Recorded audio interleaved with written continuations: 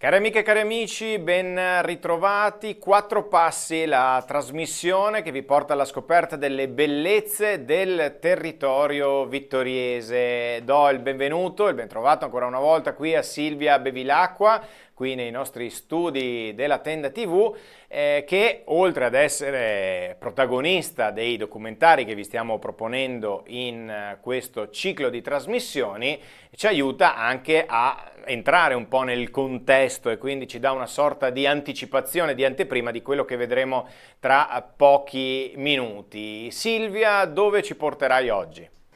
Oggi andiamo alla Madonna della Tosse. È un luogo vittoriese che più o meno tutti affermano di conoscere, ma che in realtà pochi sanno poi raggiungere in autonomia.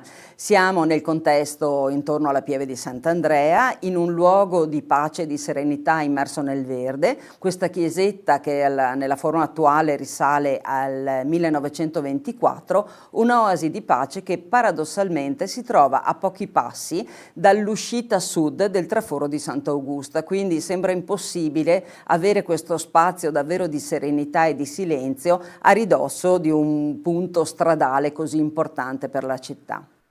Ecco, molti magari nel corso delle passeggiate, delle loro passeggiate qui sul nostro territorio, ci saranno passati davanti oppure ci saranno passati vicino, però magari pochi sono effettivamente entrati all'interno di questa piccola chiesetta, e quindi tu ci porterai proprio dentro la chiesa. E certo, questi video ci portano dentro la chiesa, innanzitutto a scoprire la sua storia e a scoprire le opere d'arte che in esse si conservano. Entro subito nel merito delle opere d'arte perché abbiamo tre elementi. Il primo è la cosiddetta Madonna della Tosse, quindi un piccolo dipinto, olio su tavola, di cui non sappiamo riconoscere l'autore, non abbiamo notizie, molto scuro proprio dal nero fumo delle candele. E questo nero fumo è proprio il segno delle antiche devozioni.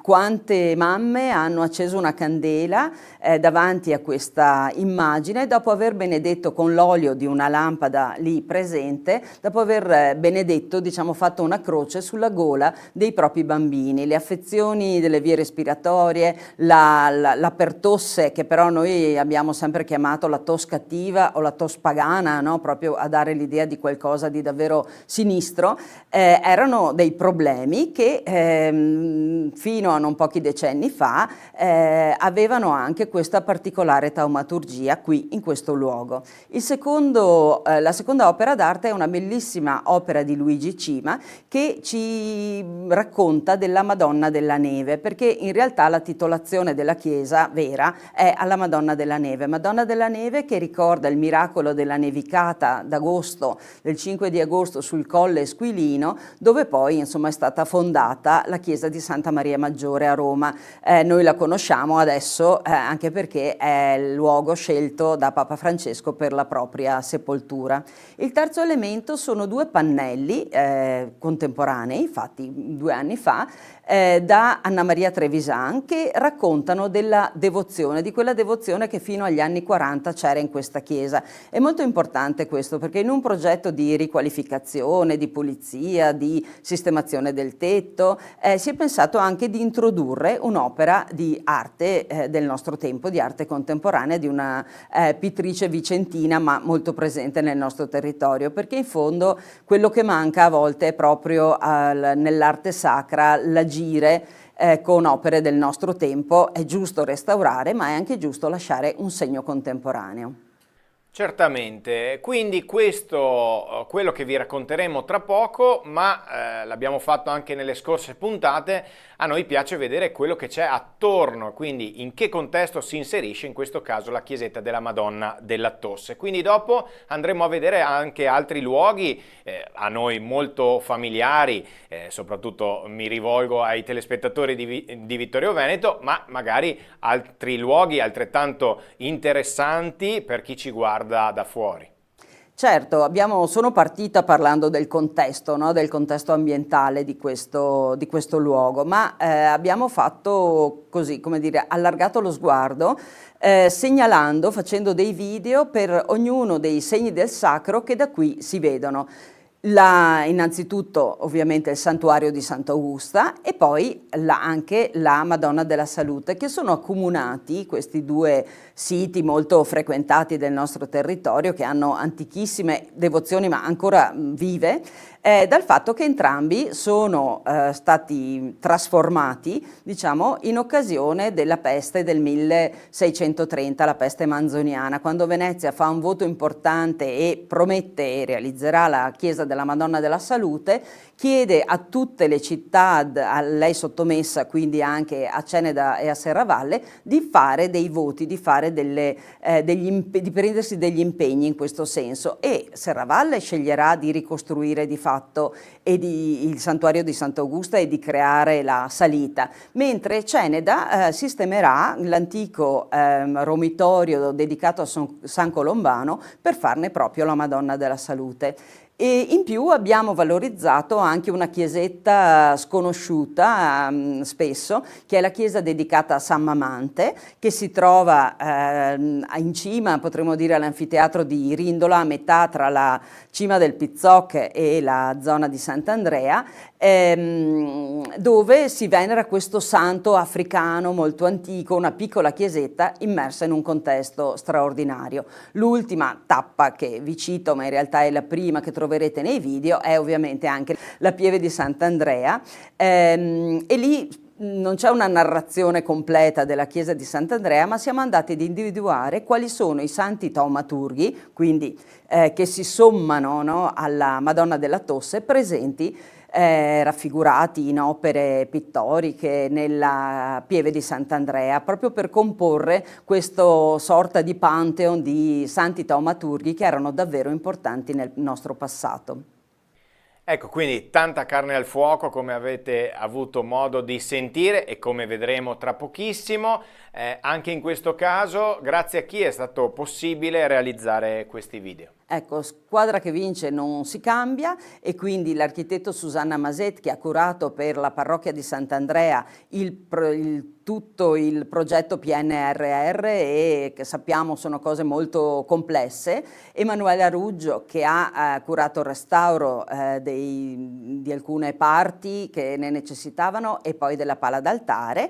Citerei anche appunto Anna Maria Trevisan, che ha realizzato le due opere moderne, Federico Campodall'Orto, che sempre al di là della macchina da presa per cercare di gestire al meglio queste occasioni di conoscenza, e la ditta Bags for Dream, che ha questa tecnologia che ci permette, inquadrando una cartina, di far partire questi video e di concentrare la nostra attenzione sui diversi aspetti. E ovviamente ringraziamo e salutiamo anche la parrocchia, ovviamente, come in questo caso anche nelle altre occasioni. Direi che è giunto il momento di proporre ai nostri telespettatori il documentario che ci porta alla scoperta, o meglio a fare 4 passi alla Madonna della Tosse in quel di Sant'Andrea a Vittorio Veneto.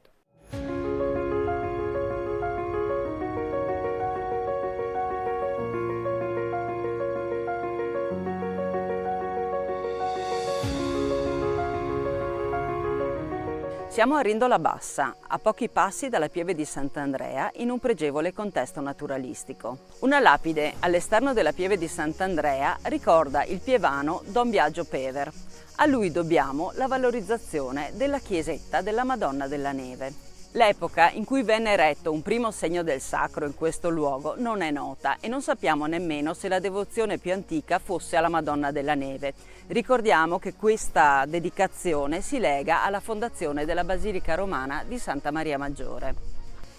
Ma per tutti questo luogo è la Madonna della Tosse. Fa memoria di un'antica pratica, quella di portare qui i bambini per benedire le loro gole e per proteggerli così dalle afflizioni dell'apparato respiratorio. Il terreno su cui sorge questo segno del sacro era anticamente di proprietà dell'ospedale di Serravalle. Nel 1868 passò alla cura della Pieve di Sant'Andrea, ed è allora che annotiamo gli interventi, l'impegno di Don Biagio Pever per migliorare questo edificio. A questo periodo risale anche la realizzazione della stradina d'accesso. Ogni anno, il 5 agosto, alla fine della celebrazione, La popolazione si recava in processione con le candele accese da questa chiesa, dalla Madonna della Tosse, fino alla pieve di Sant'Andrea. Nel 1924 un altro pievano di Sant'Andrea, Monsignor Mosè da Broi, realizzò l'attuale edificio. Fu un intervento che vide la collaborazione dell'intera comunità, come è testimoniato dalle parole riportate nella lapide sopra il portale d'accesso. La facciata è sobria, notiamo 2 finestrelle neogotiche, il portale, l'oculo e il campaniletto a vela.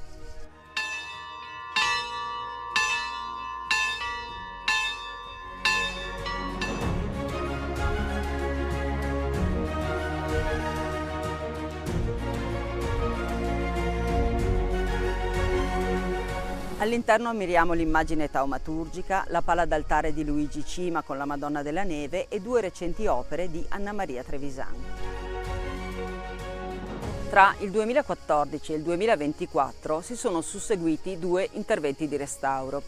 Il primo si è concentrato sul soffitto, sui paramenti esterni, consolidandoli e proteggendoli.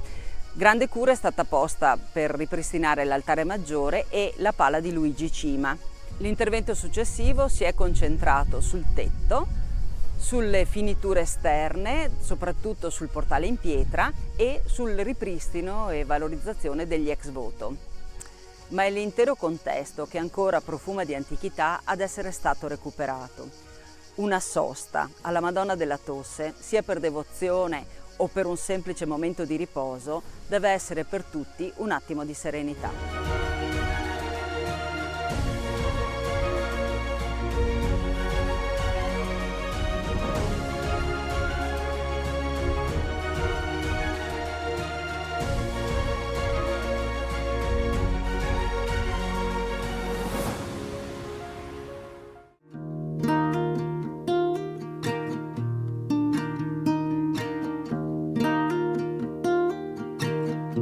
In questo piccolo luogo di culto si è nei secoli pregata la Madonna della Tosse. Il nome ci ricorda epoche in cui le invocazioni taumaturgiche erano assai diffuse, epoche in cui poco poteva fare la medicina o la farmacopea e allora la devozione verso i santi e certe pratiche religiose, certi gesti diventavano molto importanti.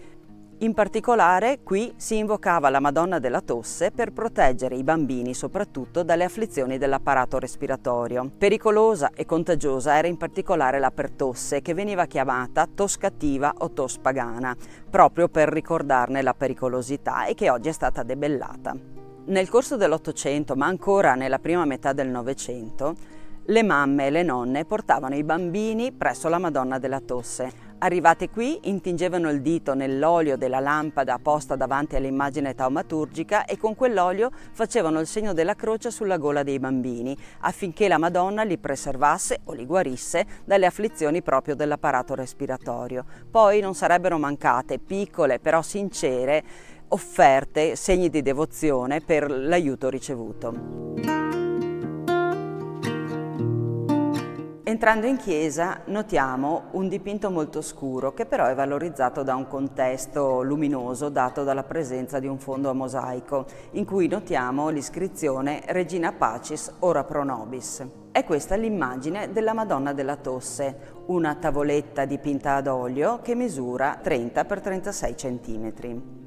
Vi riconosciamo Maria che tiene in braccio il bambino Gesù, le loro aureole si incrociano, i loro gesti sono affettuosi. Maria ha un velo da popolana e anche un abito molto semplice, è un'immagine adatta a creare una relazione con le persone semplici che venivano a pregare in questo luogo per chiedere aiuto a Maria. L'opera è stata probabilmente realizzata nel corso del Seicento, però lo strato di nerofumo che la avvolge e anche l'aggiunta di particolari come dei cuoricini rossi rende difficile una precisazione cronologica.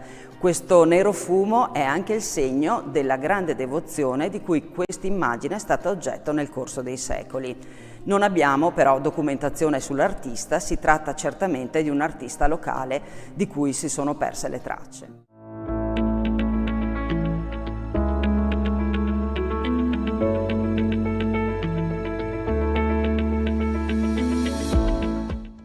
Nel 1924 il pievano di Sant'Andrea di Bigonzo, Don Mosè da Broi, fa costruire la chiesa della Beata Vergine della Neve sul luogo di un antico capitello.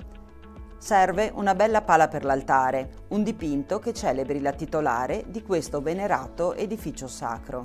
Don Mosè va sul sicuro e dà l'incarico ad un pittore affermato e già maturo, Luigi Cima, nato a Villa di Mel in Valbelluna nel 1860.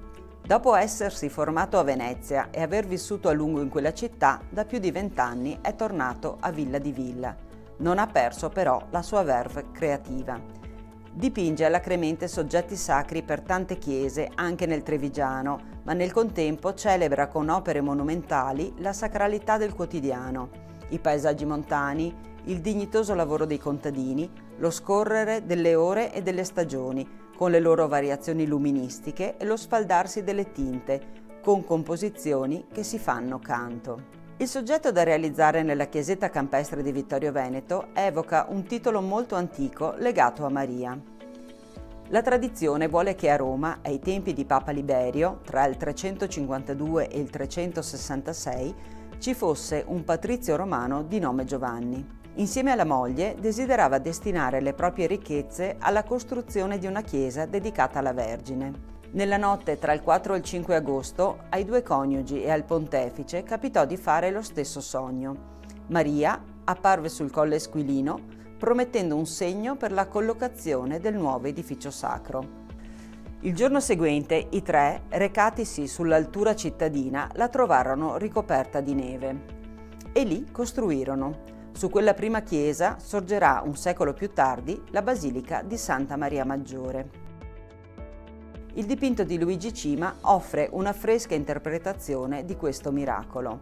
La Vergine col bambino in braccio occupa quasi tutta l'altezza della tela.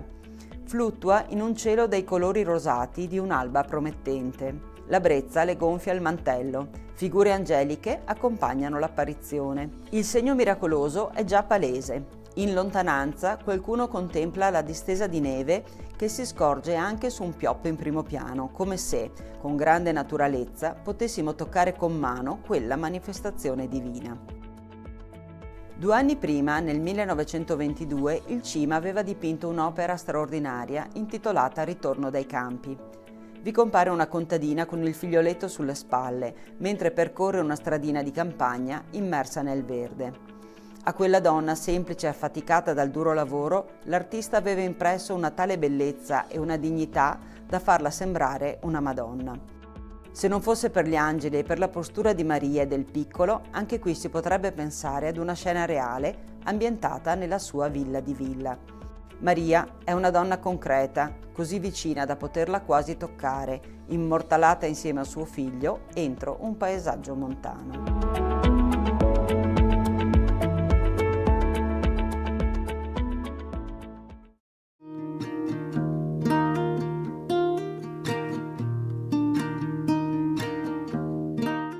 Nel mese di luglio del 2024, a conclusione dei lavori di restauro, nella chiesetta della Madonna della Tosse sono state collocate 2 nuove opere pittoriche appositamente concepite per questo luogo. Si tratta di 2 pannelli ad affresco inseriti entro le nicchie centinate della parete destra.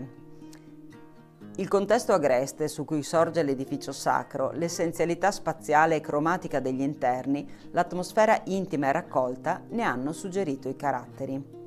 Il dittico è infatti realizzato in continuità con le finiture parietali e, seppur diviso, si legge come un'unica opera.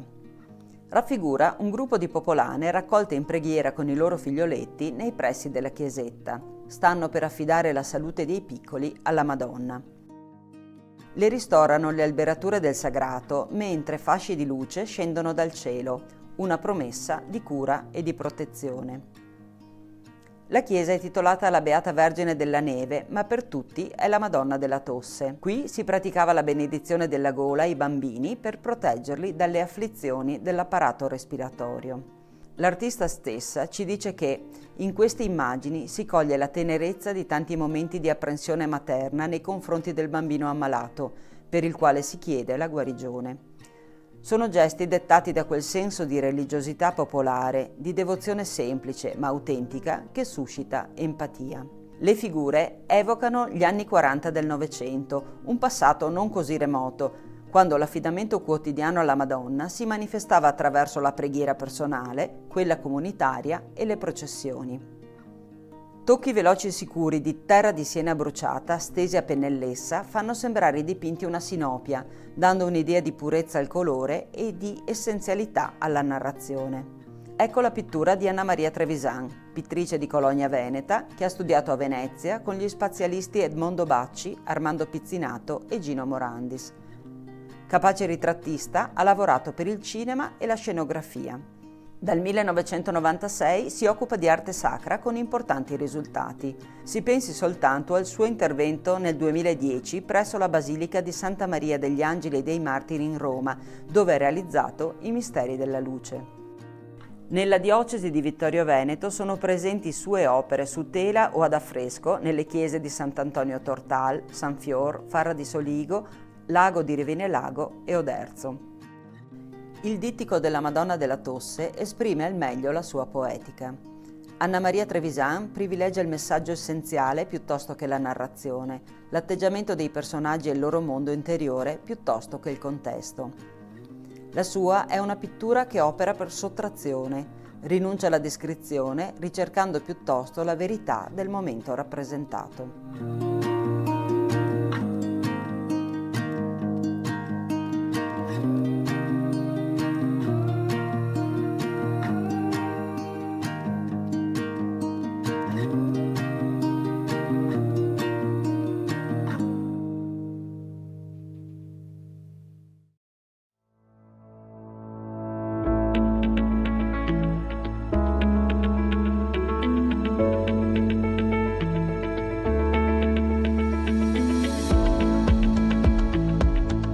Sant'Andrea è la Pieve, la chiesa più antica di questo territorio.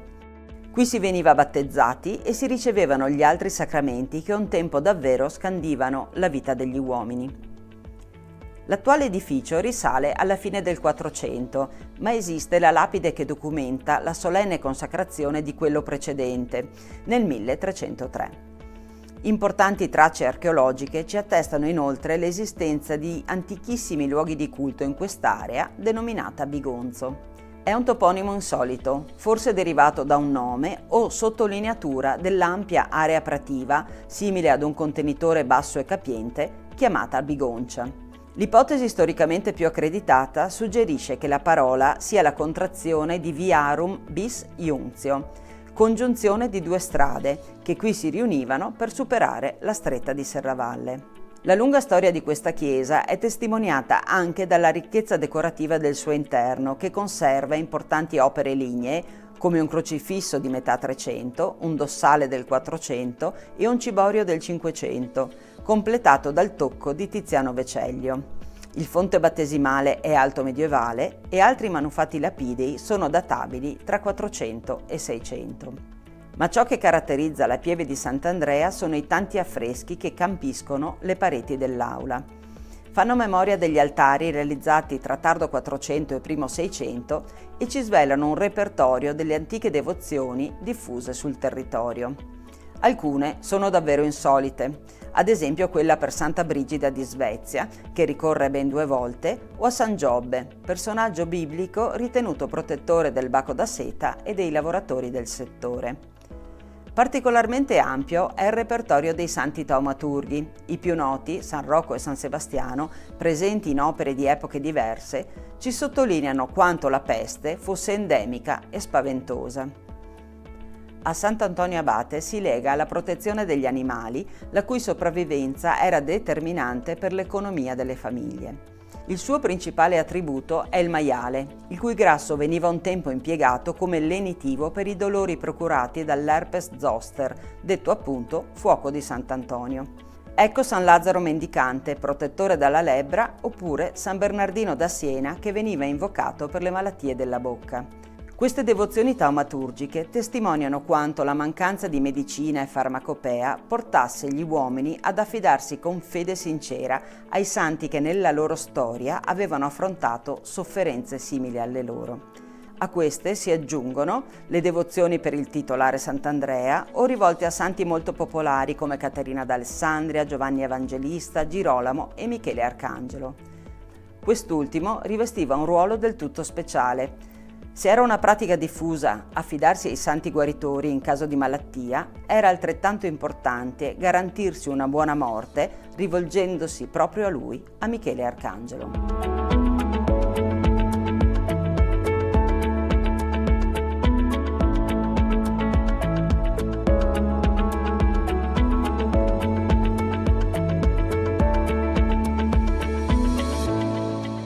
San Rocco, San Paolo, il Monte Altare, San Gottardo, Sant'Augusta, San Mamante, Madonna della Salute sono solo alcuni nomi che ricordano il sacro con cui indichiamo le colline che circondano Vittorio Veneto.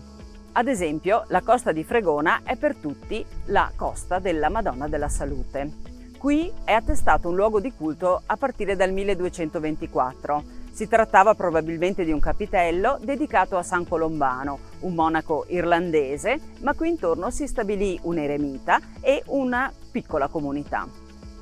La svolta avvenne nel 1630, all'epoca della peste che chiamiamo manzoniana perché fa da sfondo ai Promessi Sposi. Venezia fece un voto solenne, realizzò la Basilica della Salute e istituì la solennità della festa della Madonna della Salute il 21 novembre. Ma tutte le comunità del Veneto furono chiamate ad impegnarsi in tal senso. La diocesi di Ceneda rispose proclamando San Rocco copatrono della diocesi insieme a San Tiziano, San Rocco le cui spoglie sono conservate a Venezia, e Serravalle rispose invece costruendo, modificando, trasformando profondamente il santuario di Sant'Augusta e creando il percorso per ascendervi. Ma nel 1640 Ceneda sostituì anche il capitello di San Colombano per costruire una piccola chiesa dedicata proprio alla Madonna della Salute qui sulla costa di Fregona.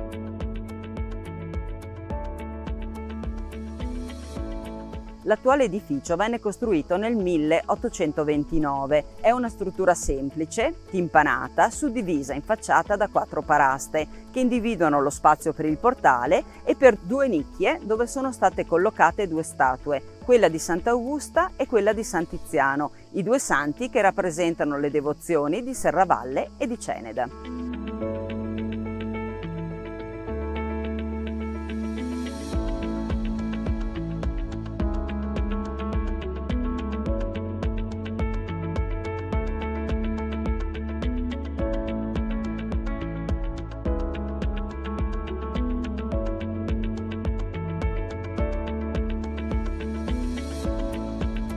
Gli ex voto, la statua caricata di rosari, la cura che si respira in questo luogo e la partecipazione sentita che si registra ogni 21 novembre ci parlano della devozione che ancora circonda questo santuario.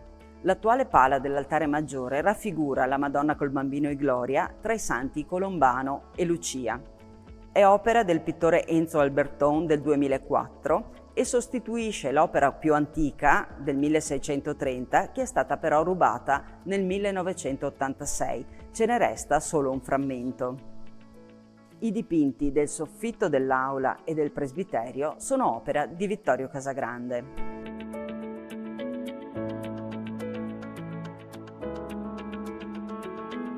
In controfacciata è presente un dipinto ottocentesco.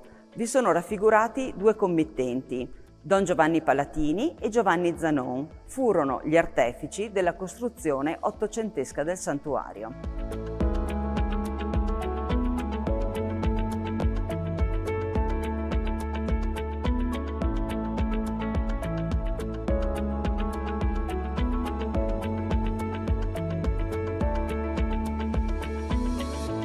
Nel verde anfiteatro che collega la dorsale di Sant'Augusta a quella della Madonna della Salute si dispongono numerosi borghi agresti, silenti, memorie della vita di un tempo.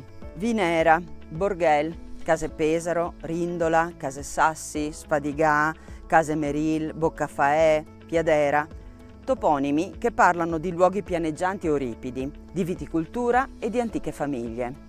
Chi nei secoli ha vissuto, coltivato, falciato i declivi di queste colline, a volte resi anche molto ripide dall'irruenza dei piccoli ruscelli che qui scorrono, ha collocato anche un segno del sacro.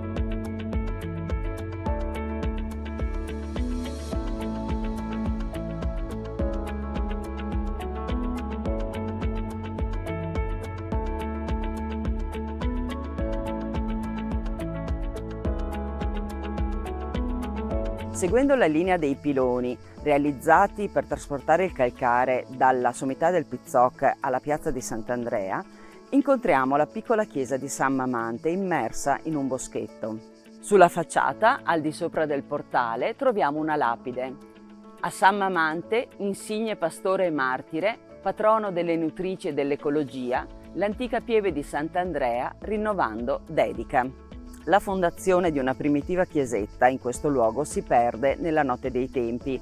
Probabilmente si trovava poco più a monte dell'attuale. Venne qui ricostruita nel 1673 per volontà degli abitanti di questa zona, in questa posizione ritenuta più comoda per la partecipazione alle funzioni religiose. Mamante è un martire dei primi secoli del cristianesimo, nato a Cesarea, nel cuore della Turchia, un'area dove si erano sviluppate fin da subito le chiese cristiane. Mamante era un pastorello che morì a 16 anni e per questo è assimilabile anche alla figura di Santa Augusta.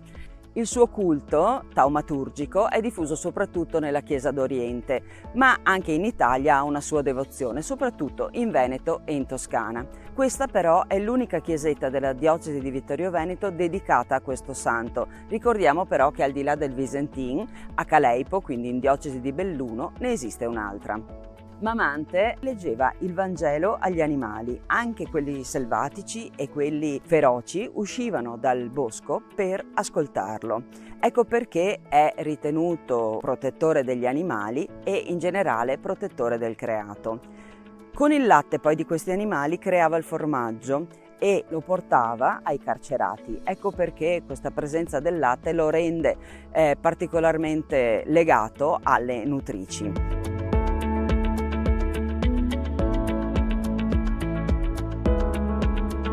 Entrando nella piccola aula unica con presbiterio quadrangolare, osserviamo innanzitutto le pietre del pavimento. Sono quelle antiche della pieve di Sant'Andrea e circondano la tomba dei parroci. Le pareti accolgono un intervento pittorico del 1974 eseguito dal poliedrico artista locale Luigi Cillo. Riconosciamo fiori, animali, una Madonna col bambino, Adamo ed Eva, Giobbe, San Giovanni Battista, Cristo nel deserto e Cristo risorto. Sono leggeri segni grafici che campiscono le pareti con irregolarità, fluttuano e ci astraggono dalla realtà. Sulla parete di fondo del presbiterio un crocifisso dai toni molto più saturi che sembra uscire quasi da un ceppo di legno. La sua collocazione lo mette al centro della creazione e anche della quotidianità degli uomini.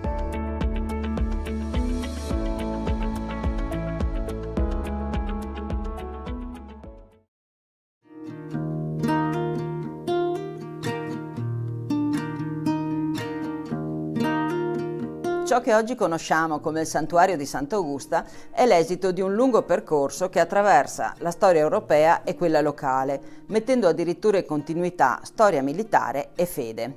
In questo luogo i documenti della storia si intrecciano con la leggendaria vita di una santa giovinetta, realizzando così la trama e l'ordito su cui si è sviluppata una duratura devozione. Da molti secoli, la sera del 21 agosto, Serravalle si illumina con i fuochi di Sant'Augusta. Oggi è uno spettacolo pirotecnico molto atteso, il culmine dei festeggiamenti annuali, sempre arricchiti da concerti e tanti altri eventi, ma hanno il loro cuore nelle funzioni religiose che si svolgono nel santuario. La storia parte davvero da molto lontano, siamo tra il IV e il V secolo. L'impero romano è immenso, con territori e confini difficili da controllare. Ci si affida allora anche a capi militari non romani che con i loro armati consentono un qualche controllo del territorio. Su questa balza del Monte Marcantone si stabilì uno di questi re goti, Matrucco.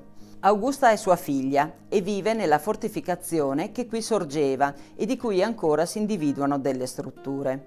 Matrucco è pagano, Augusta diverrà invece cristiana. Una differenza sostanziale, specchio dei tempi, da cui prende forma sia la scelta di Augusta di dedicarsi a Dio, sia le drammatiche fasi del suo martirio, ordinato dal suo stesso padre. Augusta viene martirizzata nel 425 ed è una giovane di 15 anni. Il padre, pentito del suo gesto estremo, diviene il primo devoto. Fa costruire una piccola chiesa e vi depone il corpo della figlia. Poi la grande storia va avanti e di Madrucco e di Augusta si perde la memoria storica. Nel 1450 la comunità civile e quella religiosa di Serravalle decidono di sistemare i ruderi del castello e l'antica chiesa. È in questo momento che si ritrova il corpo di Sant'Augusta. Da allora la devozione è ininterrotta. Viene innanzitutto costruita una nuova chiesa, la si affresca e vi si collocano l'altare e l'arca di Sant'Augusta. Alla metà del Seicento risale invece l'intervento che trasforma quella chiesa quattrocentesca nell'attuale santuario. Sono gli anni della grande pestilenza narrata anche nei Promessi Sposi e Serravalle decide di costruire un nuovo santuario, vero e proprio ex voto per lo scampato pericolo. L'ampliamento si organizza a partire dall'idea di una rotazione di 90 gradi rispetto alle strutture esistenti, così che l'antico presbiterio è oggi la cappella laterale. Legata a questa trasformazione architettonica vi è anche la realizzazione nel 1642 del percorso che collega il centro di Serravalle e il santuario, intervallato da cappelle che ricordano le 7 chiese di Roma. Pochi anni dopo verrà realizzato il dossale del Ghirlanduzzi e la pala d'altare, opera di Francesco Mateazzi. Alla fine dell'Ottocento risalgono gli ultimi importanti interventi, come la realizzazione dell'altare della Santa, la decorazione degli interni e il portico laterale. Salire a Sant'Augusta è ancora oggi una modalità assai diffusa. Si sale per fede, religiosità o per una salutare passeggiata, immersi nella storia e nella bellezza del creato.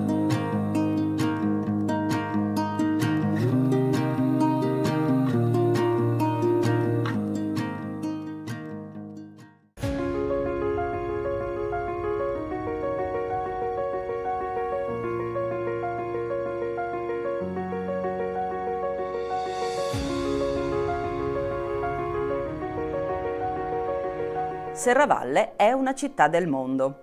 Potremmo interpretare in questo modo il fatto che esista un'incisione acquarellata di Serravalle inserita in un'opera importante in 6 volumi. Il titolo dell'opera è Civitates Orbis Terrarum, le città del mondo appunto, la cui prima edizione vide la luce a Colonia nel 1588. È una sorta di Atlante sulla scia di altre preziose opere geografiche stampate in quel tempo in Nord Europa. Quella di Serravalle è una stampa di grandi dimensioni e quindi molto preziosa, che venne diffusa anche come carta sciolta. In alto, al centro, notiamo la cartella a cartoccio arricchita da eleganti iscrizioni, colorati festoni, putti e panoplie.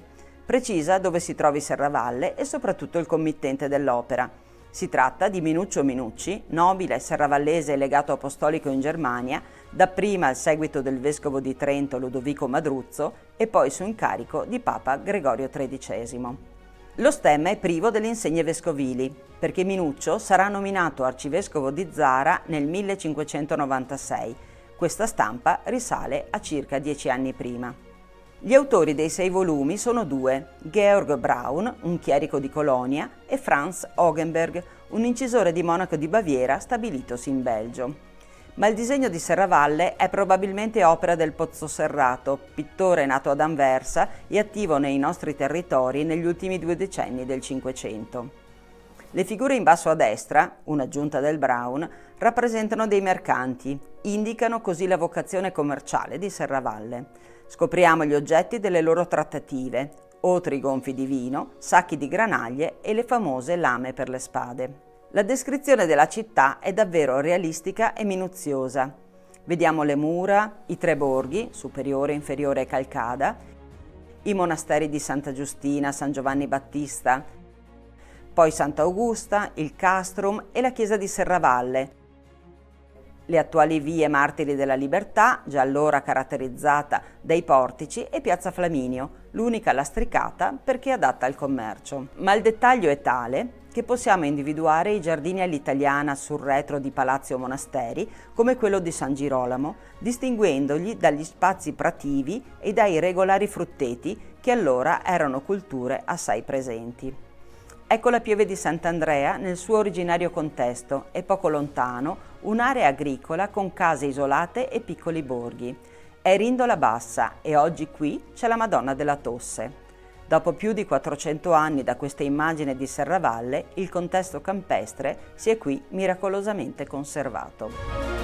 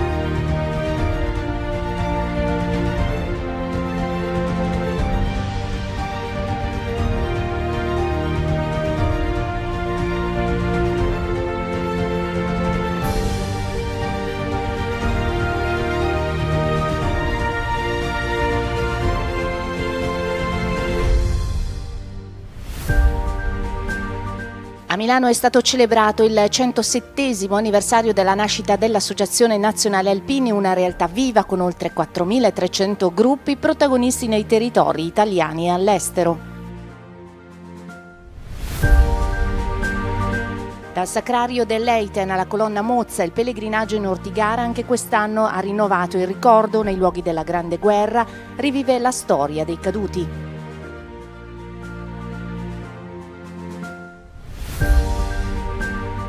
«40 ragazzi del campo scuola nazionale di Enego e una decina di altri coetanei hanno raggiunto la colonna Mozza in occasione del raduno sull'Ortigara, un'esperienza di memoria, storia e condivisione». Con il codice fiscale della Fondazione Ana Onlus è possibile sostenere le attività degli alpini in campo sociale, assistenziale e di protezione civile al servizio della collettività.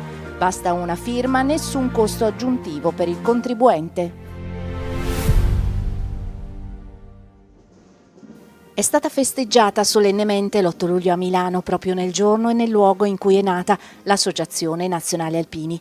Sotto alla targa, l'unica esposta nella Galleria Vittorio Emanuele, sono stati celebrati i 107 anni di una splendida realtà, viva e vitale, protagonista della vita dei territori, in cui è capillarmente presente con i suoi oltre 4.300 gruppi in Italia come all'estero. È una targa, è un pezzo di pietra, ma in realtà è memoria perenne che in questo luogo è nata l'Associazione Nazionale Alpini, fortissimamente voluta da persone che avevano combattuto e si erano affraternate lungo le trincee per unire il paese, per far sì che il paese fosse unito dal tricolore che hanno anche difeso fortemente in periodi dove era discutibile esporre il tricolore. E abbiamo voluto porre anche lì la stessa dicitura che c'è sulla colonna Mozza, perché dopo la creazione dell'ANA Milano il primo punto di ritrovo fu appunto l'Ortigara e quindi anche qua è per non dimenticare come facciamo sempre noi alpini, quindi facciamo memoria, ricordiamo i nostri valori, la nostra storia, chi ha dato la vita per il nostro paese perché fosse unito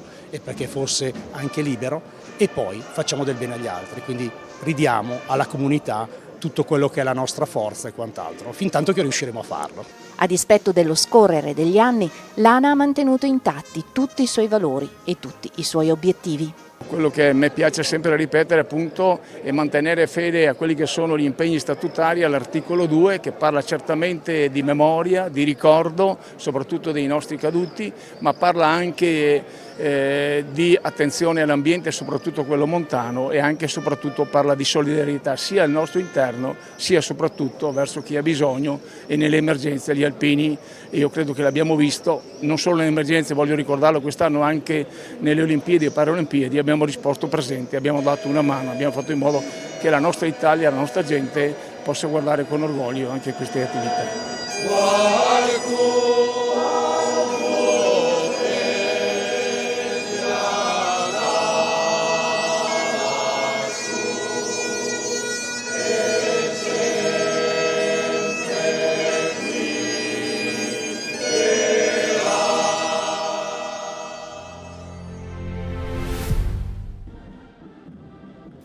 Il pellegrinaggio al Monte Ortigara, luogo del Calvario degli Alpini durante la Grande Guerra, dove si svolse una delle battaglie più cruente mai combattute in montagna, è iniziato come ogni anno nel pomeriggio del sabato, con l'omaggio ai caduti da parte delle Penne Nere e delle autorità al Sacrario dell'Eiten di Asiago, il monumento ossario eretto negli anni 30, che raccoglie le spoglie dei soldati italiani che inizialmente erano stati inumati nei numerosi cimiteri di guerra sparsi sull'altipiano.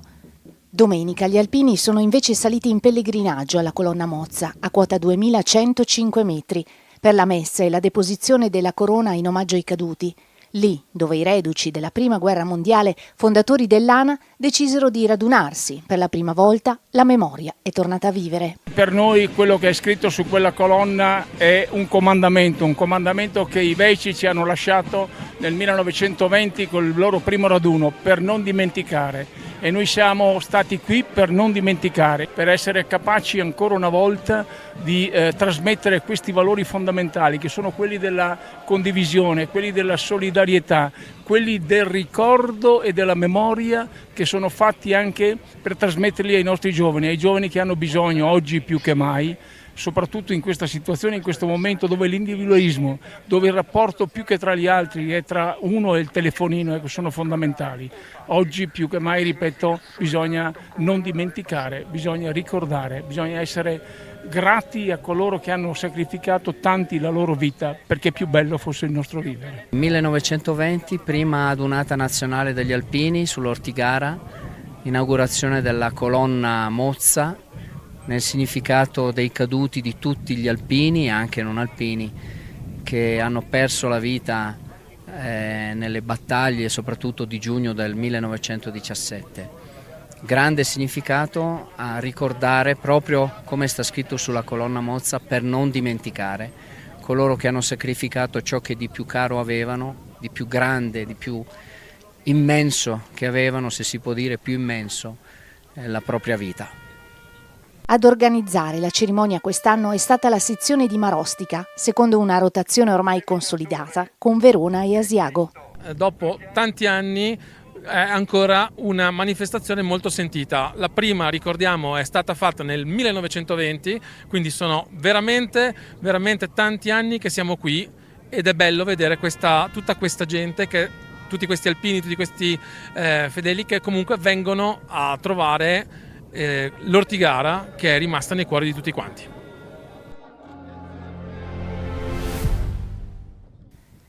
«40 ragazzi del campo Scuola Nazionale dell'ANA di Enego hanno preso parte domenica alla tradizionale salita al Monte Ortigara, raggiungendo la colonna Mozza in occasione della celebrazione in quota dedicata al ricordo dei caduti.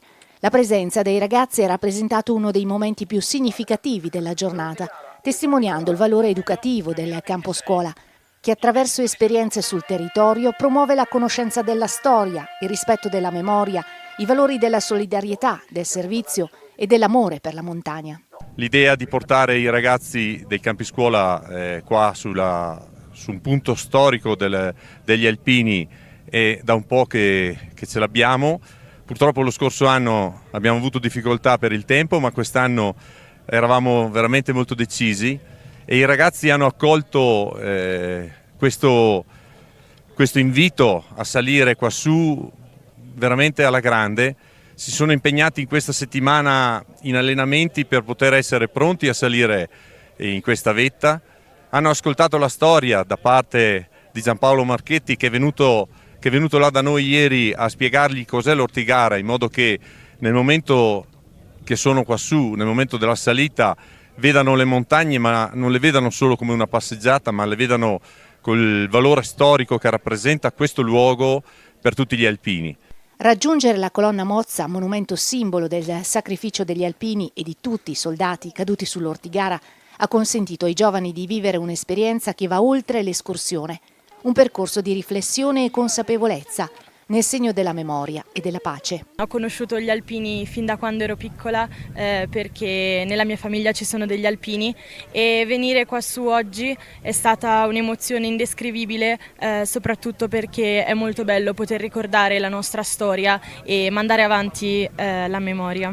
Salire sull'Ortigara mi ha scatenato forti emozioni di amor di patria e anche mi ha fatto riflettere su come dei giovani della nostra età possano aver accettato la chiamata della patria per venire a difenderla. Mi ritengo molto fortunata di essere qui oggi perché non è stata una semplice gita, ma è un momento per non dimenticare tutti i caduti che hanno dato la vita per noi. Ai 40 ragazzi del campo scuola di Enego se ne sono aggiunti altri 10 che dopo aver partecipato ad un altro campo scuola in forma spontanea si sono dati appuntamento per condividere un momento di intensa partecipazione nel luogo simbolo di una delle battaglie più dure della Prima Guerra Mondiale. E questo è un bene, vuol dire che i campi scuola cominciano a dare i propri frutti, i ragazzi ci vedono come alpini, sanno riconoscere dei valori quando questi gli si presentano davanti e quindi dobbiamo dal nostro punto di vista continuare su questa strada, portare avanti quello che sono la storia, i valori di un corpo che da 109 anni continua nel territorio italiano.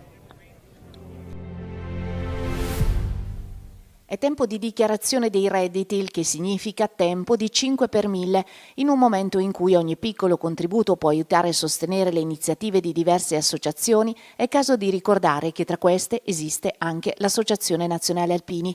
Destinare il 5 per 1000 all'ANA attraverso la Fondazione ANA Onlus è un gesto semplice che non comporta alcun costo aggiuntivo per il contribuente, ma che può fare la differenza nel sostenere attività di grande valore sociale. Si tratta infatti di una quota dell'IRPEF che verrebbe comunque versata allo Stato e che grazie a una semplice firma può essere indirizzata a progetti di assistenza, solidarietà e protezione civile portati avanti dagli alpini. La scelta può essere effettuata in diversi modi. Nel modello 730 o nel modello redditi è sufficiente firmare nel riquadro dedicato al sostegno degli enti terzo settore e riportare il codice fiscale dell'ente sotto la firma. Anche chi presenta soltanto la certificazione unica può contribuire. Infine, chi utilizza la dichiarazione precompilata online può inserire direttamente i dati attraverso il portale dell'Agenzia delle Entrate. Per effettuare la donazione basta inserire il codice fiscale della Fondazione ANA Onlus che vedete in sovrimpressione nell'apposita sezione dedicata al 5 per 1000. Un piccolo gesto, dunque, che può trasformarsi in un aiuto concreto per sostenere il lavoro quotidiano degli alpini al servizio della collettività. Con il tuo 5 per 1000 puoi essere al nostro fianco.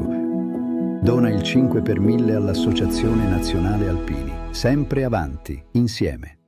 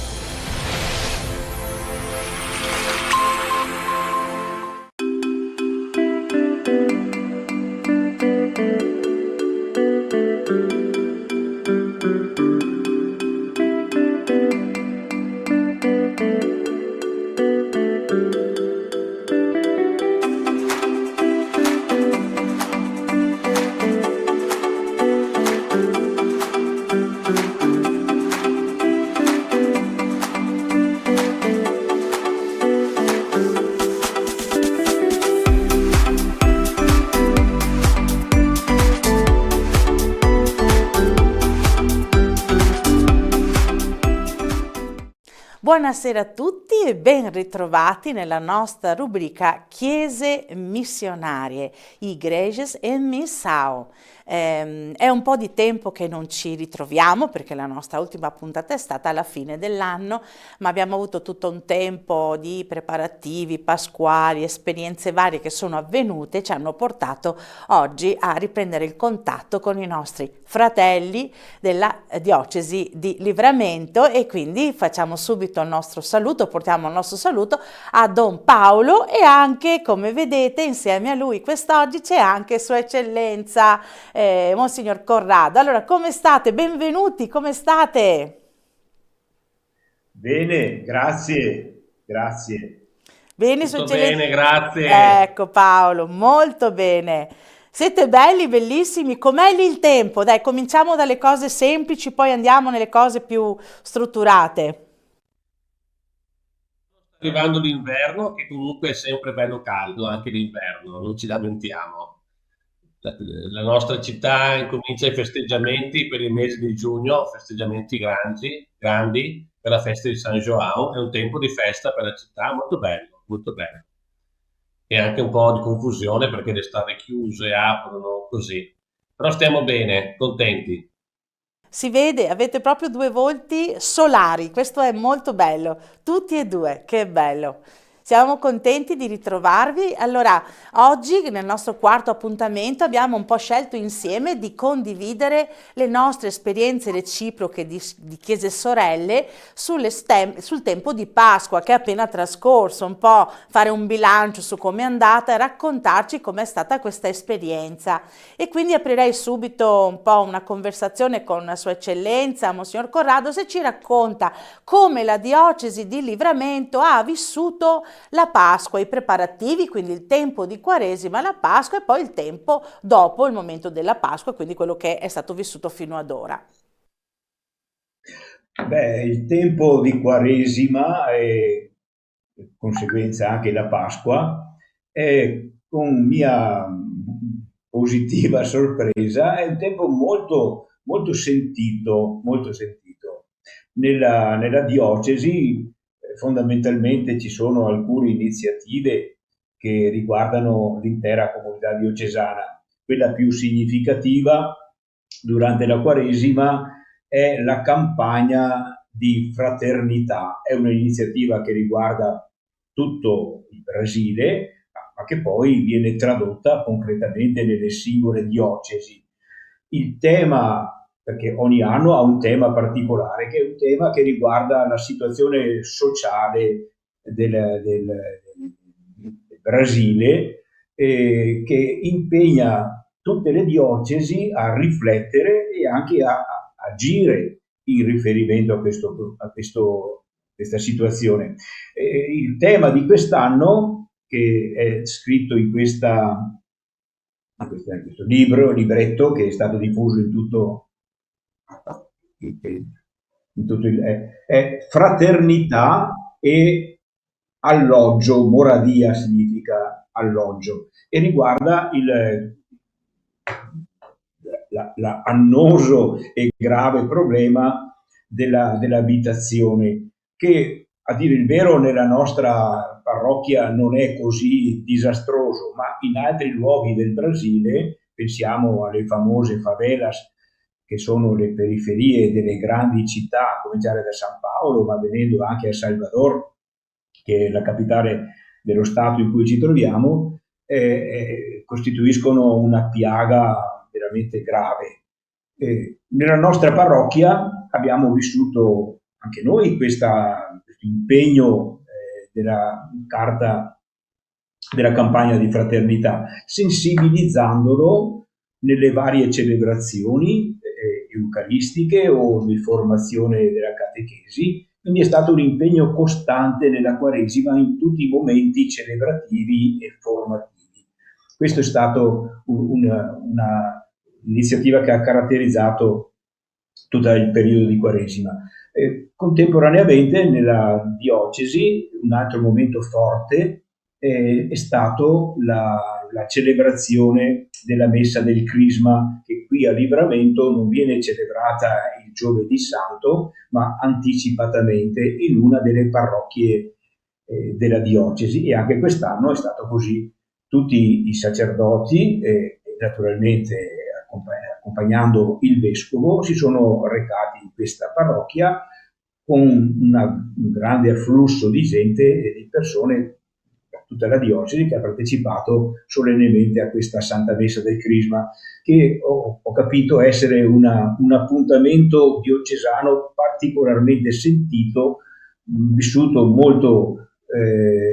maniera molto convinta e positiva, un momento forte della Quaresima. Queste sono state le due iniziative generali che hanno caratterizzato tutta la diocesi e che, specialmente la prima, poi si sono concretizzate ovviamente nelle singole parrocchie.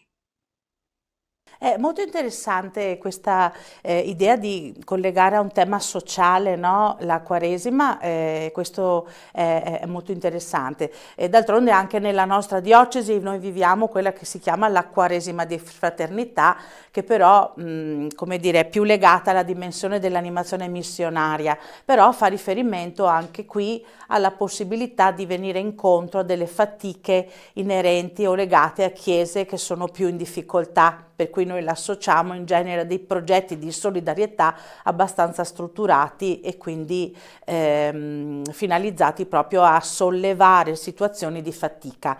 Quindi anche qui c'è un impegno sociale un po' più legato alla globalità, diciamo così, più che alla diocesi, all'intradiocesi, quindi anche questo è molto bello. E qui in Italia, voi sapete, qui in diocesi di Vittorio Veneto abbiamo accompagnato la Quaresima con il libretto Sappiatevi amati, che è il libretto prodotto certo dal centro missionario, ma ha una valenza diocesana, viene diffuso in tutte le parrocchie e offre uno spunto. Quest'anno ha preso come spunto la Dilexi Te, che è l'ultima nota del nostro, la prima, diciamo, lettera del nostro nuovo Papa, scusate, che tra l'altro abbiamo accompagnato in quest'anno, in questo suo primo anno di vita insieme a noi. E tra l'altro la Dilexi Te è proprio un'enciclica particolare, attenta al cuore, all'amore, ma in particolare anche ai poveri, quindi proprio alle fatiche degli ultimi.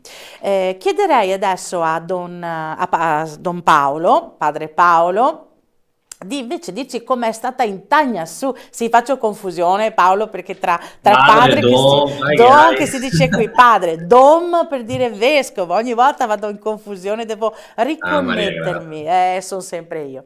Però Paolo, raccontaci a Tagnassù invece la parrocchia, le varie comunità, come hanno vissuto questo tempo?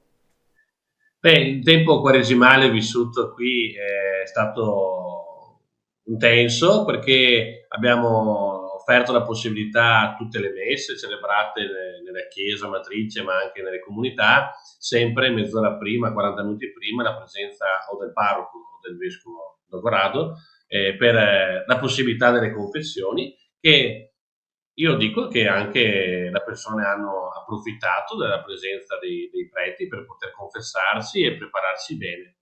Non manca ogni anno la grande celebrazione penitenziale, è fatta nella chiesa matrice, dove c'è una celebrazione per la confessione, e anche noi andiamo ad aiutare le altre parrocchie vicine per le confessioni della chiesa matrice, momento penitenziale forte.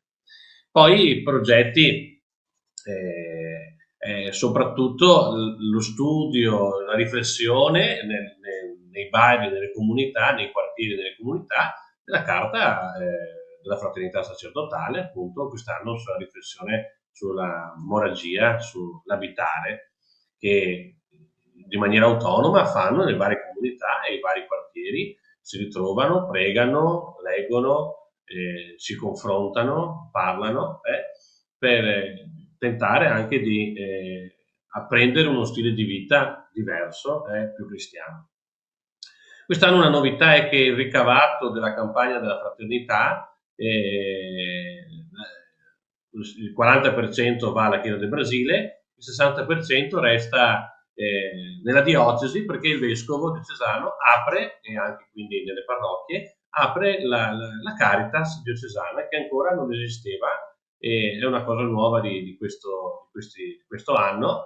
Il vescovo ha pensato di cominciare questa attività della Caritas diocesana con questo piccolo fondo che è raccolto dalla campagna della fraternità, e anche noi la parrocchia abbiamo scelto 2 persone che sono andate al primo incontro e ci stiamo mettendo in atto per aiutare a un'abitazione buona, precisa. Serve anche un gruppo, la Caritas, che aiuti cristiani e non cristiani a raggiungere questa nuova abitazione, no? E così stiamo in cammino con questo progetto. Ancora noi italiani lo conosciamo, ma per loro qua in Brasile è una cosa nuova, meglio per la nostra diocesi, perché nella Chiesa del Brasile c'è la Caritas, la nostra diocesi sta facendo i passi. Molto bello questo momento. È interessante questo frutto, no? Noi diamo per scontato che certe realtà siano così diffuse ovunque, in realtà non è così.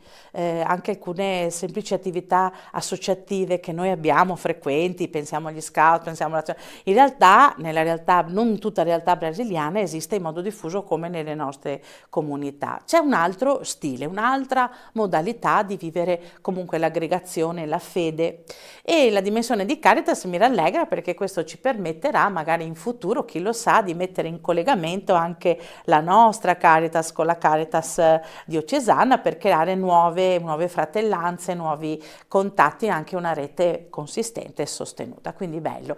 Mi sento di precisare l'altro grande momento della Quaresima è stata la Settimana Santa, Maria Grazia. Momento, cominciando con la grande celebrazione delle Palme in tutte le comunità. La messa dove c'era il prete, ma le altre hanno fatto la celebrazione delle Palme presieduta dai ministri. Tutti hanno cominciato con la con la Domenica delle Palme, hanno vissuto bene il Triduo Pasquale. È un momento che preparano, che vivono, momento importante della Pasqua, che le comunità vivono di maniera partecipativa, qua nella Chiesa Matrice molto, ma anche nelle altre comunità, e veramente è stato bello celebrare i Giorni Santi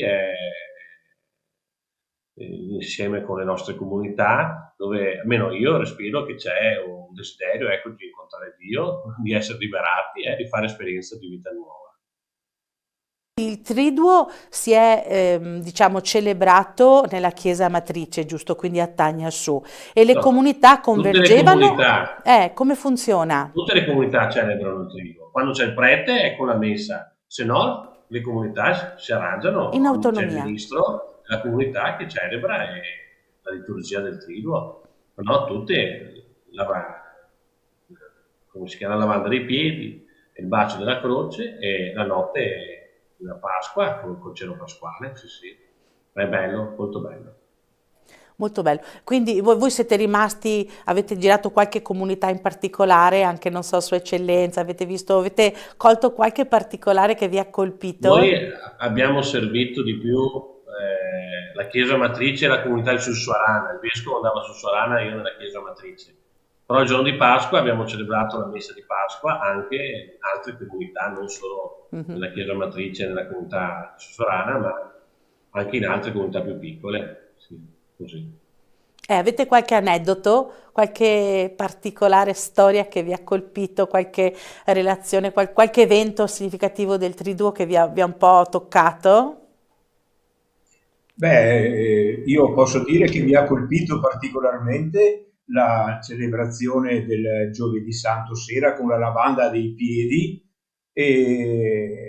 fatta con molto ordine, con molta calma, ma anche le altre celebrazioni, proprio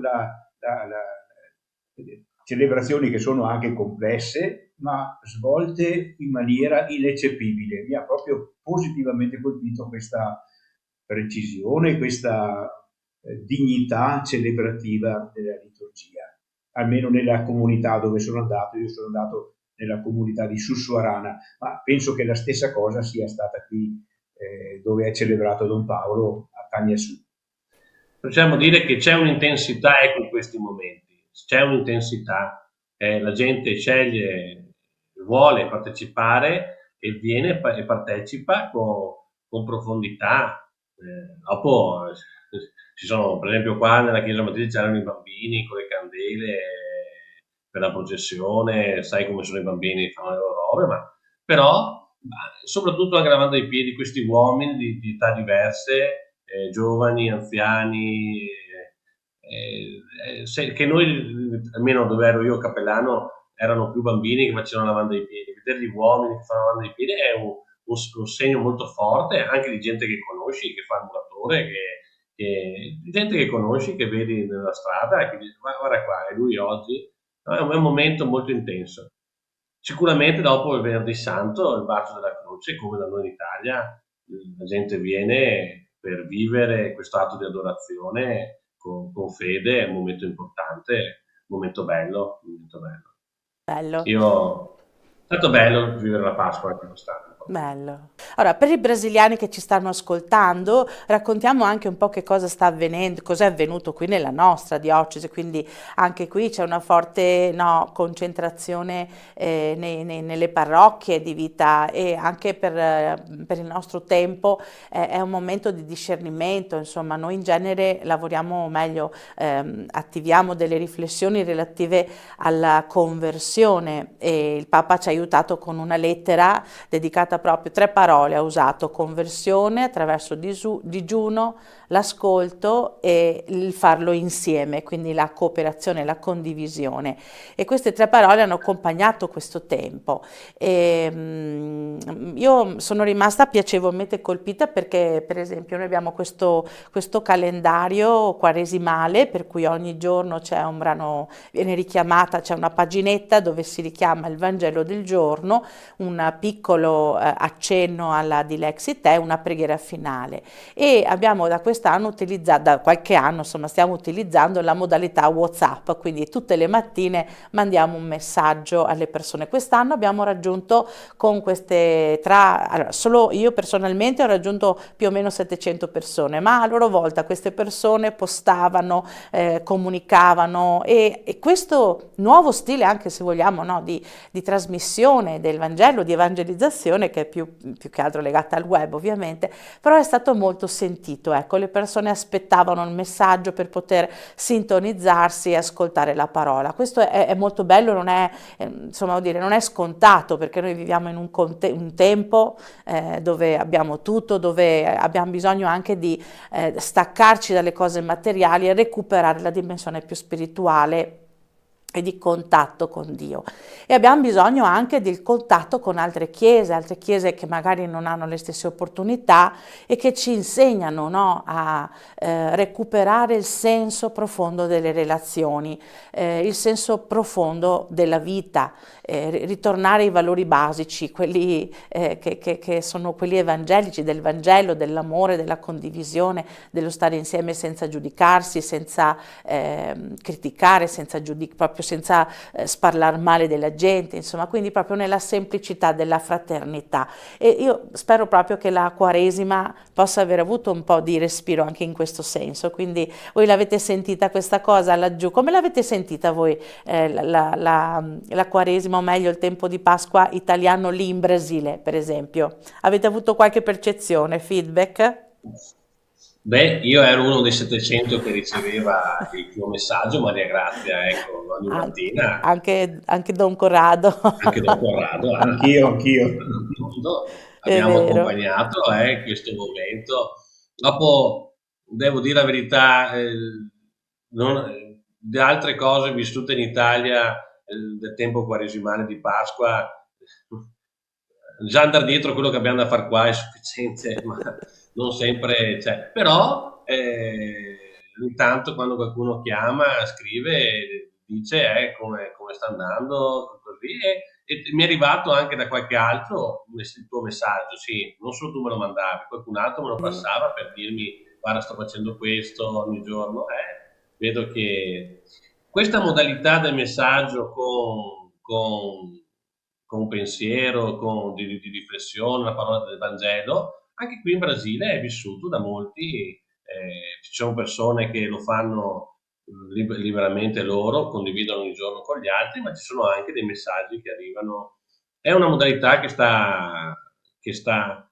Io penso che sia anche bello, tante persone scrivono tante cose in internet, ricevere una parola di Dio e un pensiero luminoso è meglio, cioè, non è che cambia il mondo, però mette in atto pensieri e sentimenti buoni, che dentro tanti altri pensieri brutti, secondo me aiuta.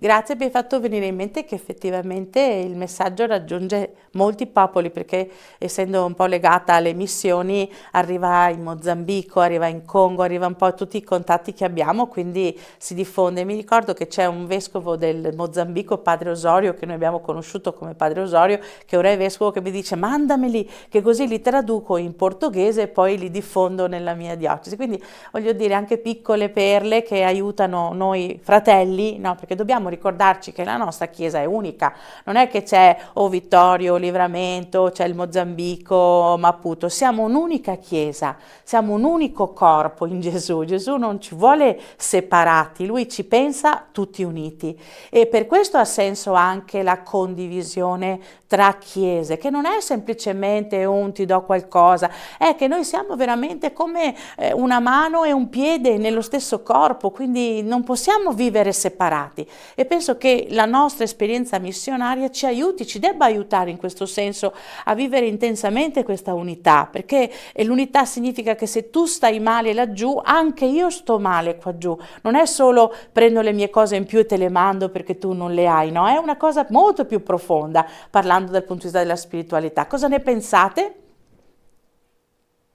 Beh, sicuramente la missione è vivere insieme, condividere la vita, aprirsi a vivere una fraternità diversa. dovrebbe essere che questo sentimento, se c'è una parte della Chiesa o anche un'umanità che soffre, io devo sentire questo sentimento. Come al contrario c'è una parte che sta nell'allegria, io vivo dall'allegria della Chiesa. Sai, questo che stiamo preparando adesso, non so, io anticipo un momento, ma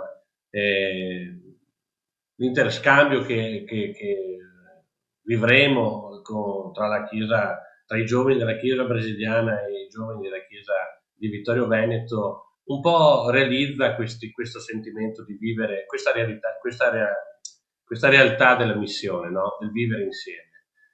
Preparando i giovani che verranno in Italia per fare un'esperienza missionaria, io che avevo fatto l'esperienza missionaria organizzata dalla Diocesi di Vittorio Veneto in Africa, è molto diversa, perché dall'Italia vai in Africa, è un ambiente più povero, è un ambiente che tutti dicono che ha bisogno, ma dei brasiliani che vengono nella Chiesa italiana, no? Che non è un ambiente povero, non è un ambiente che diciamo noi ha bisogno.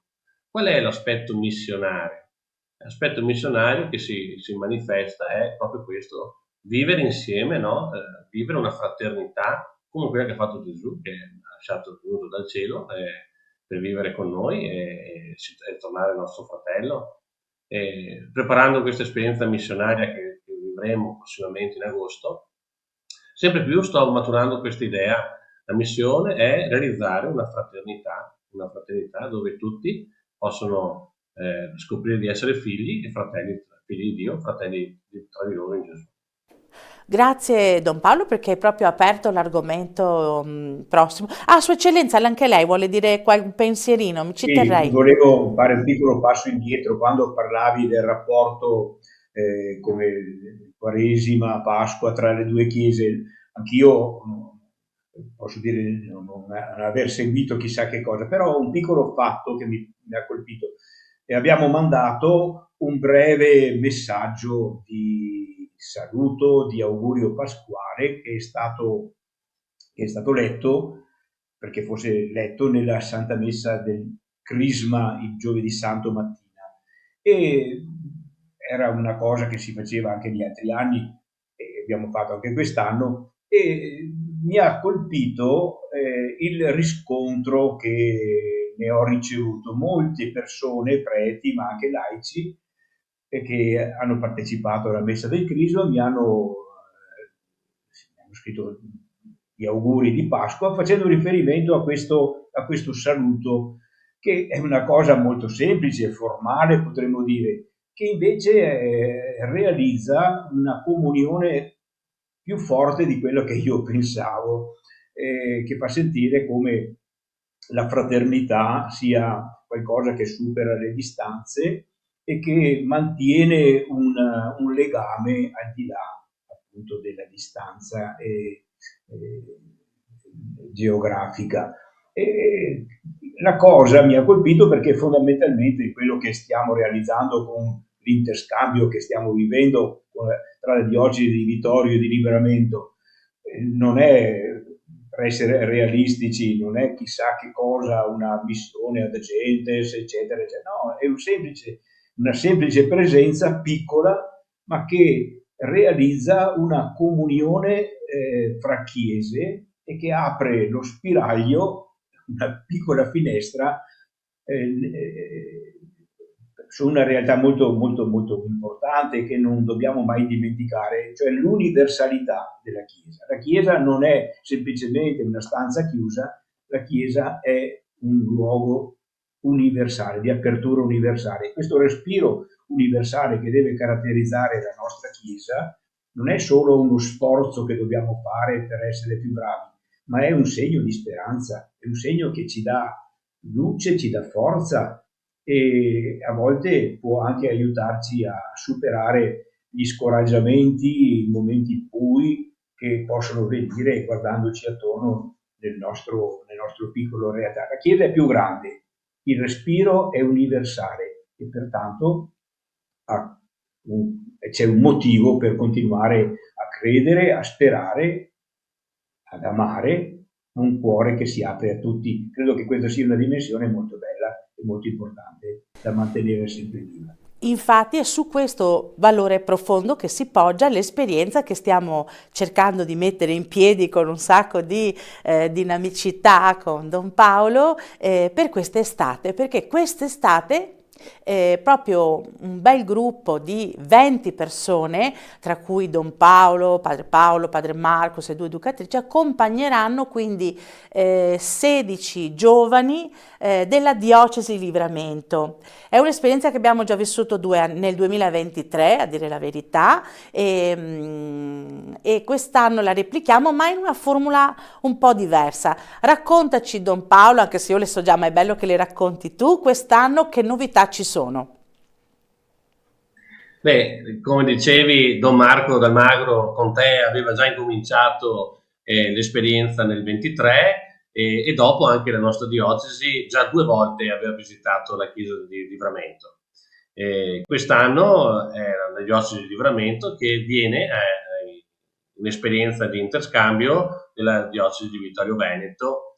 La novità fondamentalmente è un respiro più diocesano dell'attività dell'interscambio, ossia non sono soltanto i giovani dove è presente il padre, il prete italiano che che fanno l'esperienza dell'interscambio, ma abbiamo pensato insieme col vescovo Don Vicenzi di Livramento e anche con te e con il nostro centro missionario di fare la proposta che siano giovani della diocesi di Livramento che possono partecipare.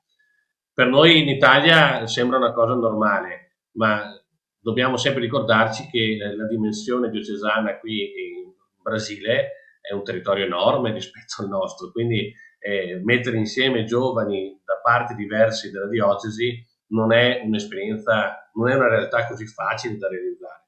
Per questo quest'anno abbiamo pensato di scegliere solo un'altra parrocchia, la parrocchia di Stagnassù, con un'altra parrocchia di Colnome, di Pitanga, e cominciare così 2 parrocchie insieme, dico che la mia parrocchia è distante 4 ore di macchina dalla parrocchia che si unisce a questo interscambio. Quindi immaginate voi un po' anche l'idea di trovarsi insieme per fare un cammino di preparazione, non è una cosa così immediata come è nella nostra diocesi, che vai a Vittorio Veneto in mezz'ora, incontri gli altri e puoi fare tutto quello che devi fare. Quindi l'esperienza già in sé, per il fatto che sia fatta così, sta smuovendo un po' il cammino. È la dimensione diocesana che stiamo crescendo e che il prossimo anno vorremmo anche di più modificare. Ma ecco, la novità prima è questa: 2 parrocchie insieme, 16 giovani, 2 preti, 2 accompagnatrici che partono e si stanno preparando così. Ogni parrocchia si prepara nella propria parrocchia con incontri mensili e attività mensili. L'incontro mensile è per preparare il cuore, la mente, le abitudini e la disponibilità per vivere l'esperienza. Invece le attività mensili sono attività per cercare di ricevere un po' di soldi, per preparare quello che serve, quello che vogliamo portare via. Quindi ci sono 2 momenti nella parrocchia: spiritualità e azioni. E dopo ci sono stati 3 momenti uniti con anche l'altra parrocchia, diocesani, diciamo così, sempre per fare gruppo, che si torni un gruppo unico, non 2 parrocchie, ma si torni un gruppo unico, per coltivare la spiritualità della missione. Che cos'è la missione? Riflettiamo molto su questo tema, la missione e anche per organizzare poi l'esperienza, perché l'esperienza la fanno loro, non è che non vanno dietro a quello che diciamo noi, l'esperienza la fanno loro, organizzare insieme l'esperienza dei giorni in Italia. Per il momento le sfide sono tante, Maria Grazia, non è tutto così facile, sono persone, quindi anche diverse tra di loro, che vivono in posti diversi, ma io sono contento perché vedo che come il desiderio c'è, anche i passi li stanno facendo. Non manca poi tanto, perché lo diciamo, è dal 20 agosto al 5 settembre l'esperienza dell'interscambio nella nostra diocesi di Vittorio Veneto. Per questo ormai manca solo 2 mesi a partire, abbiamo ancora qualche attività da fare, qualche cosa da preparare. Qualche biglietto del treno da comprare, che ci sono lavori, sì. insomma è tutto così. Allora, precisiamo però che qui a Vittorio, allora, il gruppo parte il 20 di agosto, ma perché faranno un passaggio per Roma, dove visiteranno la capitale, insomma con l'occasione che sono in Italia abbiamo pensato di permettere ai giovani di vedere anche la nostra capitale, insomma in particolare il Vaticano, la sede papale. Dopo anche vedere la capitale, visitare dove abita Don Armando, al Pio Brasilero, e andare alla parrocchia Nostra Signora di Perpetuo Soccorro, che è la parrocchia dove c'è l'icona della nostra padroera, del nostro patrono. Quindi non possiamo non fare. Non si può, soprattutto i brasiliani che ci tengono così tanto, è importante, è un senso di accoglienza, di ospitalità. Però il 24 di agosto partiranno da Roma e verranno nella nostra diocesi. I giovani saranno ospitati dal nostro seminario, nel nostro seminario, e insieme a loro cogliamo anche l'occasione perché stiamo costituendo un gruppo di giovani italiani che vivranno insieme ai brasiliani per una decina di giorni. Poi il gruppo partirà da Venezia il 3 di settembre, con arrivo presunto in Tagnassù, poi nelle varie parrocchie il 5, però immaginate che per viaggiare, insomma noi contiamo sempre 2 giorni, ora che si parta da Tagnassù per arrivare in aeroporto ci vuole un giorno, per arrivare poi in Italia un altro giorno e mezzo, quindi il viaggio non è proprio così leggero. Cosa faremo in questi tempi? Prova a buttare giù tu, Paolo, alcune delle idee che abbiamo buttato giù, dopo io integro. L'esperienza di interscambio io dico che ha 3 dimensioni. La prima è vivere insieme brasiliani e italiani. Questa convivenza in un luogo e attività insieme è sicuramente la prima attività dell'interscambio per aiutare nel vivere insieme persone di nazionalità differente, ma che comunque tutte stanno facendo il proprio cammino di fede. Insieme vivremo la fraternità, la quotidianità dei giorni, e dopo anche la visita ad alcuni luoghi significativi per la fede, ecco, in Italia, con incontro con testimoni che ci parleranno della fede. In più visiteremo le nostre parrocchie, qualche nostra parrocchia e qualche nostra realtà della nostra diocesi. Quindi saranno giorni intensi, molto intensi, che chiederanno di un dinamismo e una certa disponibilità anche ad adattarsi. Così, direi, riassumendo, vivere insieme, visitare luoghi significativi, Venezia, Padova, luoghi dove ci sono chiese e luoghi dove ci sono esperienze di fede forti, incontrare testimoni e dopo visitare le nostre parrocchie, vedere la vita delle nostre parrocchie normale, i Gresti, i campi estivi, la domenica in parrocchia, a fede. E non mancherà anche l'incontro con la comunità brasiliana presente nella nostra diocesi. Ottimo, hai già detto tutto tu, quindi noi sappiate che per organizzare questo, insomma, stiamo veramente collaborando con tantissime persone che ringraziamo, moltissimi tra l'altro, Paolo, possiamo proprio dirlo, sono stati generosi anche nell'aiutarci perché anche solo semplicemente l'acquisto dei biglietti aerei è stata una spesa non da poco, ecco, quindi sono sempre giovani che vengono da situazioni non facilissime e in questo senso la nostra diocesi ha già dimostrato una profonda generosità, molti benefattori, insomma hanno già quasi coperto tutto il costo dei biglietti che è stato consistente. Ora si tratta vi sollecitiamo anzi a darci una mano anche per gestire le attività, però più che altro con la presenza. Che sia importante dire che questo aspetto economico dell'esperienza è fatto sì per la generosità di molte persone italiane che io ringrazio anche, che ho incontrato quando sono stato in gennaio, che comunque amano la Chiesa e ci stanno aiutando, ma è fatta anche dalla scelta delle persone qui in Brasile, perché ogni partecipante, secondo le proprie capacità, chiaro, sono diverse le capacità di un brasiliano rispetto alle nostre, ma secondo le proprie capacità mette un proprio contributo. E anche le parrocchie di Tagnassubi e Pitanga mettono un contributo per aiutare. Non è che... Sì, certo che la proporzione è diversa, però si manifesta anche nella scelta economica della parrocchia e del singolo il desiderio di vivere questa esperienza, che non è solo ricevuta così senza impegno, ma ha un impegno personale e anche comunitario, quindi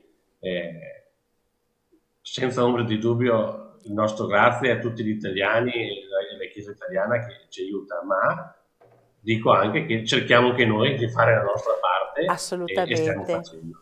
No, hai fatto bene a precisarlo perché l'abbiamo proprio voluta questa cosa come segno anche di assunzione di responsabilità, perché noi non abbiamo mai voluto pensare di organizzare un viaggio turistico, ma un'esperienza di scambio fra chiese, e questo va precisato e vorremmo precisarlo perché è proprio l'idea di poter creare momenti dove la nostra diocesi dialoga con questi giovani, quindi anche le visite alle parrocchie, che vorrà dire partecipare alla celebrazione eucaristica e poi fare un incontro, avrà questo respiro di dialogo, di comunicazione, di conoscenza reciproca, perché avviene sia attraverso questa trasmissione, però è importante l'incontro, e noi cercheremo attraverso i testimoni che si sono comunque resi disponibili di portare questo messaggio. Tra l'altro qui con me c'è Federico della Tenda TV che si è reso disponibile, insomma, anche se mi sta facendo una faccia un po' strana, mi ha detto sì, ma cercheremo durante l'intercambio, no, l'abbiamo detto, dai, durante l'intercambio anche di mettere online alcune avventure con questo intento, non di far vedere grandi cose, ma di far conoscere le nostre realtà, quello che sta avvenendo, e questo secondo me è importante perché vorremmo che questo progetto lo sentiamo come un progetto di tutti, non è un progetto dell'ufficio missionario, di Don Paolo, di Sua Eccellenza, non è un progetto di persone, ma è un progetto di Chiesa, e noi vorremmo davvero che questa cosa, questo messaggio passasse, quindi ci auguriamo che questa cosa avvenga.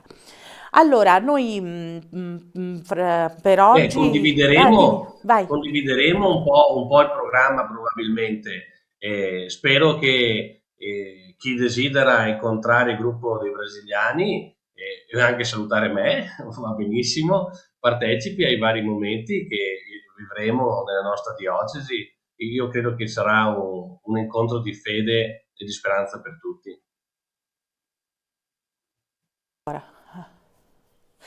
Volevo solo dire che a breve, entro metà giugno, comunicheremo a tutti il più possibile tutte le informazioni sulle date di dove saranno i giovani, dove pernotteranno, tutte le diciamo nozioni tecniche, perché abbiamo scelto delle parrocchie logistiche, perché non possiamo andare in tutte le parrocchie della diocesi, ma 4 parrocchie dove tutti potranno venire a incontrare i giovani, quindi state allerta per le informazioni che vi daremo. Bene, allora per continuare la nostra riflessione abbiamo pensato, e anche per invogliare qualche giovane se vorrà partecipare, qualche italiano, a questa settimana sono 10 giorni residenziali, quindi chi aderirà a questa proposta che verrà lanciata anche attraverso i siti della diocesi, ma quello della pastorale giovanile e del progetto Andiamo Oltre, chi desidera partecipare può farlo o in modo residenziale o in modo semi-residenziale, ma speriamo a livello residenziale, quindi alloggeremo insieme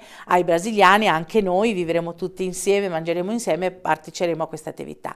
Ma per raccontarvi meglio questa esperienza abbiamo trovato una ragazza che ha partecipato, Francesca Battistella, che ha partecipato all'intercambio del 2023. Lei non è mai stata in Brasile, se non per il fatto che è nata lì con la sua famiglia quando era piccola, è stata lì quando era molto piccola, ma veramente ha fatto parte del gruppo residenziale che ha accolto i brasiliani del 2023. Adesso lanciamo una intervista che le abbiamo fatto per sentire che esperienza ha passato e com'è stata. Ciao, io sono Francesca Battistella. Nel 2023 ho partecipato all'interscambio Italia-Brasile che si è tenuto qui a Vittorio Veneto, e mi ricordo ancora come se fosse ieri il giorno in cui sono arrivate le ragazze e i ragazzi e li stavamo aspettando fuori nella strada. Ogni macchina che passava sembrava fossero loro, quindi eravamo super super contenti. Quando poi sono finalmente arrivati eravamo al massimo della gioia. È stata un'esperienza molto bella, insieme a loro abbiamo vissuto questa settimana di convivenza, abbiamo dormito anche insieme alle ragazze, eravamo miste italiane e brasiliane e abbiamo visitato Vittorio Veneto, abbiamo visitato Padova, Venezia e è stato proprio molto bello, molto arricchente. E lo consiglio perché è una settimana che ti permette di conoscere tante nuove persone, sia di altre culture, sia anche le altre ragazze italiane e ragazzi italiani, noi non ci conoscevamo tra di noi e quindi è stata proprio una settimana molto arricchente.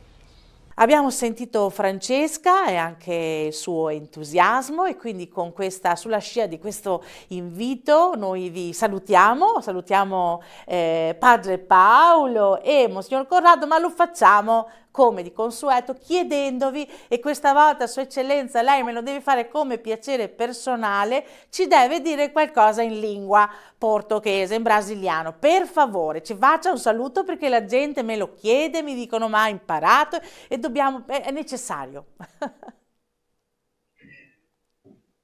Allora io mi limito a salutarvi in brasiliano.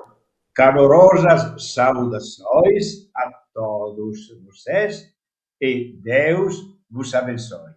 Amen. Molto bene. Super!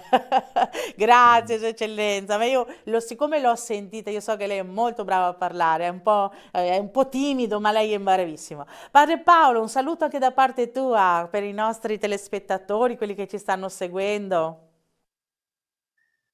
Um bom dia a todos, irmãos e irmãs. Obrigado para ter acompanhado a nossa transmissão.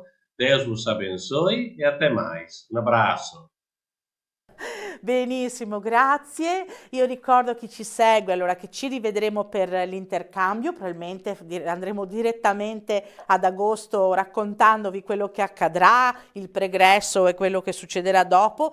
Vi ricordo che noi periodicamente nella rubrica Nell'azione, nel settimanale L'Azione, troviamo sempre un articolo generosamente preparato da Sua Eccellenza Monsignor Corrado che ci accompagna con le riflessioni inerenti a quello che sta avvenendo nella diocesi di Livramento, e quindi con queste notizie ci vediamo per l'intercambio e vi aspettiamo calorosamente, tranne Sua Eccellenza che resterà a casa, le tocca tenere a bada la canonica, la parrocchia, Sua Eccellenza. Certamente, certamente. Ma ce la farà. Un caro saluto a tutti e alla prossima, ciao. A presto. Ciao, grazie. Ciao a tutti. Ciao.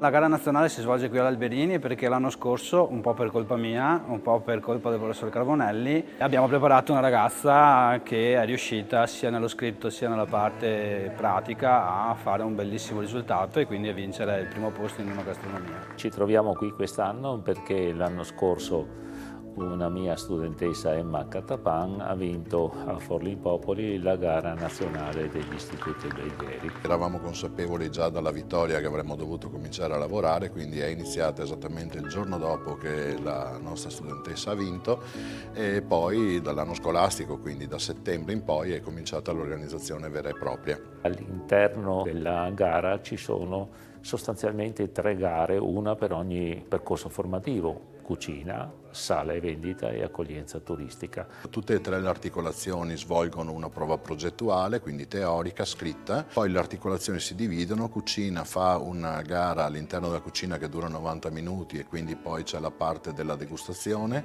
mentre per sala bar è divisa la parte pratica in 3 momenti. Uno legato alla preparazione di un tavolo, quindi alla mise en place, quindi meramente legato alla sala, una legata al bar, quindi con la realizzazione di un cocktail, e un'altra ancora di un momento legato alla sommellerie, quindi alla degustazione del vino e soprattutto al servizio del vino. Mentre accoglienza turistica devono preparare un itinerario turistico e poi svolgere le altre prove legate alla loro articolazione. La prova di laboratorio di cucina consiste in una performance strutturata in 90 minuti di tempo. Gli studenti candidati provengono da diverse regioni d'Italia e devono realizzare il piatto che hanno predisposto e studiato nelle loro scuole di provenienza. La nostra prova di accoglienza turistica consiste in una prova progettuale dove gli studenti si sono cimentati nel progettare un pacchetto turistico per promuovere il territorio della Marche Trevigiana, valorizzando le peculiarità naturalistiche, artistiche ed enogastronomiche del territorio.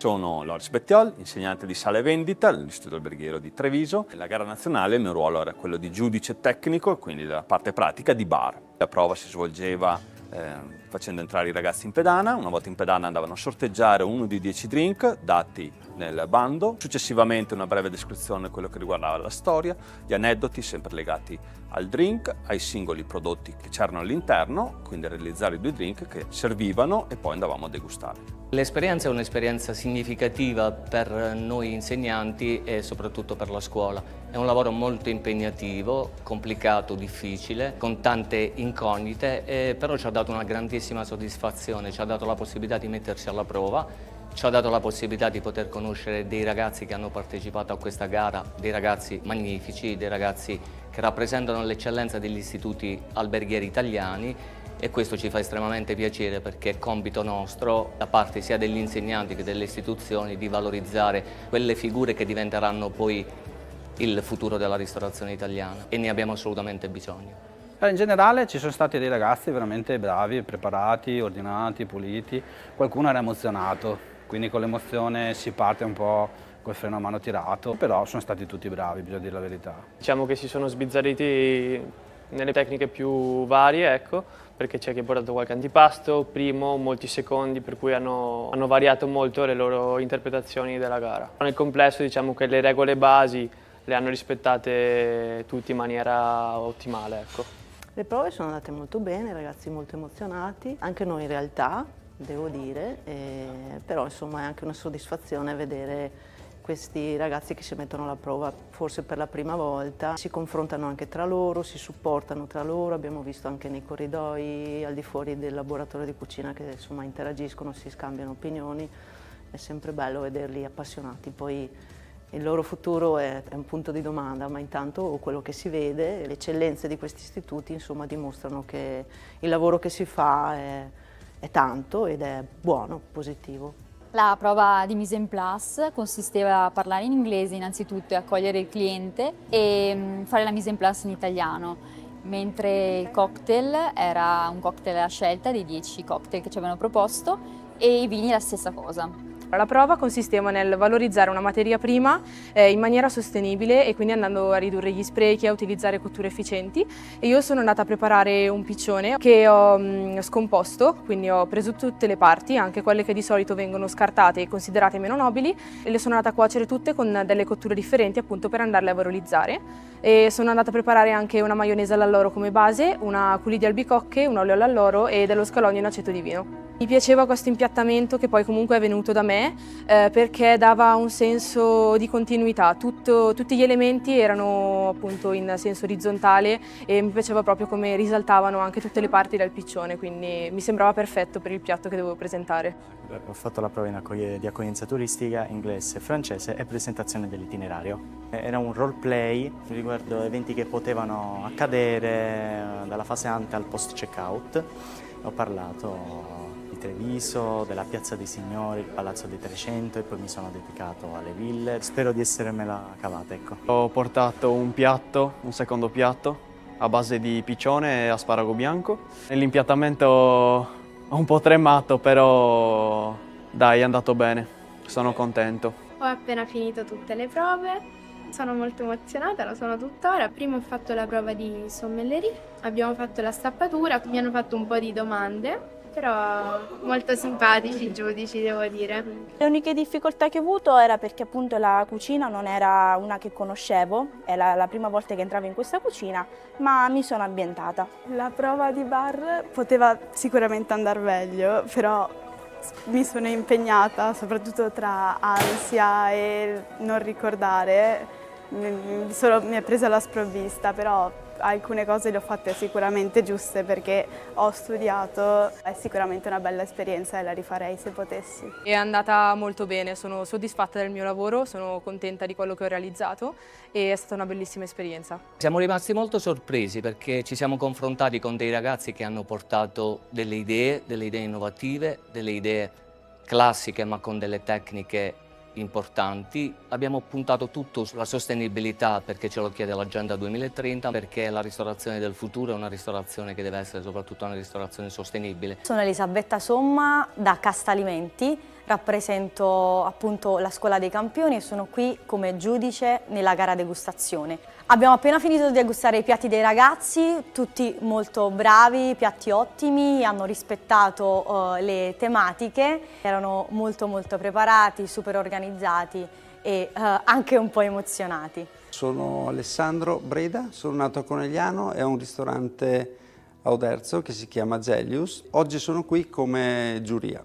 La preparazione dello studente è una cosa non approssimativa, ma una cosa che va in profondo. C'è un fermento in questa scuola in questi giorni che è davvero notevole, perché logicamente l'ambizione è portarsi a casa il primo premio. Sono mesi e mesi di preparazione perché comunque non bisogna andare ad allenare solamente l'aspetto tecnico del piatto in sé, dell'esecuzione del piatto, ma anche il controllo delle emozioni e dello stress, perché è un fattore molto rilevante, soprattutto anche quando si entra in una cucina professionale. Ecco. Abbiamo studenti e studentesse che arrivano da tutta Italia, sono giovani, frequentano il quarto anno, sono ovviamente tra i migliori degli istituti, ma questo non vuol dire che loro umanamente non abbiano delle paure, quindi abbiamo cercato di metterli a loro agio, abbiamo pensato di assegnare a ciascuno di loro appunto quello che in maniera molto scherzosa abbiamo chiamato Angelo Custode, in maniera tale che questi ragazzi che sono nostri studenti di terza, quarta e quinta, che abbiamo scelto perché magari più propensi ad aiutare, potessero essere d'aiuto non solo a portare loro le attrezzature che richiedono, sistemare le teglie nei forni, accendere loro le attrezzature tecnologiche che magari nelle loro scuole sono diverse, e poi abbiamo voluto fare questo anche perché possano nascere degli incontri, delle amicizie e possano parlare tra di loro dal vivo. Il riscontro positivo, oltre che emozionante, è dettato dal fatto che molti ragazzi, che poi conosco personalmente perché molti sono anche dei miei allievi, mi hanno ringraziato per l'esperienza che hanno vissuto e sono diventati, non dico amici di chi partecipava alla gara, ma tanto rispetto, tanta ammirazione e soprattutto per loro è stata un'esperienza magnifica. Sono stata assistita per tutta la preparazione da un comì, un ragazzo dell'Istituto Alberini, che appunto mi ha dato quel suo piccolo supporto, ma che per me è stato grande. Mi ha aiutato quando mi ha ricordato del piccione in abbattitore, quando mi ha ricordato del gli scarti in forno, diciamo che mi ha aiutato e mi ha salvato. È andato tutto liscio, pensavo di poter incontrare qualche difficoltà, per fortuna o anche bravura comunque anche della comì che mi ha seguito, è stata molto carina e gentile, non ho riscontrato troppe difficoltà. Sono super disponibili e danno tanto una mano. Dietro ogni ragazzo c'è sempre un adulto e la responsabilità che ha un insegnante, dal mio punto di vista, è una responsabilità enorme. C'è tantissimo impegno e tantissimo lavoro che non resta solo un lavoro scritto sulla carta o che si sofferma semplicemente su una ricetta. C'è dietro insegnare a questi ragazzi a capire il rispetto per le materie prime, saper valorizzare il territorio e soprattutto riuscire a utilizzare sempre solo ed esclusivamente prodotti a chilometro zero. L'elemento importante secondo me è che questa è una delle poche occasioni dove ci si confronta con gli altri alberghieri, quindi tutti abbiamo esperienze diverse, portiamo professionalità diverse, portiamo idee diverse attorno a quei pochi ingredienti che diamo come obbligatori da sviluppare, che sono poi la rappresentazione enogastronomica di questo territorio in questa stagione. A livello anche di preparazione è ovvio che apprendono molte più cose di quelle che magari noi riusciamo a insegnargli durante l'anno scolastico, perché comunque hanno una preparazione molto più puntata per quello che è il concorso. Durante le varie giornate ho visto la soddisfazione nel viso di questi ragazzi, perché per loro è un'avventura, è un momento diverso da quello che svolgono durante le attività quotidiane.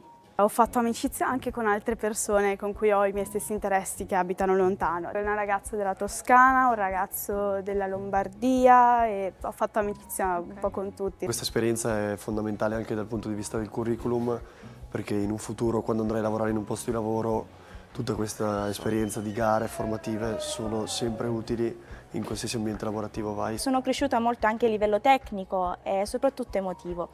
Questa gara nazionale mi ha regalato tante emozioni, tra cui anche ansie e preoccupazioni, ma tanta soddisfazione. È una bella esperienza da fare sicuramente. L'esperienza stupenda, cioè emozionante soprattutto, ma anche diciamo serve proprio per metterci in gioco. Poi soprattutto io sono molto timida, mi vergogno di tutto, quindi fare questa esperienza sicuramente mi aiuta anche a crescere. Sono divertita molto, c'è stata anche molta ansia, devo dire la verità, qualche pianto è scappato per la paura, ma penso che sia normalissimo in un contesto simile, anzi è magari strano il contrario, e mi sono divertita, ho conosciuto tantissime persone nuove, sto facendo amicizia, anche nel mio settore ci siamo molto supportati a vicenda, sono stati giorni comunque coinvolgenti e molto divertenti, mi porterò a casa una bella esperienza a prescindere da tutto. È un'esperienza bellissima, non solo la gara in sé, anche tutto quello che viene prima, durante e dopo. Anche solo il fatto di aver conosciuto persone che vengono da tutta Italia, che hanno la tua stessa passione o comunque che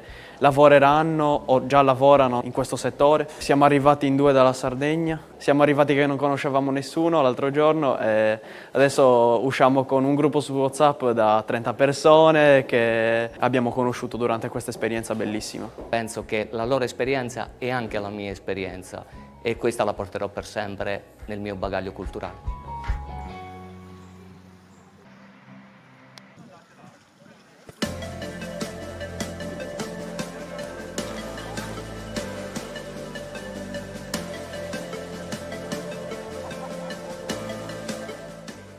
Primo classificato come migliore istituto va all'Istituto Maffioli. Complimenti all'Istituto Maffioli che si aggiudica il primo posto, primo premio. Premiamo il primo classificato per l'accoglienza turistica, San Pellegrino, Linda Salvetti.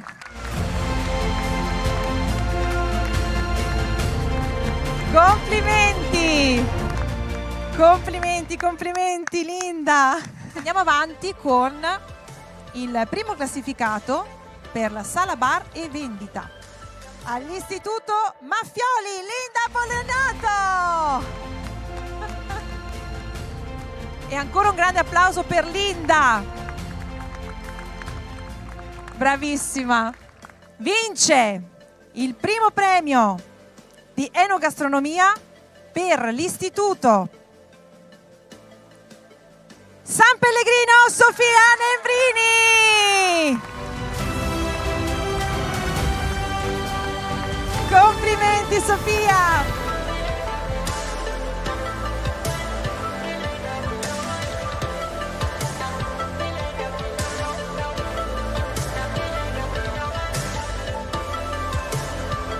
Se per caso i vostri professori vi propongono di partecipare a dei concorsi simili, non per forza gare nazionali, concorsi in generale accettate, è proprio un qualcosa che ti arricchisce.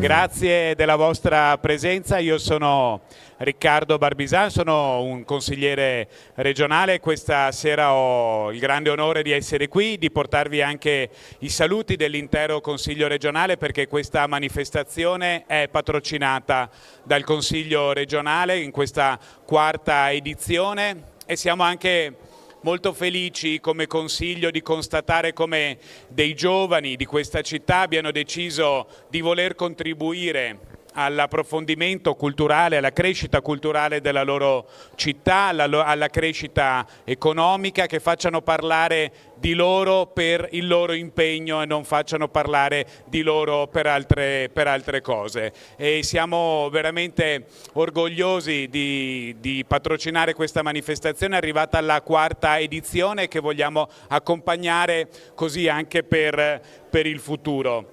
E oggi parleremo con i nostri ospiti per circa un'oretta di come curare l'informazione. Permettetemi solo prima di ringraziare gli sponsor, coloro che permettono a questa manifestazione di esserci e di offrire questi momenti così importanti. Informatica Service, Banca della Marca, Amati Sempre Associazione ed Ema Pubblicità, a cui va il nostro ringraziamento perché molta parte di quello che vedete è grazie a loro e grazie ai volontari e questi splendidi ragazzi che hanno deciso di impegnare il loro tempo in questo modo.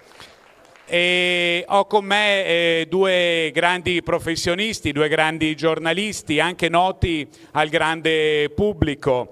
Io ho dovuto riassumere brevemente la loro biografia. Marcello Foa, giornalista, scrittore per oltre 20 anni al giornale, presidente della RAI dal 2018 al 2021, autore tra gli altri del libro Gli stregoni della notizia, oggi ancora editorialista, commentatore politico, saggista, autore e da poco ha intrapreso una nuova iniziativa editoriale della quale magari poi se vorrà ci parlerà. Con noi c'è anche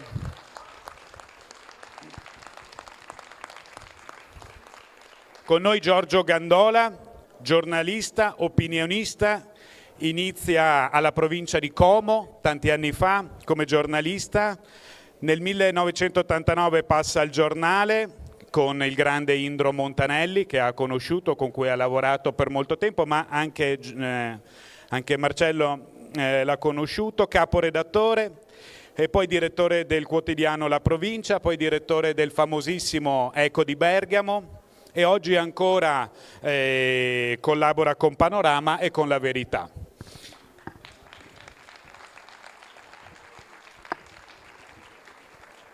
Allora, il tema che andiamo ad affrontare non è molto semplice, perché come curare l'informazione è un tema che, insomma, diciamo, Per fortuna abbiamo solo un'ora, se no potremmo andare avanti non so quanto, ma intanto mi siedo perché così, se no sembro di avere manie di protagonismo. È la prima parola, la prima domanda che mi viene in mente e che vorrei, alla quale voi rispondeste magari con una battuta, con un motto.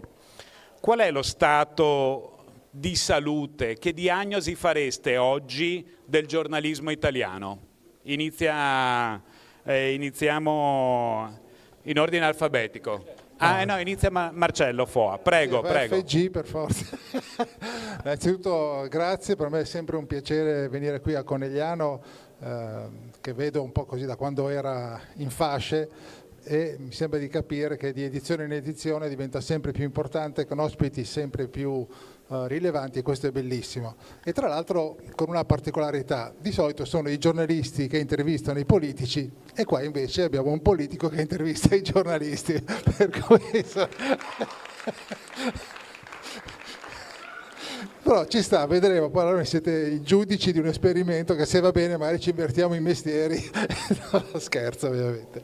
No, allora purtroppo lo stato del giornalismo non è, segna così un ricovero quasi da cure intense, se vogliamo continuare la metafora con la cura, perché purtroppo assistiamo già da molti anni al declino di una professione, al declino dell'autorevolezza delle grandi testate che un tempo segnavano l'opinione pubblica, all'impoverimento economico, perché oggi chi fa il giornalista non guadagna più come guadagnava un tempo, ma anche e soprattutto culturale, perché oggi purtroppo il giornalismo diventa sempre più una macchina che deve seguire i ritmi incessanti dell'era digitale, ed è sempre meno quella coscienza critica, anche coraggiosa ma intellettualmente onesta, che è indispensabile in democrazia.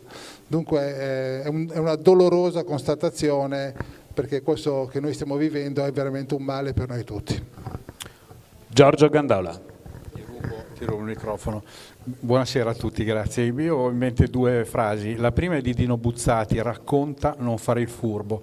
Lui aveva questa frase scritta in un post-it sulla macchina per scrivere, il genio del giornalismo italiano, uno dei più grandi in assoluto del Novecento, e lui voleva ricordare a se stesso, ogni volta che metteva nel carrello il foglio bianco, questa frase: racconta, non fare il furbo. E cosa vuol dire non fare il furbo? Vuol dire non mettere la tua opinione personale in modo viscerale, non servire ai poteri forti, non essere schiavo di nessuno. Guarda i fatti e descrivili. Il lettore non è sciocco, il lettore sa capire cosa c'è dietro un fatto, e se non riesce a capire lo aiuti, ma lo aiuti raccontando questo fatto. Questa è la prima frase. La seconda frase è: stiamo verificando. 2 settimane fa Sigfrido Ranucci in televisione, pieno scandalo per la grazia a Nicole Minetti, disse che, in un programma TV, disse che anche il ministro Nordio era stato nel ranch di Cipriani in Uruguay con appunto un'alea di mistero e di scandalo sessuale. Il ministro telefonò in diretta e smentì clamorosamente questa notizia, dicendo che lui in Uruguay era stato per una missione internazionale del governo l'anno scorso, e non sapeva chi fosse Cipriani e chi fosse la Minetti. Ranucci disse: va bene, ma noi stiamo verificando. Ecco, lui stava verificando, probabilmente sta verificando ancora adesso, dopo aver dato una notizia che a quel punto non era una notizia, ma era una bufala al 100%. Quindi vedete queste due frasi: Dino Buzzati, racconta, non fare il furbo, e quest'altro, Ranucci, stiamo verificando. La storia del giornalismo italiano è racchiusa in queste due frasi, il declino del giornalismo italiano è racchiuso in queste due frasi. Se posso aggiungere, Ranucci però dopo correttamente ha rettificato e si è scusato, cosa che pochi giornalisti fanno, per cui è bene ricordarlo. Allora, almeno una volta all'anno sulla testa degli italiani piovono le classifiche sulla libertà di stampa a livello mondiale, no? e noi inermi e impotenti leggiamo che siamo come il Togo, il Ghana, a livello di qualche altro Stato dove vige la dittatura e non la democrazia, e devo dire, da fruitore, da lettore, da persona che fa politica, insomma, per carità, certo ci sarà molto da curare, ma mi chiedo, ma siamo veramente a questi livelli oppure c'è qualcosa dietro che noi comuni mortali non riusciamo a capire? Prego. Ma come tu, perché poi tu...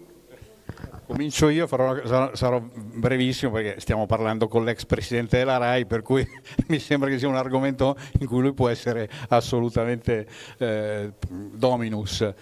Beh, io non lo so perché siamo 49esimo posto, secondo la classifica mondiale appunto anche di Reporter Senza Frontiere, però i parametri sono 4, quelli che ci riguardano. Il primo è ingerenza politica, quindi eccessivo controllo e influenza della politica sui vertici e sulle nomine della RAI e dei media finanziati dallo Stato. 2, querele bavaglio, l'uso intimidatorio di querele temerarie da parte dei potenti per diffamazione contro giornalisti, con conseguente poi effetto di autocensura per i giornali, perché se arriva una querela appunto da 10 milioni di euro, chiaramente il giornalista che mediamente non è in grado di risponderne e difficilmente gli editori in una fase come questa della vita editoriale e del paese sono in grado di metabolizzare una spesa del genere, beh, ci stanno attenti e magari appunto cercano di non andare a creare più problemi di quanti in realtà non sarebbe necessario crearne. Terzo tema, minaccia della criminalità organizzata, che in Italia esiste anche altrove, non solo in Italia, ma da noi è un fattore, quindi la presenza di organizzazioni mafiose e gruppi criminali che intimidiscono i cronisti. Questo è diciamo un'altra causa in quella classifica negativa, e la concentrazione editoriale, la quarta motivazione. Cioè il mercato dei media è dominato da pochi grandi editori e gruppi privati che limita il pluralismo dell'informazione. Quest'ultimo secondo me è abbastanza vecchio, perché con la vendita del gruppo Gedi, diciamo lo spacchettamento del gruppo Gedi, quindi Repubblica all'armatore Greco, La Stampa e altri giornali ad altri editori, la concentrazione non è più così un fattore clamorosamente negativo, però c'è stata. Sempre Montanelli diceva meglio avere un padrone sicuro definito con un volto che averne 15 sconosciuti. Lui parlava perché il padrone era Berlusconi, il padrone del giornale, e a difesa proprio della libertà del giornale avere un padrone solo. Invece il Corriere in quel periodo, c'è il famoso patto di sindacato di Mediobanca e di proprietari, ne aveva 15 se non 20, e quindi lì sembrava che il Corriere fosse il massimo della libertà editoriale. In realtà sotto banco passava di tutto. Foa, siamo davvero messi così? Io sono molto scettico su queste classifiche, perché a seconda dei parametri che tu adotti puoi far dire o collocare un paese in cima o in fondo alla classifica. Per mia esperienza, io ho fatto per tanti anni l'inviato speciale all'estero, da presidente della RAI ero un membro dell'EBU, che è l'European Board Association Union, scusate, che racchiude le TV pubbliche europee e si estendeva anche a altri paesi asiatici, nordafricani, eccetera. Per cui ho frequentato i consessi in cui le TV e i media si confrontano.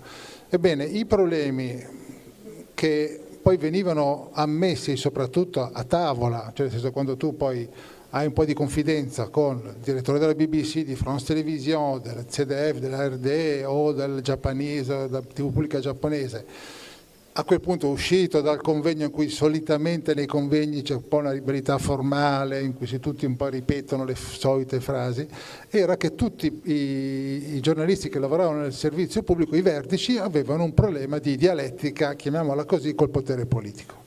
E la situazione era, da noi l'Italia è peggio, perché io lo so per esperienza personale ovviamente, voi sapete che la RAI di fatto è nominata dai partiti politici, che nominano 6 consiglieri su 7, all'estero ci sono delle tutele maggiori, però alla fine se tu vuoi rimanere al vertice della TV pubblica difficilmente puoi andare contro il primo ministro o il presidente o il cancelliere.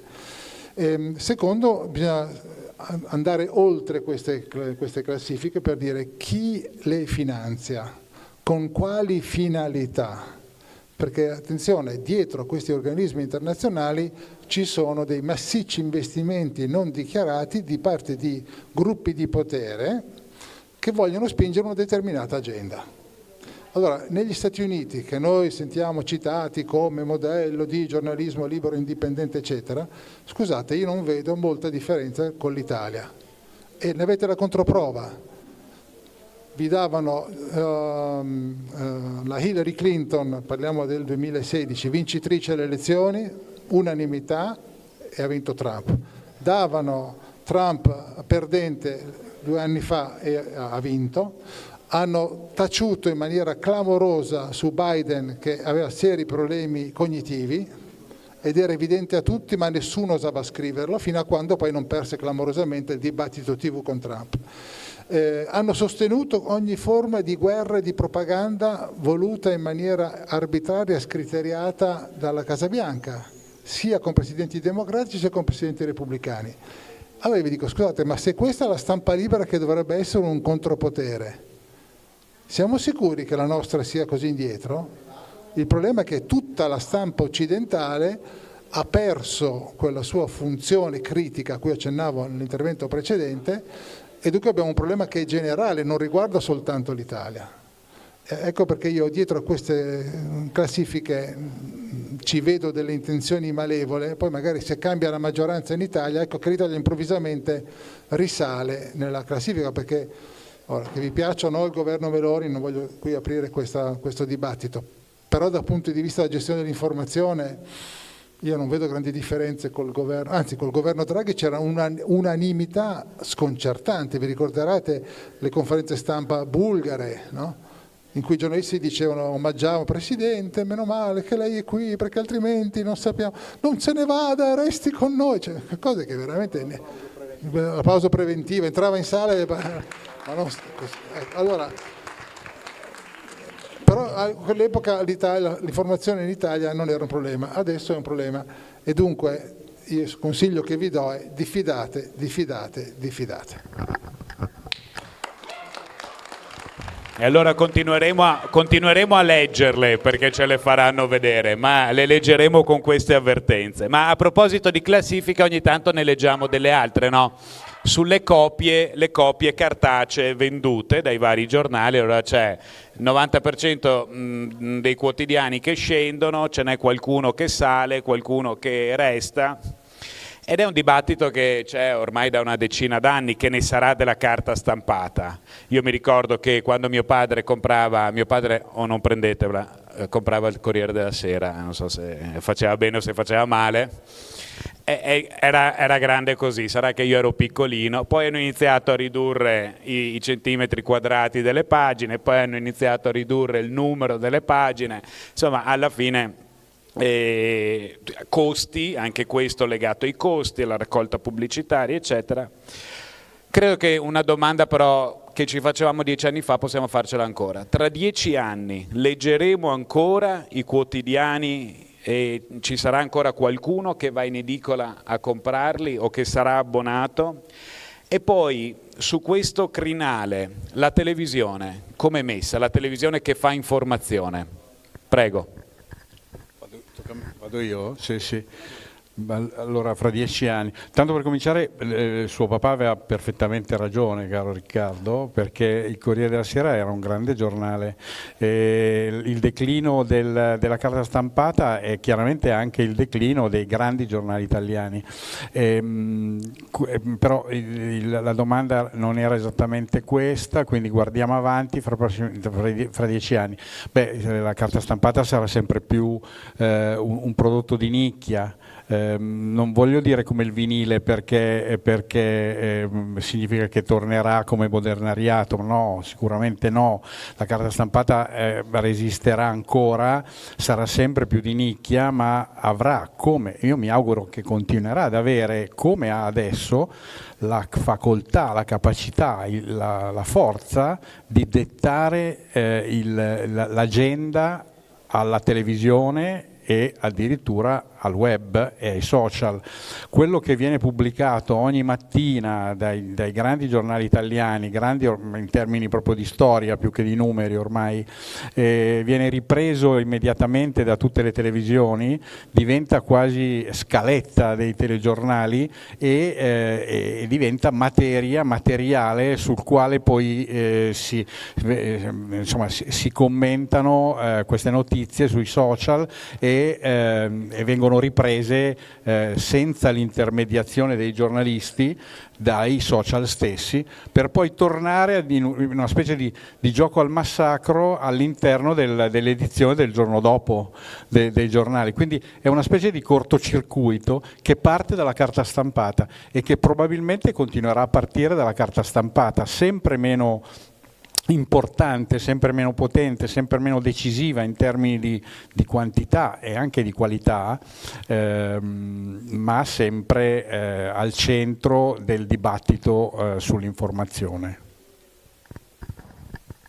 Sì, oggi la carta stampata, vedete, ci sono sempre meno edicole. Qui un tempo uno usciva e ogni 300 metri aveva un'edicola, oggi ce ne sono sempre meno, per cui è inevitabile che i giornali su carta tenderanno a diminuire. Sopravviveranno per l'effetto rassegna stampa. Oggi i giornali hanno ancora un peso importante perché i politici leggono la rassegna stampa ha l'effetto di lente di ingrandimento. Allora, io quando ero presidente della RAI la ricevevo per la RAI, esce un articolo su un giornale che parla di te e ti sembra che sia una cosa gigantesca, poi magari non ti rendi conto che quell'articolo è stato scritto da Il Foglio, ad esempio, che è un quotidiano che ha una tiratura ridicola ma ha molta influenza dentro il palazzo, e per cui l'effetto è: oddio, adesso tutta Italia parleranno male di me, cambia la mia reputazione. In realtà poi ti rendevi conto che il 99,9% degli italiani non se n'era accorto per nulla, e poi hanno questo effetto di ridondanza che è ancora importante. Però così non si reggono i giornali col tempo, dunque oggi è evidente che chi investe nell'editoria lo fa perché vuole avere un ritorno di immagine e di influenza sul potere politico, e questo spiega perché anche i giornali siano sempre più partigiani, sempre più schierati, oppure sempre più fintamente neutrali, e che va un po' a erodere, come dicevamo prima, quella che deve essere la funzione critica. Sa che Giorgio ed io siamo entrati nell'89, lo stesso anno, siamo cresciuti sotto l'ala protettiva di Montanelli, questo sentimento di essere moderati ma intellettualmente coraggiosi ci è entrato nel sangue, e invece oggi vediamo tantissima strumentalizzazione, costante strumentalizzazione, e la televisione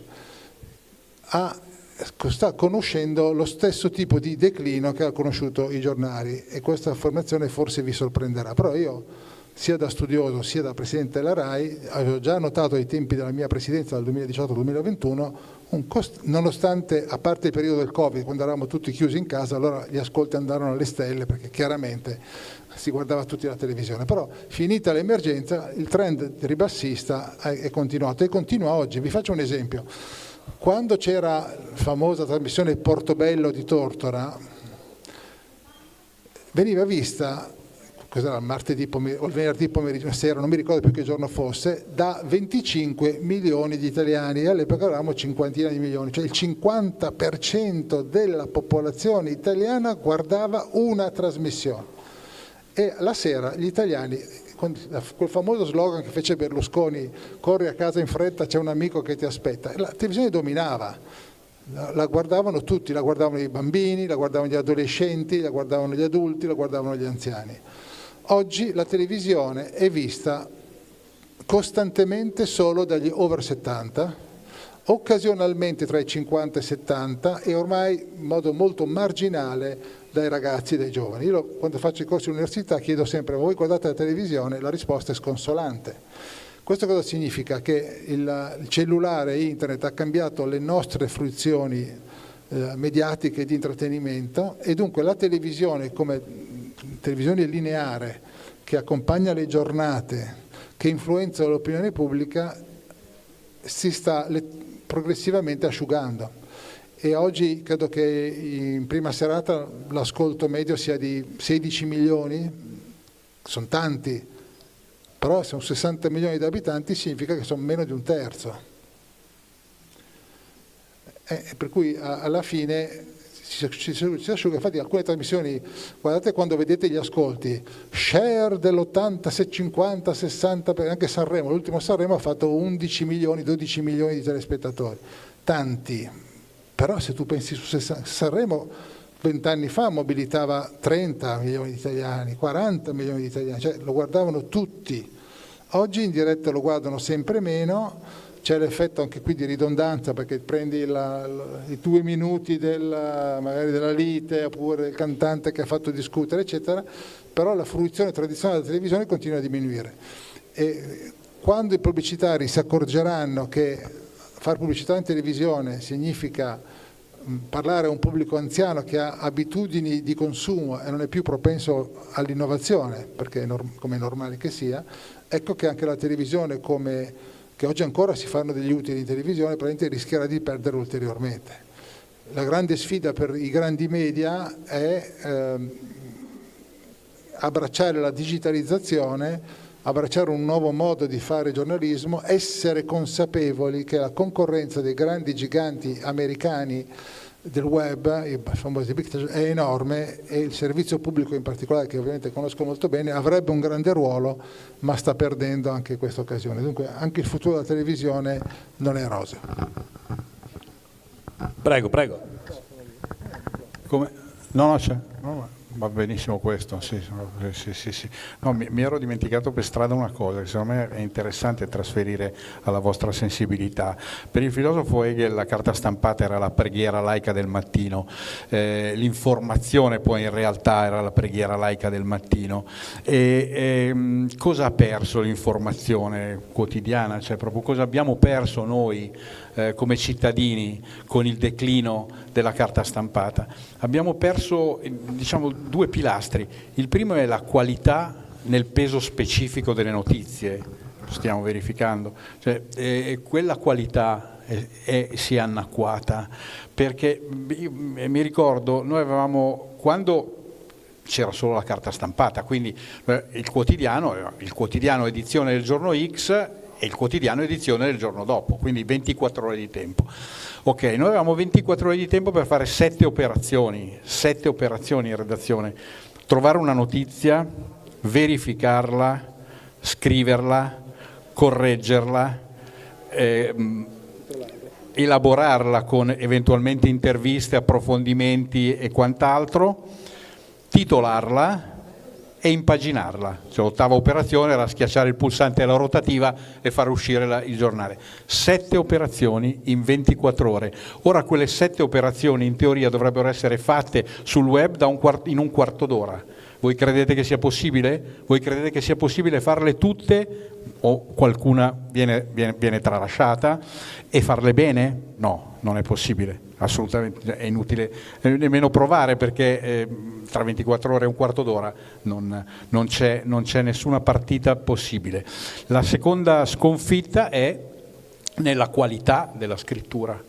Il giornale era un piacere, per quello diceva il papà il Corriere della Sera allora, ma anche il giornale ovviamente, ma anche la Repubblica, c'erano delle firme clamorose, era bello leggerle non solo per le notizie che ci davano, ma per come ci davano queste notizie, una scrittura pazzesca, bravissimi, meravigliosi. Mi ricordo l'ultima intervista che feci a Indro Montanelli e gli chiesi proprio, lui me lo passò la Iside Frigerio, che mi disse: ma sì, te lo passo il diretto, non parlava più con nessuno quasi, non aveva, e dice: ma se te lo passo così lo saluti, poco prima che morisse. E io gli feci fra le altre domande queste, dico: ma direttore, ma l'inviato, ma ha ancora un senso l'inviato? Lui disse: no, l'inviato è morto, non c'è più, non ha più senso l'inviato, perché la televisione ci ha superati, arriva prima, perché internet, lui ovviamente capiva cosa stava arrivando, sarà uno tsunami per la velocità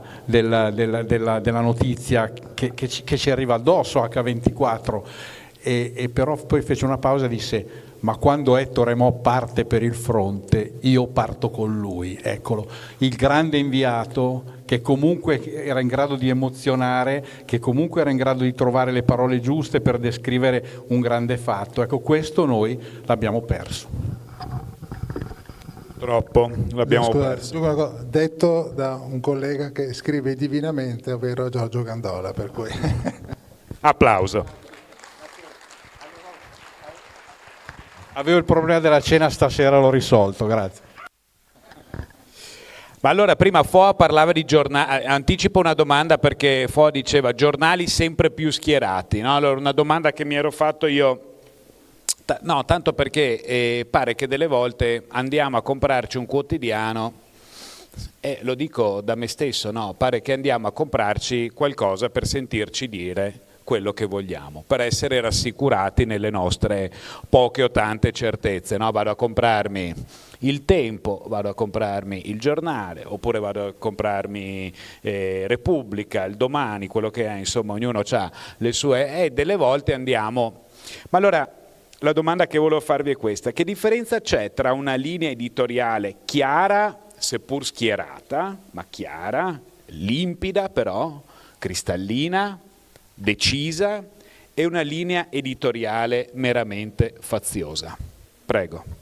È che la linea meramente faziosa sfocia nella propaganda, e la propaganda purtroppo è inaccettabile. Cioè, ancora una volta, il giornale di Montanelli aveva una linea chiara, era un giornale liberale, moderato, intellettualmente coraggioso, di cui aveva tanti lettori affezionati, però non faceva propaganda, cioè il potere politico lo trattava, sì, ovviamente un po' più compiacente rispetto a una parte, rispetto all'altra, però non avevi mai la sensazione che fosse un giornale di partito.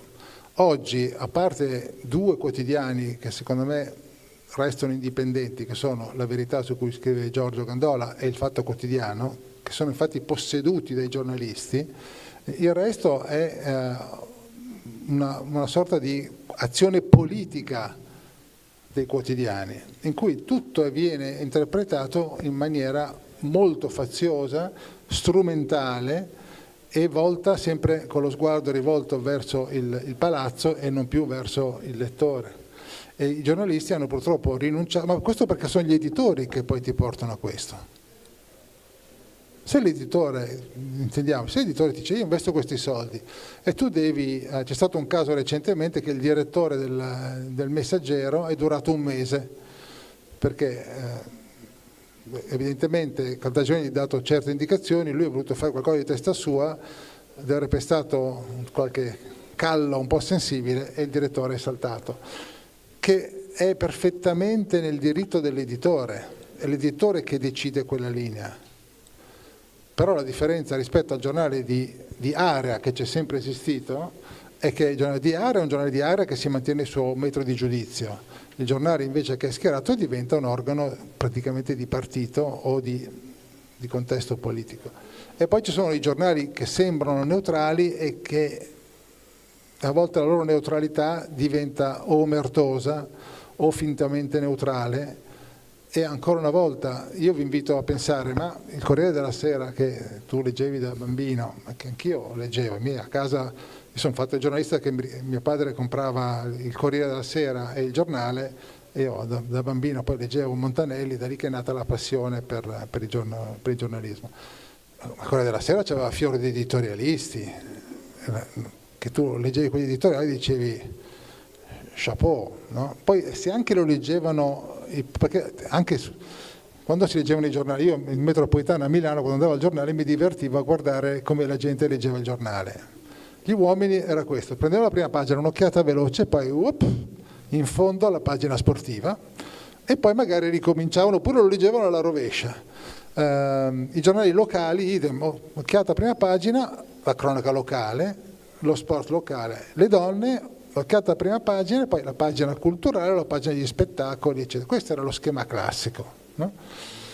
E vabbè, ci stava. Allora, ma l'articolo di fondo, che magari era letto solo dal 10% o 20% dei lettori, ma che non fosse il fondo di Indro Montanelli, aveva un peso anche intellettuale, di sostanza, di cultura, di approfondimento.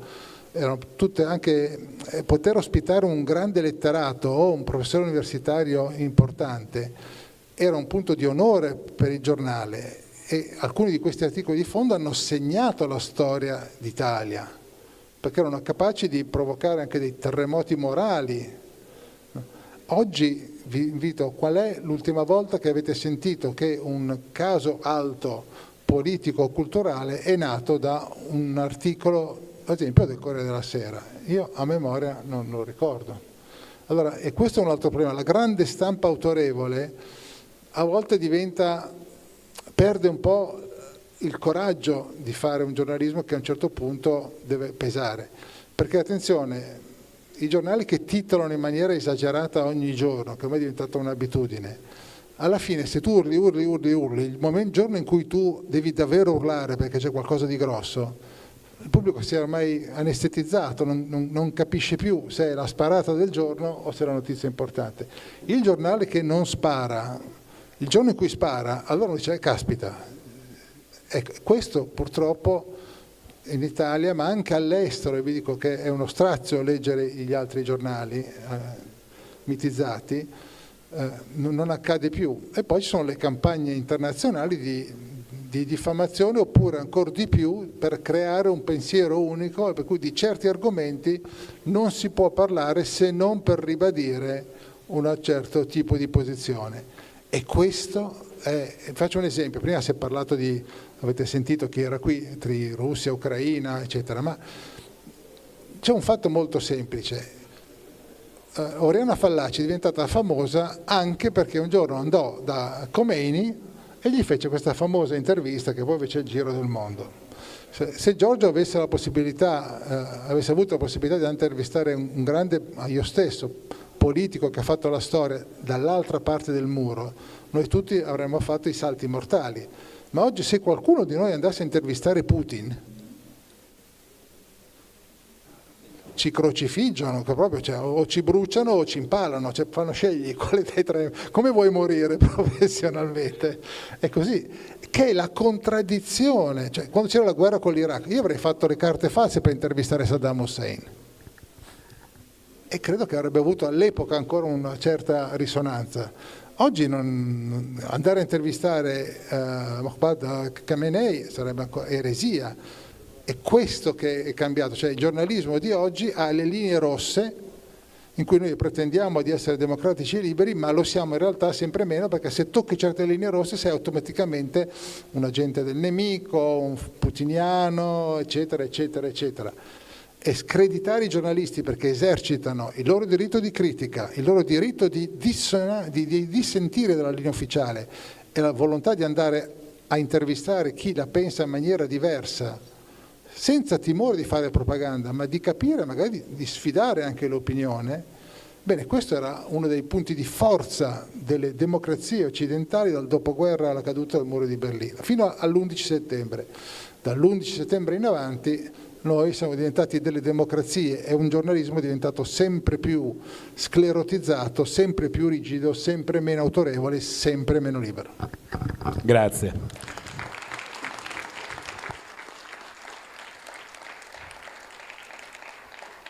Come ci risponde Giorgio Gandola, che collabora con La Verità e con l'altro quotidiano, il Fatto Quotidiano, che tra le altre cose sono tra i due quotidiani che ancora in termini di copie sono tra i pochi a restare nella linea, si aggrappano ma non crollano dal punto di vista del numero di copie? Beh, i giornali hanno sempre avuto i supporter, cioè è sempre esistita l'affinità intellettuale, è sempre esistita la consonanza politica con la vicinanza o con un giornalista o con il direttore. Il Fatto Quotidiano e La Verità sono distanti anni luce come posizionamento, ma sono vicinissime come onestà intellettuale, e proprio come sottolineava Marcello, perché i proprietari sono i direttori. Cioè Belpietro è proprietario della testata La Verità, e Marco Travaglio, che peraltro era un montanegliano di ferro, pure lui aveva cominciato con noi al giornale, è proprietario della quota di maggioranza del Fatto Quotidiano. Quindi si può dire tutto, anche dal punto di vista appunto dell'interesse politico nello stare da una parte piuttosto che da un'altra, ma non si può certo dire che non siano due giornali onesti, e quindi quando ci si avvicina a questi giornali si sa che la fonte principale della notizia è proprio il rispettare le regole del giornalismo, cosa che invece non avviene per giornali che hanno magari una allure, no, nettamente superiore per tradizione, per storia, per quant'altro, ma che stanno dentro quel lungo fiume navigabile del pensiero unico e non rischiano nulla, sono serenamente dentro il mainstream dell'informazione, e questo spesso sconfina nella propaganda. Il discorso dell'affinità intellettuale e della consonanza politica è nelle cose a tal punto che sui social esiste, perché l'algoritmo crea queste echo chamber in cui ciascuno di noi si ritrova a parlare con persone che la pensano come lui, per cui, e tra l'altro con una differenza rispetto ai giornali, senza il giornalista in mezzo, cioè con la disintermediazione totale. Sono i lettori o comunque i cittadini che parlano fra loro e che si formano delle opinioni, spesso stanno dentro questa camera di compensazione per cui l'opinione è sempre la stessa, declinata in 1000 modi, senza il giornalista che aiuti in qualche modo a creare una scaletta delle notizie, a dare un minimo di importanza a quello che viene pubblicato, perché il giornalista è stato letteralmente espulso dai social, se non come protagonista della sua posizione. Ecco, e poi un'altra cosa, scoprire, vero Marcello, l'abbiamo scoperto, che l'Unione Europea finanzia un gruppo di giornali, è ufficiale ed è riconosciuto, e poi i bilanci sono pubblici, finanzia un certo numero di giornali, fa sorgere il dubbio che questi giornali non siano proprio sereni ed equilibrati, anche se si pensa che lo siano, quando devono giudicare l'operato dell'Unione Europea o di quelli che Woodrow Wilson, presidente degli Stati Uniti, definiva gli gnomi di Zurigo, in realtà sono gli gnomi di Bruxelles, insomma. Grazie. È proprio vero. Capita anche a me di aprire la mia pagina Facebook o Instagram e trovare tutta gente che la pensa esattamente come me. Dopodiché poi scopro che mi basta entrare in casa a parlare con mia moglie per capire che non è vero. E quindi ritornare nella vera realtà, quella quotidiana. Prima Foa parlava di Saddam Hussein, parlava della guerra del Golfo, lui ha dedicato un capitolo al tema sulla detenzione o meno delle armi di distruzione di massa di cui sarebbe appunto stato detentore il regime iracheno, e poi per scatenare quella che fu la seconda guerra del Golfo, non la prima, la seconda guerra del Golfo. Una fake news ante litteram, diremmo, no? Perché oggi diciamo fake news, Trump ci ha anche abituato a questa terminologia, all'epoca forse non so come si dicesse, ma comunque una balla colossale che ha sconvolto un pianeta, diciamo così. Lei ha dedicato nel suo libro Gli stregoni un capitolo. La domanda è, intanto se ci vuole riassumere un attimo, perché sono passati decenni ormai, ma in anni più recenti qualcosa del genere ce l'hanno fatto bere ancora oppure no? In continuazione. Allora infatti io quando queste polemiche che dicono su social ci sono le fake news, sì è vero ci sono le fake news, ma quando le fake news, quelle grosse, emanano da un'istituzione, da un governo, lì c'è da preoccuparsi. Allora io questo tema lo studio, ne ho scritto per la prima volta 20 anni fa, pensate, il primo libro, I Stregoni della Notizia, poi ne fece un altro, I Stregoni della Notizia, atto secondo, nel 2018, e da allora la situazione non è migliorata, anzi purtroppo l'informazione viene usata come veicolo spesso prioritario per sostenere certe politiche o giustificare certe azioni, e dunque si costruiscono ad arte o talvolta delle notizie. Pensate che la cosa più clamorosa, per ora insuperata, è quando parliamo dell'89, alcuni di voi, quelli con i capelli bianchi, se lo ricorderanno, c'era ancora Ceausescu in Romania, ci dissero che c'era stata una strage a Timișoara e i giornali parlarono di 20.000 morti, cioè 20.000 morti, e noi vedemmo anche le foto dei cadaveri per strada. Dunque ci sono stati davvero 20.000 morti. Ebbene, volete sapere, se lo scoprì poi il Libération, fece un'inchiesta, all'epoca Libération era ancora un giornale di un certo livello, fece un'inchiesta, e volete sapere quanti morti ci furono a Timișoara? 0. Fu un'operazione di intelligence e le foto dei morti, come furono scattate, presero i cadaveri dall'obitorio dove venivano messi i cadaveri non reclamati, di gente senza tetto, senza famiglia, eccetera, li portarono in mezzo alla strada, scattarono 3 foto, tutta roba da servizi segreti. Oggi si sa che dietro c'erano i servizi segreti occidentali, e poi fecero partire sto cancan che effettivamente indebolì tantissimo il governo di Ceausescu. Dopo qualche tempo ci fu un'altra rivolta a Timișoara con dei morti, ma quella lì fu 0 morti. Nel caso della guerra in Iraq è stato tutto una manipolazione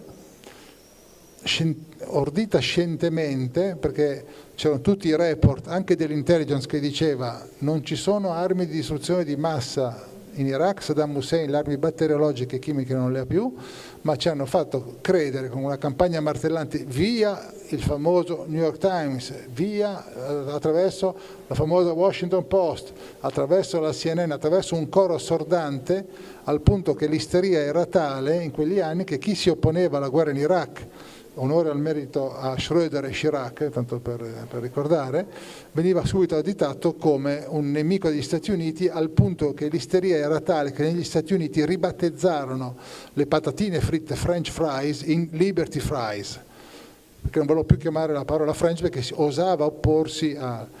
Ma la cosa grave è che i giornali, anziché smascherare quell'operazione, la enfatizzarono e la avallarono. E queste cose continuano a getto continuo. Faccio fare qualche esempio recente, il primo che viene in mente. Vi ricorderete i titoli di 3-4 mesi fa, 4-5 mesi fa, l'aereo della von der Leyen piratato dai servizi russi, fuori uso il GPS, l'aereo della von der Leyen costretta ad atterrare, i piloti costretti a guardare le cartine. No, immaginate la scena, no? Cioè, questi piloti che prendono le cartine e dicono dove siamo? Cioè, la cosa lo lancia il Financial Times, che si beve una bufala colossale di uno spin doctor della Commissione europea, e siccome il Financial Times sono i meccanismi che spiego nei miei libri, viene ripreso subito da tutti i media, e dunque diventa la notizia: i russi, Putin ha cercato di dirottare l'aereo della von der Leyen. Poi c'è un sito che monitora tutti i voli istantaneamente, che fa uscire una nota dicendo non è stato segnalato nessun problema con l'aereo della von der Leyen, l'unica cosa era un ritardo di 5 minuti, vabbè, 5 minuti può anche stare. Magari per noi, ecco. Forse gli italiani sarebbero contenti. E poi il giorno dopo anche atterrava a Sofia in Bulgaria, il governo bulgaro diceva guarda che non è stata segnalato nulla alla torre di controllo di Sofia che l'aereo era un'anomalia. Cosa ha fatto il Financial Times?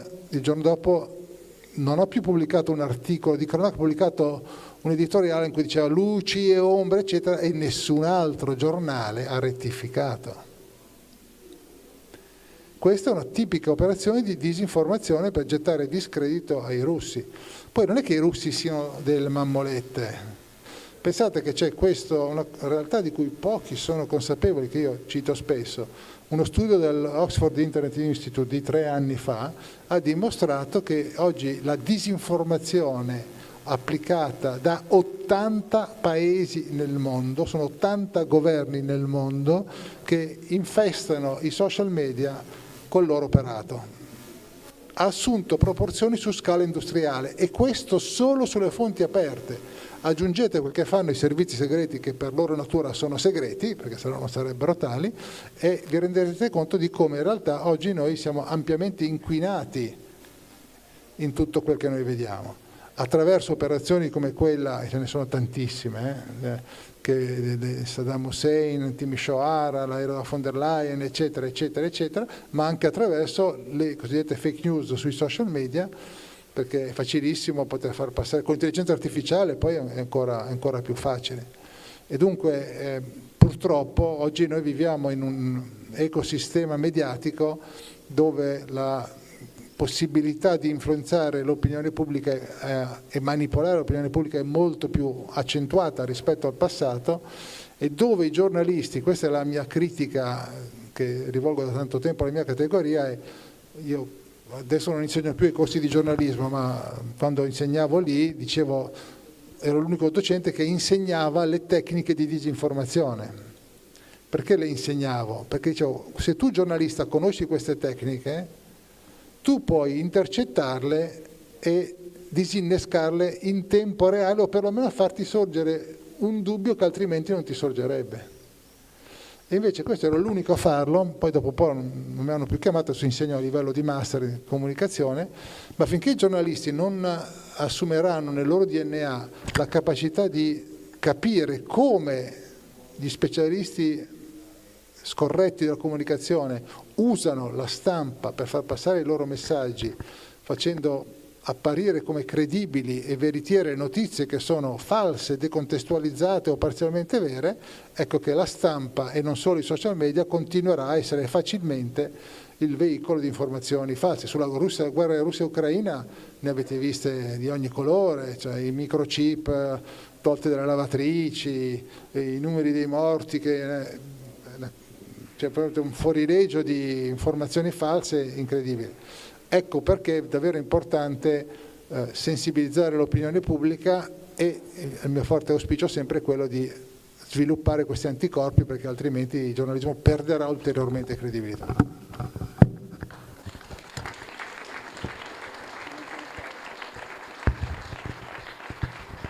Ma mentre parlava Marcello mi sono ricordato di un aneddoto che l'ha visto protagonista di questa volontà di mettere comunque il valore della notizia e il controllo sulla notizia davanti a tutto. Lui era caporedattore degli esteri al giornale e io ero inviato, quindi praticamente lui mi telefonava e mi diceva vai di qui, vai di là, quindi mia moglie lo amava perché già allora perché stavo fuori 250 giorni all'anno. A un certo punto nel 1998 arriva in Italia, sbarcato da Mosca per intervento di un deputato di Rifondazione Comunista, Ramon Mantovani, forse te lo ricordi, e Apo Çalan. Apo Çalan era turco di etnia curda, allora era uno degli uomini più divisivi d'Europa, per il regime turco era un terrorista terrificante, aveva ucciso parecchie persone, e per i dissidenti e i ribelli era invece un eroe in odore di martirio. Per cui il governo, allora c'era il governo D'Alema, fu in grandissimo imbarazzo. Ankara chiese l'estradizione di Öcalan, D'Alema la rifiutò, il governo di sinistra non poteva permettersi una scena del genere, e la Turchia chiese immediatamente, appunto dopo l'estradizione, chiese all'ambasciatore di tornare in Turchia, cioè ritirò l'ambasciatore da Roma, quindi crisi diplomatica ufficiale tra Italia e Turchia. I giornali cominciarono a scrivere questa cosa, quali erano le conseguenze più dirette di una vicenda del genere. telecamere, il boicottaggio dei prodotti italiani nei supermercati turchi, minacce agli italiani in Turchia per lavoro. Ogni sera i telegiornali dalla Rai a Mediaset mostravano manifestazioni anti-italiane nell'immensa piazza Taksim di Istanbul con gruppi di facinorosi che bruciavano la bandiera italiana. Marcello mi disse vai a verificare, allora andavamo a verificare. Ecco la differenza. Oggi il giornalismo di vincente, che è quello del web, è un giornalismo da scrivania. È difficile riuscire ad andare a verificare anche per una questione di costi dei viaggi e dei costi di un inviato sul campo. Allora mi disse vai immediatamente a verificare, vediamo raccontiamo quello che sta accadendo. E io andai, presi l'aereo, arrivai a Istanbul, andai in centro in taxi e arrivai in albergo, avevo sete e prima di prendere possesso della camera andai al bar dell'albergo e chiesi un'acqua minerale e il cameriere mi propose una San Pellegrino e mi disse ma scusi, ma non c'è il boicottaggio dei prodotti italiani in Turchia? Dice no, non lo sapevo. Dice se vuole c'è la San Pellegrino. E cominciai a preoccuparmi, a pormi qualche domanda. Andai in piazza Taksim, vidi serenamente mamme con i passeggini che portavano i bimbi a fare la passeggiata, in un angolo c'erano dei nonni che discutevano inamatamente, ho detto beh lì c'è qualcosa, in realtà stavano discutendo di calcio tra Galatasaray e Fenerbahce, c'era appena stato il derby, per cui chi aveva vinto, chi aveva perso, c'era o non c'era il rigore. Verso le 8 di sera arrivarono dei facinorosi, arrivarono una decina di persone che davanti alle telecamere di Rai e Mediaset, e questo lo so che sto dicendo una cosa cattiva ma è la verità, accesero con un accendino il lembo di una bandiera italiana e mentre i due operatori riprendevano bruciava la bandiera, ma in Turchia non era successo assolutamente niente, di anti-italiano non c'era niente. Io andai in albergo, scrissi l'articolo e Marcello me lo pubblicò. Devo dire che al telefono anche lui era un po' preoccupato, perché mentre i giornali italiani continuavano a scrivere di questo showdown pazzesco fra Italia e Turchia, c'era un matto che stava dicendo che non era successo, però quel matto aveva ragione. Ma se vuoi c'è un altro episodio, vi ricorderete l'abbattimento della statua di Saddam Hussein? Ci dissero tutti la rivolta di piazza, gli iracheni che finalmente... E lì fu Luciano che anche Luciano Gulli. Praticamente, siccome non succedeva niente a Baghdad quando gli entrarono gli americani, fecero una messa in scena di fronte all'hotel dove stavano, l'hotel Palestine se non ricordo male, dove stavano i giornalisti italiani, tra cui all'epoca c'era anche Lilli Gruber. A un certo punto sentono un po' di rumore, c'erano 200 manifestanti, allora scendono e filmano queste immagini epiche. Peccato che la statua di Saddam Hussein stava su un piedestallo alto, solo il piedestallo alto come questa statua, e sopra, perché è una roba gigantesca, cioè neanche se fossero stati 5.000 manifestanti uno sopra l'altro sarebbero riusciti a... Infatti fu la gru ad arrivare, americana, che misero un ferro, una benda intorno e la tirarono giù, infatti queste immagini eccetera. E noi vedemmo in televisione le immagini di questa folla che esultava, che urlavano, eccetera. Poi io vidi, faccio vedere durante i miei corsi, la fotografia dall'alto, e dall'alto tu vedevi una piazza vuota con pochissime persone, forse più o meno le persone che siete voi qui, forse qualcuno di più, e intorno alla piazza c'erano dei blindati che bloccavano e delle persone che andavano lì con i passeggini, cioè non c'era tutto fuorché un clima di... Io ho visto delle rivolte di piazza, cioè da scherzare, insomma, no? E il nostro inviato Luciano Gulli era lì e infatti lui mi diceva guarda che qui è stranissima sta cosa. Allora lui dice, io gli dissi guarda scrivi quel che tu vedi, e lui scrisse un pezzo dicendo sì, c'è stato questo episodio, però la folla non si vede, sono 4 gatti, ho dovuto intervenire, fece un articolo molto scettico. Che cosa accade significativo?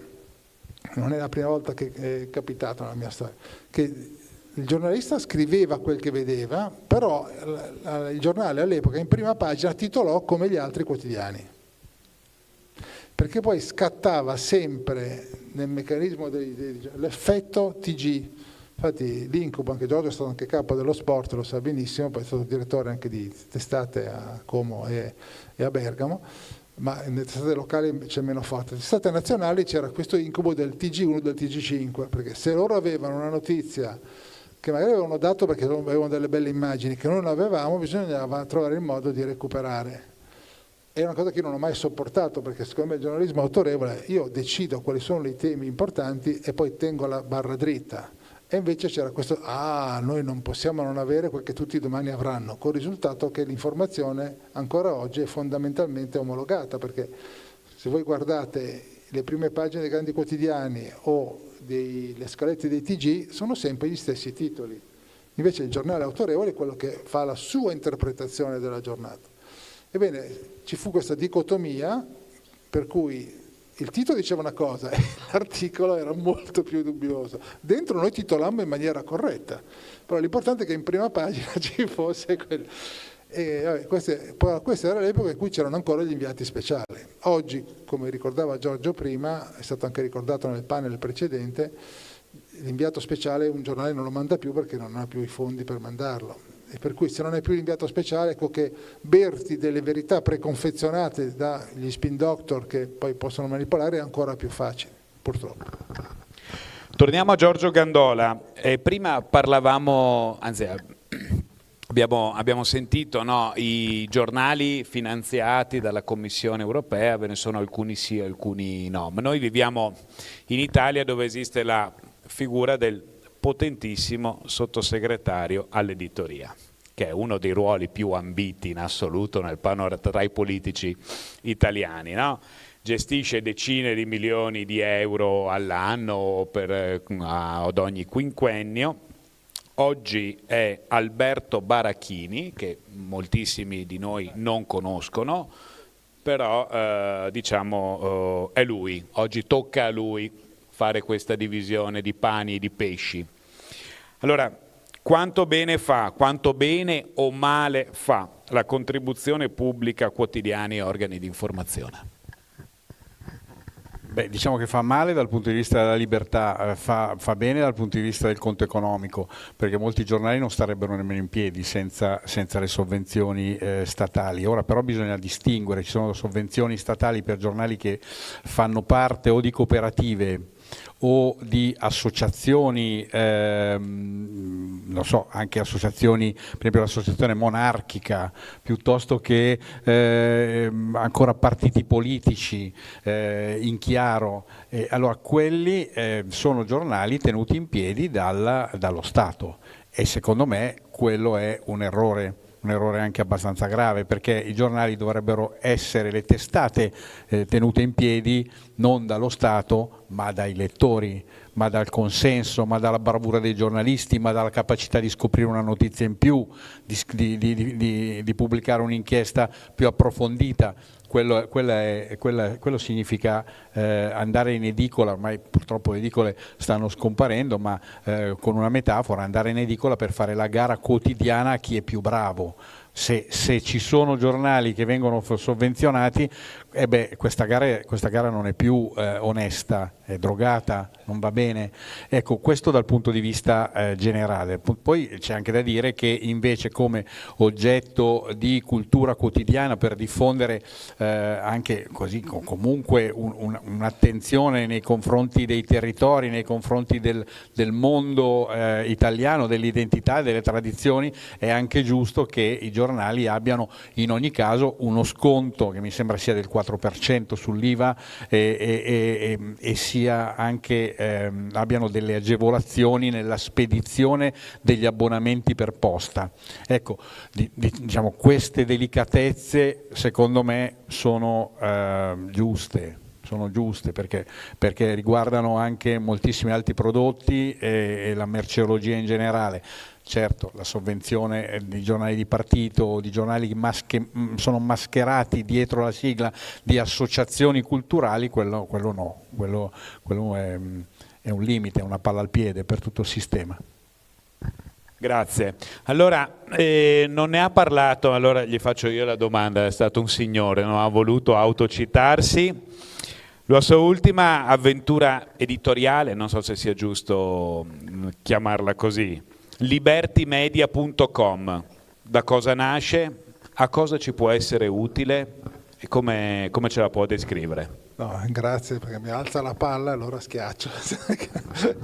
No, ma nasce dal fatto che, come forse alcuni di voi sanno, io sono in realtà una delle poche vittime davvero di Telemeloni, come viene chiamata, nel senso che avevo questo programma su Rai Radio 1, Giù la maschera, che andava molto bene, e fatto sta per 2 anni. Tra l'altro Giorgio era uno dei collaboratori, assieme fissi, come si alternavano al mio fianco Giorgio Gandola, Peter Gomez, Alessandra Ghisleri, all'inizio anche Luca Ricolfi. Era un programma totalmente antitetico rispetto, molto equilibrato, autenticamente libero, benché molto equilibrato, perché non facevamo propaganda, e forse questo era il problema. Fatto sta che l'estate scorsa, col cambio di direttore di Rai Radio 1, mi hanno lasciato letteralmente cadere, nel senso che non mi hanno dato neanche una spiegazione del fatto che il programma non veniva confermato, che è uno sgarbo piuttosto grave nei confronti di un ex presidente. Allora ho scontato, poi ci siamo confrontati più volte con Giorgio e Peter e Alessandra, ma abbiamo scontato l'indipendenza. No? E allora io cosa ho fatto? Dopo questo episodio, io non mi sono piegato alle logiche romane, in cui sarei dovuto andare a piangere, chiedere favori, però avrei perso la mia indipendenza. Sono di scuola montanegliana, non mi piego a queste cose.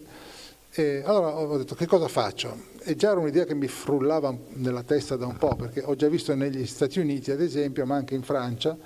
Stati Uniti è clamoroso il caso di Tucker Carlson e Greenwald, che sono 2 giornalisti, uno di destra e l'altro di sinistra, che sono stati cacciati dalle loro testate e hanno aperto dei canali online a loro nome, che hanno avuto un successo enorme. Allora mi sono detto, io non ho veramente voglia di mettermi così, di vendermi in alcun modo, voglio essere arrivato a questa fase nella mia vita davvero indipendente. Sono convinto che, osservando anche le vostre fruizioni, bastate che prendete un treno o un bus, siamo tutti attaccati a questo affarino, voglio fare una nuova avventura totalmente indipendente, e anziché però fare un canale solo a mio nome, ho deciso di fare una testata online, che siamo una testata registrata, una vera e propria testata, che fa il 90% video. Produciamo 2 video al giorno di analisi fondamentalmente sui temi internazionali o anche nazionali o economici, e in più io faccio alcune grosse interviste con dei personaggi importanti, e 2 hanno un successo particolare. La più vista in assoluto è il senso della vita, cioè ogni domenica io faccio un'intervista con personalità, filosofi, esponenti religiosi, intellettuali, che spiegano il senso dell'esistenza, la ricerca del senso dell'esistenza per ognuno di noi. E sta avendo un successo incredibile. L'altro è In Salute, anche qui domande a medici che mettono l'uomo al centro, hanno un approccio olistico e umanistico. Però anziché fare il one man show, appunto, ho chiamato altri colleghi che condividono questa battaglia, che erano allora Giorgio ovviamente della partita, e devo dire che il tono di voce non è il tono di voce tipico da canale online che urla, che punta molto sul sensazionalismo, sulla rabbia, no. Cerchiamo di essere intriganti, cioè interessanti perché non dobbiamo annoiare, di essere originali nella scelta degli argomenti, ma sempre equilibrati e verificando quel che noi andiamo a diffondere. Nella convinzione che oggi ci sia un pubblico sufficientemente numeroso che ha voglia di capire, che dà fiducia a chi ti apre dei nuovi orizzonti, e devo dire che i riscontri, ormai siamo online da 2 mesi e mezzo, quasi 3, abbiamo passato agevolmente le 2 milioni di visualizzazioni in 2 mesi e mezzo, che è tantissimo. Siamo ormai quasi 200.000 ore viste di video, abbiamo superato i 2 milioni di visualizzazioni su Instagram, sono dei reel, e tutto questo senza aver fatto una campagna pubblicitaria. Dunque io ho annunciato le cose, siamo andati online, abbiamo già quasi 30.000 abbonati sul canale YouTube, e per cui è un'esperienza che sta dando soddisfazione. Io ovviamente sono proprietario all'80%, poi ho 2 amici che si sono affiancati, e per cui l'idea è quella di fare buon giornalismo autorevole, intellettualmente onesto, coraggioso, che mira a far maturare al pubblico una convinzione o aprirgli degli orizzonti, anziché rifare, rimestare sempre poi quel che diceva Giorgio, l'echo chamber, no? Della Camera. Sta andando molto bene, per cui chi di voi volesse seguirci ci onorerà ovviamente della vostra presenza. Noi poi ci basiamo sulla pubblicità che raccogliamo su Google, sempre di più ci basiamo sugli abbonamenti, non donazioni, perché non mi piace dell'abbonamento, che ti permette di vedere tutti i video senza pubblicità, e poi anche qualche pubblicità diretta sta già arrivando spontaneamente. Siamo una start-up, veramente siamo in pochi, però pochi molto motivati. 2 video al giorno è un bel impegno, e devo dire che la risposta del pubblico è molto positiva e sono contento di poter essere autenticamente libero. Un piccolo aneddoto: quando ho lasciato la presidenza della RAI io ho proposto, perché avevo già sentito che c'era questo malessere esistenziale nella nostra società che tocca sia gli adolescenti sia persone che arrivano alla terza età, perché a un certo punto ti volti e ti dici ma che cosa sono venuto a fare a questo mondo? Cioè, ho fatto quel che era giusto, cioè, perché sono qui? Sono domande che poi ci si pone. Propongo questo format alla RAI dicendo ho scritto anche un bello script, tutto a posto, in seconda serata su Rai 3, che un po' il target era giusto, e vediamo come va. Tutto rischio, seconda serata ormai vuol dire mezzanotte, ormai mezzanotte sono poche persone che guardano la televisione, e vediamo come va. E la RAI gentilmente ho capito che non interessava, allora l'ho fatto io sul mio canale, va benissimo, e allora quel che voglio fare in questa mia fase, ormai ho fatto una bella carriera, devo dire, ringrazio il cielo, voglio dare il mio contributo come giornalista autenticamente libero, senza dover dire grazie o dover dipendere da nessuno, e più saremo numerosi, più sarete numerosi a seguirci, a sostenerci, più questo sarà possibile. Grazie. Allora, per chiudere e tornare al tema del nostro incontro, è questo un modo per curare il giornalismo italiano? È uno dei tanti? Ce ne sono altri? Oppure è curabile il giornalismo italiano? E poi chiudiamo perché abbiamo ampiamente sforato.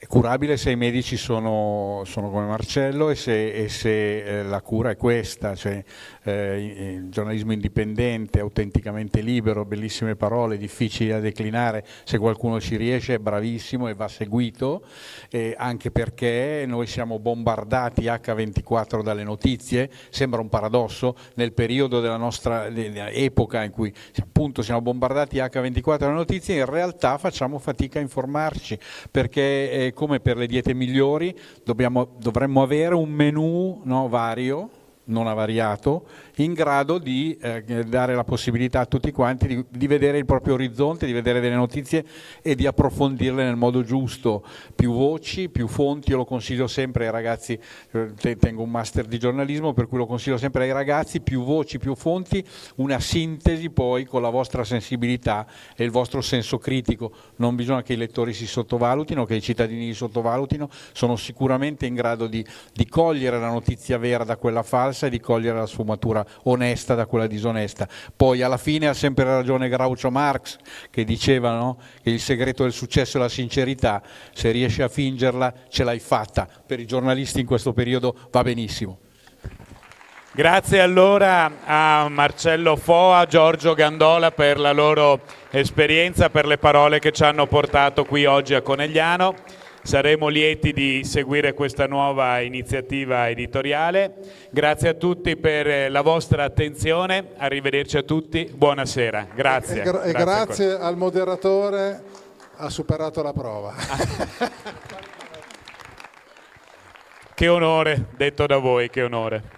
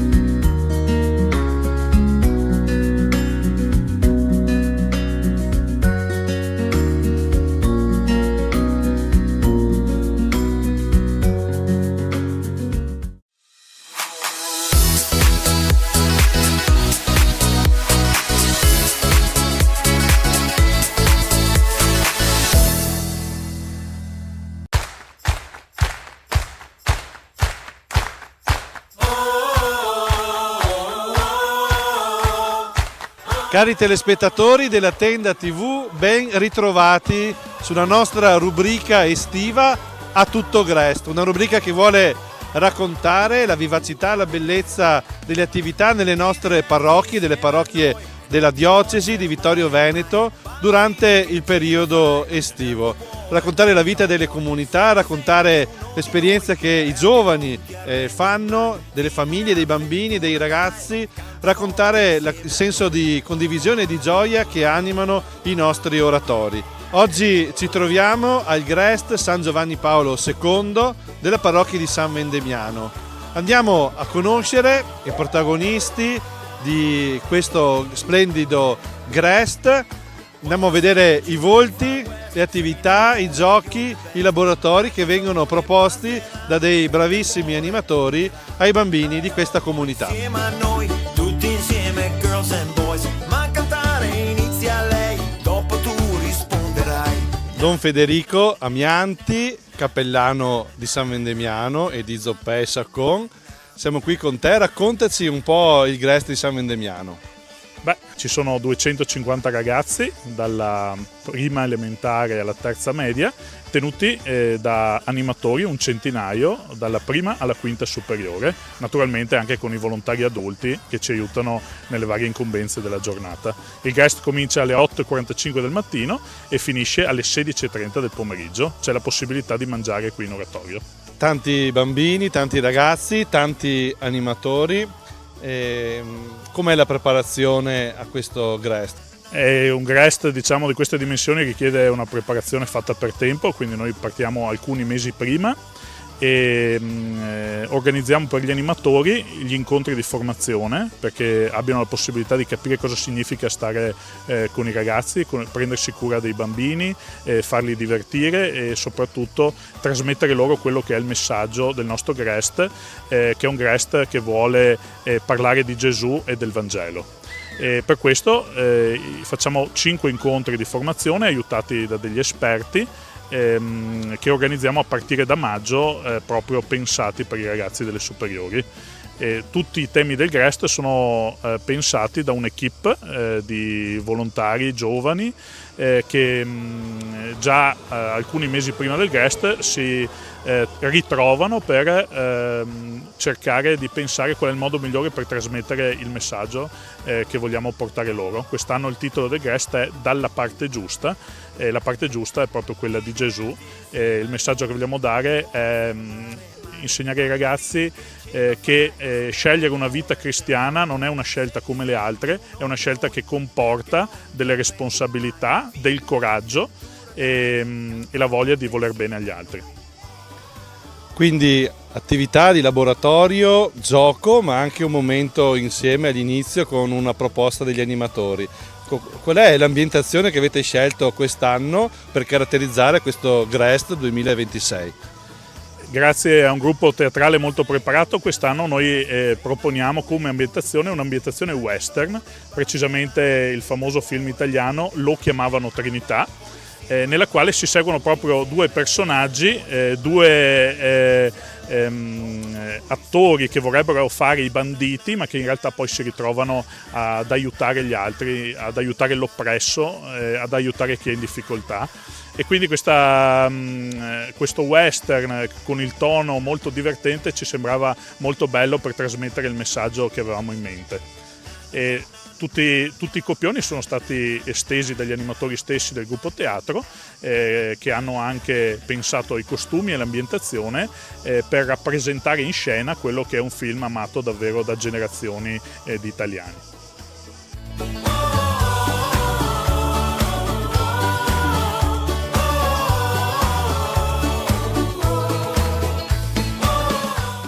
Siamo qui con Gabriele. Gabriele, come sta andando il Grest qui a San Vendemiano? Sta andando molto bene. Abbiamo iniziato settimana scorsa, ma comunque sta andando molto bene questa esperienza estiva qui a San Vendemiano. Angelica, cosa ti piace di più del Grest di San Vendemiano? Stare insieme ai bambini e fare le attività di gruppo, quelle che facciamo in aula. Maria Vittoria, raccontaci qualcosa delle attività che fate nei gruppi. e ci sono diverse attività nei gruppi, specialmente al mattino, e sono attività comunque che istruiscono il bambino e gli fanno capire nuove cose, scoprire nuove cose. Davide, raccontaci qualcosa della mattina degli animatori e anche dell'inizio del GREST qui a San Vendemiano. Allora, noi arriviamo qua verso le 8:30 per fare la preghiera animatori e successivamente dopo abbiamo i balli di gruppo con gli animati e il teatro. Successivamente adesso abbiamo appena finito l'attività di gruppo che è un'attività più formativa. Adesso abbiamo la ricreazione, poi dalle 11 a mezzogiorno abbiamo i giochi. E infine dopo andiamo a casa per la pausa pranzo, la maggior parte degli animatori. Filippo, è la tua prima volta al GREST? Hai fatto altre esperienze?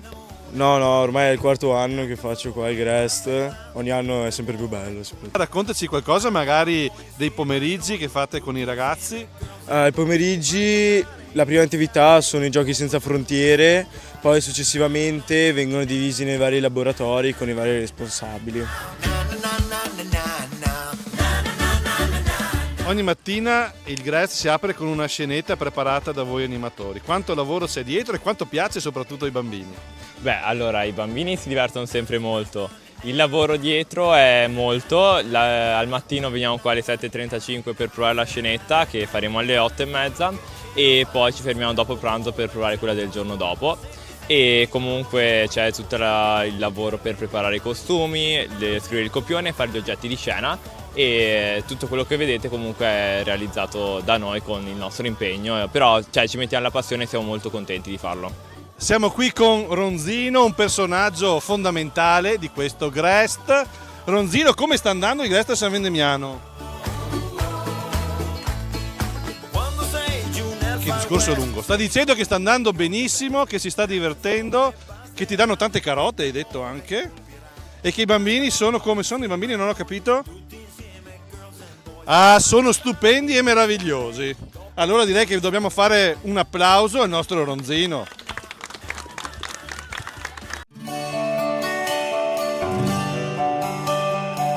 Voi siete? Aida, Matilde, Gioia, Elison. Da quanti anni vieni al GREST di San Vendemiano? Questo è il 6º. Che cosa ti piace allora di più del GREST e perché ogni anno ritorni? Ritorno per la compagnia, per le attività pomeridiane, per i giochi, un po' per tutto. Gli animatori sono bravi? Sì, dai, sì. Senza di loro non si potrebbe fare niente, quindi. Che cosa ti piace di più della mattina al GREST di San Vendemiano? La scenetta, perché è molto divertente e gli attori sono molto bravi e riescono a interpretare bene la storia. Al GREST fate anche qualche uscita, qualche gita? Sì, molte. Ogni venerdì facciamo una gita o un'uscita, tipo lo scorso venerdì abbiamo fatto la biciclettata e questo venerdì andremo a vedere un museo degli aerei storici. Consigliereste il GREST alle vostre amiche? Io sì, molto, perché comunque, come ha detto prima Ida, si sta bene in compagnia e è molto bello, anche si fanno belle cose, sì.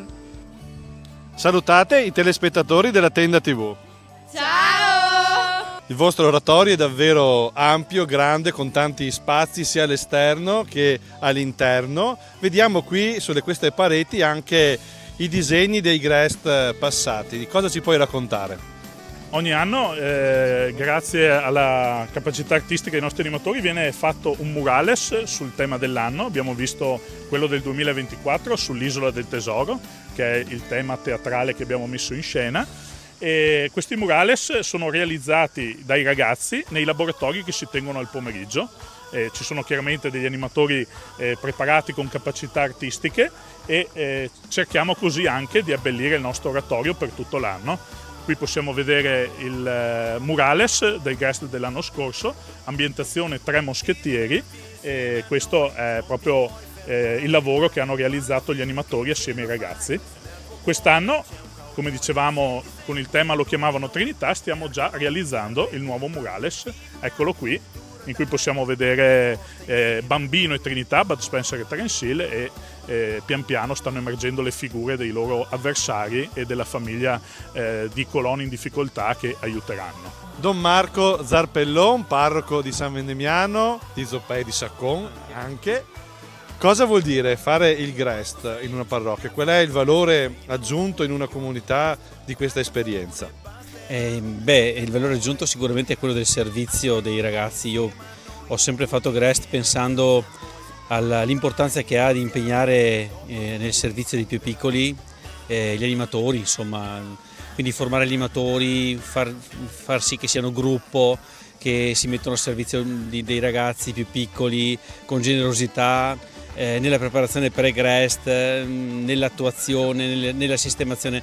Io dico così, per me il GREST è fatto soprattutto per gli animatori. Poi abbiamo anche tanti ragazzi, bambini, famiglie che beneficiano di questo servizio e quindi questa è una conseguenza bella, però innanzitutto dal punto di vista del servizio pastorale, dell'azione pastorale, è un modo per coinvolgere i ragazzi delle superiori per un fine buono e anche cristiano, perché non facciamo soltanto animazione o impegniamo il tempo libero dell'estate, ma cerchiamo anche di dare un profilo di fede, c'è un momento di preghiera, c'è un momento di riflessione, c'è un filo conduttore che è un modo per annunciare il Vangelo ai più piccoli, approfittando di avere tanto tempo a disposizione con loro. Penso che sia questo in sintesi. E cosa si può portare a casa un giovane, un animatore che dedica dei mesi della propria estate, delle proprie vacanze per vivere questo servizio? A me pare che i ragazzi quando cominciano a fare questo servizio abbiano, come dire, il freno a mano tirato, no? Perché vuol dire sacrificio, vuol dire tempo, vuol dire formazione. Poi man mano che si va avanti, no? Di settimana in settimana, notiamo che ci sono davvero quasi tutti, ma alcuni in particolare ti fanno capire che l'esperienza di servizio cresce man mano che loro si rendono conto di fare qualcosa di gratuito che gli riempie il cuore. Quindi potersi interfacciare, conoscere, riconoscere dai bambini, portarli nel cuore, fa sì che pian piano i ragazzi si sentono che questa sì è la loro casa, gli animatori sentono che questa è la loro casa, ma che la relazione che hanno con i ragazzini è una relazione veramente fraterna, si vogliono bene, quindi io penso che questo sia una bella traccia evangelica, insomma, tanto è vero che quando finisce il GREST c'è sempre il senso della delusione che tutto sia finito, si andrebbe avanti per inerzia, penso per altre settimane, con tanta meno fatica e con tanta più gioia forse, perché si è capito il valore della generosità gratuita, è quello che cresce insomma di settimana in settimana, mi pare di poter dire. Siamo qui al bar dell'Oratorio con Mariangela e Marina. Qual è il gusto di ghiacciolo più venduto al vostro bar? Il limone.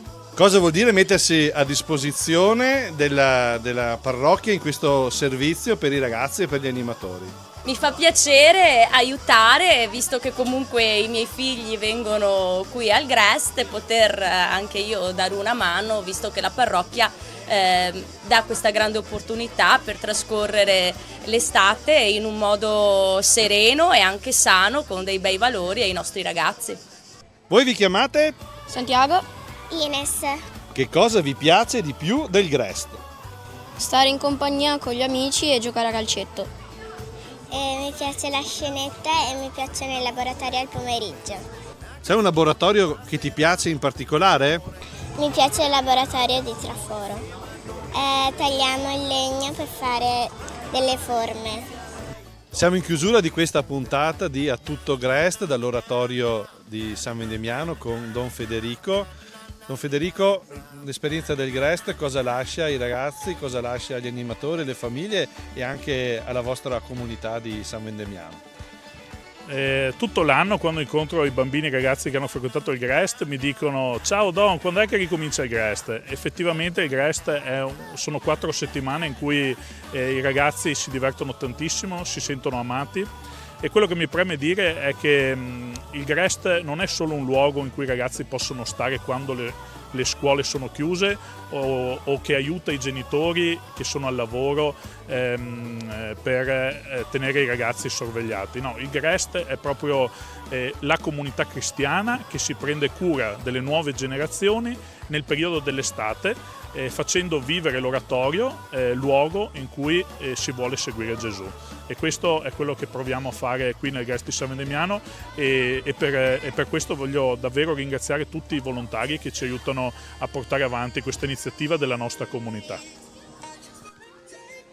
Da San Vendemiano è tutto, dall'oratorio San Giovanni Paolo II concludiamo la nostra puntata di A Tutto GREST. Ricordo che potete rivedere questa puntata sul sito www.latendatv.it e sul sito dell'Azione. Un caro saluto a tutti.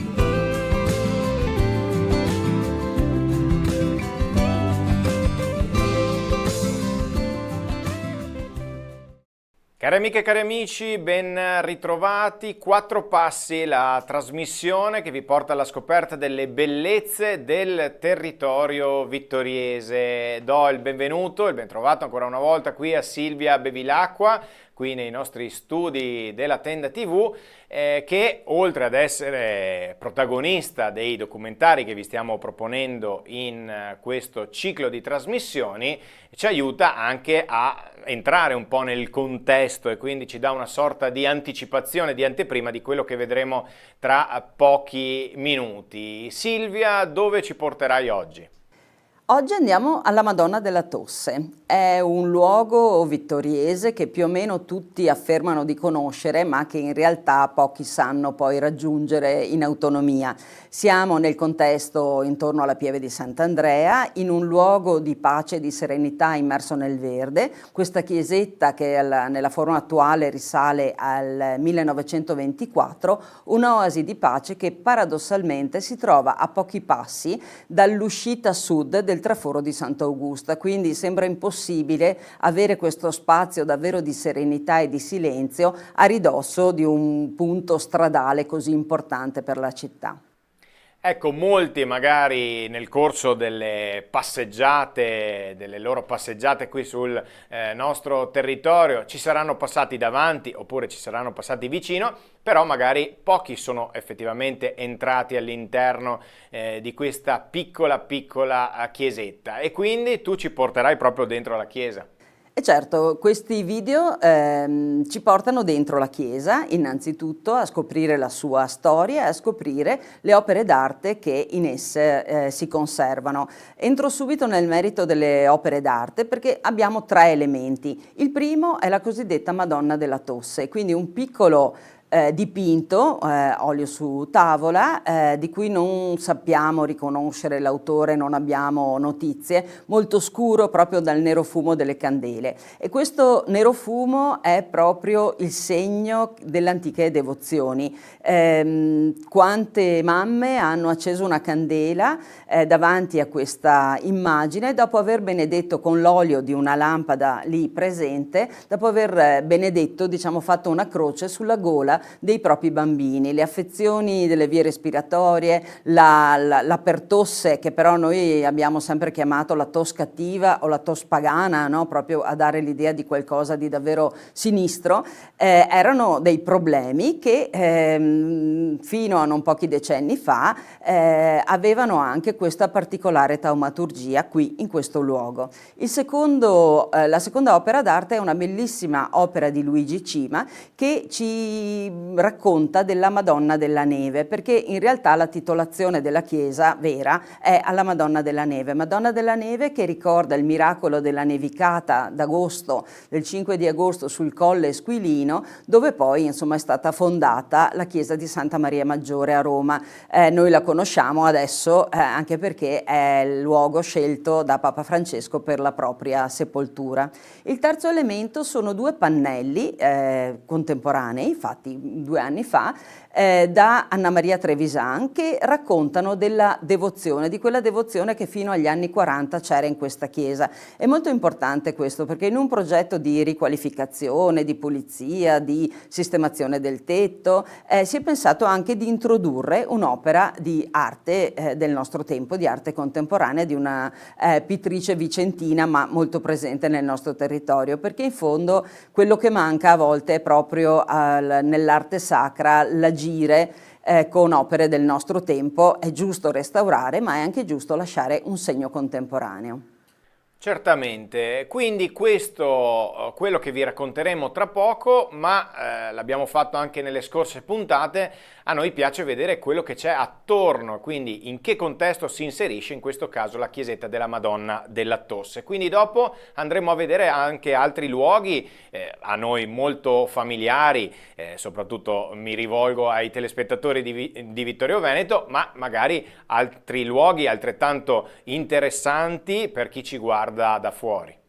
Certo, sono partita parlando del contesto, no? Del contesto ambientale di questo luogo, ma abbiamo fatto così, come dire, allargato lo sguardo, segnalando, facendo dei video per ognuno dei segni del sacro che da qui si vedono.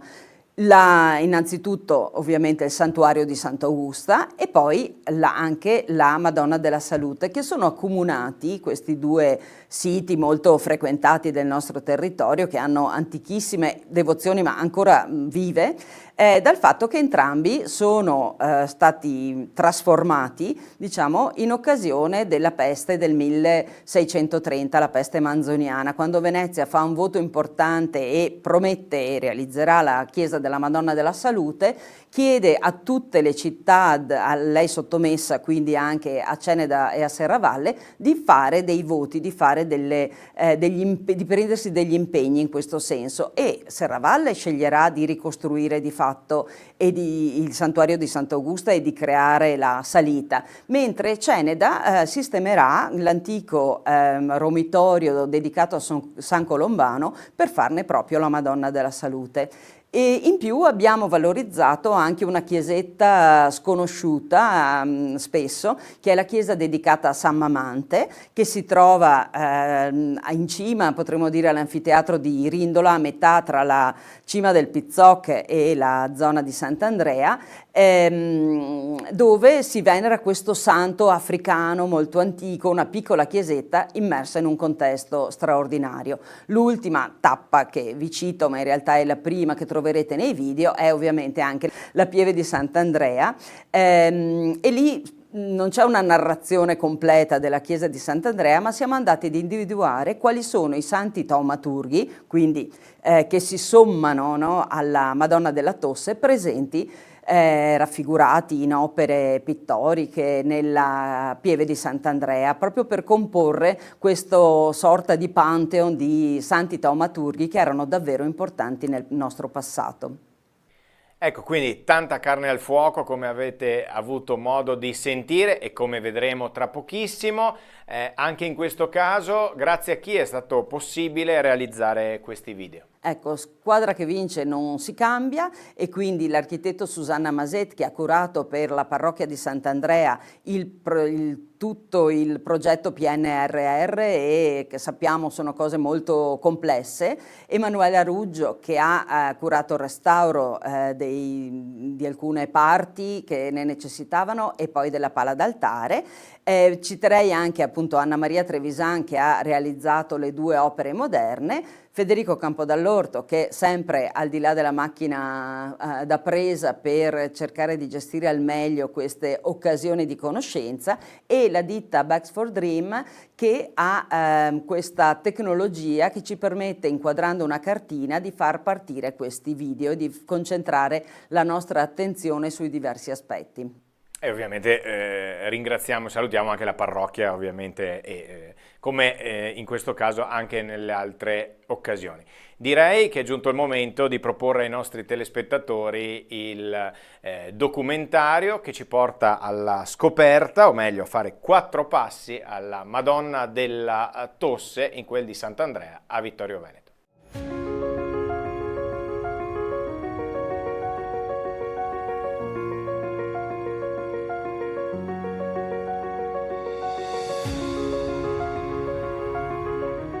Siamo a Rindola Bassa, a pochi passi dalla Pieve di Sant'Andrea, in un pregevole contesto naturalistico. Una lapide all'esterno della Pieve di Sant'Andrea ricorda il pievano Don Biagio Pever. A lui dobbiamo la valorizzazione della chiesetta della Madonna della Neve. L'epoca in cui venne eretto un primo segno del sacro in questo luogo non è nota, e non sappiamo nemmeno se la devozione più antica fosse alla Madonna della Neve. Ricordiamo che questa dedicazione si lega alla fondazione della Basilica Romana di Santa Maria Maggiore. Ma per tutti questo luogo è la Madonna della Tosse. Fa memoria di un'antica pratica, quella di portare qui i bambini per benedire le loro gole e per proteggerli così dalle afflizioni dell'apparato respiratorio. Il terreno su cui sorge questo segno del sacro era anticamente di proprietà dell'ospedale di Serravalle.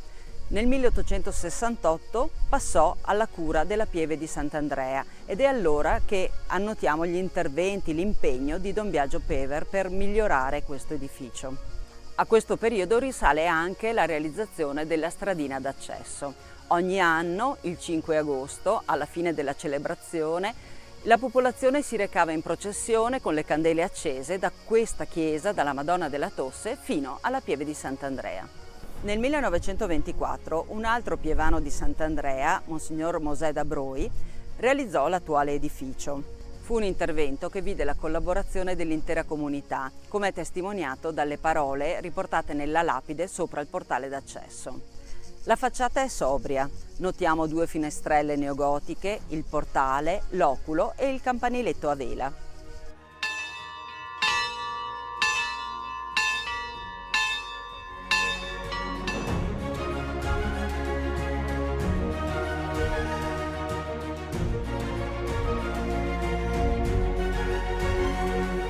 All'interno ammiriamo l'immagine taumaturgica, la pala d'altare di Luigi Cima con la Madonna della Neve e 2 recenti opere di Anna Maria Trevisan.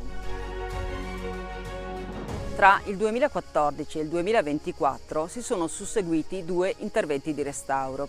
Il primo si è concentrato sul soffitto, sui paramenti esterni, consolidandoli e proteggendoli. Grande cura è stata posta per ripristinare l'altare maggiore e la pala di Luigi Cima. L'intervento successivo si è concentrato sul tetto, sulle finiture esterne, soprattutto sul portale in pietra e sul ripristino e valorizzazione degli ex voto. Ma è l'intero contesto che ancora profuma di antichità ad essere stato recuperato. Una sosta alla Madonna della Tosse, sia per devozione o per un semplice momento di riposo, deve essere per tutti un attimo di serenità.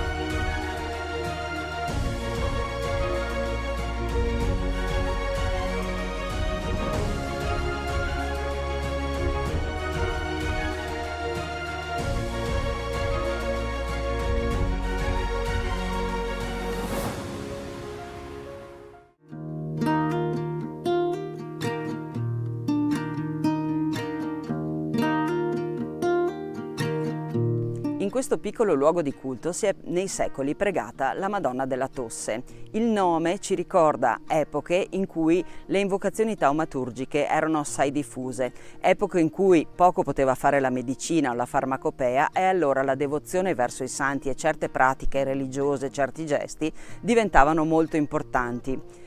In particolare qui si invocava la Madonna della Tosse per proteggere i bambini soprattutto dalle afflizioni dell'apparato respiratorio. Pericolosa e contagiosa era in particolare la pertosse, che veniva chiamata toscativa o tos pagana, proprio per ricordarne la pericolosità e che oggi è stata debellata.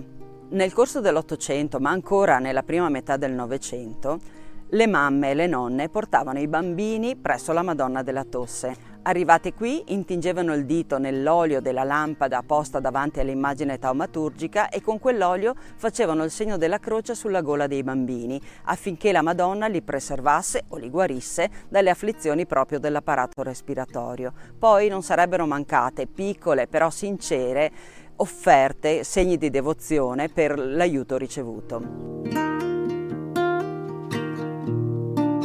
Entrando in chiesa notiamo un dipinto molto scuro che però è valorizzato da un contesto luminoso dato dalla presenza di un fondo a mosaico in cui notiamo l'iscrizione Regina Pacis ora pro nobis. È questa l'immagine della Madonna della Tosse, una tavoletta dipinta ad olio che misura 30 x 36 cm. Vi riconosciamo Maria che tiene in braccio il bambino Gesù, le loro aureole si incrociano, i loro gesti sono affettuosi. Maria ha un velo da popolana e anche un abito molto semplice, è un'immagine adatta a creare una relazione con le persone semplici che venivano a pregare in questo luogo per chiedere aiuto a Maria. L'opera è stata probabilmente realizzata nel corso del Seicento, però lo strato di nerofumo che la avvolge e anche l'aggiunta di particolari come dei cuoricini rossi rende difficile una precisazione cronologica.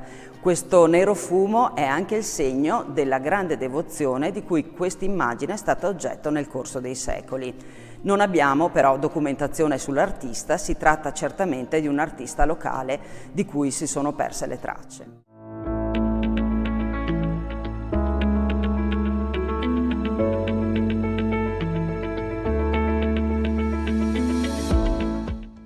Nel 1924 il pievano di Sant'Andrea di Bigonzo, Don Mosè da Broi, fa costruire la chiesa della Beata Vergine della Neve sul luogo di un antico capitello. Serve una bella pala per l'altare, un dipinto che celebri la titolare di questo venerato edificio sacro. Don Mosè va sul sicuro e dà l'incarico ad un pittore affermato e già maturo, Luigi Cima, nato a Villa di Mel in Valbelluna nel 1860. Dopo essersi formato a Venezia e aver vissuto a lungo in quella città, da più di 20 anni è tornato a Villa. Non ha perso però la sua verve creativa. Dipinge alacremente soggetti sacri per tante chiese, anche nel Trevigiano, ma nel contempo celebra con opere monumentali la sacralità del quotidiano, i paesaggi montani, il dignitoso lavoro dei contadini, lo scorrere delle ore e delle stagioni, con le loro variazioni luministiche e lo sfaldarsi delle tinte, con composizioni che si fanno canto. Il soggetto da realizzare nella chiesetta campestre di Vittorio Veneto evoca un titolo molto antico legato a Maria. La tradizione vuole che a Roma, ai tempi di Papa Liberio, tra il 352 e il 366, ci fosse un patrizio romano di nome Giovanni. Insieme alla moglie desiderava destinare le proprie ricchezze alla costruzione di una chiesa dedicata alla Vergine. Nella notte tra il 4 e il 5 agosto, ai due coniugi e al pontefice capitò di fare lo stesso sogno. Maria apparve sul Colle Esquilino, promettendo un segno per la collocazione del nuovo edificio sacro. Il giorno seguente i tre, recatisi sull'altura cittadina, la trovarono ricoperta di neve. E lì costruirono. Su quella prima chiesa sorgerà un secolo più tardi la Basilica di Santa Maria Maggiore. Il dipinto di Luigi Cima offre una fresca interpretazione di questo miracolo. La Vergine col bambino in braccio occupa quasi tutta l'altezza della tela. Fluttua in un cielo dai colori rosati di un'alba promettente. La brezza le gonfia il mantello. Figure angeliche accompagnano l'apparizione. Il segno miracoloso è già palese. In lontananza qualcuno contempla la distesa di neve che si scorge anche su un pioppo in primo piano, come se, con grande naturalezza, potessimo toccare con mano quella manifestazione divina. 2 anni prima, nel 1922, il Cima aveva dipinto un'opera straordinaria intitolata Ritorno dai campi. Vi compare una contadina con il figlioletto sulle spalle, mentre percorre una stradina di campagna immersa nel verde. A quella donna semplice e affaticata dal duro lavoro, l'artista aveva impresso una tale bellezza e una dignità da farla sembrare una Madonna. Se non fosse per gli angeli e per la postura di Maria e del piccolo, anche qui si potrebbe pensare ad una scena reale ambientata nella sua villa. Maria è una donna concreta, così vicina da poterla quasi toccare, immortalata insieme a suo figlio entro un paesaggio montano.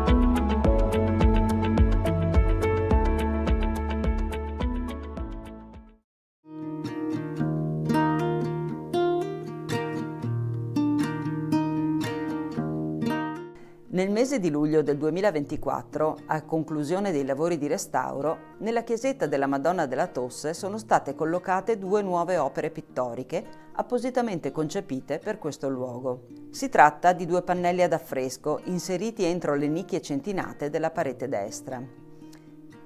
Il contesto agreste su cui sorge l'edificio sacro, l'essenzialità spaziale e cromatica degli interni, l'atmosfera intima e raccolta ne hanno suggerito i caratteri.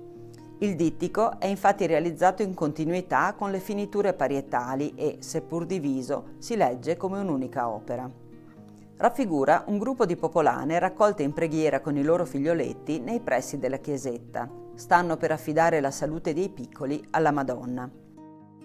Le ristorano le alberature del sagrato, mentre fasci di luce scendono dal cielo, una promessa di cura e di protezione. La chiesa è titolata alla Beata Vergine della Neve, ma per tutti è la Madonna della Tosse. Qui si praticava la benedizione della gola ai bambini per proteggerli dalle afflizioni dell'apparato respiratorio. L'artista stessa ci dice che in queste immagini si coglie la tenerezza di tanti momenti di apprensione materna nei confronti del bambino ammalato, per il quale si chiede la guarigione. Sono gesti dettati da quel senso di religiosità popolare, di devozione semplice ma autentica che suscita empatia. Le figure evocano gli anni 40 del Novecento, un passato non così remoto, quando l'affidamento quotidiano alla Madonna si manifestava attraverso la preghiera personale, quella comunitaria e le processioni. Tocchi veloci e sicuri di terra di siena bruciata, stesi a pennellessa, fanno sembrare i dipinti una sinopia, dando un'idea di purezza al colore e di essenzialità alla narrazione. Ecco la pittura di Anna Maria Trevisan, pittrice di Colonia Veneta, che ha studiato a Venezia con gli spazialisti Edmondo Bacci, Armando Pizzinato e Gino Morandis. Capace ritrattista, ha lavorato per il cinema e la scenografia. Dal 1996 si occupa di arte sacra con importanti risultati. Si pensi soltanto al suo intervento nel 2010 presso la Basilica di Santa Maria degli Angeli e dei Martiri in Roma, dove ha realizzato i Misteri della Luce. Nella diocesi di Vittorio Veneto sono presenti sue opere su tela o ad affresco nelle chiese di Sant'Antonio Tortal, San Fior, Farra di Soligo, Lago di Rivinelago e Oderzo.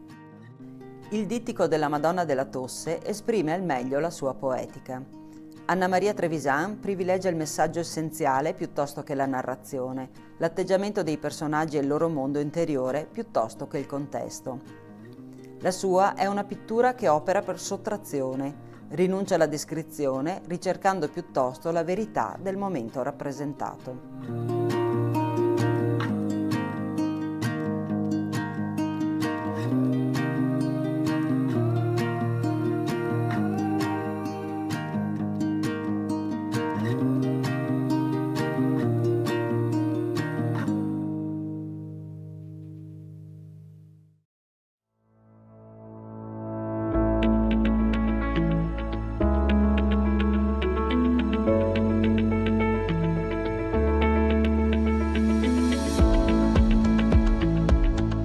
Sant'Andrea è la Pieve, la chiesa più antica di questo territorio.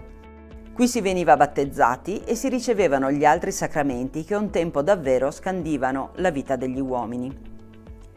L'attuale edificio risale alla fine del 400, ma esiste la lapide che documenta la solenne consacrazione di quello precedente, nel 1303.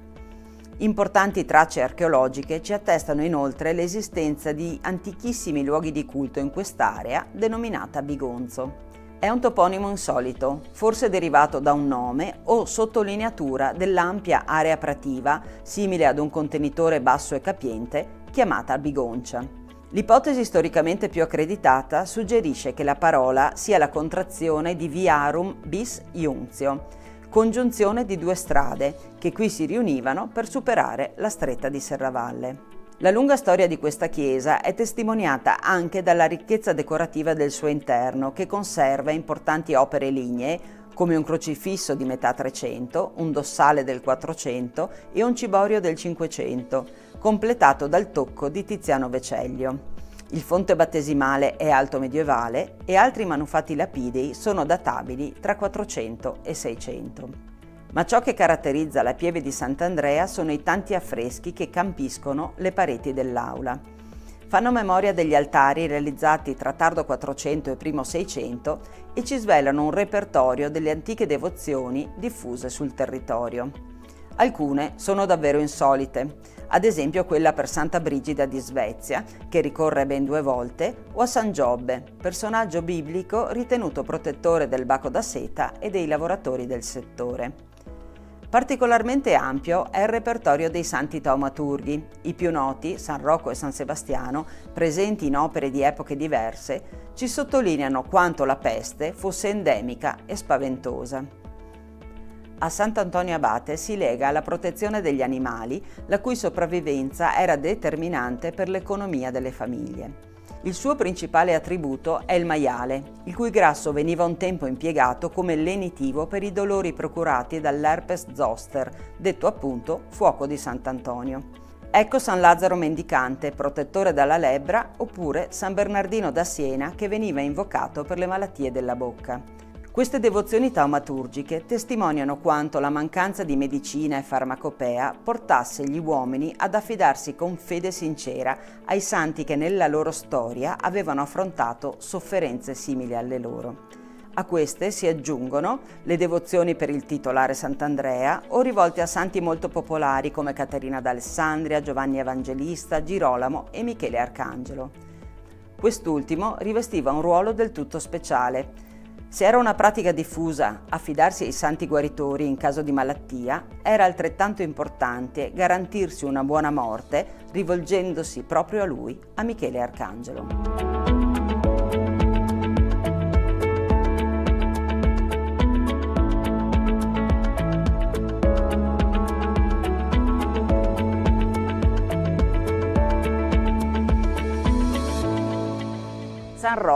San Paolo, il Monte Altare, San Gottardo, Sant'Augusta, San Mamante, Madonna della Salute sono solo alcuni nomi che ricordano il sacro con cui indichiamo le colline che circondano Vittorio Veneto.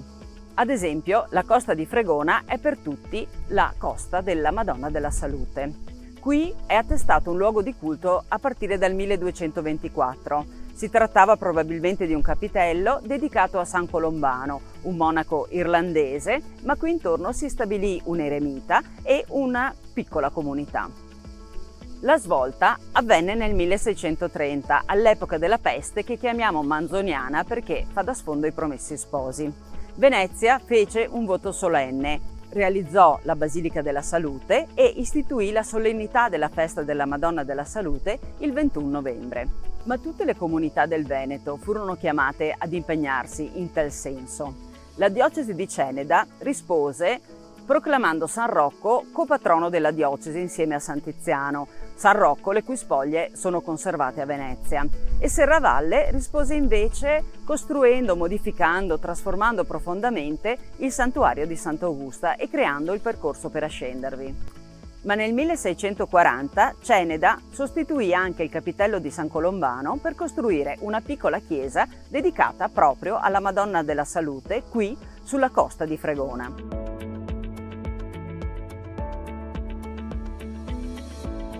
L'attuale edificio venne costruito nel 1829. È una struttura semplice, timpanata, suddivisa in facciata da 4 paraste che individuano lo spazio per il portale e per 2 nicchie dove sono state collocate 2 statue, quella di Sant'Augusta e quella di San Tiziano, i 2 santi che rappresentano le devozioni di Serravalle e di Ceneda.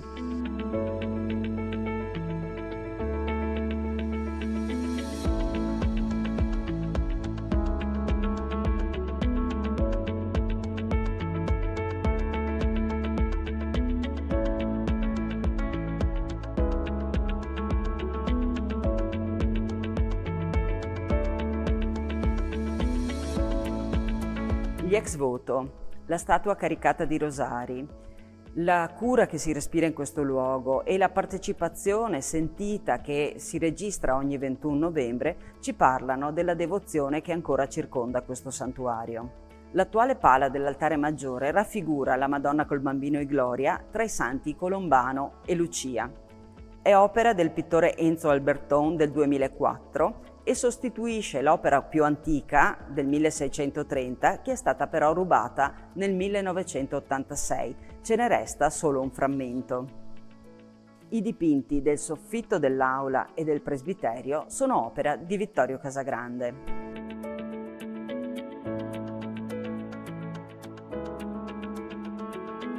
In controfacciata è presente un dipinto ottocentesco. Vi sono raffigurati 2 committenti, Don Giovanni Palatini e Giovanni Zanon. Furono gli artefici della costruzione ottocentesca del santuario.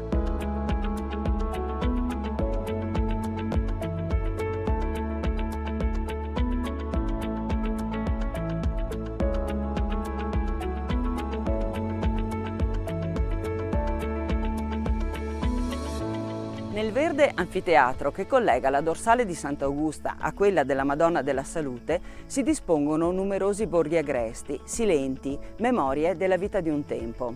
Vinera, Borghel, Case Pesaro, Rindola, Case Sassi, Spadigà, Case Meril, Boccafaè, Piadera, toponimi che parlano di luoghi pianeggianti o ripidi, di viticoltura e di antiche famiglie. Chi nei secoli ha vissuto, coltivato, falciato i declivi di queste colline, a volte resi anche molto ripidi dall'irruenza dei piccoli ruscelli che qui scorrono, ha collocato anche un segno del sacro.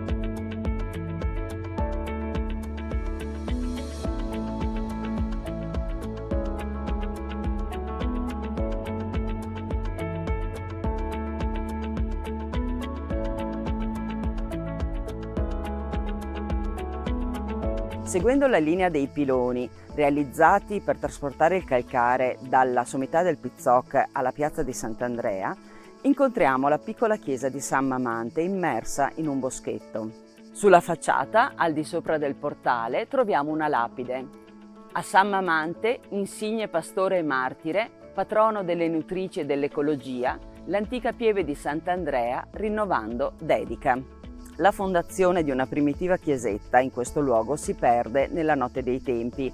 Probabilmente si trovava poco più a monte dell'attuale. Venne qui ricostruita nel 1673 per volontà degli abitanti di questa zona, in questa posizione ritenuta più comoda per la partecipazione alle funzioni religiose. Mamante è un martire dei primi secoli del cristianesimo, nato a Cesarea, nel cuore della Turchia, un'area dove si erano sviluppate fin da subito le chiese cristiane. Mamante era un pastorello che morì a 16 anni e per questo è assimilabile anche alla figura di Sant'Augusta. Il suo culto taumaturgico è diffuso soprattutto nella Chiesa d'Oriente, ma anche in Italia ha una sua devozione, soprattutto in Veneto e in Toscana. Questa però è l'unica chiesetta della diocesi di Vittorio Veneto dedicata a questo santo. Ricordiamo però che al di là del Visentin, a Caleipo, quindi in diocesi di Belluno, ne esiste un'altra. Mamante leggeva il Vangelo agli animali, anche quelli selvatici e quelli feroci uscivano dal bosco per ascoltarlo. Ecco perché è ritenuto protettore degli animali e in generale protettore del creato.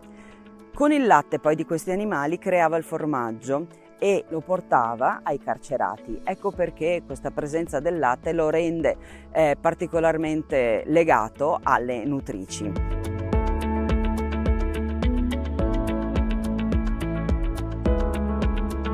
Entrando nella piccola aula unica con presbiterio quadrangolare, osserviamo innanzitutto le pietre del pavimento.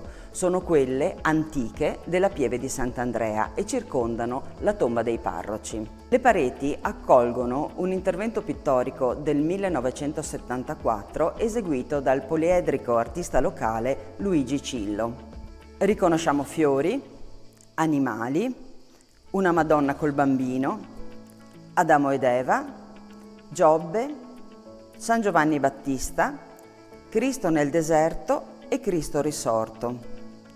Sono leggeri segni grafici che campiscono le pareti con irregolarità, fluttuano e ci astraggono dalla realtà.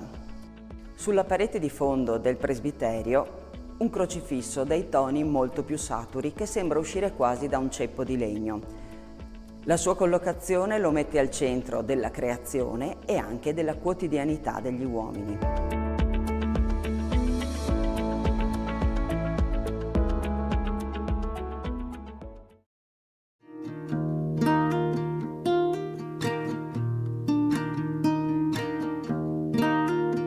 Ciò che oggi conosciamo come il santuario di Sant'Augusta è l'esito di un lungo percorso che attraversa la storia europea e quella locale, mettendo addirittura in continuità storia militare e fede. In questo luogo i documenti della storia si intrecciano con la leggendaria vita di una santa giovinetta, realizzando così la trama e l'ordito su cui si è sviluppata una duratura devozione. Da molti secoli, la sera del 21 agosto, Serravalle si illumina con i fuochi di Sant'Augusta. Oggi è uno spettacolo pirotecnico molto atteso, il culmine dei festeggiamenti annuali, sempre arricchiti da concerti e tanti altri eventi, ma hanno il loro cuore nelle funzioni religiose che si svolgono nel santuario. La storia parte davvero da molto lontano, siamo tra il IV e il V secolo. L'impero romano è immenso, con territori e confini difficili da controllare. Ci si affida allora anche a capi militari non romani che con i loro armati consentono un qualche controllo del territorio. Su questa balza del Monte Marcantone si stabilì uno di questi re goti, Matrucco. Augusta è sua figlia e vive nella fortificazione che qui sorgeva e di cui ancora si individuano delle strutture. Matrucco è pagano, Augusta diverrà invece cristiana. Una differenza sostanziale, specchio dei tempi, da cui prende forma sia la scelta di Augusta di dedicarsi a Dio, sia le drammatiche fasi del suo martirio, ordinato dal suo stesso padre. Augusta viene martirizzata nel 425 ed è una giovane di 15 anni.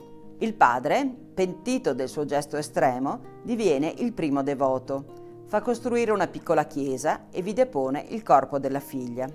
Poi la grande storia va avanti e di Madrucco e di Augusta si perde la memoria storica.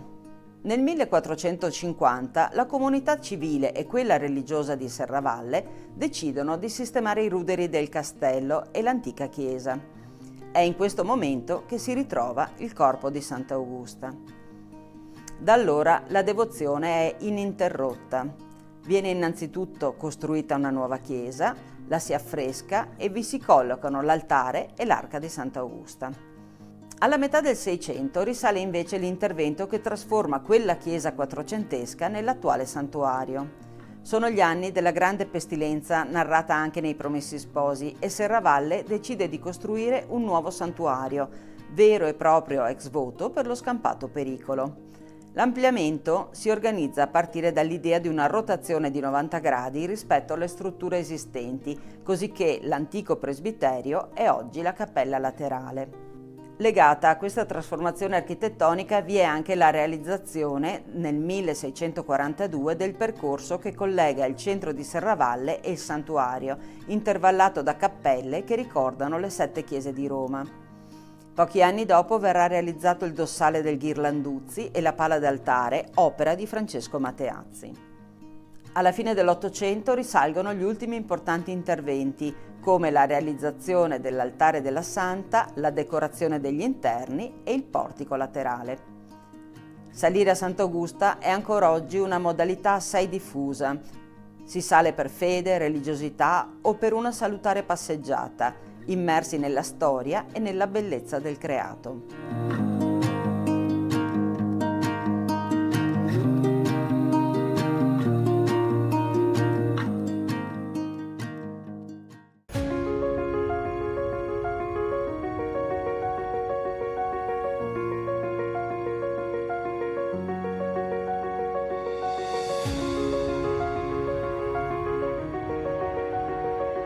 Serravalle è una città del mondo. Potremmo interpretare in questo modo il fatto che esista un'incisione acquarellata di Serravalle inserita in un'opera importante in 6 volumi. Il titolo dell'opera è Civitates Orbis Terrarum, le città del mondo appunto, la cui prima edizione vide la luce a Colonia nel 1588. È una sorta di Atlante sulla scia di altre preziose opere geografiche stampate in quel tempo in Nord Europa. Quella di Serravalle è una stampa di grandi dimensioni e quindi molto preziosa, che venne diffusa anche come carta sciolta. In alto, al centro, notiamo la cartella a cartoccio arricchita da eleganti iscrizioni, colorati festoni, putti e panoplie. Precisa dove si trovi Serravalle e soprattutto il committente dell'opera. Si tratta di Minuccio Minucci, nobile serravallese legato apostolico in Germania, dapprima al seguito del vescovo di Trento Ludovico Madruzzo e poi su incarico di Papa Gregorio XIII. Lo stemma è privo delle insegne vescovili, perché Minuccio sarà nominato arcivescovo di Zara nel 1596. Questa stampa risale a circa 10 anni prima. Gli autori dei 6 volumi sono 2, Georg Braun, un chierico di Colonia, e Franz Hogenberg, un incisore di Monaco di Baviera stabilitosi in Belgio. Ma il disegno di Serravalle è probabilmente opera del Pozzoserrato, pittore nato ad Anversa e attivo nei nostri territori negli ultimi 2 decenni del Cinquecento. Le figure in basso a destra, un'aggiunta del Braun, rappresentano dei mercanti, indicano così la vocazione commerciale di Serravalle. Scopriamo gli oggetti delle loro trattative, otri gonfi di vino, sacchi di granaglie e le famose lame per le spade. La descrizione della città è davvero realistica e minuziosa. Vediamo le mura, i 3 borghi, superiore, inferiore e Calcada, i monasteri di Santa Giustina, San Giovanni Battista, poi Sant'Augusta, il Castrum e la chiesa di Serravalle, le attuali vie Martiri della Libertà, già allora caratterizzata dai portici, e piazza Flaminio, l'unica lastricata perché adatta al commercio. Ma il dettaglio è tale che possiamo individuare i giardini all'italiana sul retro di palazzi o monasteri, come quello di San Girolamo, distinguendogli dagli spazi prativi e dai regolari frutteti che allora erano culture assai presenti. Ecco la pieve di Sant'Andrea nel suo originario contesto e poco lontano un'area agricola con case isolate e piccoli borghi. È Rindola Bassa e oggi qui c'è la Madonna della Tosse. Dopo più di 400 anni da questa immagine di Serravalle, il contesto campestre si è qui miracolosamente conservato.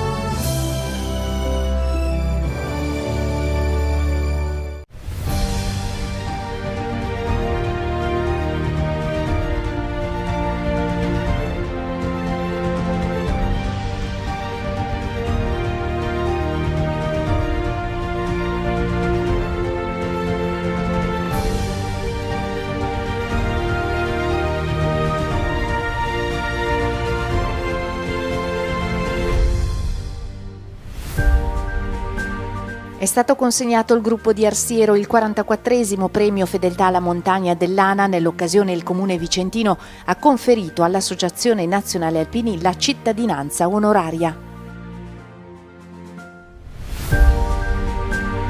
La fedeltà alla montagna è la nostra caratteristica, ha commentato il capogruppo di Arsiero ricevendo la tradizionale radice. Ora aspetta a chi verrà dopo di noi continuare su questa strada.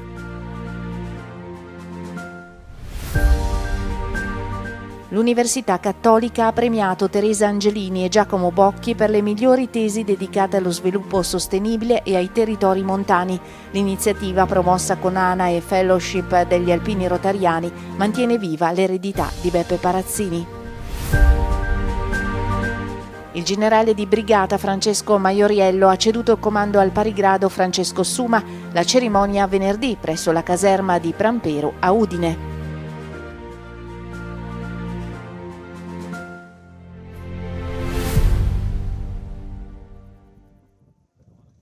La visita del Consiglio Direttivo Nazionale dell'ANA a Malga Zolle di Fuori, uno dei luoghi simbolo dell'impegno del gruppo Alpini di Arsiero, ha dato il via ufficialmente alle celebrazioni per il 44esimo premio Fedeltà alla Montagna, riconoscimento tra i più prestigiosi dell'ANA, assegnato ogni anno a chi si distingue per la tutela della montagna, la valorizzazione del territorio, la salvaguardia della memoria storica.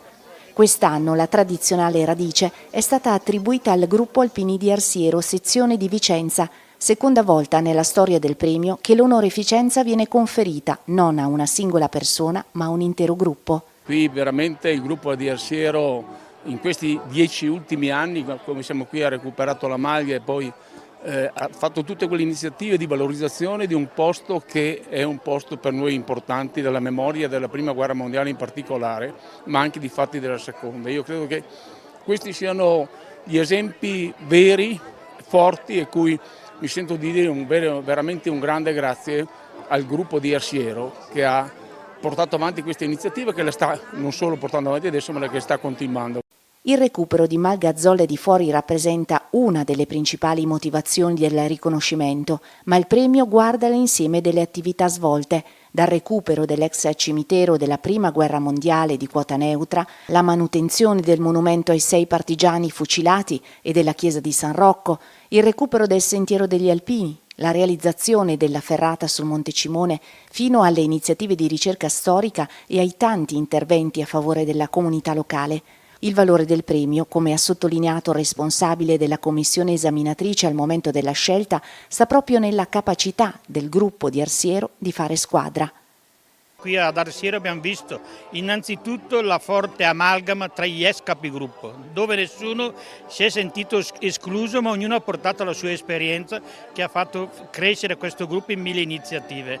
E quindi questo ci ha portato a visitare un po' tutti i luoghi che loro hanno messo in moto nei vari anni, e soprattutto anche il recupero di tante realtà, comprese la Malga Zolle dove siamo, compreso il cimitero di Cima Neutra.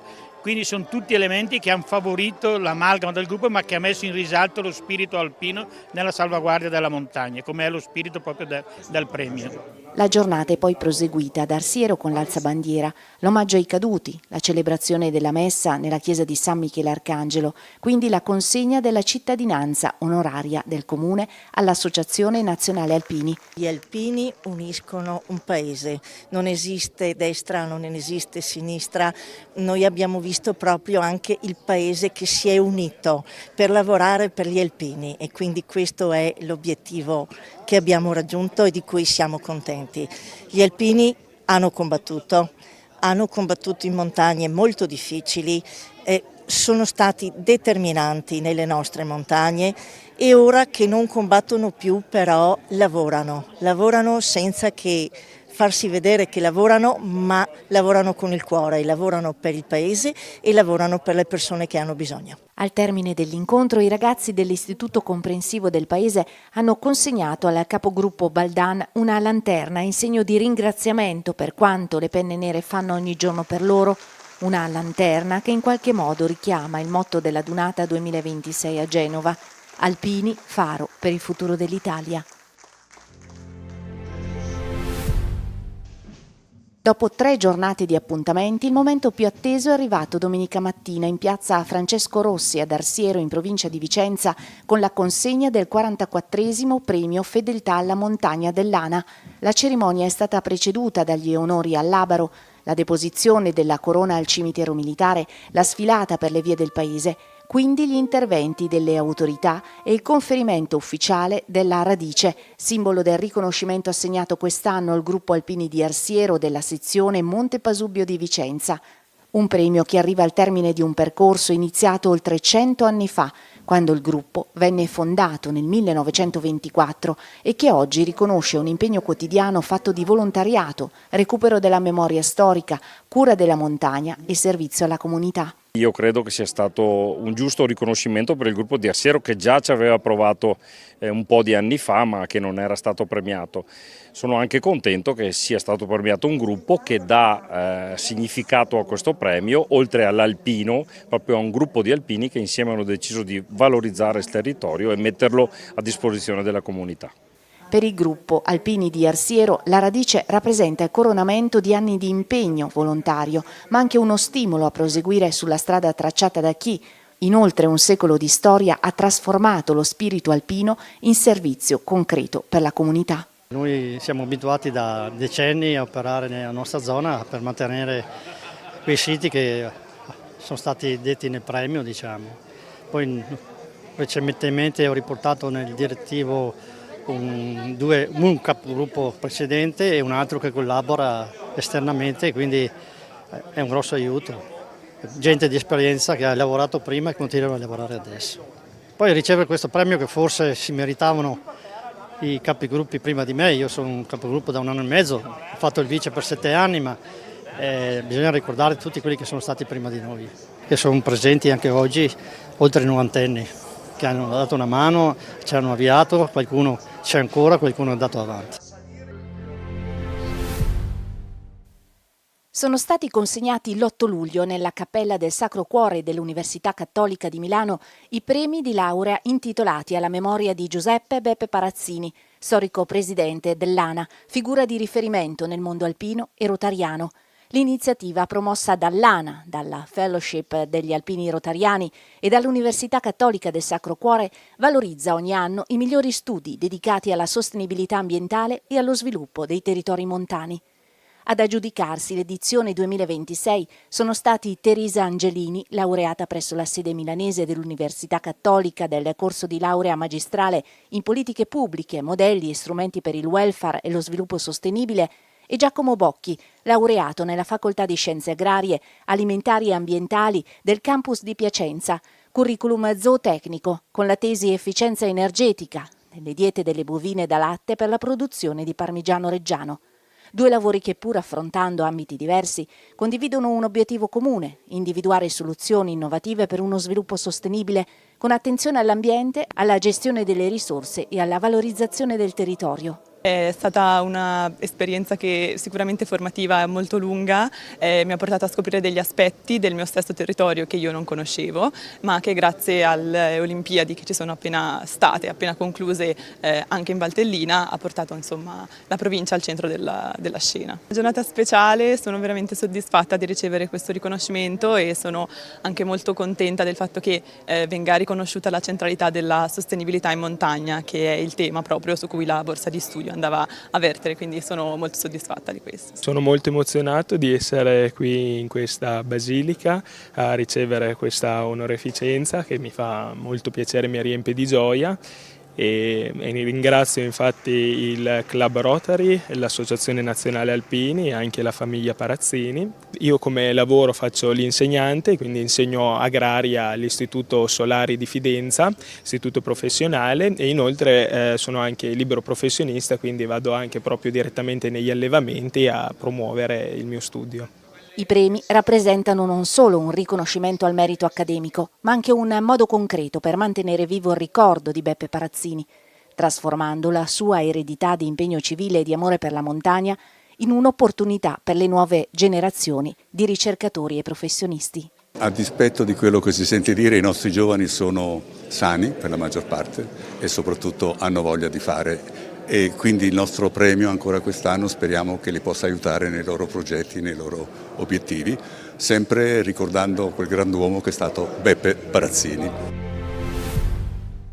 Cerimonia di avvicendamento al comando della Brigata Alpina Julia e della Multinational Land Force venerdì 17 luglio a Udine, alla presenza del comandante delle truppe alpine, il generale di divisione Alberto Vezzoli. Il generale di brigata Francesco Maiorello ha ceduto l'incarico al parigrado Francesco Suma. Per quest'ultimo il comando della Julia rappresenta un ritorno in brigata, dove già aveva ricoperto l'incarico di comandante del 3° Reggimento Artiglieria Terrestre da Montagna. È davvero con un'immensa gratitudine e con grande entusiasmo ed emozione che assumo oggi il comando della Brigata Alpina Julia, nomine tanto firmissima, una brigata che fin da bambino avevo nell'immaginario quando andavo in montagna con i miei genitori, essendo nato e cresciuto qua a Gradisca di Sonzo e praticando già quella volta le nostre montagne friulane.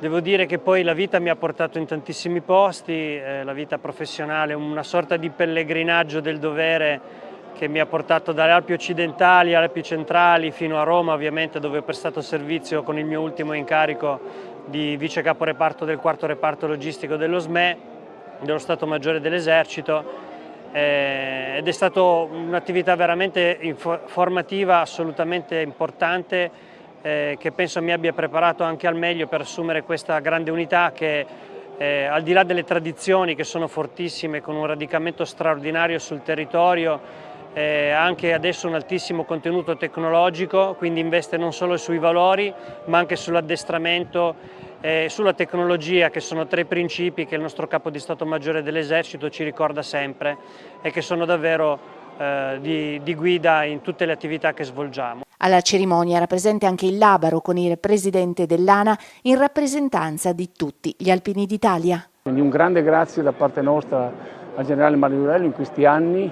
con cui ha collaborato intensamente con la nostra associazione, l'Associazione Nazionale Alpini, un grande buon lavoro e spero altrettanta feeling con l'Associazione Nazionale Alpini. Ecco, è un momento importante, siamo 2 facce della stessa medaglia, come mi piace dire, e allora avanti, viva gli alpini, viva l'Italia.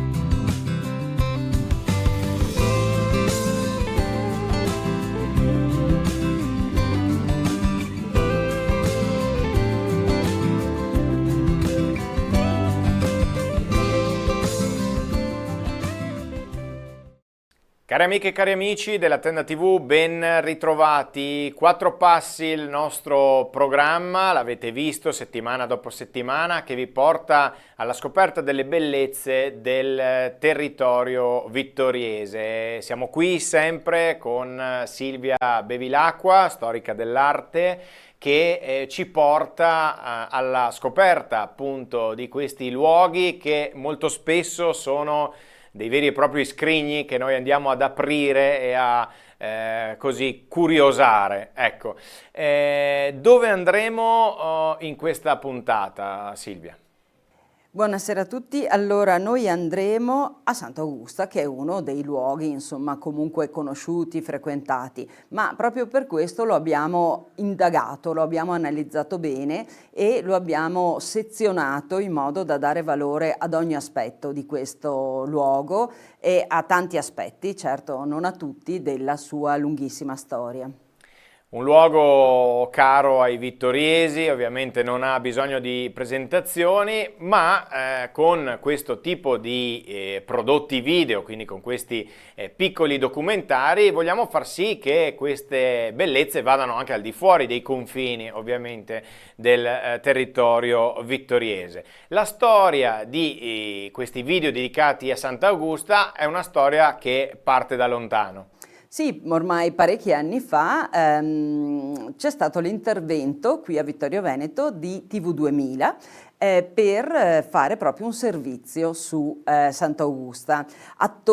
Primo attore di questo contatto con TV2000 è stato il nostro compianto Gianni Carminati, custode di Sant'Augusta, ma non solo, anche una persona che pur non giovane era sempre aperto, sempre attento a quelle che potevano essere delle modalità nuove per conoscere questo luogo e per far conoscere questo luogo. Quindi TV2000 è stato davvero un momento importante. La ribalta nazionale. La ribalta nazionale, senza nulla togliere alla Tenda TV. Poi Gianni Carminati ha cercato disperatamente di ottenere quel filmato, quel video che avevamo fatto per poterlo trasmettere anche in ambito locale, ma le cose sono risultate molto difficili. E allora lui non si è sicuramente scoraggiato e allora ci ha proposto di fare un video praticamente uguale, anzi più lungo. Lui voleva un documentario che durasse davvero più di un'ora e mezza. L'abbiamo un po' convinto il fatto che insomma a livello di comunicazione bisognava forse essere un po' più sintetici ed è stato fatto questo video. Ma poi non ci siamo fermati e soprattutto Gianni non si è fermato ed è nata l'occasione, proprio in occasione, scusate, il bisticcio dei lavori PNRR che hanno permesso il recupero del portico di Sant'Augusta e di una porzione di affreschi all'interno della cappella di Sant'Augusta, si è pensato di fare una cartina curata appunto da Bags for Dream per animarla, renderla animata attraverso dei video. I video sono diventati 23, quindi è un'analisi molto completa della salita, della discesa, della storia di Sant'Augusta, della storia del luogo e anche di quello che da lì, insomma, geologicamente il paesaggio ci racconta. C'è stata poi un'introduzione molto importante, un coinvolgimento davvero importante da parte del Lions vittoriese, che si è subito reso disponibile per ampliare questo progetto, nel senso di proporre la traduzione in inglese non di tutti i 23 video, ma di buona parte di essi, di quelli più importanti, e diciamo è stata una traduzione volta proprio ai turisti, no? Selezionando le cose che una persona che non è di questo luogo, che viene da lontano, che parla un'altra lingua, in cui potesse essere coinvolto, quindi proprio diretta ai turisti, perché sappiamo sono tantissimi i visitatori del nostro territorio e tantissimi anche coloro che salgono a Sant'Augusta perché conoscono questo luogo, perché attira, perché è un simbolo un po' di Serravalle e del territorio. Quindi possiamo dire vi porteremo a braccetto, ci sarà l'ascesa appunto del monte e quindi vi porteremo lungo il percorso fino ad arrivare al santuario. E poi Silvia ci sarà la spiegazione ovviamente di che cosa c'è all'interno del santuario. Certo, la storia del santuario, anche l'aspetto proprio del restauro che ha portato a comprendere meglio il senso del portichetto, un portichetto che non è antico ma sicuramente sorge sul sedime di un segno invece di un elemento simile molto più antico, perché noi sappiamo che l'attuale orientamento della chiesa, no, che ci fa entrare alla fine della lunga e anche faticosa scalinata, no, l'ultimo tratto, entriamo in chiesa e abbiamo sulla destra la cappella di Sant'Augusta, dove c'è la tomba di Sant'Augusta, di cui analizziamo appunto il paliotto e anche il dossale, la tomba stessa,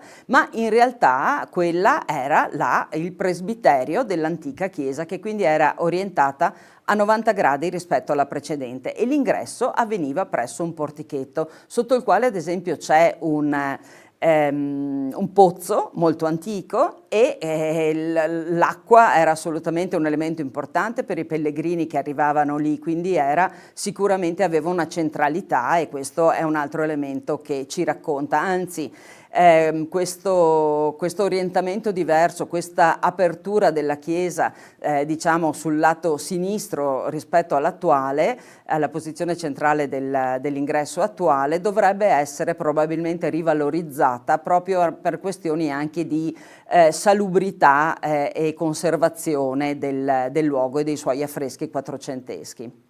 Ovviamente anticipiamo già ai nostri telespettatori che ci sarà anche un'ulteriore puntata in cui andremo a vedere un po' il contesto in cui si inserisce ovviamente il santuario di Sant'Augusta, e quindi con l'inserimento anche parlo della chiesa di Santa Giustina e di altri luoghi del sacro che stanno attorno, giusto Silvia? Sì, abbiamo in qualche modo creato proprio pensando ai turisti, a tutti i visitatori, turisti non intendo solo turisti stranieri o da lontano, ma anche un turismo di prossimità che è così importante. C'è un percorso in salita molto importante, il Sacromonte, che ci permette di raggiungere il santuario, ma poi c'è anche una discesa diciamo sul lato nord verso Santa Giustina, dove incontriamo anche la chiesa di San Vincenzo Ferrer, dove incontriamo anche la chiesa un'altra piccola chiesetta poco sopra Santa Giustina, e la chiesa di Santa Giustina, proprio a chiudere un cerchio, un percorso, tenendo conto che non è una nostra invenzione, ma prima della costruzione della grande scalinata di Sant'Augusta della metà del 1600, la strada preferenziale per salire a Sant'Augusta partiva proprio dall'antico monastero di Santa Giustina, quindi è una ripresa e una riqualificazione dal punto di vista storico anche del percorso verso nord, diciamo. Questo però sarà appunto la prossima puntata, quindi vi abbiamo già anticipato anche la prossima puntata. In questo caso il grazie, l'abbiamo già detto, va a Gianni Carminati, e poi insieme a te chi ci sarà nei video? Ecco, nei video sono divisi tra me e Cristina Falsarella, con cui abbiamo condiviso questo progetto fin dall'inizio e tanti altri progetti di questo tipo, e ovviamente il restauro del portichetto e tutto il progetto PNRR è stato seguito dall'architetto Susanna Maset, il restauro dei paramenti murari, ma il restauro anche dell'affresco all'interno della cappella di Sant'Augusta curato da Emanuele Aruggio, la parrocchia che si è fatta, la parrocchia in questo caso di Serravalle, che si è fatta capofila di tutto un progetto, e non dimentichiamo l'intervento del Lions vittoriese, in particolare in quel momento dobbiamo un grazie a colui che era il presidente, quindi a Giovanni Barbantini. Poi questo progetto è stato portato avanti dai suoi successori con continuo impegno. Adesso la salita verrà sistemata e verranno ricollocati gli elementi che ci permettono anche di inquadrare direttamente durante la salita gli elementi, in modo da avere i video a disposizione mentre saliamo. In tempo reale. Mentre si cammina. In modo da poter ripassare anche appunto la storia di Sant'Augusta. Grazie Silvia, procediamo e quindi lasciamo spazio alle immagini. 4 passi al santuario di Sant'Augusta a Serravalle di Vittorio Veneto.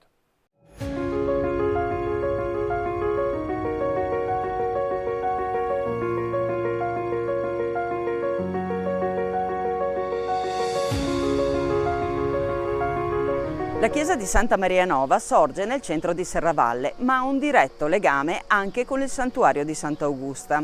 Sulla balza del Marcantone, dove nel V secolo visse Sant'Augusta, venne costruito un santuario e nel 1600 questo fu collegato attraverso una strada, un percorso acciottolato, contrassegnato anche dalla presenza di 7 cappelle. 7 luoghi di culto che ricordano le 7 chiese di Roma e il primo è proprio la chiesa di Santa Maria Nova, che ricorda la basilica romana di Santa Maria Maggiore. L'attuale edificio venne eretto a partire dal 1775 e completato nel 1779 su progetto dell'architetto friulano Domenico Schiavi. A lui spettano ad esempio le chiese di Tolmezzo e, più vicino a noi in Cadore, quella di Pieve di Cadore, di San Vito e di Candide. Una chiesa dedicata alla Natività di Maria all'interno delle mura di Serravalle è documentata a partire dal 300, ma certamente ha origini molto più antiche. La chiesa precedente l'attuale era collocata più a ridosso del Meschio, vicina al monumentale campanile. La rovinosa esondazione del Meschio del 1521, che ha lasciato tracce indelebili nella città, ha portato anche a lavori di ristrutturazione della chiesa, tanto che alla fine del secolo questa è stata riconsacrata. Successivamente, alla metà del Settecento, si è resa necessaria una sua riedificazione.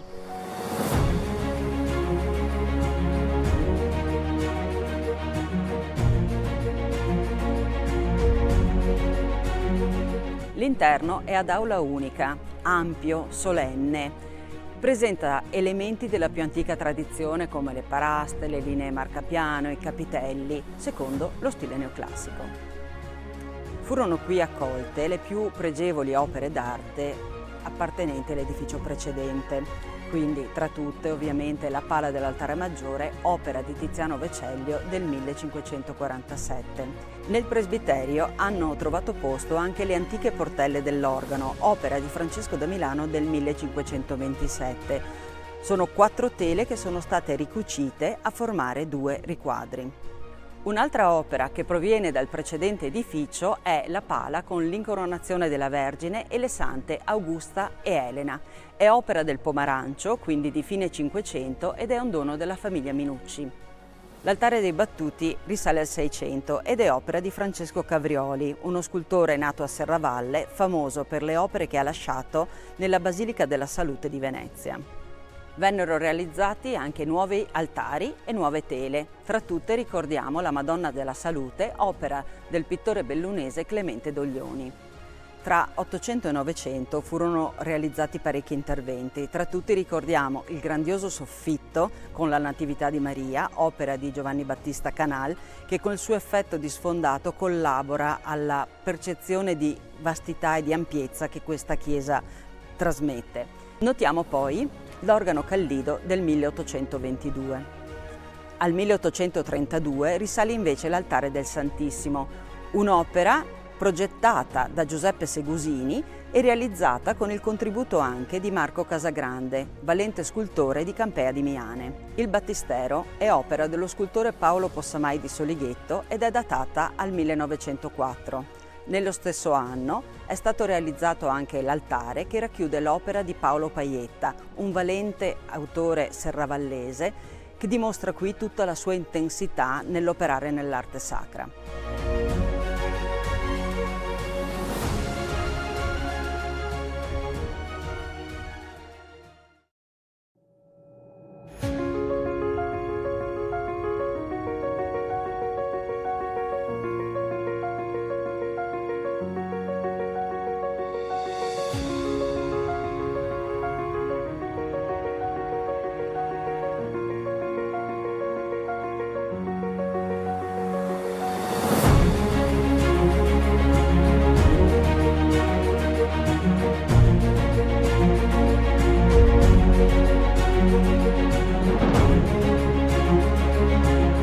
Troviamo ai piedi della scalinata che conduce al santuario di Sant'Augusta.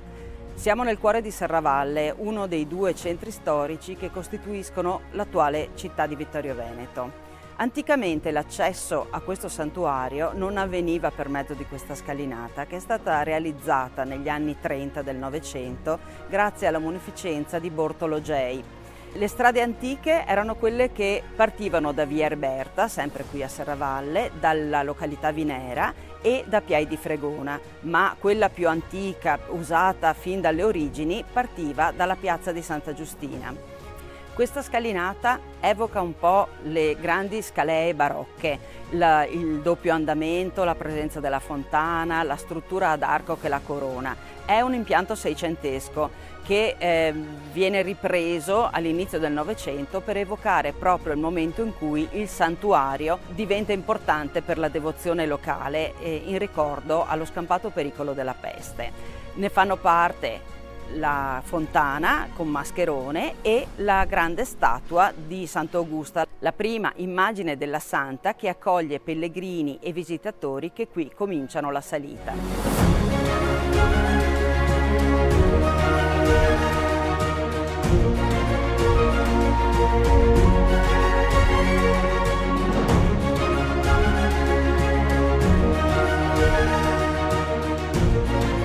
Percorsi i gradini della scalinata che ci conducono verso il santuario, siamo accolti da Sant'Augusta. Si tratta di una scultura che sta qui ad accoglierci dal 1987. È un'opera del vicentino Giuseppe Giordani. La figura è molto delicata, guarda verso di noi e ci accoglie sorridente. Si tratta di una figura classicheggiante che già è munita di 3 attributi che costituiscono la figura di questa santa e ci introducono proprio alla sua storia: la ruota dentata, la palma del martirio e i fiori.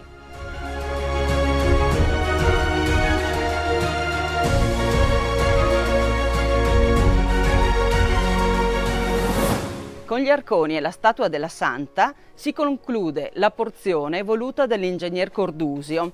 Da adesso cominciamo a percorrere la scalea seicentesca che viene introdotta da un percorso a zigzag ad acciottolato.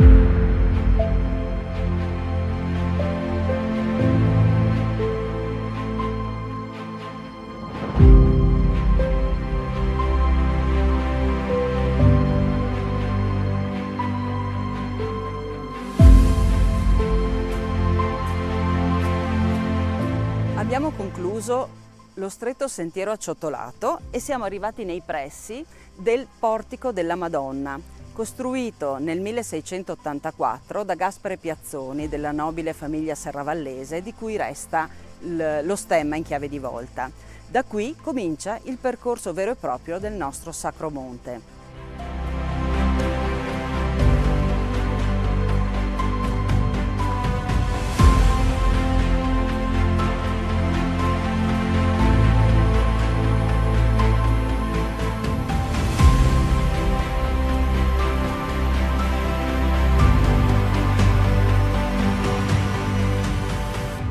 Lasciato il portico della Madonna, abbiamo raggiunto la cappella di San Giovanni. In questo percorso noi incontriamo 6 cappelle. Sono frutto di un voto che la comunità di Serravalle ha fatto nel 1630, quando imperversava la peste, la famosa peste manzoniana. Venezia aveva fatto il suo voto solenne promettendo di erigere una grande chiesa, quella che noi conosciamo come la Madonna della Salute, e aveva invitato tutte le città sottoposte al suo dominio a fare le stesse scelte di devozione, a trovare delle modalità di devozione. La comunità di Serravalle decise di ricostruire il santuario di Sant'Augusta e di realizzare questo percorso devozionale per ascendervi. 7 chiese evocano le 7 chiese di Roma. Il percorso delle 7 chiese, noto già dal VII secolo, aveva avuto importanza nel corso del Medioevo e poi era stato riaffermato da San Filippo Neri in età controriformistica. Visitare le 7 chiese, la confessione, l'Eucaristia promettevano l'indulgenza dai peccati. Con lo stesso senso, qui a Serravalle viene costruito questo percorso. Le chiese sono un ricordo di San Giovanni in Laterano, San Pietro San Lorenzo, San Paolo fuori le mura, Santa Maria Maggiore, che per noi è l'inizio del percorso che parte appunto dal Duomo di Santa Maria Nova, infine Santa Croce in Gerusalemme e San Sebastiano. Queste erano le chiese principali di Roma e le devozioni si sono conservate anche in queste cappelle serravallesi che segnano il percorso di ascesa al santuario di Sant'Augusta. Hanno tutte la caratteristica di avere la pianta centrale e di avere una grande porta d'ingresso e poi una porta laterale per l'uscita, perché i grandi flussi di pellegrini avevano suggerito questa soluzione.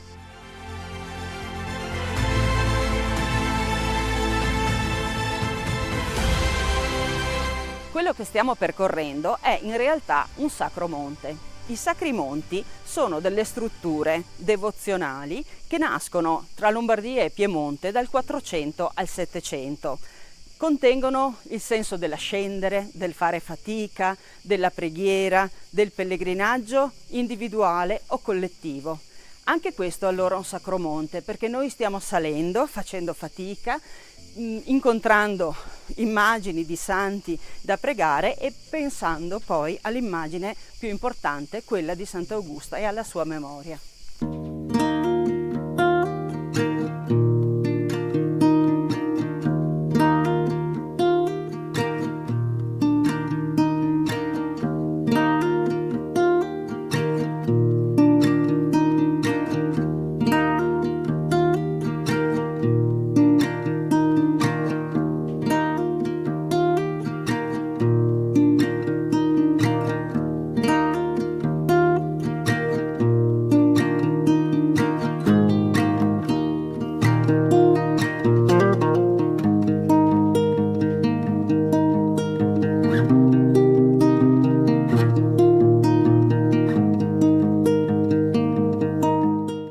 Siamo giunti ad un punto cruciale del percorso verso il santuario.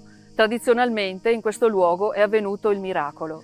Sant'Augusta scendeva insieme alle sue ancelle con il grembiule riempito di pani per fare la carità nella città di Serravalle. Incontrò il padre insieme ai suoi bravi. Il padre intimò di aprire il grembiule, convinto che ci fosse qualcosa legato all'ispirazione verso la sua carità. In realtà la santa, aprendo il grembiule, vide che non erano pani, erano fiori. In questo luogo c'è questo segno ottagonale a terra e è impossibile non vederlo passandoci, è il centro del passaggio dei pellegrini, ma dal 1954 è stata eretta anche una cappella con un'immagine di Elio Casagrande che ricorda proprio il miracolo e una iscrizione che dice: aperse il manto, i pani erano fiori.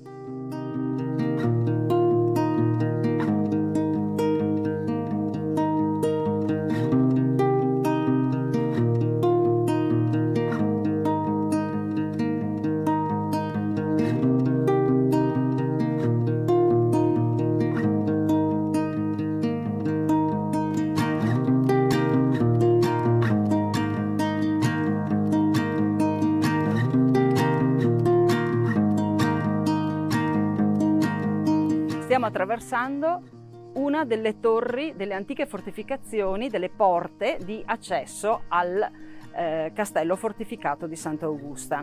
Non è facile stabilire la data di questi manufatti perché hanno avuto una lunga vita. Esistevano 3 porte di accesso, questa, quella meridionale, verso Serravalle e Vinera, un'altra che non esiste più verso Pradal, e poi nella zona soprastante il santuario esisteva una serie di fortificazioni per la strada che conduceva verso Piai e Fregona. La traccia più importante di quelle fortificazioni è la cosiddetta Turris Nigra, la Torre Nera, ma che è una fortificazione di età veneziana e che era alta però fino a 40 metri e quindi da lì si dominava davvero tutto il territorio circostante.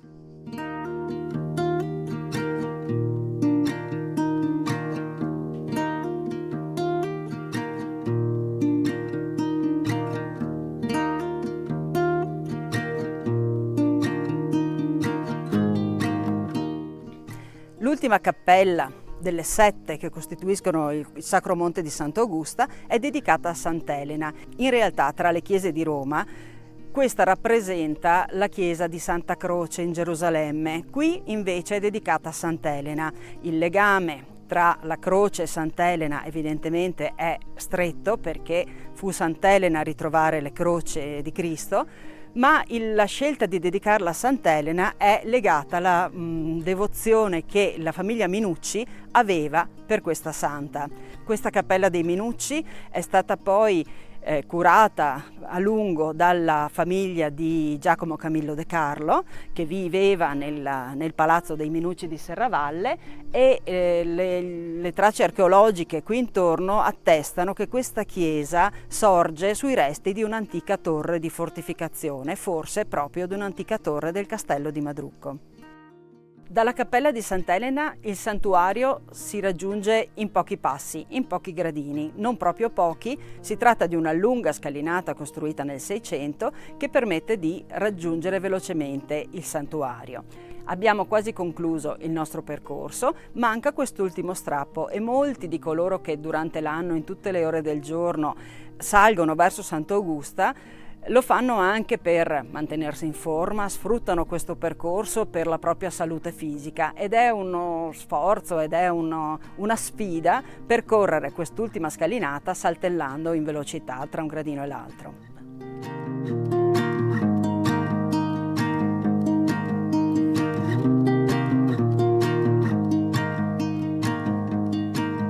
Abbiamo finalmente raggiunto il santuario di Sant'Augusta. È questo il luogo dove è nata e vissuta Sant'Augusta. Siamo nell'anno 410. Il padre di Augusta si chiama Matrucco, della madre non ci è giunto il nome. Sappiamo che questa bambina nasce, ma la madre muore pochi giorni dopo a causa del parto.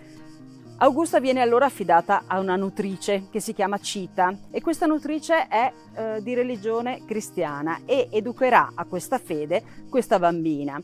Augusta abbraccia con saldezza questa fede, compie opere di carità, frequenta le case dei cristiani di Serravalle e per questo il padre, pagano, la fa seguire, scopre la sua fede, le chiede di abiurare, la giovane Augusta rifiuta e per questo subirà le fasi atroci del martirio.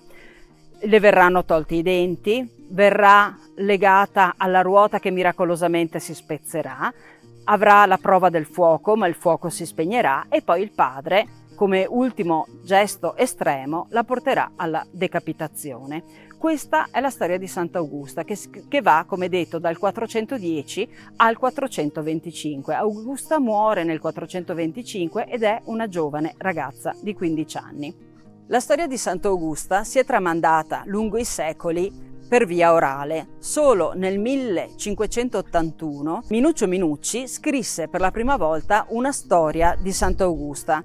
È un testo abbastanza breve, secondo gli schemi dei testi cinquecenteschi agiografici, poi ne farà l'anno successivo una versione in italiano. Seguiranno poi nel 600 e nel 700 altre storie, ma sempre modellate su questa prima narrazione di tardo Cinquecento. Importante ricordare questo periodo, questa data, perché la storia viene scritta nel momento della Controriforma ed è una storia che viene scritta ben più di 1000 anni dopo gli avvenimenti. Come detto, la fonte che ci racconta la storia di Sant'Augusta è una fonte tarda, però essa raccoglie aspetti devozionali ma anche aspetti che si legano davvero alla storia di questo territorio.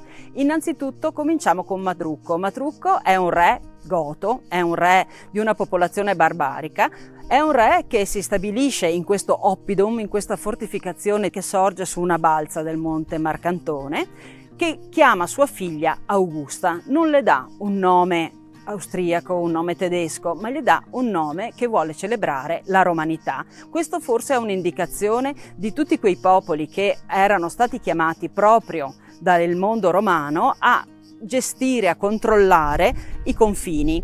Un impero romano con dei confini troppo vasti che non riusciva più a controllarli, che si fida dei condottieri che hanno sotto di loro, al loro comando, delle armate e che possono controllare una porzione di territorio. Forse questo è Madrucco. Altre cose importanti riguardano la società del tempo. La madre di Augusta muore di parto, una cosa molto comune. Viene nutrita da una donna che si chiama Cita. Cite in friulano è la pentola, è quella che sta sul focolare. Allora questo nome, più che essere forse un nome proprio di persona, ricorda l'idea di qualcuno che gestisce la casa, che gestisce il focolare. Poi abbiamo il fatto che questa nutrice è cristiana, e noi sappiamo che nei primi secoli il cristianesimo si diffonde proprio nei villaggi. Augusta viene battezzata da un eremita. Gli eremiti nel territorio all'epoca, nei primi secoli, erano davvero molto diffusi. E poi questa Augusta che scende e va nelle case dei cristiani, non solo nelle chiese. Certo, il culto nel 410 era libero, ma c'erano ancora delle piccole comunità che si ritrovavano in quelle che l'archeologia ha chiamato le domus ecclesiae, luoghi di ritrovo per le piccole comunità.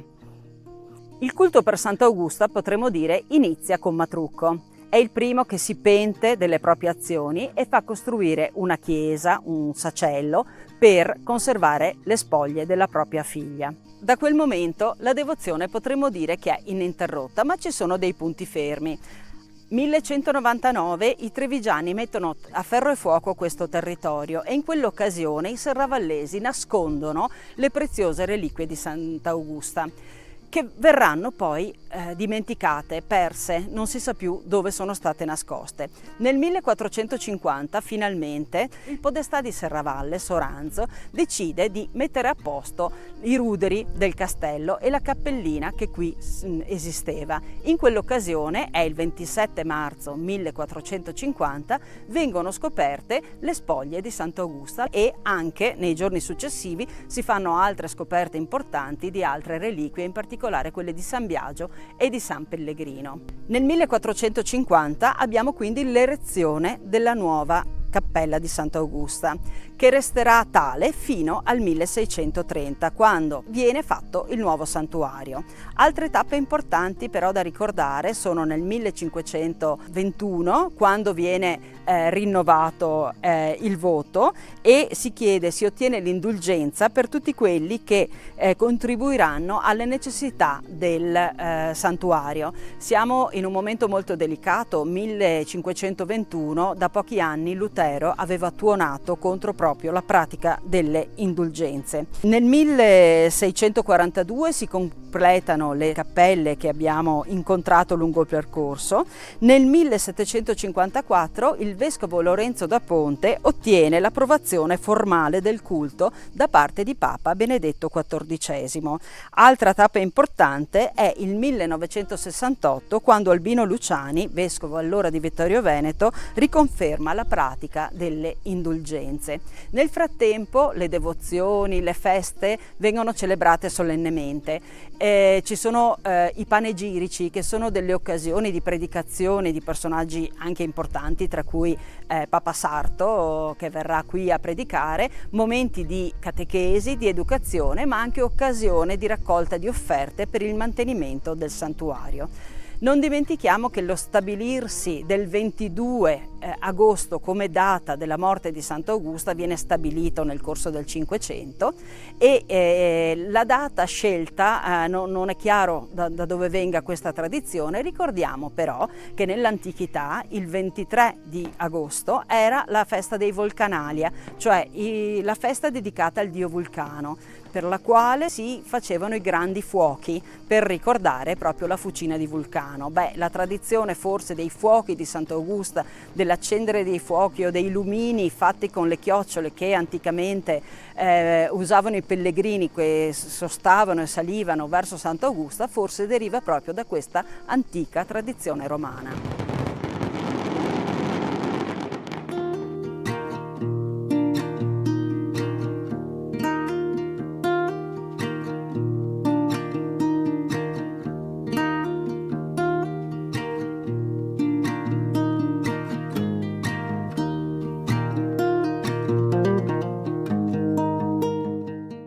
Siamo entrati nel santuario, lo osserviamo nel suo aspetto seicentesco e la parte decorativa risale però a interventi successivi databili anche alla fine dell'Ottocento.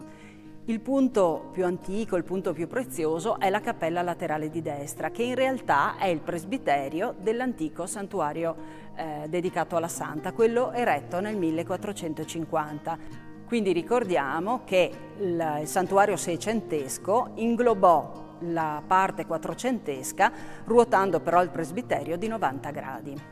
Eccoci nella cappella di Sant'Augusta, una cappella che è completamente affrescata. Gli affreschi risalgono al 1450, subito dopo, e sono stati attribuiti ad Andrea da Treviso, noto anche come Andrea da Cividal, quindi Andrea da Belluno. È un pittore di tardo 400 che ha una grande capacità nella resa dell'affresco e che troviamo a Serravalle impegnato anche nella cappella dei Santi Lorenzo e Marco dei Battuti.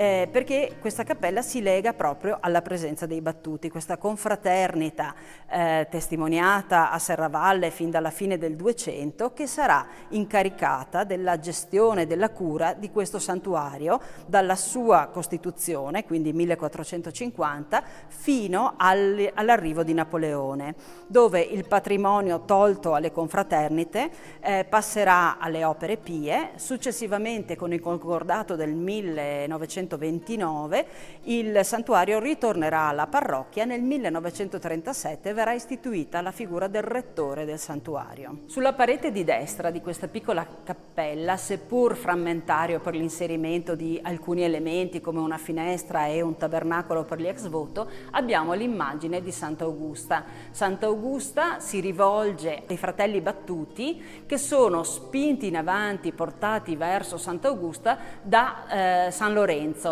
E dietro alla figura di San Lorenzo abbiamo i serravallesi, quindi qui si costituisce una gerarchia. È San Lorenzo, il patrono dei battuti, che presenta i battuti alla Santa, e dietro stanno gli altri cittadini di Serravalle. Interessante qui riconoscere l'iconografia di Sant'Augusta. Sant'Augusta è una giovane, e giustamente sappiamo essere morta a 15 anni, bionda, perché figlia di un re matrucco che viene dal di là delle Alpi. Veste degli abiti molto sontuosi, perché un mantello rosso e una veste verde, e il mantello è foderato di pelliccia, ed ha la corona in testa. Questi sono i suoi attributi regali. Lei è figlia di un re e pertanto principessa.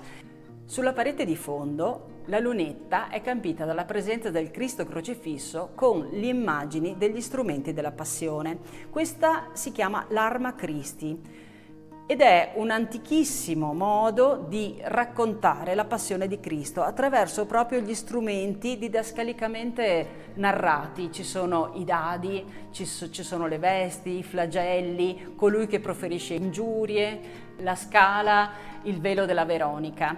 Questo antico modo di raccontare la passione di Cristo verrà nel Settecento abbandonata a favore del sistema delle 14 stazioni della Via Crucis. L'altare dedicato a Sant'Augusta in questa cappella laterale è una struttura abbastanza complessa. Innanzitutto vediamo in primo piano questo altare che raccoglie le ossa della Santa e di altri santi con la sua mensa a forma di sarcofago, la tipica forma riservata ai martiri, di cui notiamo qui le palme del martirio. Si tratta di un'opera in marmo di Carrara e in marmo rosso di Francia, realizzata nel 1889 dal marmista e artista Arcangelo Zanette, a cui dobbiamo diverse opere importanti nel nostro territorio. Il secondo elemento invece è un dossale in pietra dorato con pesanti dorature che è datato 1476 e firmato da un artista che chiamiamo Giovanni Antonio da Marcador. Nel 1476, siamo quasi alle soglie del Cinquecento, questo artista riprende stilemi, modi che sono ancora del periodo gotico e organizza una perfetta narrazione della storia della fede del cristianesimo, mostrando la crocifissione, l'annunciazione, mostrando i santi cari alla devozione locale. L'elemento più prezioso è sicuramente l'arca di Sant'Augusta. che sorge dietro, a ridosso proprio dell'altare del 1889. Si tratta di un'arca sostenuta da colonne. Siamo in periodo veneziano, i veneziani avevano normato le tipologie anche delle tombe e le tombe sostenute da colonne erano riservate solo ai santi e ai beati. Qui abbiamo al centro l'immagine della Madonna col Bambino in trono, l'immagine di Santa Augusta e quella della sua nutrice Cita. Un'iscrizione spiega questa composizione e ci precisa anche che qui in basso ci sono delle figurine che rappresentano il podestà Soranzo e il pievano di Serravalle che attestarono il rinvenimento delle spoglie di Santa Augusta nel 1450. Interessante è la presenza delle colonnine perché si è sviluppata intorno ad esse una devozione. Coloro che passano all'interno di queste colonne avranno la guarigione dal mal di schiena. Un altro elemento interessante, più tardo, è questo piccolo sacello. La statua è del Possamai e venne portata in processione qui nel 1925 e questa piccola struttura in ferro battuto racchiude una piccola cassa che si dice sia il luogo dove sono state trovate le spoglie di Santa Augusta, ma probabilmente insomma questo non è così certo. Interessante è che qui questo segna il luogo dove fu trovato il corpo di Santa Augusta e anche qui un'altra devozione taumaturgica, mettendo la testa all'interno di questa finestrella per ammirare, per onorare il luogo dove fu trovata la santa, si ottiene la guarigione dal mal di testa. La cappella di Santa Augusta è il cuore del santuario. Qui troviamo l'arca della Santa e il sacello con l'urna. Questo spazio per noi si fa libro e così le pareti, gli intradossi e le vele del soffitto divengono pagine aperte sulle scritture, sulla devozione locale, sulla committenza. L'intervento pittorico risale alla metà del 400 ed è assegnato al pittore Andrea da Cividal di Belluno, noto anche come Andrea da Treviso. Un artista che si attarda ai modi del gotico in una narrazione pervasa di naturalismo e di eleganza nella resa di ogni dettaglio. Concentriamo la nostra attenzione sull'affresco che raffigura l'incontro dei battuti e dei notabili serravallesi con Santa Augusta grazie alla mediazione di San Lorenzo, titolare della confraternita. Come sappiamo, l'arte è espressione del pensiero, ma è anche materia ed è su quest'ultimo aspetto che ora poniamo l'attenzione. Questo affresco si era ricoperto di efflorescenze che provocavano un vasto sbiancamento superficiale. Sono problemi che ricorrono negli affreschi antichi e hanno come causa l'umidità. In questo caso non si tratta però di umidità di risalita, il problema è probabilmente causato dal microclima interno. Piccolissime gocce d'acqua si posano sulla superficie come una rugiada, innescando poi reazioni chimiche e fisiche che compromettono la materia del dipinto e perciò la lettura dell'immagine. L'opera è stata salvata nel 2023 grazie ad un intervento di restauro manutentivo. Dopo le indagini chimico-stratigrafiche per il riconoscimento dei sali presenti, le efflorescenze sono state accuratamente rimosse. La pellicola pittorica è stata consolidata e ogni lacuna risarcita a stucco con sabbie, polveri di marmo e diversi tipi di calce. Da ultimo c'è stata l'integrazione pittorica ad acquerello, perciò rimovibile, al fine di dare all'immagine una lettura più completa possibile. Oggi apprezziamo finalmente questa vivida scena. Ecco Santa Augusta. Le lettere che compongono il suo nome sono delineate in bianco ai lati dell'aureola, come nei dipinti medievali. È una principessa, ha la corona sul capo, la veste è di un verde brillante, il mantello rosso con i risvolti in pelliccia. I membri della confraternita dei Battuti di Serravalle indossano il saio bianco e hanno il flagello legato alla cintola. Sono quasi tutti incappucciati, il loro stendardo processionale, svolazzante, raffigura la Madonna, fulcro della loro devozione. I notabili di Serravalle, raccolti in preghiere e trattenuti da San Lorenzo, attendono di presentarsi ad Augusta. L'opera si raccorda con le altre qui presenti. Sulla volta vi sono gli evangelisti e l'agnello mistico, sulla parete di fronte la Madonna col Bambino in trono, mentre sulla parete di fondo ecco l'Arma Christi, Cristo crocifisso e ad uno i simboli della Passione. Restaurare è un processo minuzioso che ha bisogno di competenze tecniche, di manualità, di pazienza e soprattutto della sensibilità del restauratore. Ma solo così le opere, pur senza perdere i segni del tempo, tornano a vivere e potranno avere un futuro.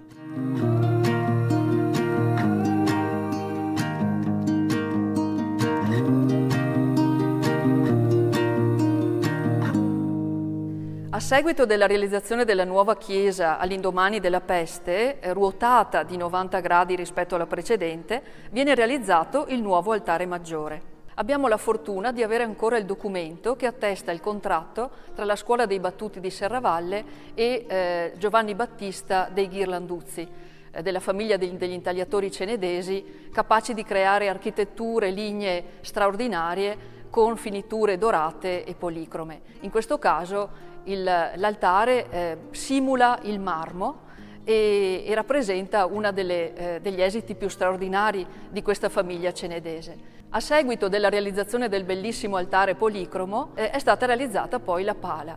La pala si deve a un artista di origine veneziana, Francesco Matteazzi, che all'indomani della peste manzoniana, dopo il 1630, si sposta a Serravalle. Francesco Matteazzi è un artista che lavora proprio a fianco dei Ghirlanduzzi, come era stato o era forse ancora Silvestro Arnosti, e realizza per questo altare naturalmente un'iconografia che ricordi celebri innanzitutto la Santa, naturalmente accompagnata da una Madonna in gloria con Gesù Bambino e a un altro santo importante, San Biagio, santo taumaturgico, del quale venne rinvenuta insieme ai resti di Sant'Augusta una reliquia, la reliquia del cranio. Sotto la Madonna in gloria col suo bambino, i due santi sono ai lati della pala, nella porzione inferiore, e Sant'Augusta già ci rappresenta alcune delle sue caratteristiche.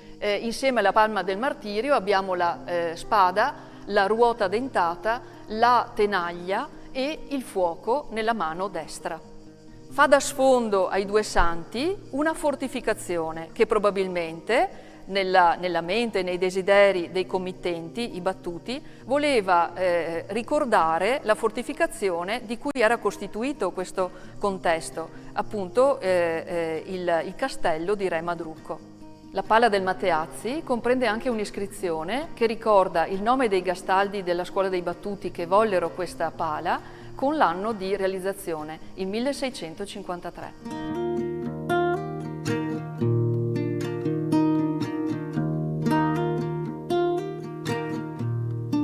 All'interno del patrimonio storico-artistico di questa chiesa ci sono due manufatti molto particolari che oggi sembrano dei dipinti. In realtà non si tratta di dipinti, ma si tratta di due paliotti che provengono da due delle cappelle che abbiamo incontrato durante il nostro cammino. E si tratta di paliotti di altari realizzati in cuoio, i cosiddetti cuori d'oro, una contrazione in termini del termine cuoi d'oro. Dunque il supporto per questi paliotti è questo materiale, il cuoio, che veniva lavorato e poi decorato. Cuoi d'oro perché molto spesso venivano utilizzati non soltanto i colori, ma anche delle finiture in argento e in oro, e inoltre l'arricchimento della decorazione attraverso l'utilizzo di punzoni metallici che venivano impressi con motivi diversi intorno a un centro e poi a una decorazione circolare. La decorazione di questi paliotti è parlante e consiste solitamente in una decorazione laterale, creata appunto con i mezzi di cui vi ho parlato, e con un centro che solitamente celebra il santo a cui è dedicato l'altare rispettivo. In questi casi, nei due casi che abbiamo citato, abbiamo un San Sebastiano e un San Pietro, che provengono appunto dalle cappelle rispettive.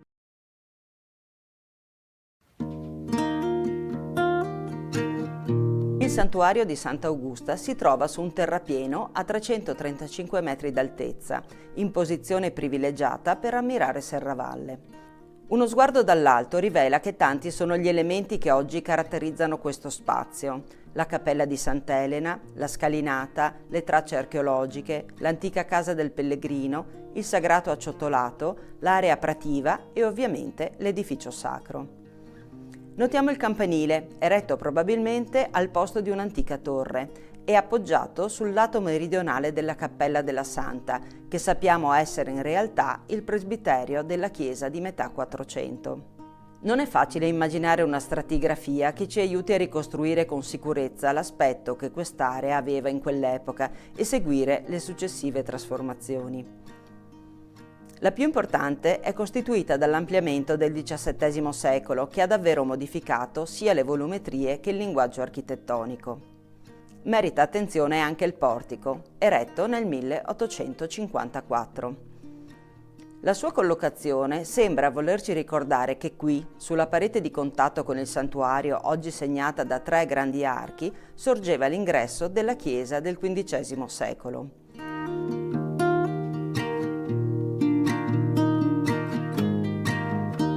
Le forme ogivali, espressione del gusto neogotico che ebbe grande fortuna tra 800 e 900, evocano anche l'epoca in cui quel primo edificio era stato eretto. Un basso muretto, completato da pietre calcaree, lo delimita e sostiene le 10 colonnine in arenaria su cui si impostano gli archi con catene in ferro battuto.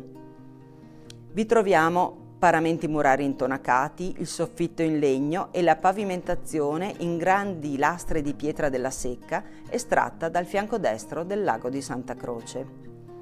Tanti materiali, ciascuno con un proprio degrado e la necessità di specifiche azioni di restauro affinché l'intera architettura possa essere conservata, utilizzata, valorizzata. Gli intonaci esterni sono stati consolidati e pazientemente liberati dai microorganismi che li avevano attaccati e oggi le 3 facciate splendono. Un'adeguata pulizia è stata riservata agli elementi in arenaria, ripristinando anche la bocciardatura rovinata da scritte e incisioni. Una colonnina rischiava addirittura di perdere la propria funzionalità, ma oggi è solida e in grado di reggere i propri archi.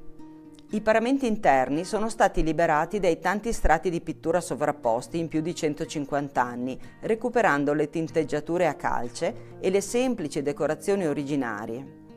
Il ferro delle catene e il legno del soffitto hanno ricevuto appositi trattamenti. Qui c'è anche una vera da pozzo in pietra d'Istria, datata 1557. È un pregevole manufatto cilindrico con coronamento ottagonale, dotato di archetto in ferro per sostenere la carrucola. In quest'area non ci sono corsi d'acqua, ma l'acqua è indispensabile per il santuario e chi lo custodisce, come pure per i tanti pellegrini che qui sono giunti nel corso dei secoli. L'opera venne collocata davanti all'antico ingresso della chiesa. Non sappiamo quale fosse il suo originario contesto. Oggi è protetta dal portico che per i pellegrini e i camminatori non è solo il diaframma con il santuario quando la porta laterale viene aperta, ma è lo spazio armonioso dove concedersi una sosta di bellezza e serenità.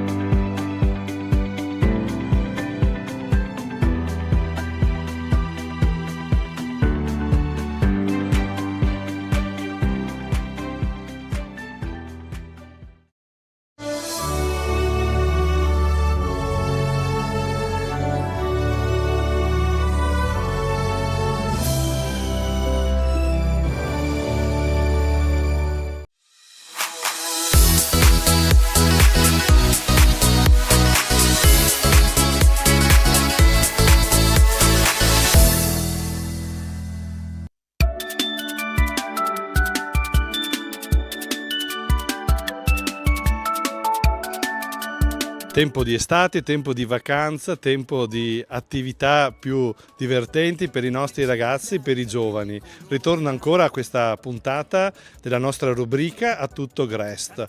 Oggi ci troviamo nell'oratorio Don Bosco di Mareno di Piave. Andiamo a conoscere questa nuova realtà, questa realtà del Grest parrocchiale che vuole animare la vita della parrocchia nel periodo di luglio. Un tempo in cui gli animatori possono mettersi a disposizione per le attività, per i giochi, per i ragazzi, un tempo dove i partecipanti, i bambini possono passare delle ore insieme. È un tempo in cui la comunità ritrova la bellezza di ritrovarsi insieme, di vivere dei momenti di condivisione, di gioia, che dicono di una chiesa che è ancora viva, di una chiesa che soprattutto d'estate mostra tutta la sua vivacità e il suo entusiasmo. Andiamo a vedere con le attività del Grest, a conoscere i protagonisti di questa esperienza. Spero, cerco cos'è l'essenziale per me. Aurora è una dei responsabili del Grest qui di Mareno di Piave. Aurora, raccontaci come è organizzata la giornata di attività di Grest qui a Mareno. Ciao, buongiorno a tutti. Allora, il Grest inizia alle 3 del pomeriggio, abbiamo circa 40 minuti di introduzione in cui parliamo del tema e del momento di preghiera formativo con i ragazzi. Il tema dell'anno è il Piccolo Principe, quindi abbiamo intervistato vari personaggi della comunità, chiedendo a loro che cos'è l'essenziale che è invisibile agli occhi, quindi sia persone laiche che di chiesa che hanno avuto vite diverse. Finito questo abbiamo le attività, dividiamo le medie dalle elementari e però entrambi svolgono le stesse attività in giorni differenti. Quest'anno abbiamo deciso di creare una scatola che sarà una scatola ricordo di quello che si porteranno a casa da questo Grest. All'interno verrà messo un sasso come segno di forza, di importanza, di solidità, una rosa proprio legata al Piccolo Principe e dei braccialetti fatti a mano per creare il legame che c'è col Piccolo Principe con la volpe, la rosa e il suo mondo e alla fine un portachiave. Questo verso le 5 pausa, merenda e poi i giochi fino alle 6 dove poi si conclude e arrivano i genitori a prenderli. Aurora, cosa si prova a organizzare il Grest, a lavorare con gli animatori e poi anche sicuramente cosa si prova a vedere il risultato, poi la presenza dei ragazzi, insomma la loro gioia, il loro ritorno per quello che fate?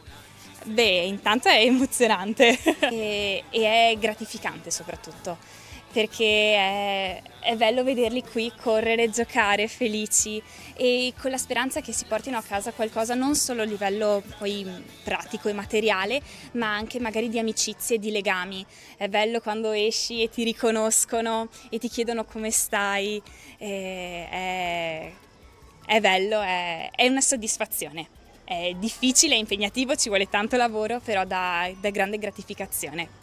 Antonella, a te chiediamo come sta andando il Grest qui a Mareno di Piave. Diciamo che sono pochi giorni che è iniziato, però la preparazione logicamente è iniziata tempo fa con il percorso fatto agli animatori. Gli animatori sono giovani ma sono bravi, nel senso sanno tenere bene anche i ragazzini e per quanto riguarda i bambini si sa, i ragazzi sono ragazzi e quindi hanno la loro vivacità, però sta andando bene. All'inizio del Grest ogni volta la giornata si apre con un momento tutti insieme in salone. Ecco, che tema state portando avanti? Com'è che organizzate questo momento per i bambini? Allora, il tema di quest'anno è il Piccolo Principe e quindi il momento iniziale che tutti in salone ci serve proprio per focalizzare il messaggio che il Piccolo Principe può dare e per far riflettere i bambini anche sul messaggio religioso che c'è all'interno del Piccolo Principe. E quindi è un piccolo momento di riflessione e di preghiera. Nel Grest, oltre ai momenti diciamo così tradizionali della preghiera, dei laboratori e anche dei giochi, fate anche qualche gita. Le gite in programma sono a Vidor, e poi a Nervesa e classica ormai da decenni, annuale alla quest'estate. Poi facciamo anche la festa del perdono a Motta di Livenza presso il santuario della Madonna. E vediamo se riusciamo a organizzare anche una piccola uscita con i ragazzi delle medie. cosa vuol dire addomesticare. Ivo, volto storico del Grest di Mareno di Piave. Il Grest è un'esperienza importante soprattutto anche per i ragazzi, immagino gli animatori che si impegnano durante l'estate per questa esperienza. Come vi organizzate con loro? Fate dei percorsi di formazione? Com'è la loro preparazione a questa esperienza estiva? Allora, durante l'anno la parrocchia offre il gruppo giovani il lunedì dalle 8:30 circa fino a quando si finisce, dipende anche dai temi, dalle attività che si propongono. Però ovviamente per il Grest facciamo qualcosa di più mirato, anche perché i temi variano ogni anno. Di solito che prepara che prepara i ragazzi che poi faranno gli educatori, gli animatori è Tatiana, la maestra Tatiana, e sono 3 incontri di preparazione, però poi noi siamo anche sempre aperti anche ad accogliere i ragazzi che arrivano, che hanno magari il desiderio di fare un'esperienza. E anche per questo motivo qua che ogni giorno alle 2 ci troviamo una mezz'oretta, di solito in chiesa, e la facciamo un momento di preghiera e un momento di formazione legato proprio al tema che stiamo vivendo, alla giornata che vivremo. Il Grest di Mareno di Piave, abbiamo visto tanti ragazzi, tanti animatori. Quali sono un po' i numeri di questi ragazzi, i numeri di partecipanti? Allora, i ragazzi sono 104, non sono ovviamente sempre tutti i giorni presenti perché hanno anche altre attività. Gli animatori sono 27 con noi grandi. E sì, questi i numeri. Cosa ti porti a casa ogni anno dal Grest? Quanto è importante questa esperienza anche per te? Quale segno soprattutto lascia questo anche ad una comunità in questo tempo estivo? Una volta quando ero più giovane magari dicevo che il Grest serviva fin là, era un'esperienza estiva, un po' come una storia estiva. E invece no, il Grest può essere un'occasione valida per incontrare genitori, ragazzi che non si vedono durante l'anno, e un'occasione opportuna per seminare bene, fare del bene, anche evangelizzare se serve. Quindi io mi porto a casa sempre la gioia dei piccoli e dei grandi. Si impara tantissimo da entrambi, sia dai ragazzi che dagli educatori. Alberto, il Grest di Mareno di Piave, perché venire al Grest? Perché è un modo per divertirsi e stare insieme ad amici. Ho visto che molti di voi hanno addosso delle fascette, dei nastri colorati. Come mai? Perché sono segno della nostra squadra. Voi animatori siete tra i protagonisti di questo Grest. Elison, come sta andando questa esperienza?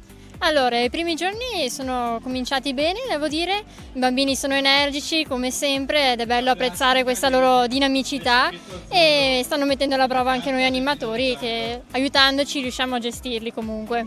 Melissa, come sta andando per te invece questa esperienza?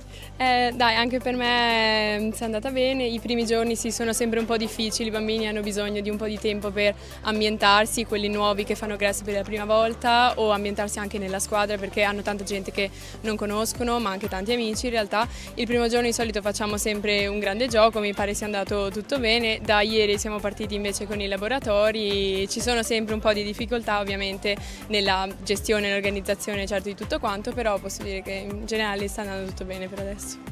Perché una giovane dovrebbe passare un mese della propria estate a fare l'animatrice? Nel mio caso trovo bello fare l'animatrice per rendermi utile e spendere il mio tempo per gli altri e renderlo fruttuoso, anche se appunto è volontariato, nessuno ci ha costretto a stare qua, è bello poter condividere questa esperienza sia con altri ragazzi della mia età che con altri bambini e scoprire anche magari nuovi lati di me. Per te, Melissa? anche io posso dire un po' la stessa cosa, diciamo, è sempre bello, diciamo, mettersi a disposizione sia per i bambini sia anche per gli altri animatori. Io e Ellison, diciamo, ormai siamo qua da un po' di anni, siamo, diciamo, una tra le più grandi e cioè, è bello passare tempo sia con gli altri animatori, vedere in quanti i ragazzi, diciamo, si mettono a disposizione per questo periodo di luglio per fare il Grest e passare il tempo anche con i bambini. Per loro infatti siamo figure di riferimento, quindi non siamo qua solamente per guardarli e tenerli al Grest, ma anche per insegnare, quindi è proprio una cosa dal quale noi stessi anche possiamo imparare qualcosa, perché i bambini si imparano da noi, ma noi anche possiamo imparare dai bambini. A voi domando che cosa c'è di bello al Grest di Mareno. I giochi che si organizzano molto, cioè sono preparati. Ho visto che è una maglietta particolare, speciale, cosa vuol dire? È la maglietta di quest'anno del Grest e diciamo che il tema è il Piccolo Principe. Perché venire al Grest? Perché è un tempo per conoscerci tutti e anche persone che non conosciamo e fare nuove amicizie.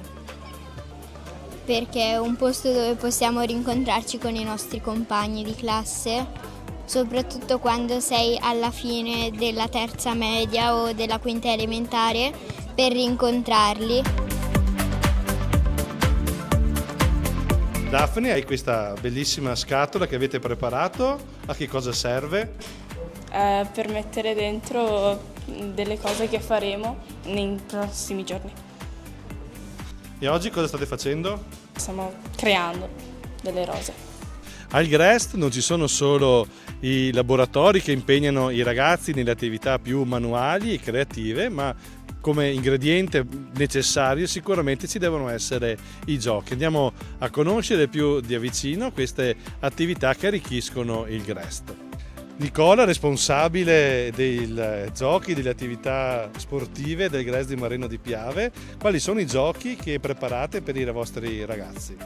Beh, si passa dai giochi più comuni, come può essere il calcio, la pallavolo, al ruba il fazzoletto, se no adesso abbiamo anche inventato il gioco del tris con i cinesini, altrimenti abbiamo anche il gioco aquilone, il gioco dei birilli, il bowling. Quali sono i giochi o qual è il gioco che piace di più ai bambini? Beh, penso che questa sia una domanda abbastanza facile. La palla avvelenata è il gioco che ogni volta li entusiasma incredibilmente. Nicola, come sta andando il Grest? Come ti trovi in questa esperienza? Beh, questi primi giorni stanno andando molto bene, sono molto felice, vedo l'emozione dei ragazzi, sono proprio contenti di essere qui. Anche noi animatori cerchiamo appunto di aiutare, di trasmettere la nostra felicità, la nostra passione per quello che stiamo facendo, ci stiamo impegnando. E sicuramente si vede nei voti dei ragazzi che ci mettete impegno e passione. Chloe, questo è il tuo primo Grest o ne hai fatti altri? È il mio quarto Grest, quindi ne ho fatti già tanti e mi è piaciuto tanto. Allora ogni anno torni in oratorio durante l'estate per questa esperienza. Che cos'è che ti piace di più del Grest? Mi piacciono i bambini che sono sempre molto gentili, danno una mano a tutti e gli educatori e chi lo organizza. Don Mario, parroco di Mareno di Piave e di Soffratta, ogni anno arriva l'estate e arriva il Grest. Questo momento ravviva le nostre comunità, le parrocchie. Cosa vuol dire vivere questa esperienza all'interno dei nostri oratori? Vuol dire aiutare i ragazzi a vivere con una certa dignità il tempo che hanno libero, perché soprattutto i ragazzi adolescenti non sanno dove andare, non sanno cosa fare e questo è un problema. Arrivando qua si impegnano e quindi danno anche un po' di senso a questo tempo libero. Gli animatori non solo vivono l'esperienza del Grest, ma anche il mese prima sono preparati con l'incontro di formazione e poi preparano tutto il materiale che è necessario per fare bene il Grest. Ecco, quindi l'attività non è soltanto quella del Grest, ma anche del mese prima. Appena finita la scuola, insomma, fanno tutto questo. Don Mario, un'estate particolare questa forse, no? Da parroco, dato che con settembre, ottobre, insomma col prossimo autunno ci sarà anche un cambio, ecco, all'interno di questa parrocchia, sarà affidato un altro incarico al nostro Don Mario. Mi sono messo a disposizione del Vescovo e con Don Alberto abbiamo parlato insieme, ci conosciamo da tantissimo tempo e quindi vedremo cosa poter fare. Ecco. Grazie e un saluto magari ai nostri telespettatori. Ai telespettatori, queste cose guardatele con attenzione e approfittatene, perché i ragazzi possono imparare come si fa un GREST, i genitori possono capire cosa si fa un GREST, e quindi saluti a tutti quanti e ci rivedremo più avanti. Siamo arrivati alla fine della nostra puntata di A Tutto GREST, questa rubrica che ci accompagna durante questa estate. Ricordo che potete rivedere questa puntata sul sito www.latendatv.it e anche sul sito dell'Azione. Da Mareno di Piave, dall'oratorio Don Bosco, un saluto a tutti.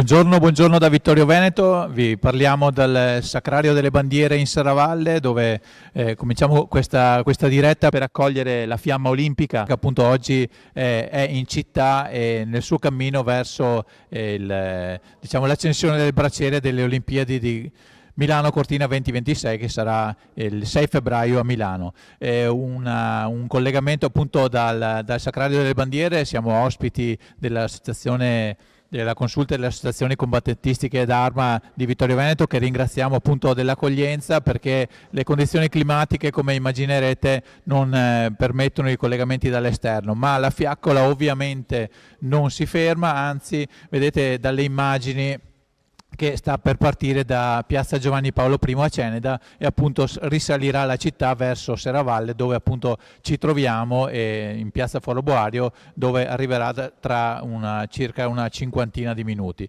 Come vedete le immagini accanto a me sono dal Piazza Giovanni Paolo I a Ceneda, davanti al seminario per intendersi, e ci sono arrivati i mezzi della carovana che questa mattina è partita da Pordenone, poi ha fatto una tappa a Conegliano, ci sarà qui a Vittorio Veneto oggi, adesso, poi si sposterà a Valdobbiadene, quindi a Feltre, a Trichiana, per arrivare a Belluno nella prima serata di oggi. Una giornata appunto un po' rovinata dal maltempo, però chiaramente anche come spirito olimpico non ferma certo un momento così storico e così importante per il passaggio da Olimpia, dove è partita il sacro fuoco della fiaccola, per arrivare appunto al braciere che si accenderà, come ho detto prima, a San Siro il 6 febbraio. Non è un cenno storico, non è la prima volta che la fiaccola olimpica passa per Vittorio Veneto. Successe già nel 1956, quando ci fu la prima edizione delle Olimpiadi invernali, che si tennero a Cortina da un pezzo, come quest'anno, solo che quella volta furono tutte solo a Cortina, e appunto nel passaggio dalla pianura attraverso Venezia, Treviso, prima di verso il Cadore, passò anche qui per Vittorio Veneto, appunto nel 1956. Stessa cosa, ma con un percorso un po' diverso, nel 2006, quando ci furono le Olimpiadi invernali di Torino, e la fiaccola quella volta una tappa della fiaccola partì proprio da Vittorio Veneto per andare verso Conegliano, San Fiorgo, Odega e spostarsi poi verso Sacile e terminare a Pordenone il suo percorso. Questa è dunque la terza volta che questa fiaccola, questo simbolo così importante e così anche emozionante se vogliamo, transita per la nostra città. Vedete i mezzi inquadrati, c'è una carovana di mezzi che precede e segue i tedofori. I tedofori oggi saranno 17, percorreranno tutti circa 200-300 metri e eccoli, li vediamo inquadrati. C'è stato grande riservo sui loro nomi, non li abbiamo fotografati pochi istanti fa, un po' di straforo come si dice, quando sono stati radunati in una palestra cittadina per dare loro l'abbigliamento che appunto contraddistingue i tedofori, questo abbigliamento bianco. Poi ovviamente gli verrà dato verrà data la fiaccola. Non sarà una sola fiaccola, ma lo vedremo, insomma, ma vi anticipo, non sarà una sola fiaccola che viene trasportata e passata di mano in mano, ma verranno accese delle fiaccole ogni volta che cambia il tedoforo. Intanto vediamo già dei mezzi, vedete c'è una grossa carovana, un po' come il Giro d'Italia senza voler essere dissacranti, però appunto ci sono i main sponsor che precedono e seguono la carovana, e in mezzo ci sarà appunto il tedoforo con la fiaccola circondato da 4 membri dell'organizzazione che tengono a debita distanza le persone. C'è tutta una procedura abbastanza severa e rigida per quanto riguarda, diciamo, anche la divulgazione di tutte queste notizie. C'è massima cura di non sbagliare i protocolli, e quindi anche noi dobbiamo cercare di districarci. I nostri 2 operatori che ci stanno mandando le immagini, già cominciamo a ringraziarli adesso. Mi rivolgo a Federico Campoallorto, regista di questa diretta, ovviamente. Cominciamo già a ringraziarli, Michele Dalmagro e Mirko Andreetta, che dovranno cercare di districarsi tra le forze dell'ordine, l'organizzazione, le altre persone che seguono, i tedofori, eccetera. Insomma, però come vedete qualcosa ci stanno già facendo vedere. Esattamente, vediamo le staffette della polizia stradale che stanno arrivando in zona partenza, appunto piazza Giovanni Paolo I, piazza del Duomo per chi è vittoriese. Vedete la prima tedofora che sta per andare all'accensione, perché tra una città e l'altra, tra una tappa e l'altra, la fiaccola viene trasportata sui mezzi dell'organizzazione in una lanterna, e appunto quando si arriva all'inizio della tappa viene accesa la prima fiaccola e poi si parte. Vedete la tedofora sorridente è la prima, penso, che fa la tappa. Mi sembra di aver riconosciuto Giusy Battain. Quelle che riconosceremo le potremo nominare, gli altri non potremo, perché appunto non esiste una lista ufficiale dei tedofori, non è stata fornita per ragioni di privacy, ci è stato detto. Comunque la tedofora è vestita di bianco e così saranno tutti i tedofori, mentre la persona vestita di blu sono quelli attorno che tengono, diciamo, a debita distanza le persone per permettere che il tedoforo possa procedere senza ostacoli nel suo cammino. Come dicevo, circa 3 chilometri più o meno saranno percorsi da 17 tedofori che si alterneranno con la posto in cui sono nata. È un'emozione unica, da sportiva, da amante dello sport, da colei che si occupa di sociale per tanto tempo. Rappresentare lo sport in questo modo è penso la cosa più bella in assoluto. Grazie Cecilia. Battain, hai detto? Battain con la abbiamo sentito le parole di Giusy Battain, la prima tedofora di oggi, che appunto ha raccontato un po' anche la sua emozione di questo momento così simbolico, se vogliamo, ma così forte. Portare il fuoco che da Olimpia, sede delle prime Olimpiadi della storia, che appunto ogni volta partono da lì per arrivare nelle sedi. E adesso che abbiamo sentito appunto la prima tedofora, prima che parta, vi facciamo sentire una testimonianza di un altro dei tedofori molto conosciuto qui a Vittorio Veneto. Lui è un campione olimpico, Roberto Zandonella, ha vinto le Olimpiadi di bob a 4 nel 1968 a Grenoble e appunto è uno dei tedofori di oggi, lo vedremo, ma abbiamo raccolto qualche battuta da lui qualche giorno fa alla presentazione di questa tappa. Sentiamo. Siamo con Roberto Zandonella, tedoforo d'eccezione, un olimpionico che viene a portare la fiaccola. Allora Roberto, intanto proprio questo, per una persona che ha vinto un'Olimpiade, portare la fiamma olimpica cosa significa? Beh, sicuramente lo spirito olimpico è sacrificio, abnegazione e passione. Naturalmente si sacrifica anni per allenare e prepararsi per un traguardo olimpico. Evidentemente le Olimpiadi è il sogno di qualsiasi atleta. Qualsiasi atleta si allena, si prepara alla scalata appunto dalle provinciali, nazionali, europei, mondiali. E l'Olimpiade corona il sogno di una carriera di fatiche, di sacrifici e di passione sicuramente. Il fatto di riportare, cioè prendere in mano la fiamma che accenderà il Bracciere di Cortina 2026, per chi le ha vinte, che sapore ha? Sicuramente è un rinnovo delle emozioni della vittoria. Io mi ricordo il momento dell'alzabandiera a Grenoble, quando ho intonato l'inno italiano, una piccola lacrimuccia spuntata sul viso perché un brivido dalla testa ai piedi ha percorso il mio corpo in quel contesto di gioia immensa. Sembrava di aver toccato il cielo con un dito. Ci credo. Ha già portato la fiaccola olimpica a Torino 2006, però qui la porta addirittura in casa. Una soddisfazione ancora più grande e oltretutto spero che questo serva ai giovani per capire l'importanza di fare attività sportiva, l'importanza che lo sport è una scuola di vita, abitua tutti quanti ad essere sempre attivi, impone delle regole, quindi seguire delle regole serve a crescere sia fisicamente che anche come uomini. State portando con Massimo Citolin, con il Panathlon Club Vittorio Veneto, la storia, un po' i valori delle Olimpiadi nelle scuole.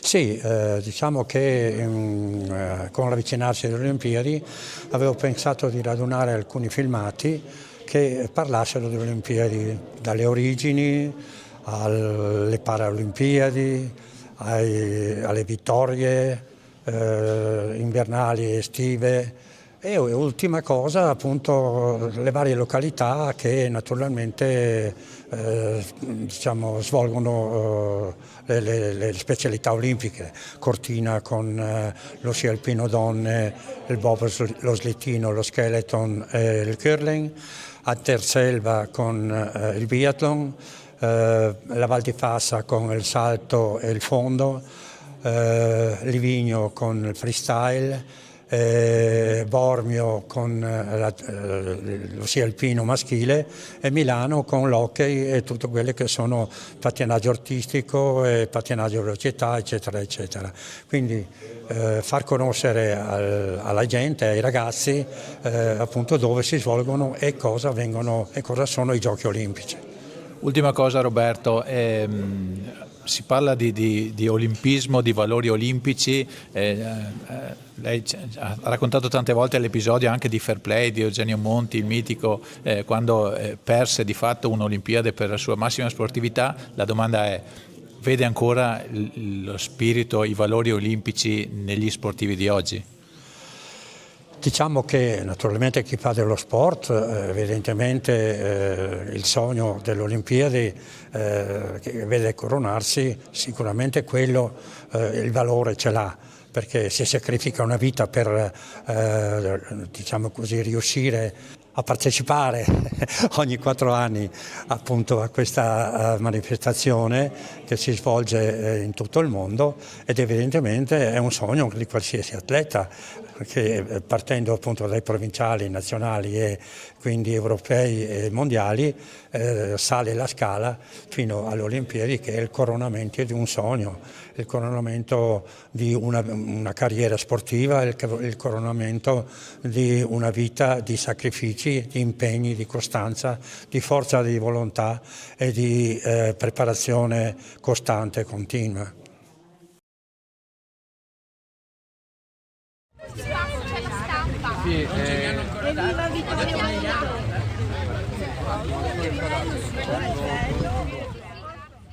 Torniamo in linea dal Sacrario delle Bandiere mentre vediamo le immagini direttamente da Piazza Giovanni Paolo I, dove sta per partire la prima tedofora. A questo punto possiamo usarlo al femminile perché abbiamo capito che sarà Giusy Battain che già tiene la fiaccola in mano. Vediamo accanto a lei la sindaca di Vittorio Veneto Mirella Belliana e il sindaco di Revine anche Massimo Magagnin. Ovviamente foto di rito perché il momento è storico, anche se abbiamo detto che è già successo 2 volte, ma insomma la prima volta è successo 70 anni fa, la seconda 20 anni fa, quindi non è una cosa che succede così di frequente di vedere la fiaccola olimpica nella nostra città. Vedete c'è grande emozione anche nei volti dei politici che pure sono abituati a cerimonie di vario tipo, però anche per loro questa, la sindaca Bagliana ce l'ha confessato e poi la sentiremo di sicuro, anche per loro è una occasione davvero particolare.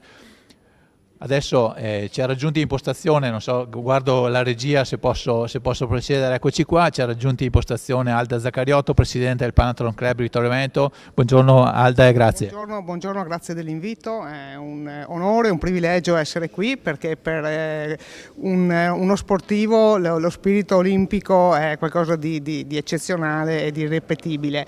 Io ho già vissuto nel 2006 il passaggio della fiamma olimpica qui a Vittorio Veneto ed è stato emozionante. Ma questa volta lo sarà sicuramente di più perché chiaramente abbiamo le Olimpiadi molto qui vicino, insomma. Abbiamo le Olimpiadi vicino, ma spoileriamo subito il fatto che sei anche una delle volontarie. Sì, sono volontaria, ho fatto la candidatura parecchio tempo fa, appena era uscito la possibilità di iscriversi come volontari, ed è un'esperienza che vivo con trepidazione da un certo punto di vista, con responsabilità dall'altro, consapevole che senza i volontari questo tipo di manifestazioni non possono essere realizzate. Quindi... E cosa farai? In cosa consisterà il tuo ruolo? Beh, io ho un ruolo di driver, quindi di autista accompagnatore, accompagnerò tutti gli accreditati della famiglia olimpica, dal villaggio olimpico alle varie sedi di gara piuttosto che alle alberghi o quant'altro, tutti tranne gli atleti, perché gli atleti hanno un percorso assegnato loro ed è privilegiato al quale possono partecipare solo gli atleti. Mi dicevi che avete già un calendario, tu sai esattamente quali giorni dovrai prestare servizi. Sì, il calendario ci è già stato comunicato, quindi ci saranno dei servizi che si sviluppano a giorni alterni oppure anche consecutivi, ma con un lasco di tempo utile per poter partecipare, Olimpiadi e Paralimpiadi. Scusa Alda, stiamo vedendo l'accensione della prima fiaccola. Questo è un momento ufficiale e anche emozionante. Vedete che gli addetti dell'organizzazione hanno acceso la prima fiaccola di questo tracciato vittoriese. Abbiamo detto che saranno 17 i tedofori che si alterneranno sul cammino di circa 3 km per arrivare da Ceneda fino qui a Serravalle.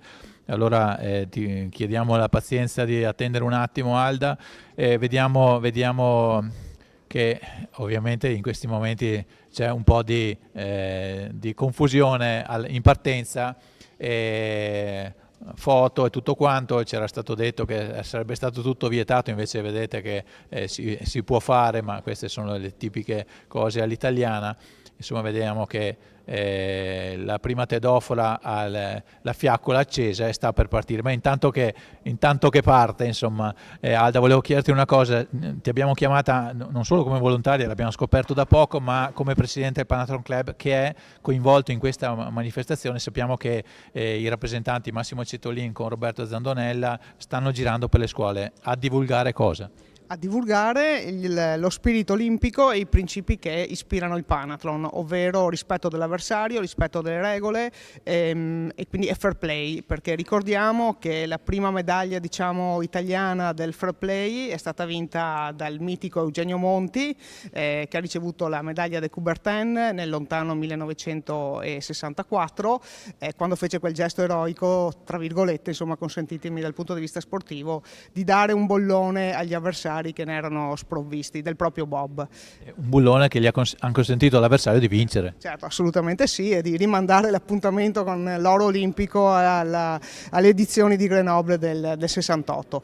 Noi siamo un'associazione riconosciuta dal Comitato Olimpico Internazionale, per cui siamo di fatto, insomma, della famiglia olimpica. Abbiamo tra i nostri soci ovviamente onorari Roberto Zandonella, che per noi è un orgoglio e che vedremo come tedoforo poi più avanti qui a Vittorio Veneto, e cerchiamo di divulgare lo spirito olimpico e i principi dello sport, perché ricordiamo che lo sport è metafora di vita.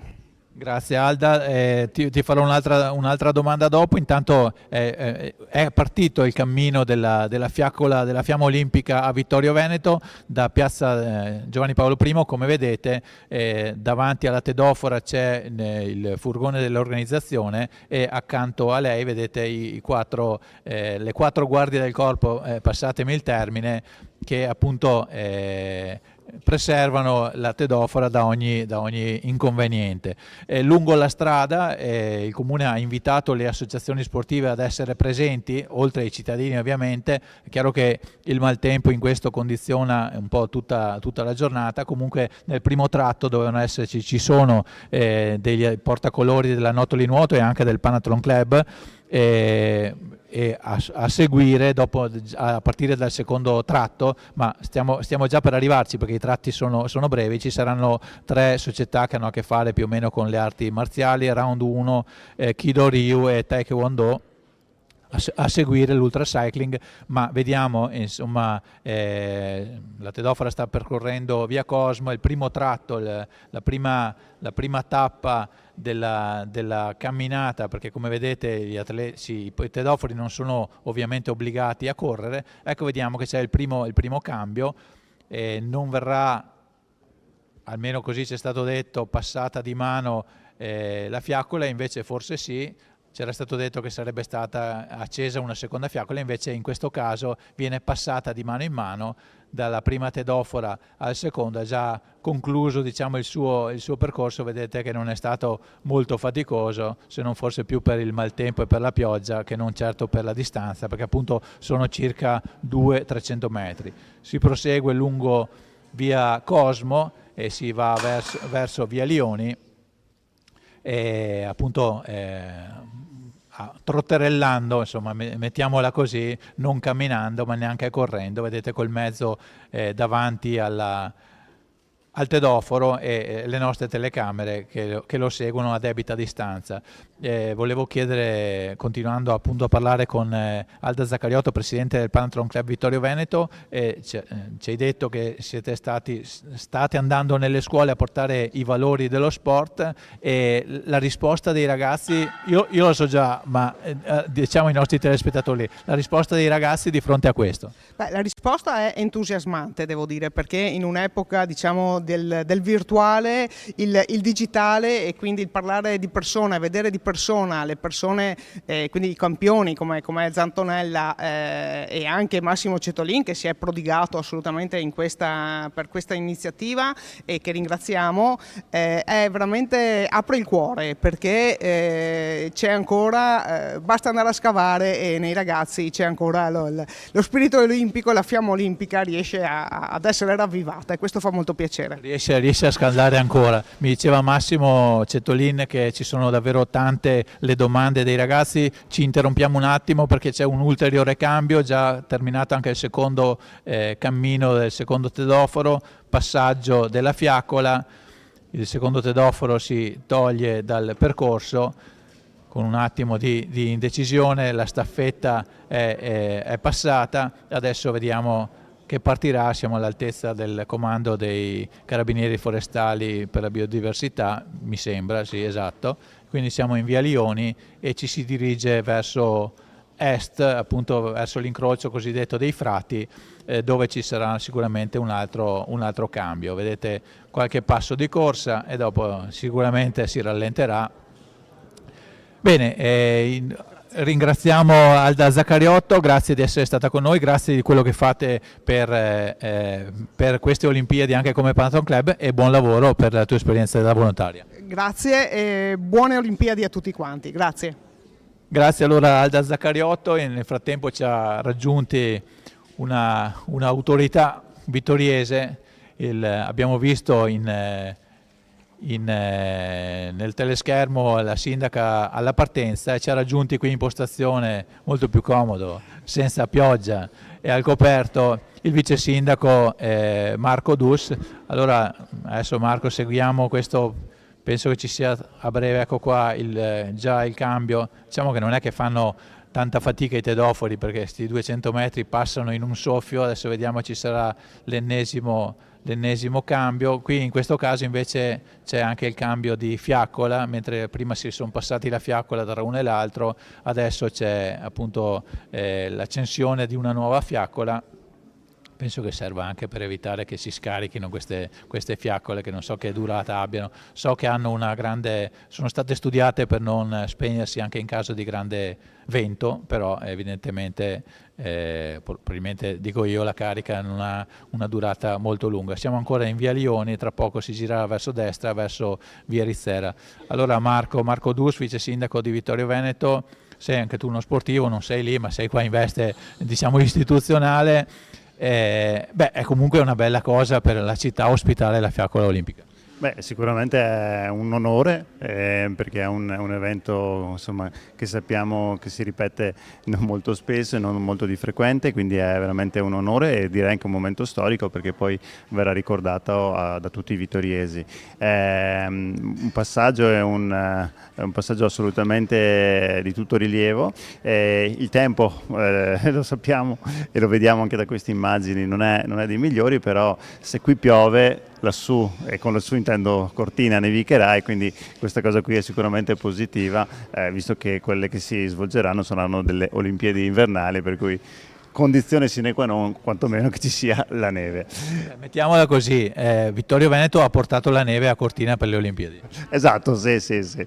Direi assolutamente di sì, e comunque vedo che la città ha accolto assolutamente con calore, nonostante le temperature e il tempo, l'arrivo della fiamma olimpica. Lo sta facendo in questi momenti, vedo tante persone lungo il percorso, ce ne sono anche qui molte in Foro Boario che stanno attendendo.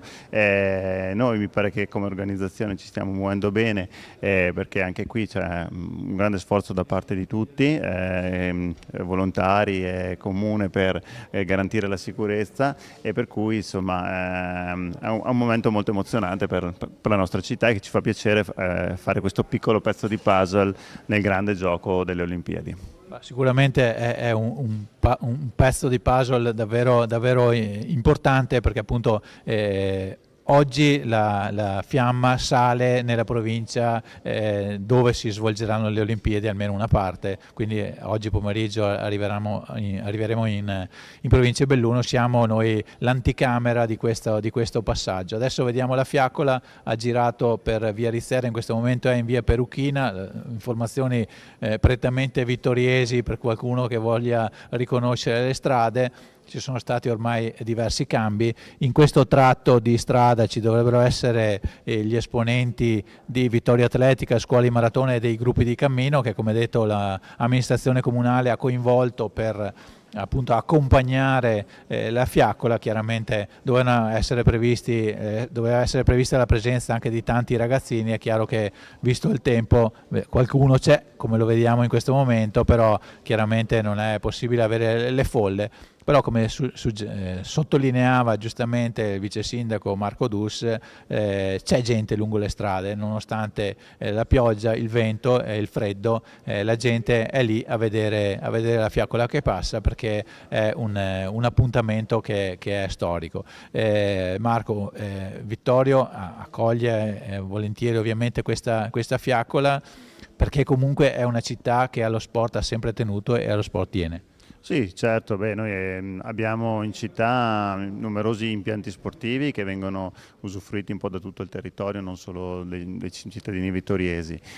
Storicamente abbiamo un parterre di atleti assolutamente di tutto rispetto, che si sono distinti in diverse discipline, per cui diciamo la vocazione sportiva della nostra città lo è da sempre, e speriamo che lo sia anche in futuro con le nuove leve che stanno avanzando. Nuove leve e nuovi impianti, ti passo questo assist. Sì, cioè, gli investimenti che noi abbiamo in programma come appunto piano di investimenti sono assolutamente di tutto rilievo perché riguardano sia il primo tra tutti la realizzazione della nuova piscina comunale, ma poi anche l'impianto, il nuovo campo da rugby che insomma speriamo a breve di riuscire a instradare, e quindi ci sono grandi investimenti che abbiamo sia in programma ma anche alcuni che sono stati già attuati, come la sistemazione di alcune palestre che richiedevano appunto di investimenti.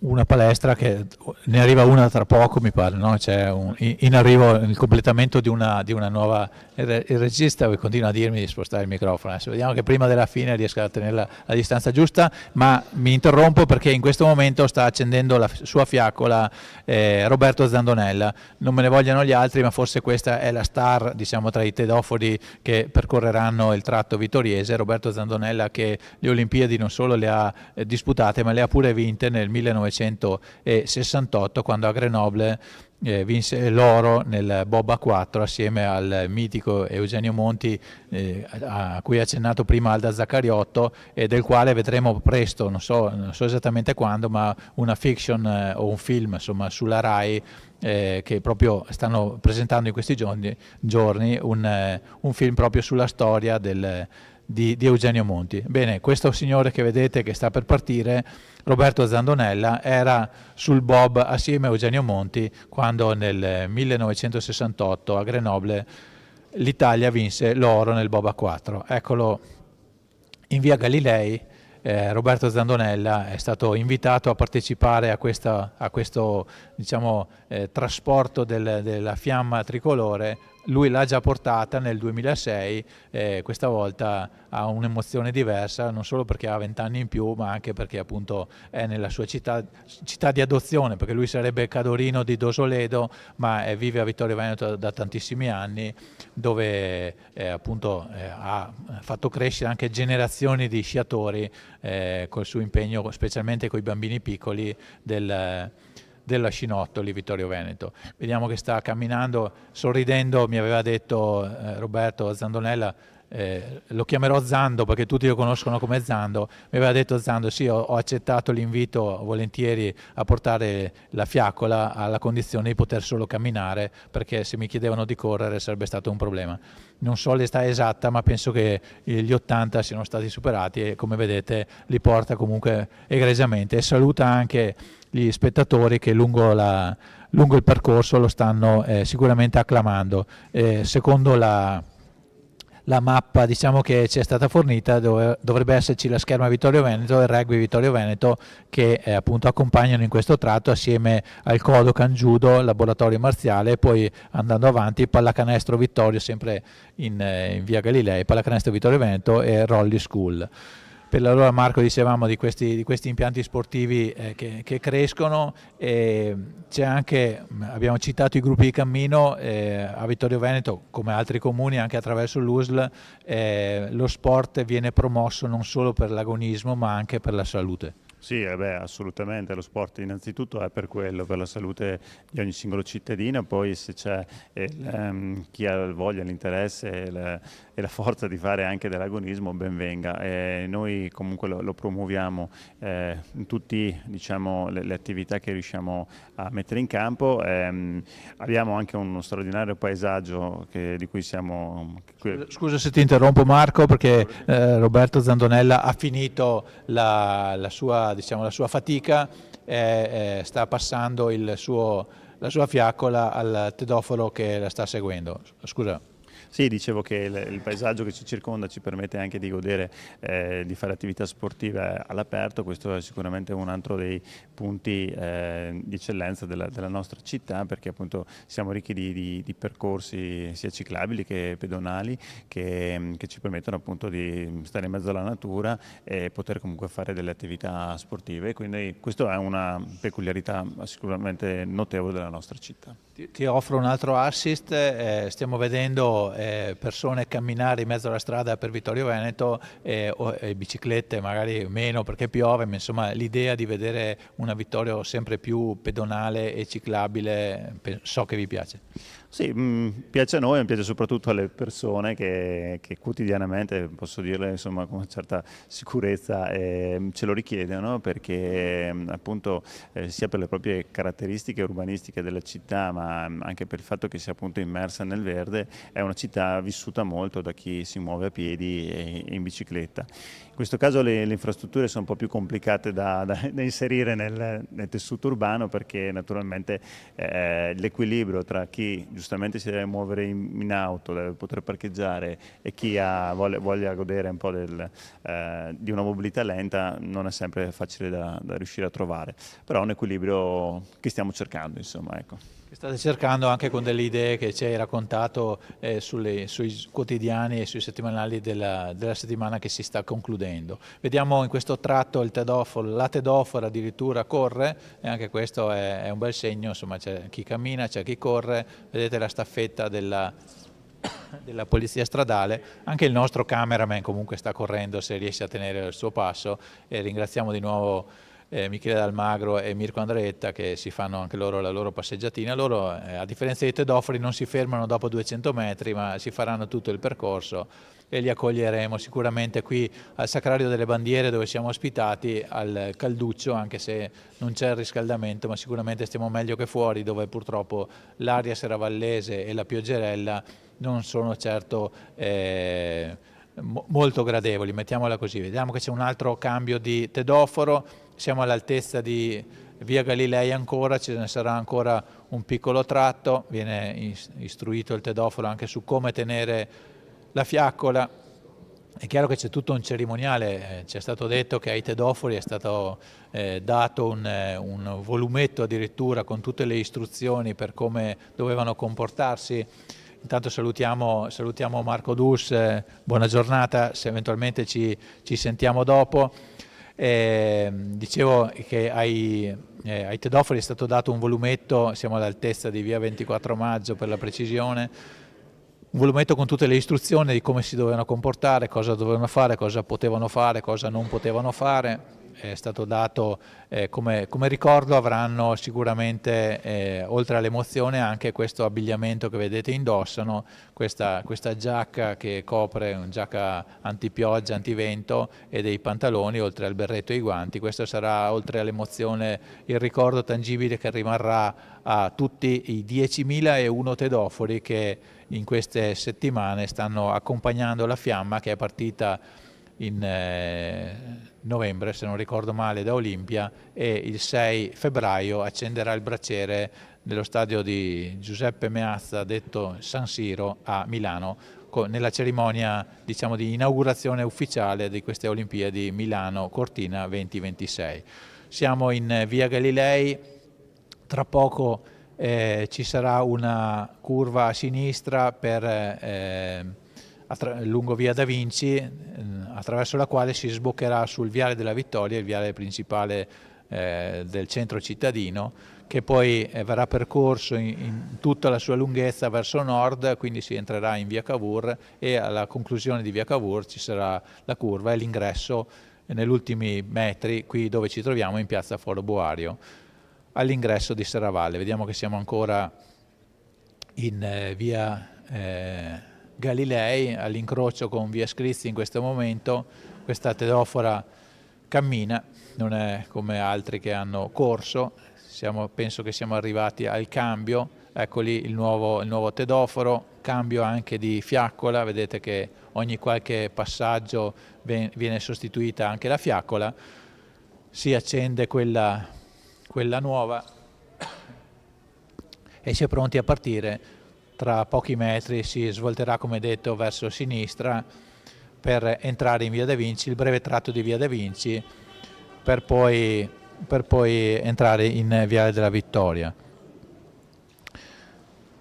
Vediamo che c'è un attimo di attesa, partono i mezzi, parte la carovana e parte anche la nuova tedofora, accompagnata dai 4 angeli custodi che garantiscono e danno anche una sua, diciamo, conformazione al plotoncino che sta accompagnando il fuoco. vedete che la fiamma resiste nonostante il vento e la pioggia, perché come detto la fiaccola è stata studiata ovviamente apposta, le persone anche alle finestre che salutano, è davvero una attività, diciamo un'iniziativa semplice nel suo che una persona che passa con una fiaccola, però è sicuramente emozionante proprio per il significato che rappresenta il fuoco che è stato acceso a Olimpia, come ogni volta che ci sono delle Olimpiadi, siano esse estive o invernali, parte da Olimpia dove si sono svolte le prime Olimpiadi della storia e arriva nella destinazione dove a rotazione le manifestazioni olimpiche si organizzano e si svolgono. Siamo nell'ultimo tratto di Via Galilei, uno dei due tratti lunghi, uno verso nord, nella direzione sud-nord, uno è su Via Galilei, l'altro è il Viale della Vittoria, dal quale tra pochi metri ci si inserirà. Adesso vedete c'è stata la curva verso Via Da Vinci, un breve tratto di Via Da Vinci verso ovest in questo momento, e quando si entrerà sul viale saremo in Viale della Vittoria. Vedete il tratto, il tedoforo saluta, c'è sicuramente le persone che richiamano e che salutano il fuoco al passaggio, c'è un nuovo cambio, vedete il nuovo tedoforo ha già preso in mano la fiaccola, e nel frattempo, se sentite dei rumori di fondo, è arrivata la sindaca che invitiamo presto a raggiungerci qui in postazione. Intanto sta per partire il nuovo tedoforo e sta per partire l'ultimo tratto di Via Da Vinci. Ciao sindaca, adesso presto avremo modo di parlare, vediamo, anzi sindaca, vediamo, vedi in diretta che stanno per entrare in Viale della Vittoria per poi risalire e passare davanti al municipio, eccetera eccetera. Allora, sei stata alla partenza, che aria c'era? Aria intendo come spirito più che l'aria, il vento. Direi che c'era uno spirito olimpico in tutti i sensi, la gente era molto emozionata, molto felice di essere lì in quel momento, anzi ringrazio tutti i cittadini anche del comune di Vittorio Veneto ma anche delle altre città che si sono riversati qui da noi, e penso che sia un momento veramente emozionante per tutti, carico di valori universali di pace, solidarietà, fratellanza, e si sente veramente, più ci avviciniamo alle Olimpiadi più il calore delle persone sale, quindi per noi è veramente bellissimo. Grazie al comitato Milano Cortina che ha scelto la città di Vittorio Veneto, grazie all'organizzazione, mi sento di ringraziare la polizia locale, le forze dell'ordine e tutti coloro che hanno collaborato per la realizzazione di questo importante evento. Se posso dire, da vittoriese, il fatto di vedere anche tutta questa gente, comunque nonostante la giornata, il meteo eccetera, che segue questa, che comunque è una cosa molto semplice, perché oltretutto, con tutto il rispetto, non ci sono personaggi del mondo dello sport, così, sono persone qualsiasi che portano la fiaccola, eppure c'è tanta gente, e questo secondo me per uno sportivo è bello da vedere, no? Assolutamente sì, come dicevi tu, i tedofori che sono 17, innanzitutto li ringraziamo, sono gente comune, un insegnante di educazione fisica, una mia collega, poi c'è un'altra figlia di un altro collega vittoriese, Roberto Zangonella, per quello che sta facendo. Ringraziamo veramente tutti e si sente appunto, come hai detto tu, il calore delle persone che mettono del loro su quello che questi tedofori stanno portando avanti con tanta emozione, e insomma bello che le persone rispondano in modo così forte a questo appello che arriva appunto per queste Olimpiadi. Io auguro a tutti gli atleti una buona Olimpiade e soprattutto a tutto il territorio, insomma, di guadagnare in termini anche di valori, ripeto, di condivisione, del rispetto anche del territorio e di quello che offre un'Olimpiadi. Stiamo vedendo anche un nuovo cambio di tedoforo. I tedofori ormai sono diversi, quelli che hanno già concluso la loro fatica, chiamiamola fatica, insomma erano questi 200 metri, più che altro hanno concluso la loro emozione forse, e siamo quasi in Piazza del Popolo, siamo in Viale della Vittoria, riparte la carovana e ci sono anche lungo la strada, le abbiamo citate, diverse associazioni. Adesso siamo all'altezza di Viale della Vittoria, quindi dovrebbero esserci la pallacanestro Vittorio Veneto con Rolly School, e poi più avanti all'altezza del piccolo rifugio, ma dobbiamo aspettare ancora un po' perché c'è la Piazza del Popolo e poi la parte nord del Viale della Vittoria, ci saranno i Lupi del Cansiglio, i Falcons e l'Eurobike, associazioni sportive che hanno a che fare con la disabilità, quindi onore al merito. E è bello anche che si siano ritrovati proprio davanti al piccolo rifugio, che partecipa con calore e con entusiasmo al passaggio proprio davanti alla loro struttura della fiaccola olimpica. Sindaca, c'è stata questa partecipazione anche delle associazioni sportive, mi sembra un bel segno anche questo. Assolutamente sì, quando abbiamo saputo appunto che la fiamma olimpica transitava per Vittorio Veneto abbiamo coordinato insomma le associazioni sportive che hanno risposto con molto entusiasmo a questo appello e appunto stanno portando i loro atleti, i loro ragazzi a vedere appunto la fiamma, e quindi le associazioni sportive che sono poi fulcro della nostra città, su cui gira attorno tutta una serie di impegni. Guarda quanta gente c'è adesso in Viale della Vittoria, dove ci sono appunto le associazioni, e questo per noi è molto importante e dà anche risalto alla loro attività, quello che fanno quotidianamente, portando avanti con tanta dedizione e sacrificio il bene dei ragazzi, che è l'attività sportiva, non solo dal punto di vista salutare e di sport, ma anche da un punto valoriale, ecco, che dicevamo prima. Certo, adesso vediamo che c'è un nuovo cambio di tedoforo, qui si cambia anche la fiaccola, vediamo che c'è l'accensione della nuova fiaccola e appunto il tedoforo sta per partire esattamente davanti al municipio. Vedi le tue finestre chiuse, Sindaca, perché sei qua, oggi non si lavora in municipio, si lavora sul territorio e si sta per partire. Sì, assolutamente sì, volevo anche ricordare che con me alla partenza c'era il sindaco di Revine Lago Magagnin.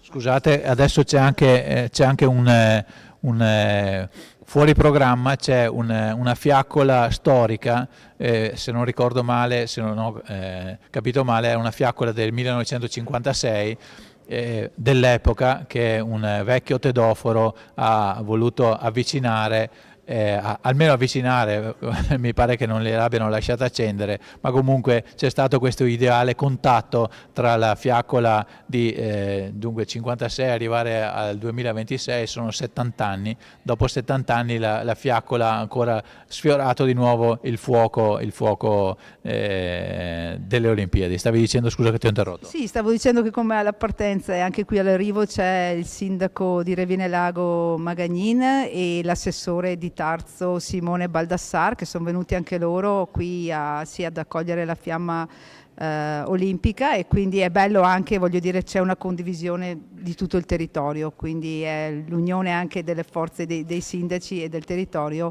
in onore delle Olimpiadi.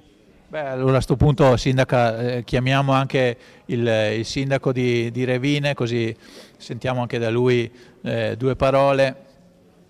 Intanto vediamo il tedoforo che sta percorrendo il tratto, diciamo, più a nord del Viale della Vittoria. Chiediamo al sindaco Magagnin di pazientare un attimo, stiamo per passare davanti al piccolo rifugio, questa struttura molto nota ai vittoriesi, non solo, che sta attendendo con trepidazione il passaggio proprio davanti a loro della fiaccola olimpica. In quella zona ci saranno i Lupi del Cansiglio, i Falcons, Vittorio Veneto e l'Eurobike, 3 associazioni sportive che lavorano con i ragazzi con disabilità, e quindi eccoli qua, stiamo per arrivare all'altezza del piccolo rifugio, e appunto è bello anche che ci sia questa partecipazione un po' globale. Allora, a proposito di globalità, siamo a Vittorio Veneto, ma abbiamo di fianco a noi il sindaco di Revine Lago, Massimo Magagnin. Anche questo fatto di essere qui fuori dal vostro comune è un bel segno di partecipazione, no, sindaco? Beh, sicuramente, come dico spesso da qualche anno a questa parte, si guarda anche oltre il proprio orticello. In questo caso non avrei potuto fare altrimenti, però ringrazio ovviamente Mirella, sindaco di Vittorio Veneto, per l'invito. È un'occasione che non si poteva assolutamente perdere, perché chissà quando ci ricapiterà. Approfitto per ringraziare tutti coloro che si sono adoperati per ospitare qui questo 49esimo 49esimo passaggio di tappa. Sappiamo che da oggi comunque inizieremo anche a toccare la provincia di Belluno, che è sede vera e propria della 25esima Olimpiade invernale. Bello, peccato per il tempo, ma da una parte ricordo siamo a gennaio, siamo in pieno inverno e sono le Olimpiadi invernali. Qui piove, ci sono 5 gradi, speriamo che nel bellunese ci sia qualche fiocco di neve. Abbiamo già detto prima che il passaggio a Vittorio Veneto ha portato la neve a Cortina, perché fino adesso non c'era, oggi c'è neve, quindi abbiamo portato la neve a Cortina, vendiamola così, insomma, questa giornata di pioggia. Il sindaco hai giustamente detto appunto il fatto di collaborare e guardare oltre il proprio orticello. Ci siamo visti qualche giorno fa in municipio quando si parlava del bilancio, diciamo, dell'attività della polizia locale. Questa è la conferma che guardate oltre il vostro orticello. Intanto scusa, mi fermo perché siamo davanti al piccolo rifugio, l'abbiamo detto che c'era appunto questo momento, non ci saranno soste, non sono previste dal cerimoniale, però c'è il passaggio, il saluto della grande famiglia del piccolo rifugio e delle associazioni che sono lì a salutare il passaggio, il cambio del testimone, del cambio della fiaccola proprio davanti al piccolo rifugio. Dicevamo il fatto di avere questa attività di polizia locale assieme dimostra che è vero quello che ha appena detto, cioè che si comincia a ragionare non sotto il proprio campanile, ma guardando un po' con lo sguardo più alto. Nel 2026, ormai è in piedi da diversi anni, circa 9 anni, direi che è necessario unire le forze. Bene, allora adesso voi dopo vi rimarrete qua o andate a cogliere la fiamma che arriva. Ci sono le bandiere che sventolano, sapete che fuori di qua c'è molto vento, comunque buon lavoro. Grazie. Grazie e ringrazio la Tenda TV per il lavoro che sta facendo, grazie tante. Ringraziamo anche la consulta dell'associazionismo combattentistico ed Arma che ci sta ospitando in questo posto che sicuramente è più coperto di quello che c'è fuori. Buon proseguo, buona giornata a tutti. E buone Olimpiadi anche a voi, grazie al sindaco di Revine Lago Massimo Mangagnin e alla sindaca di Vittorio Veneto Mirella Bagliana che ci hanno appunto portato la loro testimonianza. Siamo ormai con i tedofori abbastanza vicini perché come vedete siamo in via Cavour, in fondo a via Cavour alla semicurva di questa via adesso c'è un ulteriore cambio di tedoforo, cambio anche di fiaccola. In fondo a questa semicurva ci sarà la curva a destra e l'ingresso in Foro Boario dove ci sarà appunto l'ultima tappa, l'ultimo tedoforo per questa tappa vittoriese. Giustamente la sindaca di Vittorio Veneto e il sindaco di Revine Lago ci hanno lasciati per andare a accogliere la fiamma che hanno salutato alla partenza e vanno ad accoglierla all'arrivo di questi circa 3 chilometri di trasferimento. Tanto siamo qui all'interno della chiesetta Sacrario delle Bandiere. Chiaramente se sentite dei rumori di fondo ci può stare perché ci sono tutti i vari corpi, le varie associazioni che sono qui a ospitarci e sono anche qui a tenere i loro gonfaloni. Stanno arrivando, forse si sentono anche i rumori di fondo, sta arrivando la carovana perché appunto mentre vediamo inquadrata una tedofora in via Cavour, l'inizio della carovana è già arrivata in Foro Boario, al di fuori della nostra sede. È chiaro che ci sarà qualche rumore di fondo, intanto i rappresentanti delle varie associazioni d'Arma si spostano dal Sacrario con i loro gonfaloni e anche questo momento diciamo solenne dell'arrivo della fiamma olimpica viene salutato con i loro gonfaloni che appunto accolgono con tutti gli onori l'arrivo della fiamma. Nel frattempo vediamo questo, forse è il penultimo tedoforo o ultimo, è Vanessa Tonon, un'atleta che anche lei ha ottenuto di poter portare la fiaccola in questo ultimo tratto. invece il presidente degli Alpini Maurizio Casetta e il vice Roldano De Biasi portano un mini braciere che è contenuto all'interno del Sacrario delle Bandiere dove ci troviamo, lo portano all'esterno e dove verrà probabilmente acceso questo gesto simbolico della fiamma che arriva a Vittorio Veneto e viene acceso il braciere. Chissà se i nostri cameraman riusciranno a inquadrare il momento in cui verrà acceso il braciere. Intanto siamo nel tratto finale di via Cavour dove c'è appunto l'ultimo passaggio. Forse sentite in sottofondo il rumore, la musica e il vociare dei mezzi della carovana che sono già arrivati con gli sponsor tecnici delle Olimpiadi che precedono appunto la carovana con i tedofori e i 4 accompagnatori che vedete vestiti di blu, mentre il tedoforo ovviamente è quello bianco. Il tedoforo sta facendo la curva in via Cavour e quindi siamo arrivati al traguardo, chiamiamolo così, di Foro Boario, dove ci sarà appunto gli ultimi passi del tedoforo vittoriese prima di spostarsi, prima che il fuoco venga rimesso nella lanterna che verrà trasportata fino a Valdobbiadene, dove ci sarà la successiva tappa. Abbiamo detto che dopo Valdobbiadene ci sarà la tappa di Feltre, la tappa di Trichiana e si concluderà la giornata con l'arrivo nella città capoluogo di Belluno.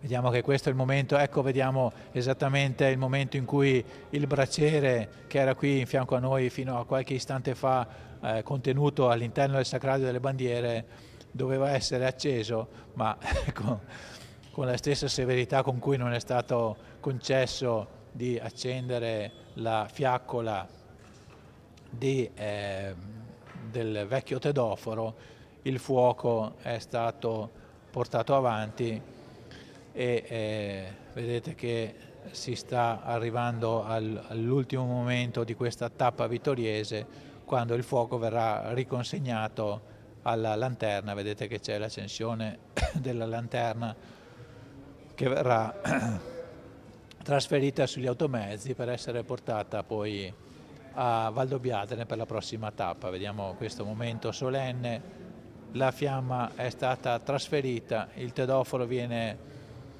portato a conclusione e i volontari accompagnatori del tedoforo salutano la folla e la carovana ripartirà da Vittorio Veneto per dirigersi, come si diceva, verso Valdobbiadene.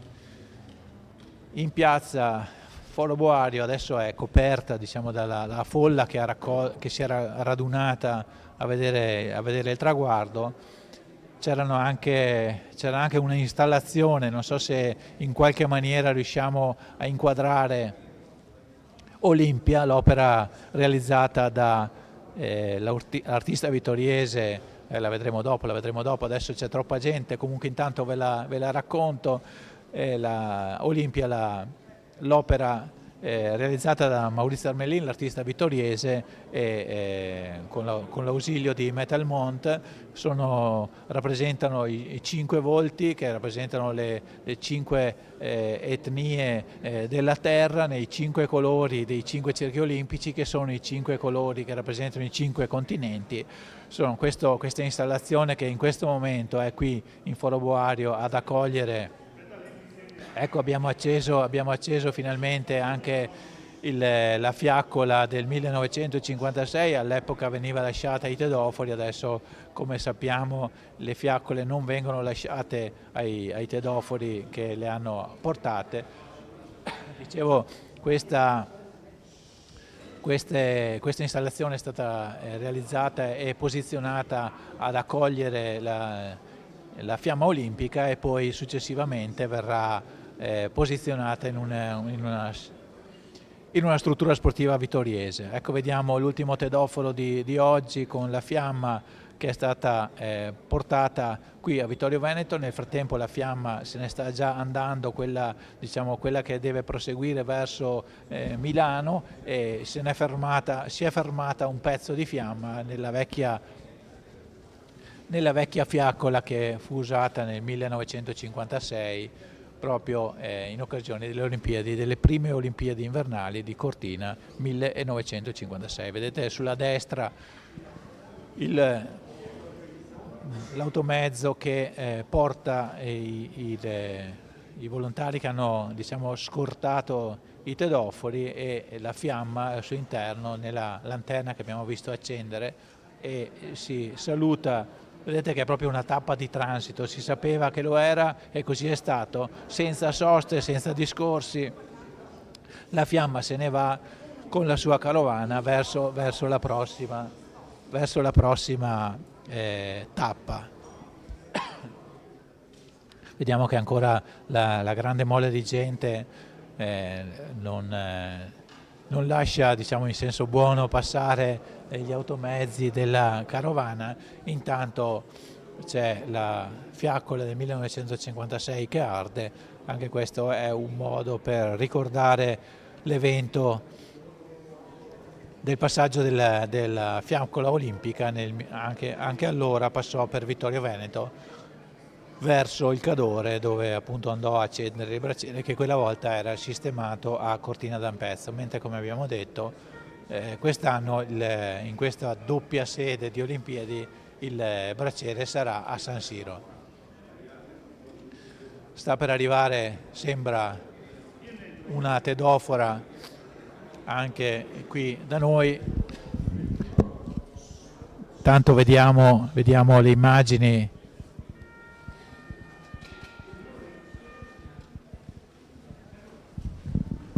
Vediamo le immagini della fiaccola che se ne va, e intanto ci ha raggiunti in postazione l'ultima tedofora. Allora, ti chiami?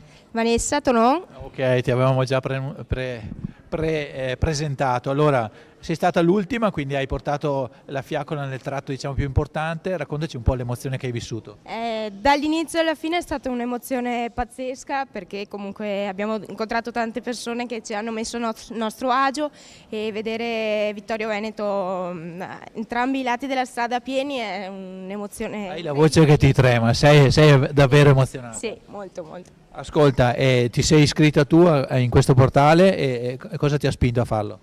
Mi ha spinto perché in realtà era un percorso che io ho fatto anche una tesi di laurea, quindi durante una pubblicità di Sanremo ho mandato la candidatura, e poi a novembre mi è arrivata la risposta e sono contentissima, ecco. Hai fatto una tesi di laurea su questo cosa? Sì, assolutamente. E cioè, esattamente? Dal punto di vista di marketing territoriale, ecco. Ok, quindi L'organizzazione, un po' la storia di quello che sono stati i Giochi Olimpici in Italia, a Cortina, a Torino, e poi arrivando alle Olimpiadi di Milano-Cortina, ecco. tu sei una sportiva, giusto? Io sono una sportiva, gioco pallavolo in Serie C, quindi Vittorio Veneto, Aurora Volley Vittorio Veneto, e eccomi qua. E quindi per uno sportivo portare la fiaccola olimpica, non so se ti rendi veramente conto di cosa hai fatto.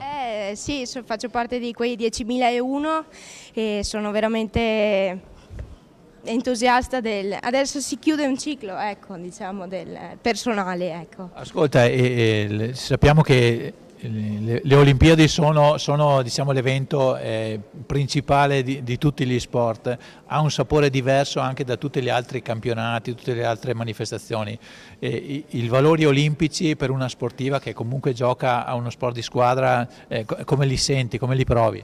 Sicuramente le emozioni sono sempre forti, ovviamente quando ero grande così immaginavo di arrivarci alle Olimpiadi, non è possibile per tutti, ecco, però ci sono altri modi per arrivarci, ecco, e mai perdere la speranza. In un certo senso hai partecipato alle Olimpiadi di Milano-Cortina.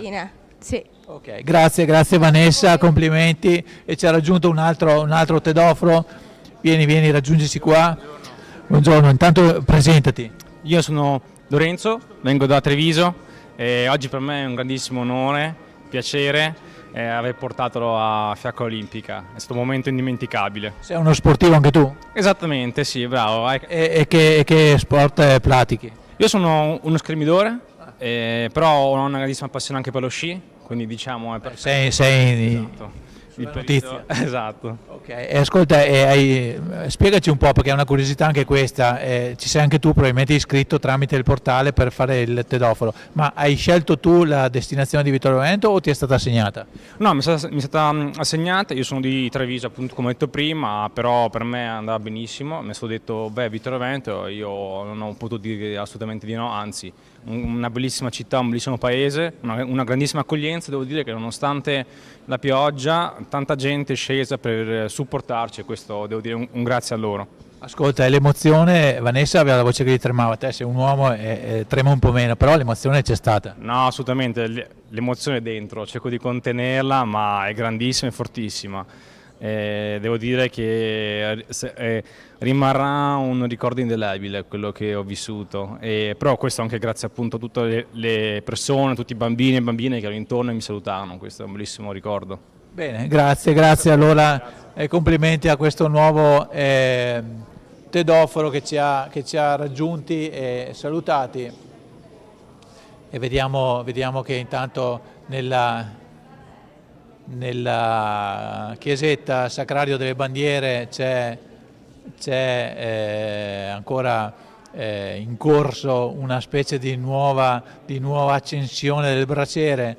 Roldano De Biasi è da questa mattina che sta cercando di organizzare questa cosa e ce la faremo, perché tra poco abbiamo 2 tedofori che accenderanno, lo vediamo in questo momento, il vecchio braciere, e intanto ci sono le dichiarazioni ufficiali anche dei nostri 2 tedofori che abbiamo sentito, una pallavolista e uno schermidore sciatore che hanno portato la fiamma fino a qui al Foro Boario. Adesso hanno questo onore supplementare, diciamo fuori protocollo, di accendere addirittura il braciere. E siamo inquadrati, quindi possiamo pure procedere con l'accensione del braciere. Speriamo che non esploda, ma insomma ce la possiamo fare. C'è un braciere particolare, ecco che vediamo l'accensione del braciere di Vittorio Veneto, eccolo qua, la fiamma è arrivata al Sacrario delle Bandiere e adesso è accolta con un applauso un po' timido, ma sapete perché è timido? Perché sono tutti con il cellulare in mano, perché vogliono riprendere il momento così diciamo importante e simbolico, tutti col cellulare in mano. Giustamente il nostro amico Roldano De Biasi ci ricorda che questa braciere è la fiaccola della pace che nel 2018, il centenario della conclusione della Grande Guerra, bruciò e fu accesa appunto qui a Vittorio Veneto nel ricordo della conclusione della Grande Guerra, appunto la fiaccola della pace, la stessa fiaccola della pace che oggi è stata accesa qualche istante fa qui in diretta per gli telespettatori della Tenda TV. Pensate che tutta la gente che è qui fuori al Foro Boario non ha visto questo momento, che solo voi che siete collegati sulla tenda riuscite a vedere. I nostri 2 tedofori, giovani tedofori che hanno acceso questa fiaccola della pace, grazie appunto all'idea di Roldano De Biasi che una ne fa e 100 ne pensa, è riuscito a inventare anche questa cerimonia all'interno di un luogo così diciamo simbolico e importante qual è il Sacrario delle Bandiere, che contiene gonfaloni di tutte le associazioni combattentistiche d'arma di Vittorio Veneto, ma non solo di Vittorio Veneto, e merita sicuramente una visita, e grazie alla consulta che ci ha ospitato e ci sta ancora ospitando per questo momento. Adesso vedete avevate visto fino a qualche istante fa le telecamere che inquadravano l'esterno del Sacrario delle Bandiere con tutta la gente che guarda quello che sta succedendo all'interno, cioè l'ascensione di questo braciere. Ringraziamo i nostri 2 tedofori che ci salutano e vanno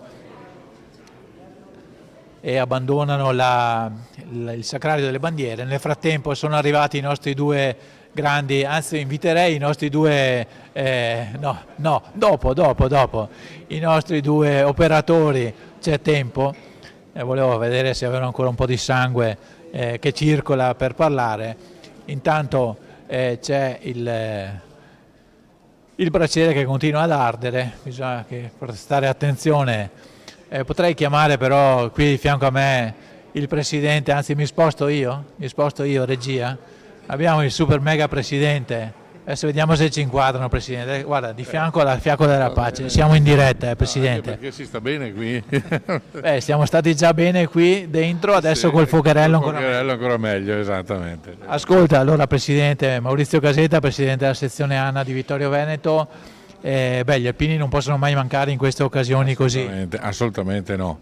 Però ti do una notizia, se non sai, domani mattina la tappa che va da Pieve di Cadore a Valle di Cadore sarà fatta come Tedofori da 266 alpini. Ah, solo alpini? Solo alpini. Ci sarà anche Maurizio Caseta? Certo. Ma con la fiaccola? Con la fiaccola, andremo su con la fiaccola tutti quanti, faremo una ventina, 16-20 metri a testa e... No, ma davvero 16-20 metri? Sì, certo, siamo in 260, sono 4 km e 8 di percorso, per cui basta fare un conto molto, molto semplice. Bene, abbiamo dato anche questa, sai che la comunicazione rispetto a queste iniziative dei Tedofori sono sempre molto segrete. Adesso intanto che parliamo ci danno delle cose da fuori onda, però adesso vedremo tra poco l'accensione della fiaccola, l'abbiamo già vista prima, ma adesso vedremo dal braciere, dalla fiaccola della pace del 2018, la fiaccola del 1956 di Cortina che verrà accesa. Adesso non appena la regia ci darà il segno che si può fare, noi lo faremo. Possiamo farlo. Accendiamo la fiaccola, ecco, immortalato dalle telecamere. Speriamo che non bruci tutto il sacrario qua, ma insomma adesso vediamo se ci vuole un attimo perché ha 70 anni, per cui... sì.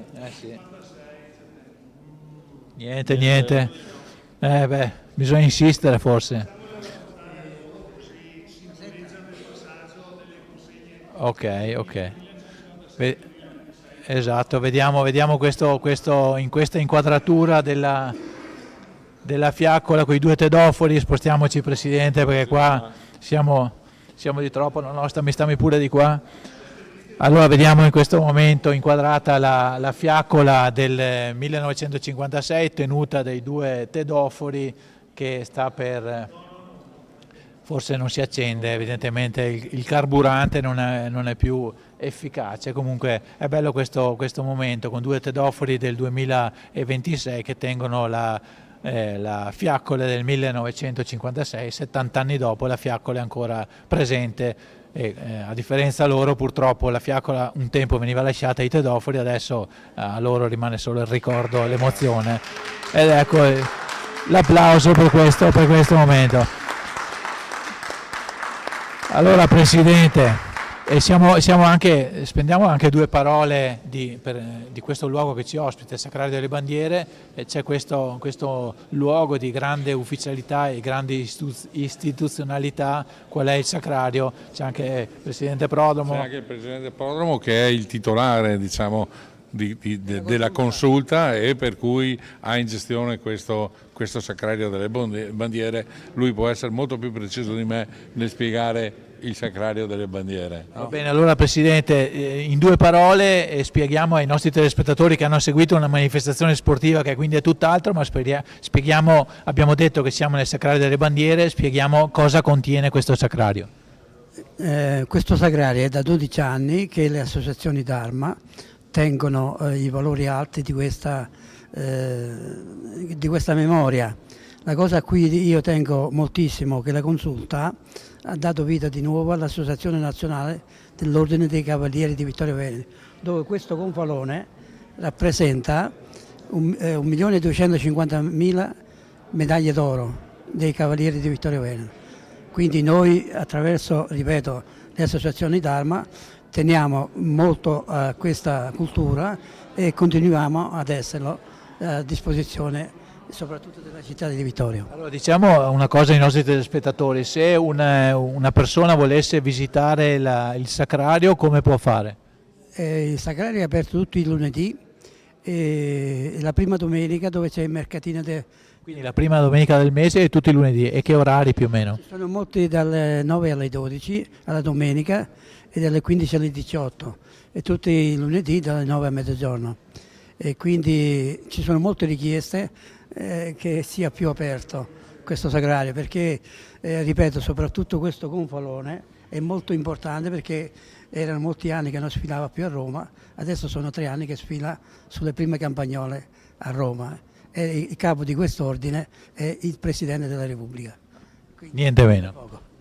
Vi ringrazio e buona continuazione. Bene, grazie a voi, grazie al Presidente Prodromo che ci ha ospitati, grazie al Presidente Maurizio Casetta. Mi raccomando, fate allenamento perché domani vi aspetta una fatica per portare la fiaccola verso Cortina. Allora intanto continuiamo a vedere dalle immagini della piazza che c'è ancora molta gente che guarda verso la nostra chiesetta, chissà, si chiederanno cosa sta succedendo qua dentro. Nel frattempo arde e scalda anche la nostra fiaccola della pace. Allora io vorrei chiamare qua di fianco a me Roldano De Biasi. Vieni Roldano. Allora spiegaci in 2 parole, visto che abbiamo fatto questa cosa, spiega bene la storia di questa fiaccola, la fiaccola della pace. Nel 2018, durante tutte le manifestazioni che si sono svolte a Vittorio Veneto, la città ha simboleggiato la ricorrenza attraverso l'accensione di un cero. Mi giro e lo porto qua. Adesso arriva il cero. Eccolo qua. Questo cero è rimasto acceso durante tutti i raduni delle associazioni Dharma.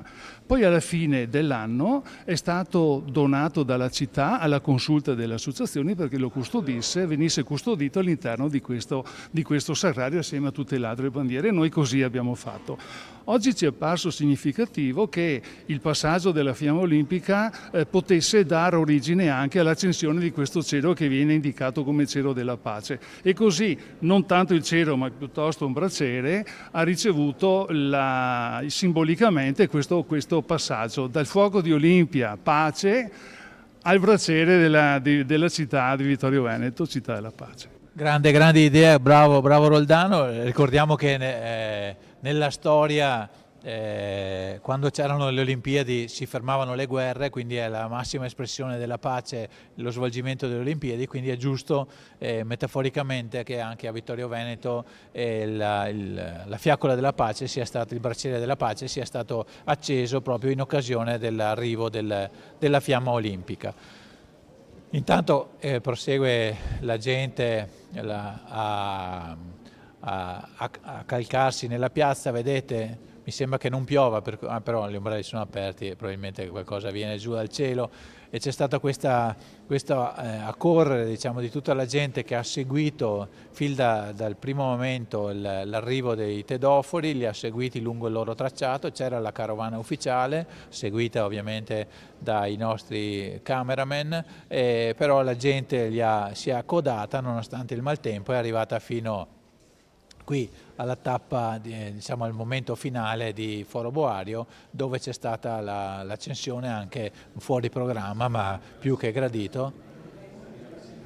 E c'è stata appunto l'accensione del braciere della pace come gesto finale di questa giornata, di questo passaggio della fiamma per la 3ª volta, come abbiamo detto, qui a Vittorio Veneto. Nel frattempo appunto c'è ancora la gente accalcata. Salutiamo il Presidente degli Alpini che, come ci ha detto, domani sarà chiamato con oltre 200 penne nere a fare da tedoforo.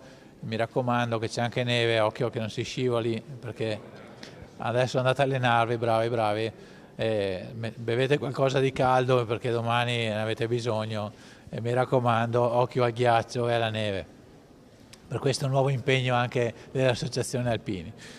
Bene, allora intanto vediamo che, lo vedo io dalla porta del Sacrario delle Bandiere, che c'è tutta ancora la folla all'esterno. È stata bella la partecipazione della città, anche attraverso le associazioni sportive che sono state coinvolte dall'amministrazione comunale, le ultime che hanno accompagnato la fiaccola verso gli ultimi metri sono stati la Scherma San Marco, poi la Ginnastica Vega, Pallavolo Costa e Kai Sci Vittorio Veneto, e ultimissimi proprio qui a Foro Boario, Sci Club Nottoli, Sci Club Vittorio Veneto, Circolo Ippico San Mamante e i sub di Vittorio Veneto, sub che hanno la sede proprio qui a 2 passi dal nostro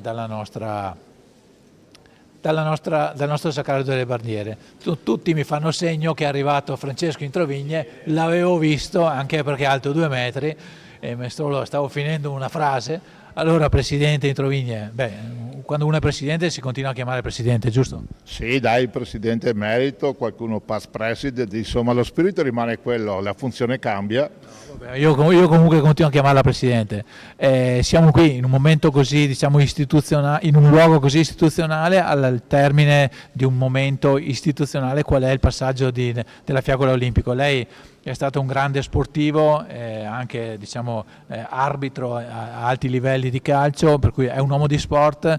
È un momento bello che lo sport permette di portare anche la gente in strada.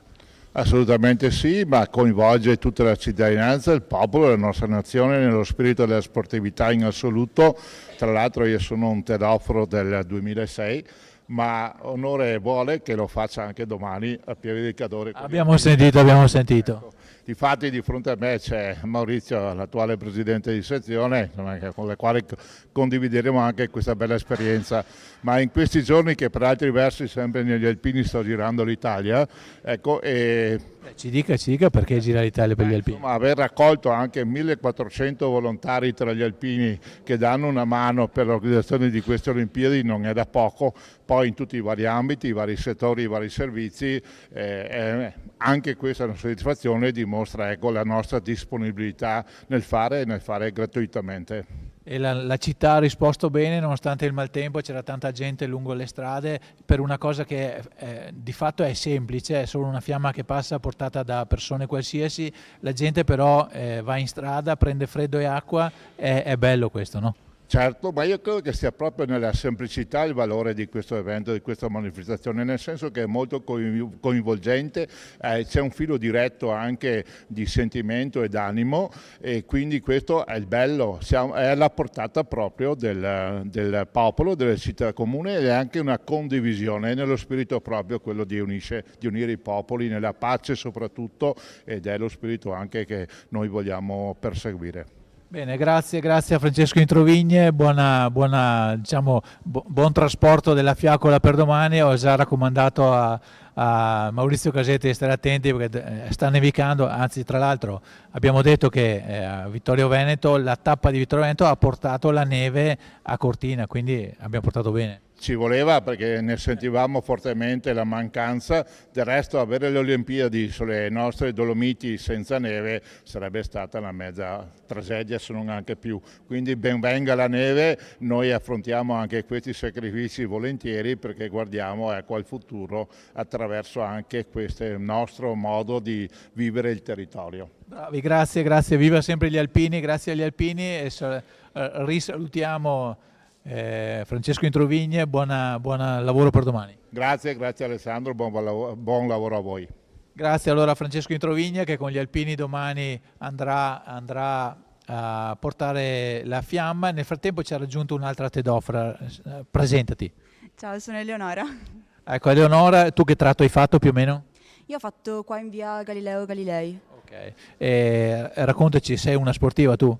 Allora ho fatto ginnastica artistica sia a livello agonistico con la mia società Tarz e ho partecipato anche a campionati nazionali, sì. Okay. Allora da sportiva come hai vissuto, con che emozione hai vissuto questo che è un momento semplice in sé però è molto importante? È stato un momento molto rapido però veramente pieno di emozione, è stato un onore portare la fiamma ed essere insomma un simbolo di questo, delle Olimpiadi, di tutto quello che ci sta dietro, è stato veramente bellissimo. Sai che se tu non avessi portato giusta la fiaccola non sarebbe arrivata la fiamma fino al braciere, quindi hai avuto un ruolo importante anche se breve. Sì, no, davvero, è stato molto bello. Ascolta, la gente intorno a voi c'era, noi vedevamo le immagini, non sentivamo l'audio, ma insomma vi salutava, vi applaudiva. Sì, davvero calorosissima e è stata un'emozione indescrivibile, non ho neanche parole perché proprio la comunità, l'ambiente, molto bello. Ascolta, e come ti è venuta l'idea di iscriverti per essere tedofora? Ma allora io inizialmente avevo fatto intanto la domanda per poter essere volontaria, poi avevo visto che c'era anche la possibilità di fare tedofora, ho detto perché no, tanto male che vada mi dicono di no e mi rifiutano, quindi ho provato e è andata molto bene. Invece quelli volontari non... Sì, no, anche quello mi hanno preso. E cosa farai? Allora sarò event service, avrò un ruolo a contatto col pubblico. E dove? Sempre su a Cortina, sono nel palazzetto del curling. Sai esattamente cosa farai o no? Allora, precisamente no, però insomma avrò a che fare col pubblico, quello certo. Bene, allora grazie, complimenti. Grazie mille. Ciao. Ciao, allora abbiamo conosciuto un'altra tedofora e sono 3 o 4 ormai con cui abbiamo parlato. Prima avevamo parlato anche a Roberto Zantonella, che non so se sia arrivato fino qua su. Io vedo dei cenni, non so se possiamo richiamare Mirella Bagliana e Massimo Magagnin. Togli e metti sta fascia, sindaco, è la vita dura dei sindaci con le fasce. Allora abbiamo qui i 2 primi cittadini che hanno accolto l'arrivo della fiamma a Ceneda, c'era anche con voi l'assessore di Tarzo, e allora si va concludendo, non dico la giornata, ma la nostra trasmissione. Abbiamo voluto raccontare e immortalare, perpetuare questo momento che è comunque un momento storico. Allora Sindaca, come possiamo chiudere questa giornata? Tanto forse è arrivata un'altra tedofora. Ecco. Allora salutiamo Beatrice Cetolin, questa la conosciamo. Allora è la figlia di Massimo, che abbiamo citato prima perché è uno dei volontari che sta portando, diciamo, i valori dello spirito olimpico, i valori del Panathlon Club Vittorio Veneto in giro per le scuole. Lui da vecchio sportivo e ora dirigente sportivo. Bella questa inquadratura. A me potresti anche escludermi regista, perché insomma io sono anche fuori forma rispetto a loro, ma insomma guardiamo tutti la telecamera, non guardiamo la televisione dopo ce la riguardiamo a casa. Allora Beatrice, ho chiesto a tutti i tuoi colleghi tedofori che sono venuti qua l'emozione di portare questo fuoco. È un'emozione grandissima, sono davvero onorata di aver fatto la tedofora oggi e di aver portato i valori dello sport che condivido a tutta la comunità e di aver rappresentato Vittorio Veneto in questa occasione. Ascolta, mentre camminavi sentivi diciamo, la spinta di tutta la gente intorno? Assolutamente sì, è stato bellissimo perché c'era proprio il calore della gente che mi scaldava con questo freddo, tutti mi salutavano e tifavano per me, è stato molto bello sentire il calore delle persone. La cosa bella, lo chiedo alla sindaca, la cosa bella è che nella sua semplicità questo evento porta la gente in piazza, con tutto il rispetto delle tedofore presenti e di quelli che non sono qui. Non erano campioni noti del mondo dello sport o dello spettacolo, ma persone qualsiasi, e nella sua semplicità la gente va in piazza, applaude e piange. Assolutamente sì, tra l'altro i nomi erano sconosciuti, anche noi non li sapevamo, e sta a significare che la gente appunto voleva portare un contributo appunto a questi tedofori come persone, no? Come persone semplici, persone che sono occupati nelle varie attività lavorative o anche in associazioni, e quindi c'è questo contributo che poi è lo spirito proprio dello sport, quello di essere a fianco a tutte le persone e aiutare tutti. Beatrice, un'altra cosa, l'idea di aver portato questo fuoco, aver fatto un passaggio così importante per lo svolgersi delle Olimpiadi, cosa ti lascia dentro? Beh, mi lascia un ricordo bellissimo, un'emozione enorme, e è come se fosse passato anche a me il valore dello sport e delle Olimpiadi, e io voglio poi un giorno passarlo anche a quelli che saranno i miei figli e chi verrà. Quindi questo è un essere tedofori, poi che diventa essere tedofori, vale anche per lei ovviamente, bisogna essere tedofori nella vita e trasmettere i valori alle generazioni che seguono. Sindaco Magagnin, ha sentito queste parole, queste parlano come i libri stampati, no? Beh, allora, emozionante e anche un riscontro oggettivo che il tempo sta passando anche per me. Qui ho Eleonora, una mia concittadina ventenne che oggi ha sfilato come tedofora, e Beatrice, figlia di Massimo Cetolin, che era un mio professore alle scuole medie qui a Vittorio Veneto. Quindi Un po' complicato, guarda, dovremmo fare due appunti. il tempo passa anche per me, comunque è stata un'emozione. Mi permetto, non so se era già stato detto, ma se oggi siamo qui è anche grazie alla Regione del Veneto, all'ex governatore Luca Zaia, che comunque ci ha creduto e si è speso, e questo è il risultato. C'è anche molto di suo, quindi un ringraziamento anche al nostro ex governatore. Certo, è vero, le Olimpiadi sono state sempre uno dei suoi cavalli di battaglia, l'ha portato in fondo, compresa la pista da bob di cui tanto abbiamo parlato, di cui anche abbiamo parlato con Roberto Zandonella, che è stato uno dei tedofori della giornata di oggi. Non ci ha raggiunti qua, ma l'abbiamo sentito prima della partenza con una intervista al volo. Lui che le Olimpiadi non solo ha portato la fiaccola 2 volte, nel 2006 e oggi, ma le Olimpiadi le ha pure vinte, quindi diciamo che era un tedoforo d'eccezione. Io la chiusura, se la regia mi dà un ok, la farei. Sì, forse, mi dice, sì, forse no, vabbè. Sindaca, allora qua non ci dicono quando dobbiamo chiudere, per cui magari dobbiamo chiudere verso sera. Allora volevo farti un'altra domanda. La partecipazione della città c'è stata, l'abbiamo vista, le associazioni sportive, laddove possibile, sono venute.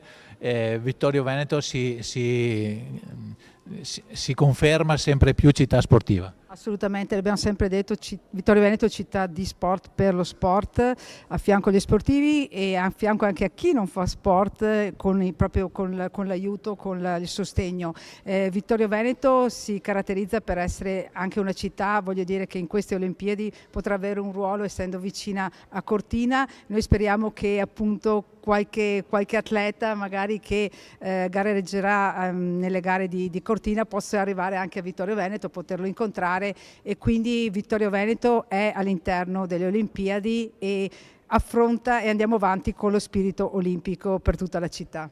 Allora, parlando di sport e di attività sportiva nel territorio, abbiamo già buttato là la domanda al tuo vice sindaco che ti ha preceduta qui, e la ripeto anche a te, dal punto di vista, diciamo, della pratica sportiva, i vittoriesi e non solo ci sono, gli impianti ci sono, adesso ne arriva anche uno che dovrebbe essere inaugurato a giorni, giusto? Sì, la palestra della provincia, la palestra Beltrame, è fatta appunto, realizzata per gli studenti del Beltrame, però... Beltrame e Flaminio.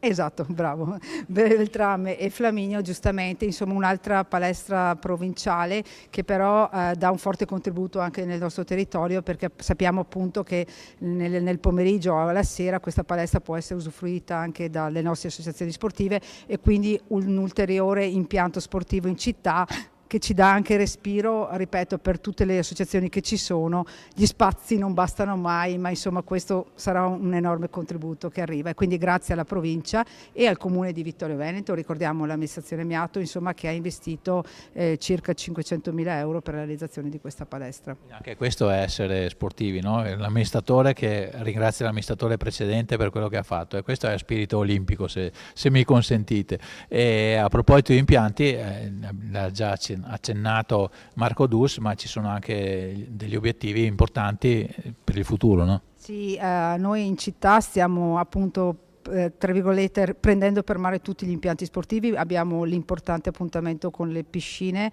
quindi la nostra intenzione è di rifare l'impianto natatorio, un impegno molto importante che voglio dire i cittadini dovranno condividere, sicuramente lo condivideranno. Abbiamo la ristrutturazione del palazzetto dello sport, abbiamo la realizzazione del campo da rugby, quindi abbiamo in agenda tantissimi impegni. Noi ce la stiamo mettendo tutta, stiamo correndo perché appunto i tempi sono corti, gli anni corrono e la nostra consigliatura ha ancora a disposizione 4 anni, ma insomma ce la stiamo mettendo tutta.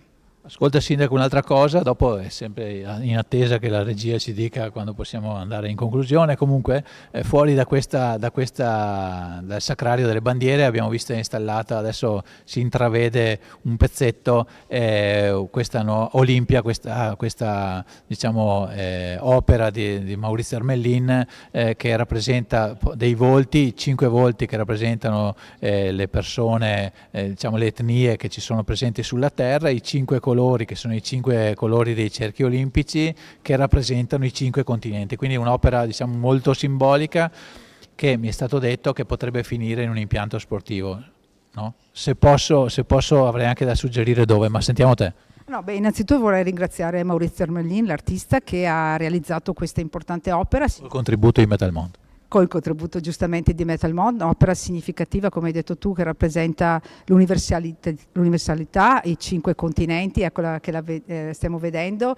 Scusate se la interrompo, vedete che lei ormai spadroneggia, vede i monitor, invita i telespettatori, adesso torna sull'immagine prima. No, giusto per dire insomma che è veramente un'opera che ha un valore, no? E quindi noi auspichiamo che venga donata alla città e sicuramente troverà una collocazione adeguata proprio per l'importante simbolo che rappresenta. Allora, se posso dire, se fossi il sindaco io la metterei in pista atletica, perché con tutto il rispetto di tutti gli sport forse l'atletica leggera è quella che incarna di più lo spirito olimpico, o no? Sì, l'atletica leggera sì, è la disciplina principe, voglio dire sì, in effetti anche alle Olimpiadi l'atletica leggera è quella insomma che viene anche più seguita e dove magari più persone riescono anche a praticare, no? Quindi potrebbe essere un'idea e la cogliamo, Alessandro. Io l'ho buttata lì. Bene, allora adesso io penso che possiamo andare verso la chiusura. Allora se non mi fate andare in chiusura io chiamo i 2 cameraman e li intervisto, non so cosa può venire fuori. Allora invece adesso seriamente li ringraziamo, Michele Almagro e Mirko Andretta, li abbiamo già citati più volte, anche per loro è stata una giornata impegnativa, non solo perché hanno fatto tutte e 17 i tracciati, anche se sono allenati e giovani, ma perché hanno vinto le intemperie con un sprezzo di coraggio, insomma. Bene, penso che possiamo... L'ultima battuta giusto per ringraziare tutti coloro che hanno lavorato per questa tappa, nel senso che c'è stata tanta organizzazione anche da parte del comune, della polizia locale, degli uffici, non è stato solo una tappa di passaggio veloce ma c'è stata un'organizzazione dietro non indifferente, quindi veramente grazie a tutti coloro che a tutte le ore della giornata hanno lavorato, perfino stamattina erano qui dalle 8 di mattina scusate, e quindi grazie veramente a tutti. Sì, grazie anche alla tenda che ci ha permesso di raccontare questa giornata storica, ovviamente in regia Federico Campo Allorto, assistente regia Francesca Astori, i 2 cameraman Michele Almagro e Mirko Andretta. Abbiamo raccontato questo che comunque è stato un momento storico, è stata la 3ª volta che è passata la fiamma olimpica per Vittorio Veneto, l'abbiamo già detto un paio di volte nel corso di questa ormai lunga diretta, nel 1956 quando andava verso Cortina per le prime Olimpiadi invernali, nel 2006 quando invece partì da qui una tappa per andare verso Pordenone in vista delle Olimpiadi di Torino, e quest'oggi 25 gennaio 2026 in vista delle Olimpiadi di Milano Cortina 2026 la fiamma olimpica partita da Pordenone questa mattina, che arriverà questa sera nella provincia di Cortina, cioè arriverà a Belluno in serata, è passata per Vittorio Veneto facendo il tratto appunto con 17 tedofori da piazza Giovanni Paolo I fino qui a Foro Buario in Serravalle, con l'accensione del Fiacco della Pace, su cui inviterei a fare l'immagine di chiusura, così rompo anche le scatole al regista che non se l'aspettava. Direi di chiudere con l'immagine del fuoco che ha raggiunto il Sacrario delle Bandiere in questo luogo che ha anche una sua sacralità, come dice la parola. Il fuoco che è partito da Olimpia è arrivato a Serravalle nel Sacrario delle Bandiere, accompagnato da 17 tedofori, di cui vediamo 2 illustri esponenti qui accanto a noi, accolta dai sindaci di Revine Lago Massimo Magagnin e di Vittorio Veneto Mirella Bagliana. Con questo penso che possiamo ringraziare e salutare tutti i nostri telespettatori e ovviamente li invitiamo a godere di queste Olimpiadi, con la speranza che i nostri atleti azzurri ci portino anche qualche soddisfazione sportiva.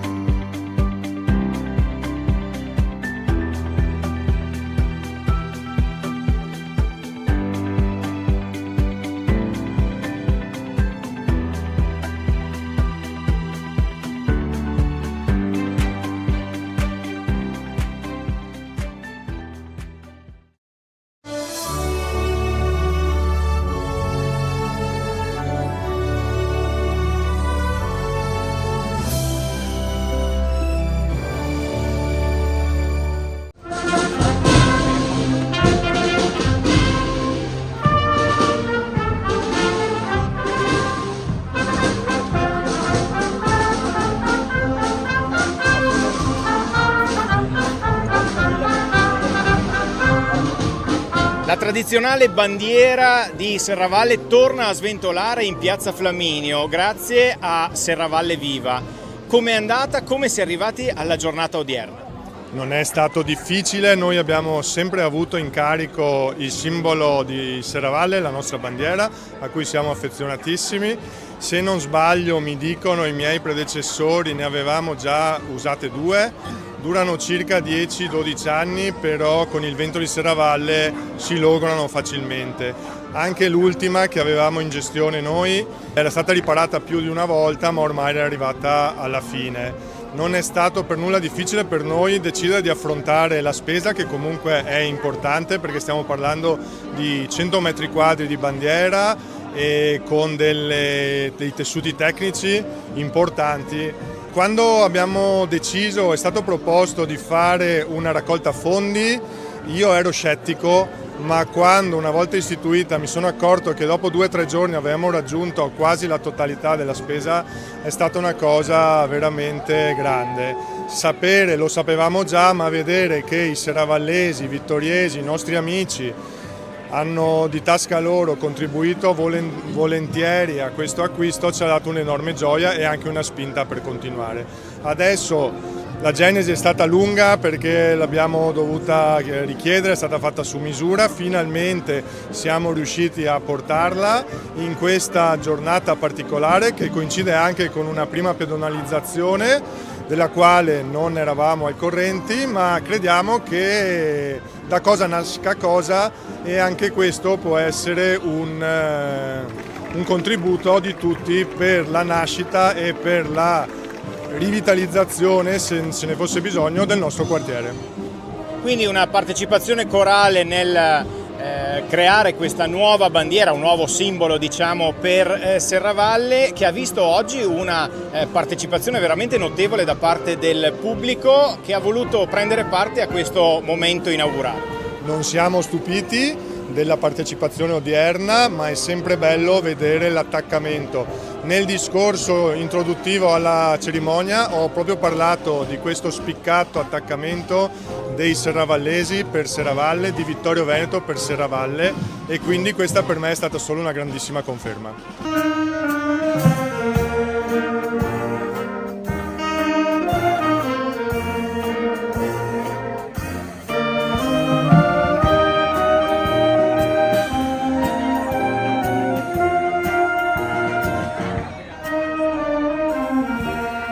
C'è stata la partecipazione anche del corpo bandistico di Cappella Maggiore. Quando verrà esposta la prossima volta la bandiera?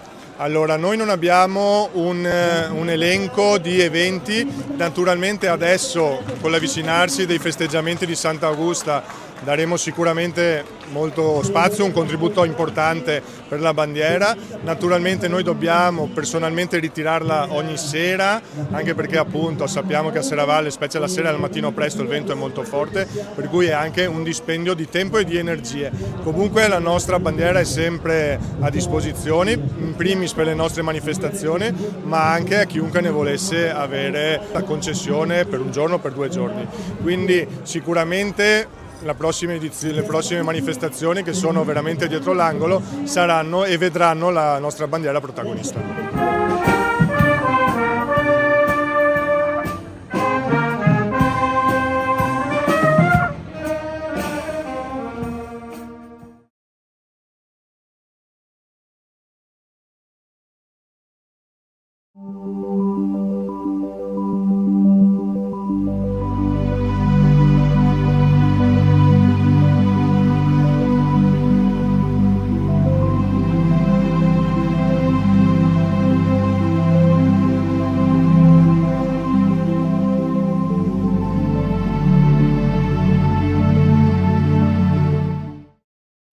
Buon pomeriggio a tutti, intanto grazie di essere accorsi qui numerosi a questo incontro. Sono Ivano De Biasio e a nome di tutta la Fondazione Piccolo Rifugio porgo i saluti.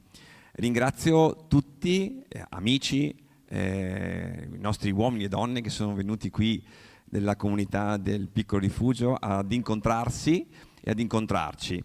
L'occasione di vederci qui oggi pomeriggio è per una particolare ricorrenza. Oggi, 2 aprile, è la giornata mondiale sulla consapevolezza sull'autismo. È una giornata mondiale istituita nel 2007, dove tutte le varie organizzazioni, istituzioni, movimenti a livello mondiale si fermano in questa particolare giornata e cominciano a ragionare, a riflettere.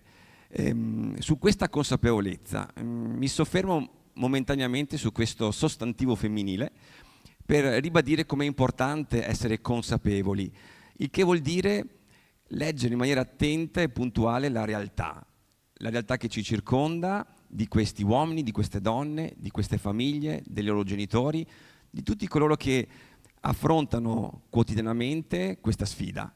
E oggi il fatto di affiancarci e camminare insieme in questo percorso, insieme a raggiungere questa consapevolezza, è proprio il modo con cui vorremmo approcciarci in maniera attenta, discreta a questo percorso. Lo faremo attraverso una narrazione, alcuni racconti e anche alcune testimonianze. Questo per rendere proprio viva e incarnare anche il senso di quello che andremo ad affrontare, per capirlo, per intuirlo, ma anche per trovare insieme possibili risposte. Il Piccolo Rifugio in questo, umilmente, si affianca a questo percorso, cerca in qualche modo di dare il proprio contributo, come ognuno di voi dà il suo contributo. È un percorso non semplice, complesso, ma che ci stimola quotidianamente anche a generare nuove strade, nuove vie. L'occasione di vederci qui è proprio questa: pensare insieme, prendere sempre più maggior consapevolezza e riuscire insieme a trovare anche una strada possibile e percorribile. Ringraziamo un po' tutti coloro i quali si sono uniti a noi, al Piccolo Rifugio, per creare questa occasione di incontro. E ringraziamo fin da subito il parroco, che in qualche modo ci ha dato la possibilità di incontrarci qui in questa sala accogliente. Infatti vorrei chiamare appunto il parroco a salutarci in qualche modo per... Non è stato difficile dire di sì ad accogliere una iniziativa di questo genere, perché siamo amici con il Piccolo Rifugio e sono anche onorato di sapere che per loro sono un amico. Un po' mi ha fregato le considerazioni circa la parola consapevolezza, che è proprio una parola bella, che vorrei oggi allargare con un'altra parola, spiritualità, nel senso che essere consapevoli di ciò che si vive ha a che fare anche con convivere una spiritualità profonda, che vuol dire andare dentro la realtà, sapere quello che ci capita, conoscere e riconoscere anche Dio che abita dentro i nostri vissuti. Essere consapevoli è essere spirituali, e credo che in questa settimana ci faccia un sacco di bene cominciare a vivere questo atteggiamento di fondo. Grazie a voi per essere qui e grazie a tutti coloro che si sono dati da fare per questa iniziativa.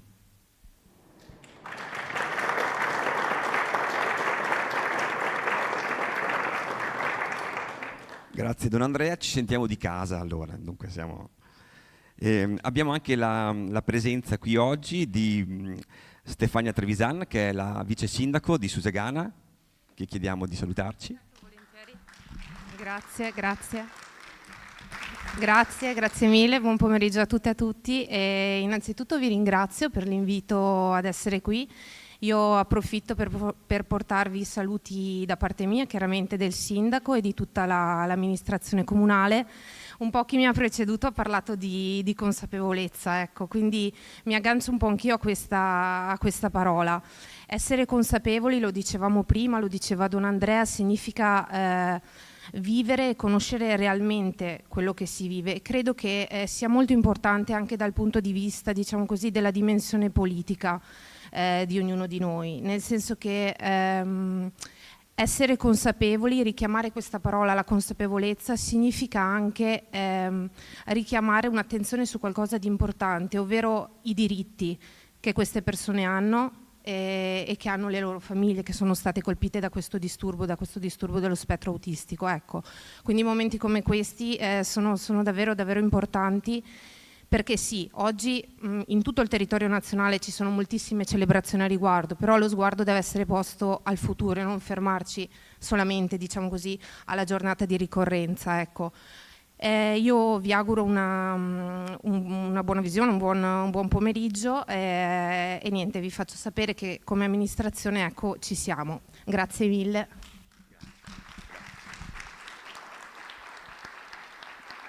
Grazie a Stefania. E ricordiamo che questo tipo di evento, oltre per merito di tutti quanti coloro i quali si sono resi disponibili per organizzarlo, è anche grazie ai fondi dell'8 per 1000 che appunto la diocesi di Vittorio Veneto ha in qualche modo dato al Piccolo Rifugio per organizzare questo tipo di iniziativa. A tal proposito abbiamo chiesto appunto al direttore dell'ufficio di pastorale della salute della diocesi di Vittorio Veneto di venirci a trovare e di darci un saluto. Per quello chiamo appunto Gian Antonio Dei Tos a salutarci.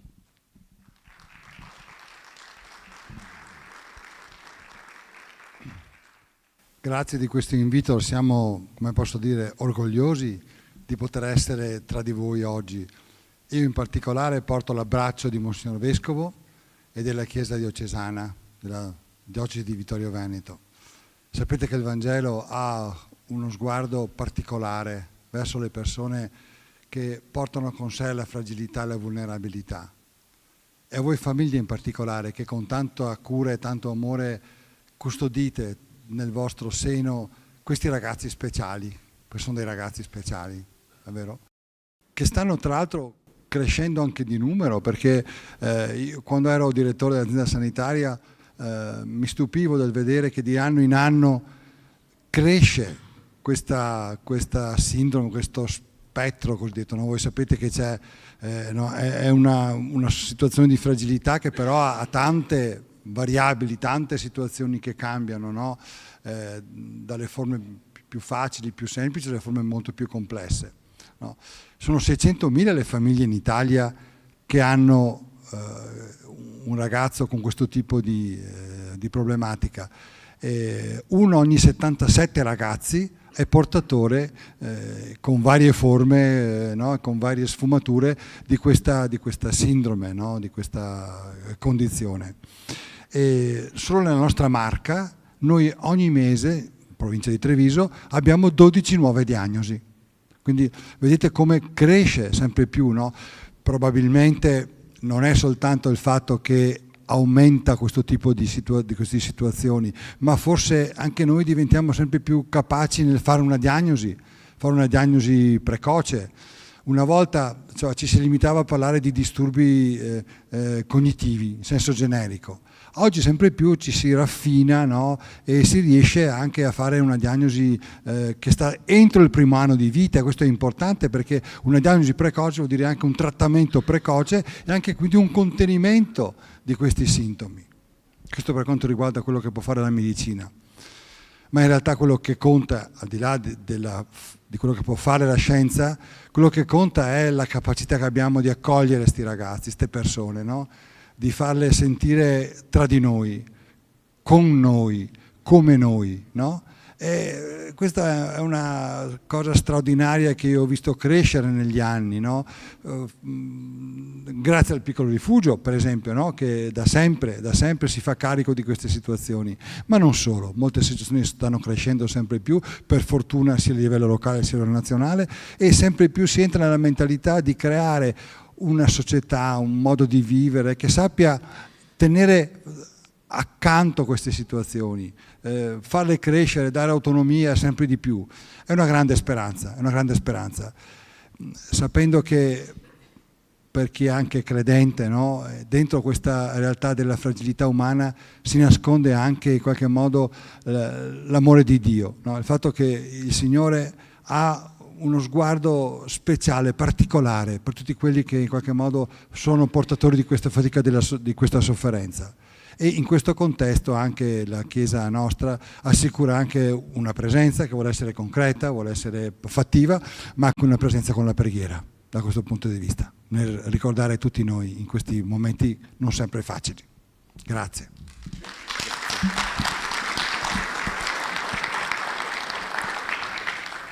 Porto i saluti anche dell'omologo appunto della diocesi di Treviso, Don Antonio Guidolin, ossia l'attuale direttore dell'ufficio di pastorale della salute, che purtroppo per impegni istituzionali non ha potuto essere presente. Come detto prima anche da Don Andrea, inizia la settimana santa e lui purtroppo è stato trattenuto dal vescovo presso la cattedrale di Treviso. Comunque porge i saluti e augura a tutti noi un buon pomeriggio. Come abbiamo detto all'inizio, per mettere a terra un po' l'argomento di oggi, vorremmo iniziare con una narrazione, con un racconto. E questo racconto lo consegniamo in questo momento a chi ha voluto essere qui presente oggi, ossia a Franciscus Vendrame, il quale vuole condividere con noi uno spettacolo che in qualche modo cercherà di affrontare questo tema e cercherà di condividere con noi una storia. Lo spettacolo sarà anche accompagnato dalle musiche di Simone Chivillò e il testo originale è appunto tratto da Jean-Louis Fournier. Il titolo dello spettacolo è Dove andiamo papà? Lasciamo allora ai nostri musici e artisti la parola.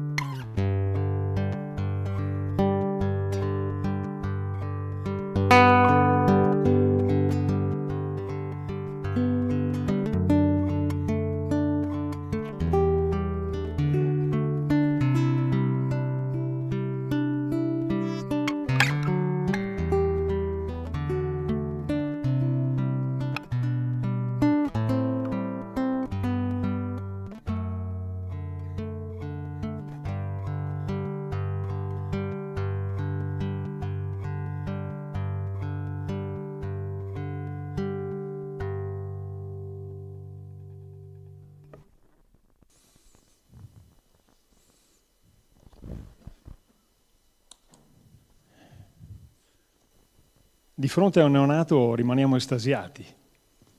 Un neonato è bellissimo, è una cosa piccola, coccola, meravigliosa, stiamo lì a contemplarlo, a guardare gli occhi, il naso con le narici, le naricine, la bocca, le labbrucce, le orecchiette, stiamo lì a guardarlo, è fantastico. E troviamo qualcosa di noi dentro questa piccola creatura. Guardiamo le mani, contiamo le dita, 5. Non 4 o 6, sono proprio 5. Ogni volta è un miracolo, per non parlare poi di tutto quello che c'è dentro, ancora più complicato, meraviglioso.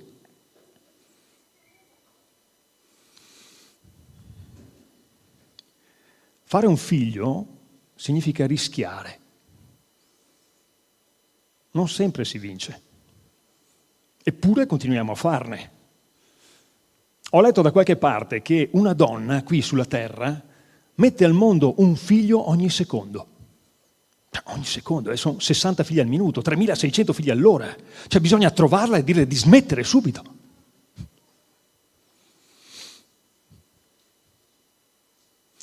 Alzi la mano chi non ha mai avuto paura di avere un figlio anormale, handicappato.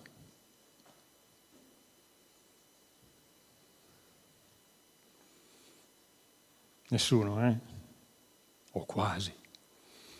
Eppure ci si pensa, ci pensa chiunque, come a un qualcosa di tremendo, di devastante, un terremoto, uno tsunami, che ne so, la fine del mondo. Ecco, io di fini del mondo ne ho avute 2.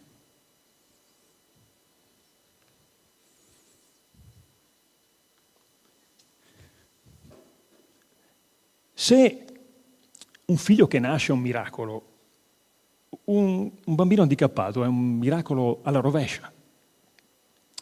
Mattia non ci vedeva bene, aveva le ossa fragili, i piedi e la schiena storti, una foresta di capelli ispidi sulla testa.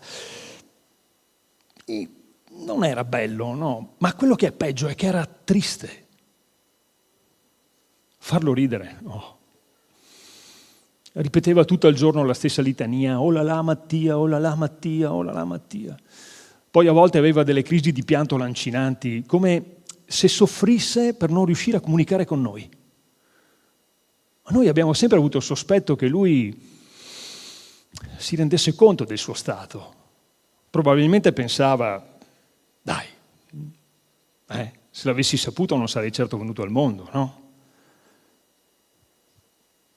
Noi avremmo tanto voluto difenderlo dal destino atroce che si era accanito contro di lui, ma non potevamo farci niente, neanche consolarlo, neppure dirgli che lo amavamo così com'era, perché era anche sordo. Quando penso che sono io l'artefice dei giorni terribili che ha passato qui sulla terra, mi viene voglia di chiedergli scusa.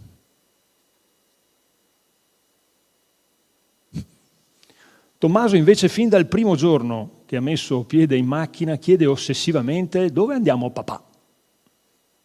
Stiamo andando a casa, Tommaso. 1 minuto dopo, con lo stesso candore, ripete la domanda. Non registra. Dopo la 10ª volta non rispondo più. Non so neanch'io dove stiamo andando, Tommaso. Guarda, andiamo a schiantarci contro quel muro, C'è un figlio handicappato, poi 2, perché non 3? Non me l'aspettavo. Dove andiamo, papà? Dove andiamo? Tommaso, andiamo a prendere l'autostrada contromano. Andiamo in Alaska ad accarezzare gli orsi. Andiamo per funghi, amanite falloidi, e poi stasera ci facciamo una bella frittata. Andiamo a camminare sulle sabbie mobili, sprofonderemo, andremo giù fino all'inferno. Dove andiamo, papà? Superata la 100ª volta, poi insomma diventa divertente. Magari oggi batte il suo record. Che poi con Tommaso non ti annoi mai. Cioè, lui è il re del tormentone.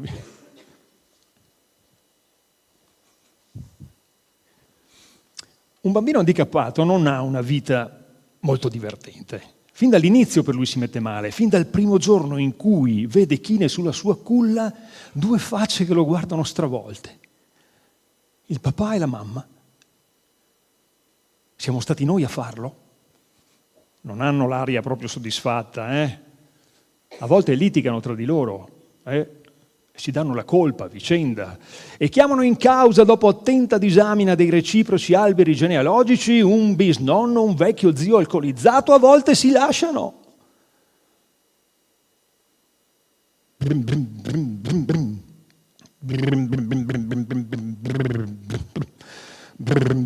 Mattia fa spesso con la bocca. Lui è convinto di essere una macchina. Il problema è che a volte fa la 24 ore di Le Mans, va avanti tutta la notte senza un attimo di pausa. Tu sei a letto da un'ora e cominci a essere stufo. Le ore sono 2, basta Mattia, basta, per favore. Mattia, smetti, tu domani devi andare a lavorare. Suona la sveglia, presto. Basta Mattia, basta, spegni quel motore Mattia! È inutile anche provarci, cioè, voglio dire, non smette per forza. Allora io sono lì seduto sul letto e mi vengono in mente delle idee terribili, tipo adesso lo prendo e lo butto dalla finestra. È che non servirebbe a niente, abitiamo al piano terra, continuerei a sentirlo. Allora mi consolo pensando che anche i figli normali non fanno dormire i loro genitori. Ben gli sta, no? Sì.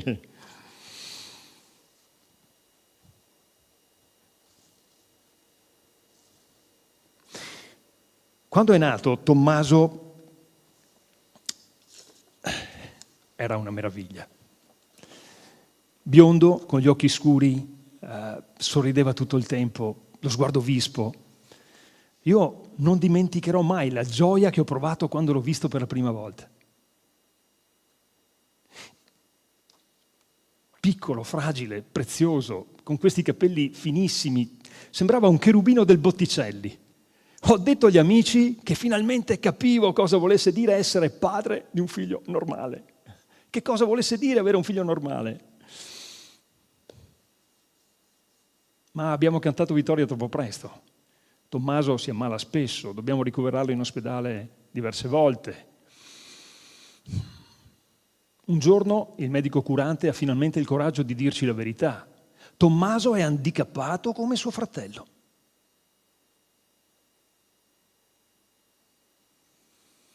Tommaso è nato 2 anni dopo Mattia. L'ordine delle cose è ristabilito. Tommaso è destinato ogni giorno di più a somigliare a suo fratello. È la nostra seconda devastante fine del mondo.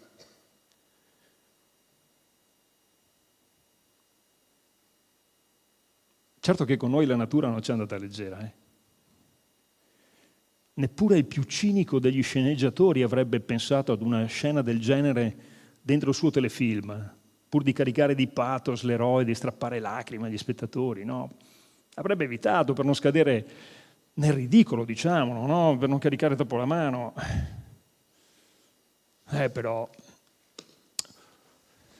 Però siete bravi. In che senso? No, siete bravi, cioè bravi, avete 2 figli così, bravi a far cosa? No, ma no, dai, non dire così, hai capito, no? Cioè, sei una persona veramente ammirevole. Ecco, la natura mi ha dato la parte del padre ammirevole, che poi non so bene che fisico dovrei avere, cioè non so come sono abbastanza ammirevole, non lo so che cosa voglio, io non so neanche se farò piangere o se farò ridere.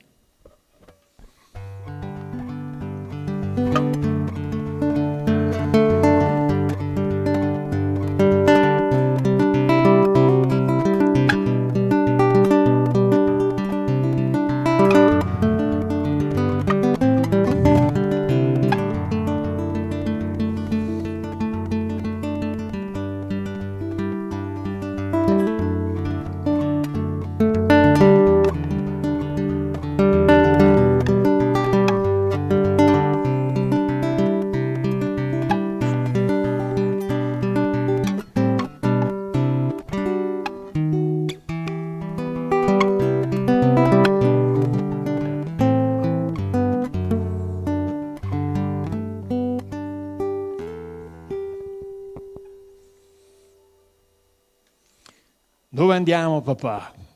A Lourdes andiamo. Tommaso si è messo a ridere come se avesse capito la battuta. Mia suocera, insieme alle sue amiche del burraco, ha tentato di convincermi a portare i miei figli a Lourdes. Confida nel miracolo. Oddio, è lontana Lourdes, sono 12 ore di treno fianco a fianco a due mociosi che non riescono a mettere insieme una frase. Magari saranno più loquaci al ritorno, ha detto la nonna. Non ha avuto il coraggio di aggiungere dopo il miracolo. Ad ogni modo non ci sarà nessun miracolo. Se, come ho sentito dire, che un figlio handicappato è una punizione divina, non si capisce perché la Vergine Maria dovrebbe darsi la pena di fare un miracolo. Di certo non vorrà interferire con delle decisioni prese su in alto, no? Dai. Poi Lourdes, hai presente Lourdes? Cioè, tutta la gente che c'è, processioni di giorno, di notte, con le candele, in mezzo alla confusione totale. Ma stai scherzando? Poi rischierei di perderli e di non ritrovarli più. Forse è questo il miracolo.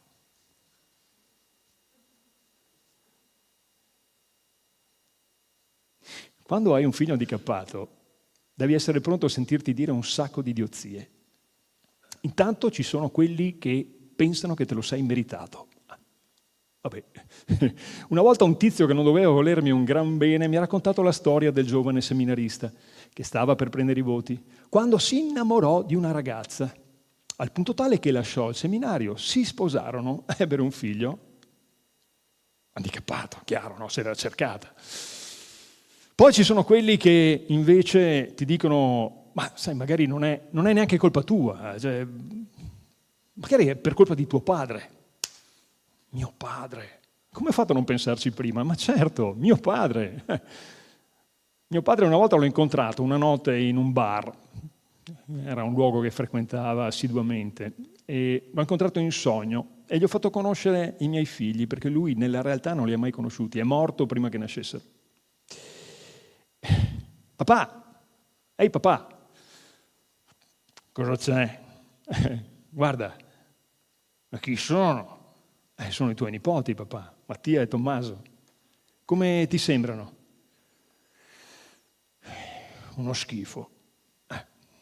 Papà, volevo dirti che è colpa tua. Ma cosa stai dicendo? È colpa tua, è colpa di tutto quel vino che hai bevuto. Papà! Si è girato dall'altra parte e ha ordinato un prosecco. Poi ci sono quelli che ti dicono, guarda, se capita a me, io non ci penso un attimo, li affogo alla nascita come un gatto, che poi non hanno una grande fantasia. Evidentemente non hanno mai provato ad affogare un gatto. E poi ci sono quelli che io adoro, quelli che ti guardano con l'occhio languido e ti dicono, ma i figli handicappati sono un dono del cielo. Non lo dicono per fare dell'ironia, no? Di solito non hanno un figlio handicappato. Quando hai un figlio handicappato, in realtà tu non lo sai subito, a meno che non abbia delle evidenti malformazioni fisiche, ma tu non lo sai subito. I miei da piccoli erano, appena nati, erano come tutti gli altri, come gli altri non parlavano, come gli altri non mangiavano da soli, come gli altri non camminavano, come gli altri facevano dei sorrisi. Tommaso, perché Mattia no. Insomma, ecco, non lo sai subito, è un po' come ricevere un pacco a sorpresa, lo scopri un po' alla volta. E quando ricevi un pacco del genere ti viene voglia di dire grazie tante, signor cielo, non doveva disturbarsi, grazie.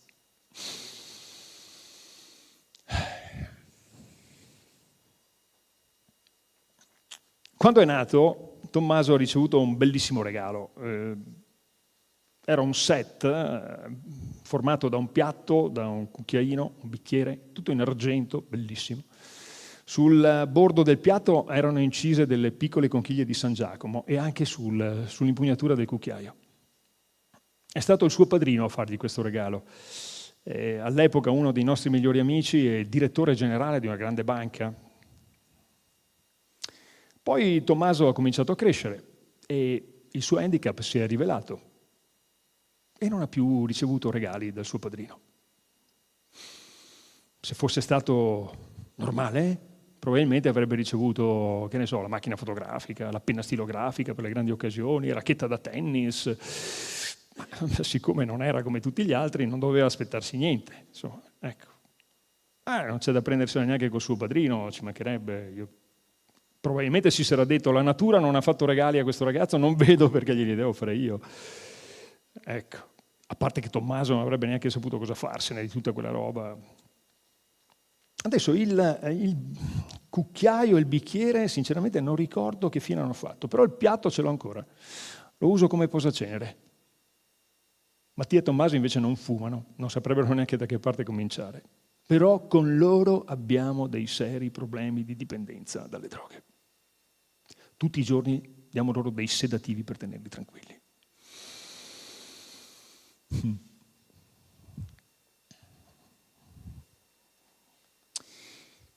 Il padre di un bambino handicappato deve avere la faccia da funerale. Mettere un naso rosso per stappare una risata, no, non se ne parla neanche. Non gli è neppure consentito ridere. Sarebbe di cattivo gusto. Poi, se i figli handicappati sono 2, lui deve sentirsi 2 volte più affranto. Quando non hai avuto fortuna nella vita, devi essere credibile nella parte. Assumere un'aria disperata è una questione di etichetta. E io dell'etichetta me ne sono sempre fregato. Allora, una volta ho chiesto un appuntamento col primario dell'istituto dove erano ricoverati Mattia e Tommaso e ho detto: professore, senta, ma è un dubbio, ma siamo sicuri che Mattia e Tommaso siano del tutto normali? Dai, non è divertente? No, neanche lui non l'ha trovata divertente, ma forse aveva ragione, non lo era. Però non aveva capito che questa era l'unica cosa che avessi trovato per non sprofondare. Come Cyrano de Bergerac prende in giro il proprio naso, io prendo in giro i miei figli. È il mio privilegio di padre.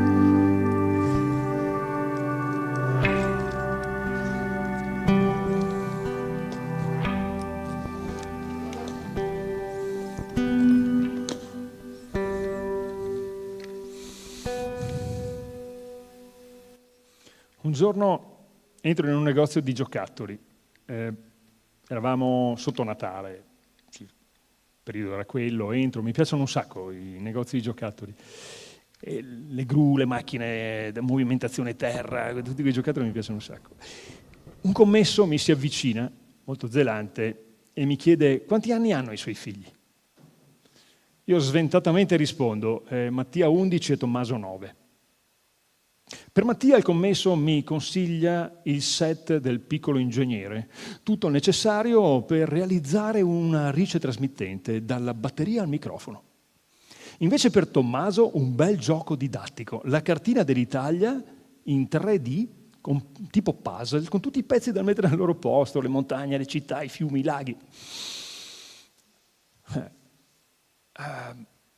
Vede che io sono un po' perplesso, allora gioca al jolly, mi dice guardi che abbiamo anche il set del piccolo chimico, col quale, mi spiega, si possono realizzare in tutta sicurezza esplosioni e pirotecniche, cose meravigliose.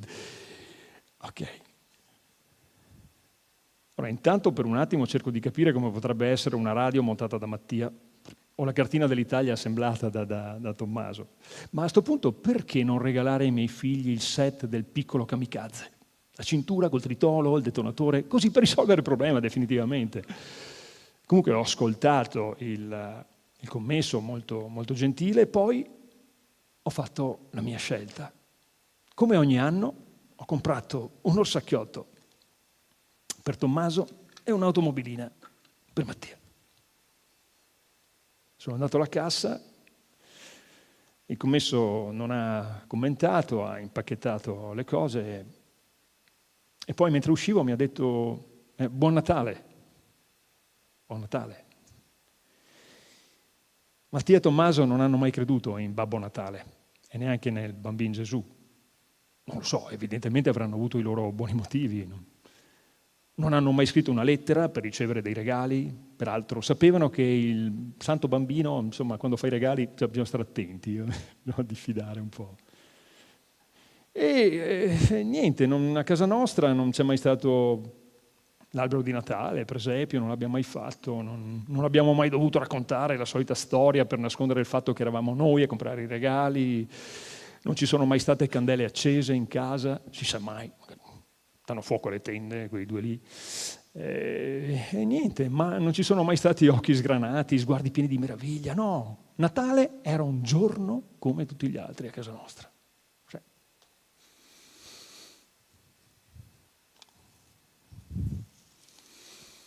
Quest'anno si cambia.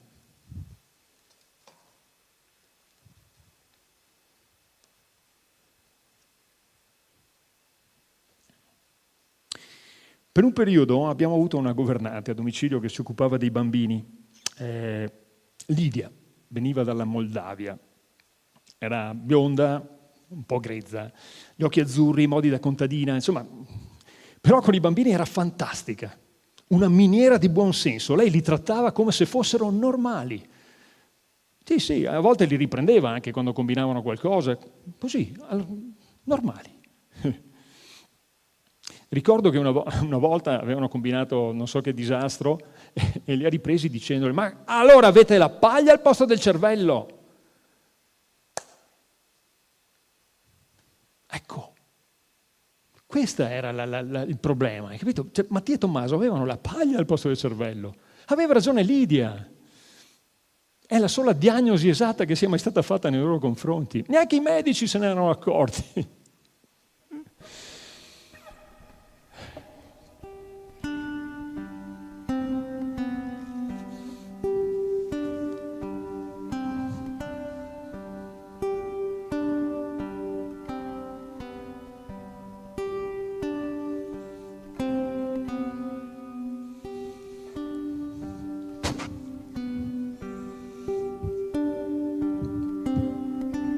Cosa sogneranno i bambini con la paglia nel cervello? Che cosa sogneranno Mattia e Tommaso? Forse di notte sognano di essere normali. Anzi, di notte si prendono una meritata rivincita e sognano di essere dei geni. Di notte diventano ingegneri, intellettuali, ricercatori che sanno trovare tutto quello che si mettono in testa di ricercare. Di notte scoprono leggi e teoremi, formulano dei postulati, fanno calcoli complicatissimi che non finiscono più. Forse di notte parlano il greco e il latino. Ma non appena si fa giorno, per non insospettire nessuno e per amore del loro quieto vivere, ritornano handicappati.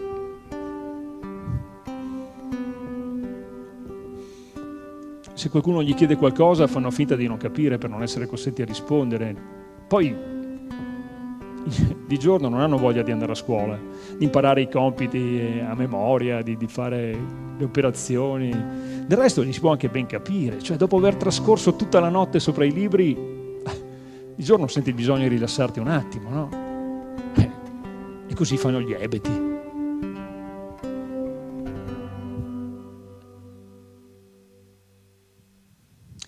Allora, un giorno torno a casa prima del solito e Lidia era nella cameretta dei bambini, i lettini erano vuoti. In casa c'è uno strano silenzio. La finestra della camera è spalancata. Vado a vedere, vagamente insospettito. Guardo in giù, adesso abitiamo al 14° piano. Forse Lidia li ha buttati dalla finestra. Ce ne sono di queste storie sui giornali tutti i giorni, no? Allora la guardo fissa e le dico: ma Lidia, ma cosa ha fatto? Ha buttato i bambini dalla finestra. L'ho detto per scacciare il pensiero, per ridere. Lei mi guarda terrorizzata, allora insisto: Lidia, va bene che erano handicappati, ma buttarli dalla finestra non va bene, non si può fare. Lei è sempre paralizzata e incredula, non mi risponde, probabilmente le faccio anche paura. Allora corre nella nostra camera da letto e torna con i bambini, che naturalmente stanno bene. Mi guarda, è ancora un po' sconvolta e probabilmente pensa: non c'è da meravigliarsi se i figli di uno così non sono tanto normali.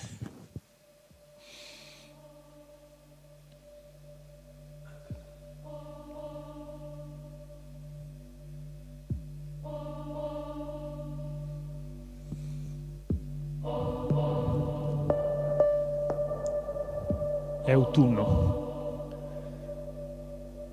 Attraverso il bosco a bordo della mia macchina, lentamente, una decapotabile.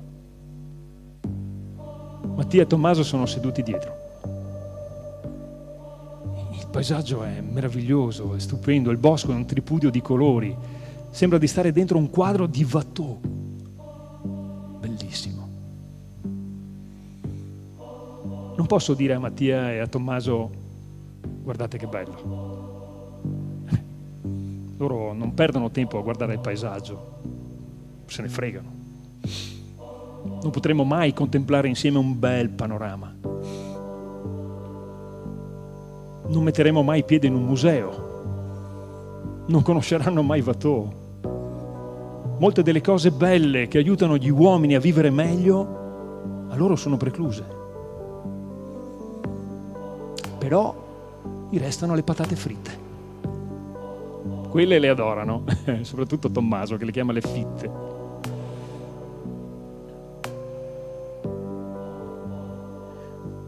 Quando sono in macchina con loro, a volte mi vengono delle strane idee.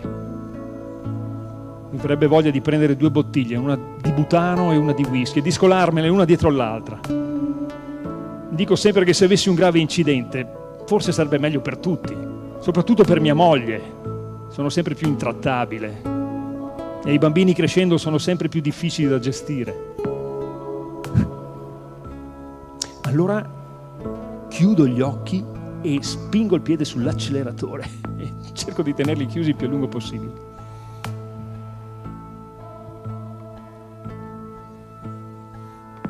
I miei figli sono in realtà molto affettuosi. Quando entriamo in un negozio, ad esempio, Tommaso vorrebbe sbaciucchiare tutti. Sì, tutti, proprio tutti, vecchi, giovani, alti, bassi, magri, grassi, neri, bianchi, tutti. Lui vuole sbaciucchiare tutti ed è bellissima questa scena, quando questo frugoletto di 12 anni si avventa sulle persone e tenta di sbaciucchiare. Ci sono quelli che si tirano indietro, altri lasciano fare, poi si asciugano con il fazzoletto alla guancia, ti guardano e ti dicono: sono carini, eh? Sì, sono carini i miei figli, certo. Loro non vedono il male da nessuna parte. Sono un po' come le creature pre-peccato originale. Quando tutti avevano un cuore d'oro, la natura era benigna, tutti i funghi erano commestibili e si potevano perfino accarezzare le tigri. Quando andiamo allo zoo, Tommaso vorrebbe sbaciucchiare pure quelle.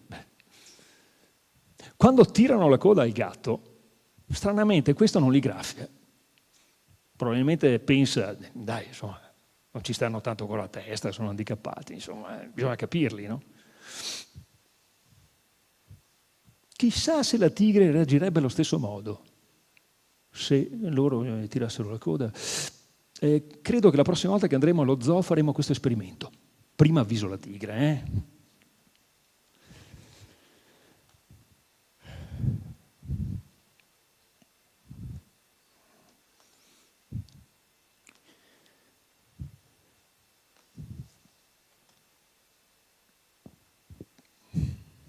Mattia è sempre più curvo. Ormai anche la kinesiterapia e il busto non servono più a molto. A 15 anni sembra un vecchio contadino decrepito che ha passato la vita a vangare la terra. Quando lo portiamo fuori a passeggiare, tutto quello che riesce a vedere sono le sue scarpe. Non riesce neppure più a vedere il cielo. Ho pensato di attaccargli 2 specchietti sulla punta delle scarpe, così almeno lo vede. I medici dicono che la scoliosi si è aggravata in maniera importante, che può causare problemi respiratori, problemi cardiaci. Bisogna tentare un intervento chirurgico alla colonna vertebrale. A 15 anni. Se bisogna, tentiamolo, lo tentiamo. L'intervento è un successo. I medici riescono a raddrizzarlo completamente. 3 giorni dopo, Mattia muore, dritto come un fuso. In fondo l'intervento che doveva permettergli di vedere il cielo è perfettamente riuscito, no?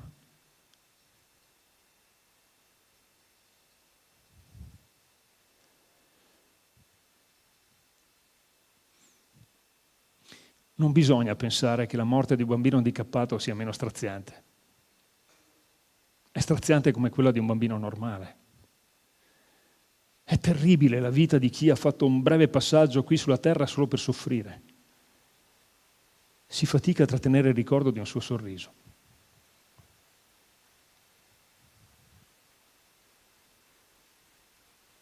Per un momento abbiamo temuto che Tommaso soffrisse per la mancanza del fratello. All'inizio lo cercava dappertutto, apriva le porte, andava nelle stanze, gli armadi, i cassetti, nelle borse, cercava dappertutto, ma per fortuna non è durata molto. Ben presto tutte le sue cose, i disegni, la cura di Snoopy, ecco, l'hanno ben presto riassorbito. Tommaso adora dipingere e disegnare, bravissimo. Lui è un astrattista che non ha conosciuto le fasi figurative. Lui ha approdato direttamente all'astratto. È molto creativo, non torna mai su una sua opera, ne compone di infinite che poi regala e compone infinite opere per la mamma, questa per la mamma, questa per il papà, questa per la mia sorellina Maria.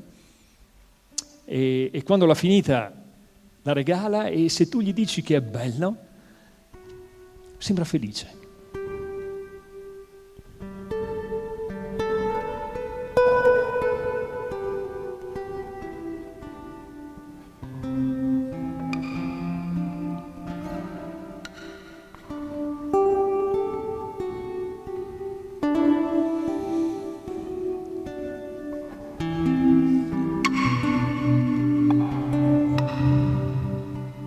Quando penso a Mattia e a Tommaso mi vengono in mente 2 uccellini arruffati, non certo delle aquile o dei pavoni, ma dei passerotti.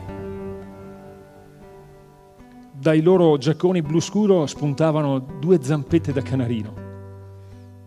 Ricordo quando facevamo loro la doccia, la loro pelle chiara, quasi trasparente, violacea, come quella degli uccellini prima che mettano le piume.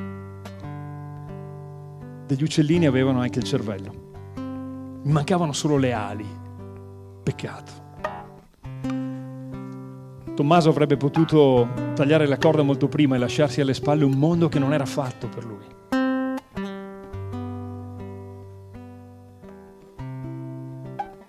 Se foste stati come gli altri, io mi avrei portato al museo.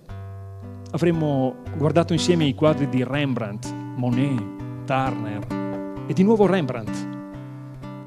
Se foste stati come gli altri, vi avrei regalato dei dischi di musica classica. Avremmo ascoltato insieme Mozart, Bach, Beethoven e di nuovo Mozart. Se foste stati come gli altri, vi avrei regalato dei libri, un sacco di libri, di Prévert, Proust, Quinault, Ionesco e di nuovo Prévert. Se foste stati come gli altri, saremmo andati al cinema, avremmo visto insieme i vecchi film di Chaplin, Eisenstein, Hitchcock e ancora Chaplin. Se foste stati come gli altri, vi avrei portato nei migliori ristoranti, avremmo degustato insieme del meraviglioso Chambol Musny e ancora del Chambol Musny. Se foste stati come gli altri, avremmo giocato insieme a tennis, a pallavolo, a basket. Se foste stati come gli altri, saremmo saliti in cima ai campanili delle cattedrali per guardare il mondo dall'alto. Se foste stati come gli altri, vi avrei portato al ballo insieme alle vostre fidanzate a bordo della mia vecchia decapottabile. Se foste stati come gli altri, vi avrei regalato un sacco di vestiti alla moda per farvi sembrare più belli. Se foste stati come gli altri, vi avrei allungato delle banconote sotto il tavolo per comprare dei regali alle vostre fidanzate. Se foste stati come gli altri, avrei dato una grande festa per il vostro matrimonio. Se foste stati come gli altri, avrei avuto dei nipoti. Se foste stati come gli altri, forse avrei avuto meno paura del futuro.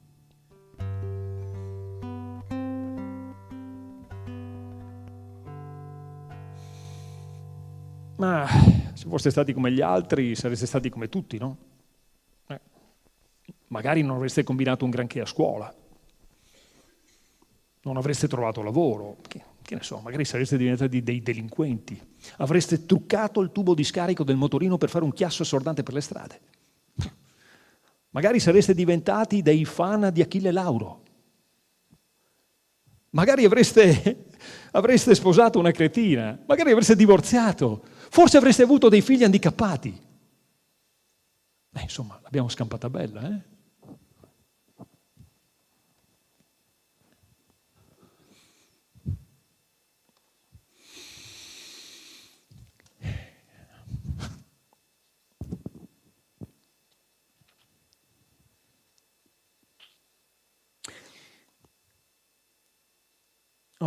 Ho comprato di seconda mano un'altra decappottabile, mi piacciono, una bella macchina americana con la carrozzeria verde, gli interni bianchi, un po' vistosa.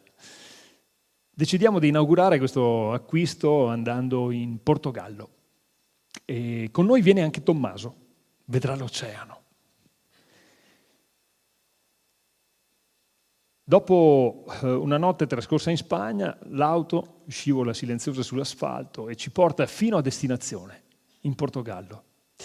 L'albergo è bianchissimo, e il mare è blu, il sole sul mare crea una luce abbacinante, meraviglioso, sembra di stare in Africa, è bellissimo. Faccio scendere Tommaso, guarda l'albergo, è contento. Istituto. No, Tommaso non è istituto. È convinto di essere tornato all'istituto. Forse è una gag, cerca solo di farci ridere un po'. L'albergo è molto formale, troppo. Infatti tutti i dipendenti indossano una divisa bordeaux con i bottoni dorati, i camerieri hanno tutti la targhetta col loro nome, Tommaso vuole sbaciucchiare tutti, lo trattano come un principe. Uno dei momenti più divertenti è alla sera, a tavola, quando il maître passa per i tavoli a togliere i piatti di rappresentanza e allora Tommaso si attacca al piatto. No, il piatto no, il piatto no. È convinto che se gli tolgono il piatto salta la cena. Tommaso è terrorizzato dall'oceano, dal rumore che fanno i cavalloni sulla spiaggia.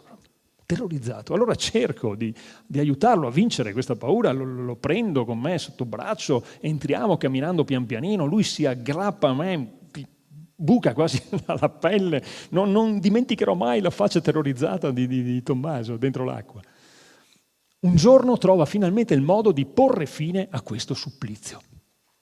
Urlando a squarciagola per coprire il rumore dei cavalloni, grida «Cacca!». Di fronte all'urgenza esco subito dall'acqua, lo porto fuori, ma appena sono fuori mi rendo conto che non è vero niente. Sono commosso. Ogni tanto si accende qualche scintilla dentro questo cervellino di uccellino. Tommaso sa mentire.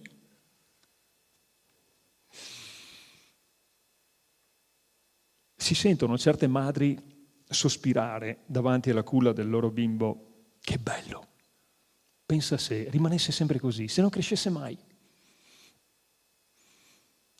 le madri dei bambini handicappati sono più fortunate, possono giocare alle bambole per tanti anni ancora. Il problema è che il bambolotto in questione un giorno peserà 30 kg e non sarà sempre così docile. I padri invece iniziano a interessarsi ai figli quando sono già più grandi, quando sono curiosi, fanno le prime domande. L'unica domanda che è toccata a me è: dove andiamo, papà? Il regalo più bello che puoi fare a un bambino è soddisfare le sue curiosità, trasmettergli il gusto delle cose belle. E io non ho avuto questo privilegio con Mattia e Tommaso. Mi sarebbe piaciuto fare il maestro, insegnare loro le cose senza annoiarli. Io ho diretto cartoni animati che i miei figli non hanno mai visto, ho scritto dei libri che non hanno mai letto. Io avrei voluto che fossero orgogliosi di me, che dicessero ai loro compagni: oh, guarda che il mio papà è più forte del tuo. Insomma, se i figli hanno bisogno di essere orgogliosi dei padri, i padri forse hanno altrettanto bisogno dell'ammirazione dei figli, no?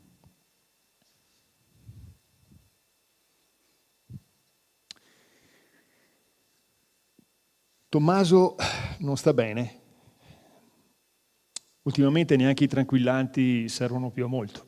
A volte ha delle crisi terribili e in alcuni periodi dell'anno siamo costretti a internarlo in un ospedale psichiatrico.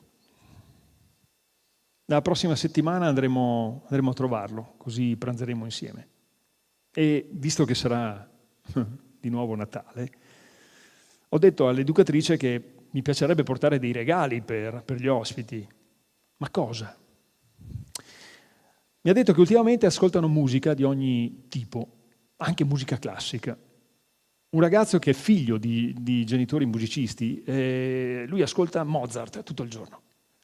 E allora ho pensato alle variazioni Goldberg.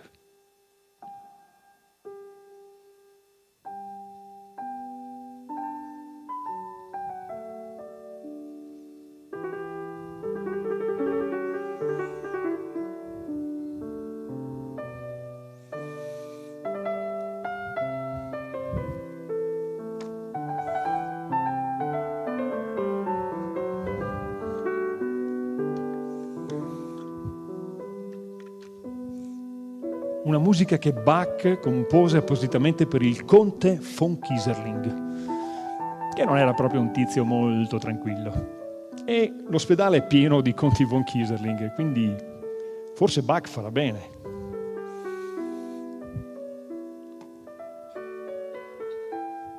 Quindi porterò il disco e l'educatrice proverà a fare questo esperimento. Pensa se un giorno Bach potesse sostituire il Prozac.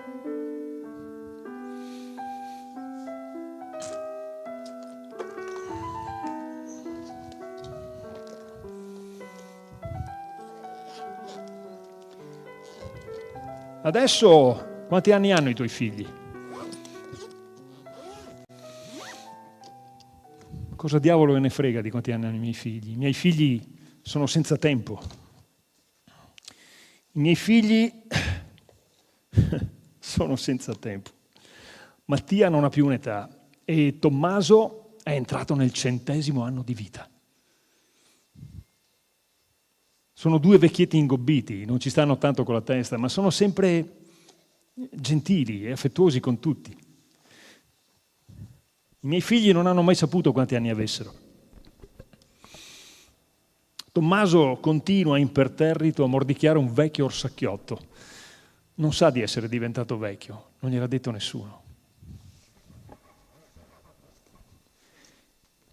Quando erano piccoli ogni anno dovevamo comprare loro le scarpe di un numero in più. E mentre il piede cresceva, il loro quoziente intellettivo rimaneva lo stesso. Anzi, negli anni è addirittura sceso, hanno fatto progressi al contrario loro. Quando hai un figlio che per tutta la vita gioca con l'orsacchiotto, per certi versi rimani giovane, per sempre. Non sai più tanto bene chi sei. Io non so più tanto bene chi sono. Non so più tanto bene dove sto andando, non so quanti anni ho. mi sento parte di una gigantesca farsa. Non sono una persona seria, non prendo le cose seriamente, mi ostino a scrivere e a dire delle sciocchezze. La strada che ho preso non va da nessuna parte. La mia vita finisce in un vicolo cieco.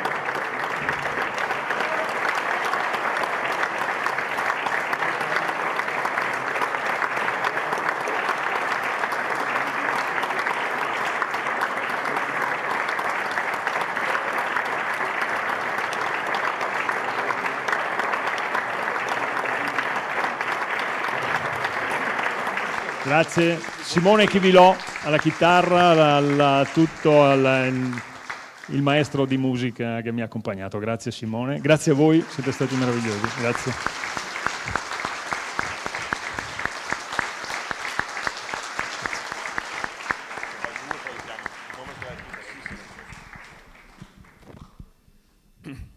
Ringraziamo ancora una volta Franciscus e Simone di questa narrazione. Penso che sia stata importante per tutti noi, penso che questo abbia contribuito molto a prendere maggior consapevolezza in questo tempo di chi e di come si vive l'esperienza, no, di genitore e di come questa esperienza in qualche modo possa toccare anche noi. Penso che un po' di vuoto nello stomaco a tutti quanti noi è arrivato.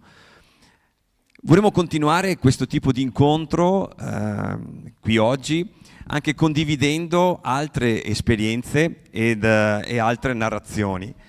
Abbiamo chiesto anche appunto di unirsi a noi alcuni rappresentanti di alcune associazioni che vivono il territorio e vivono anche questo tipo di esperienza. Abbiamo invitato, e chiedo appunto di salire sul palco, la presidente dell'associazione genitori della nostra famiglia di Conegliano, la signora Luisa Tosello, che ringraziamo di essere qui presente. La faccio accomodare.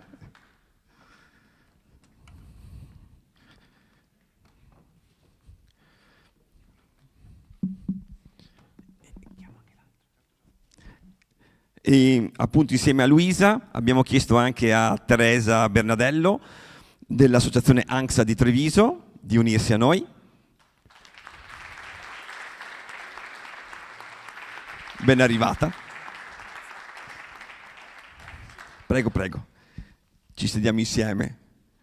Anche se siamo dall'alto è come se fossimo in famiglia, dunque. No.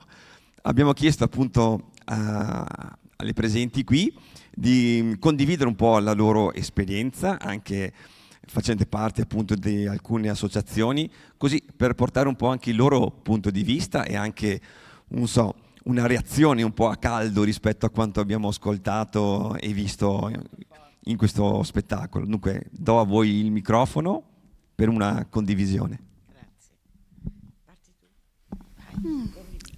Allora, intanto grazie di essere qua in questa giornata particolare che non dovrebbe esserlo, nel senso che una giornata dedicata, ma che dovrebbe rivivere negli altri 364 giorni, nel senso che pensiamoci oggi, ma viviamola tutti i giorni, la consapevolezza non è una cosa di oggi, ma di tutti i giorni.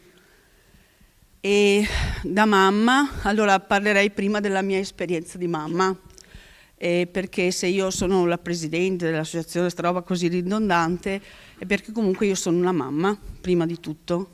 Io ho 3 figli, dai 27 ai 18, quindi Pierpaolo di 27, Alice di 24 e Leonardo che ne farà 18 la prossima settimana.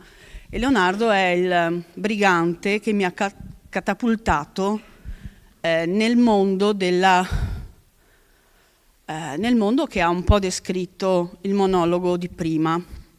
Mentre ascoltavo quel monologo mi sono rivista tanto, anche se io devo dire la verità, quando ho cominciato a contare le dita della mano di mio figlio, ne ho trovate 6 e non 5, per esempio.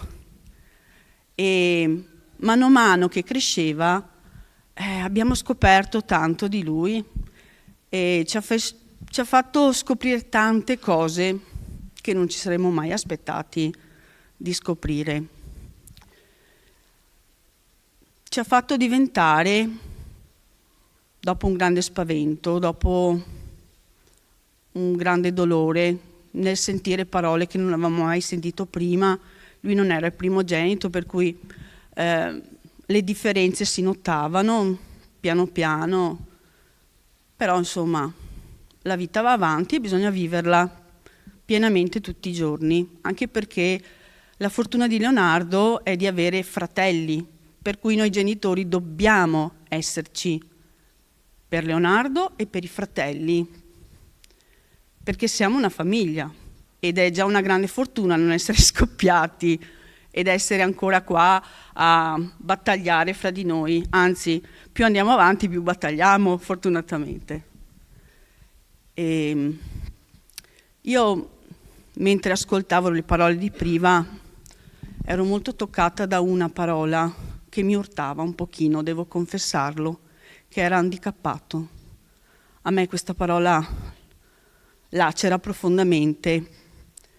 Io sono del 1970, quest'anno farò 53 anni e quando ero piccola andavo a scuola, ho cominciato la prima elementare nel 76, si parlava molto di handicappati e l'idea dell'handicappato di 50 anni fa ormai è molto diversa dalla persona con disabilità che viviamo noi.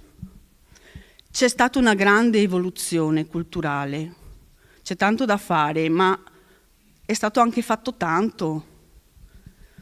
E handicappato a me non piace, perché si vede solo il limite di quella persona e non quanto quella persona ci fa andare noi oltre il limite. Le difficoltà dei nostri figli, di Leonardo, mi hanno fatto crescere tanto come donna, come mamma, come moglie, e lo stesso è successo per i fratelli e lo stesso è successo per mio marito. Quindi la lettura può essere invertita, rovesciata completamente.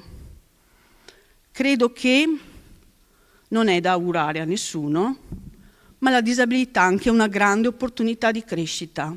E se noi riusciamo a trovare un posto, una collocazione, una dignità di vita, una quotidianità, una serenità a loro e cioè ai nostri figli e a noi famiglie, c'è posto per tutti. Perché quando stanno bene le persone che non ce la fanno, che hanno una fragilità, stanno ancora meglio gli altri. Quindi ne godremo tutti alla fine.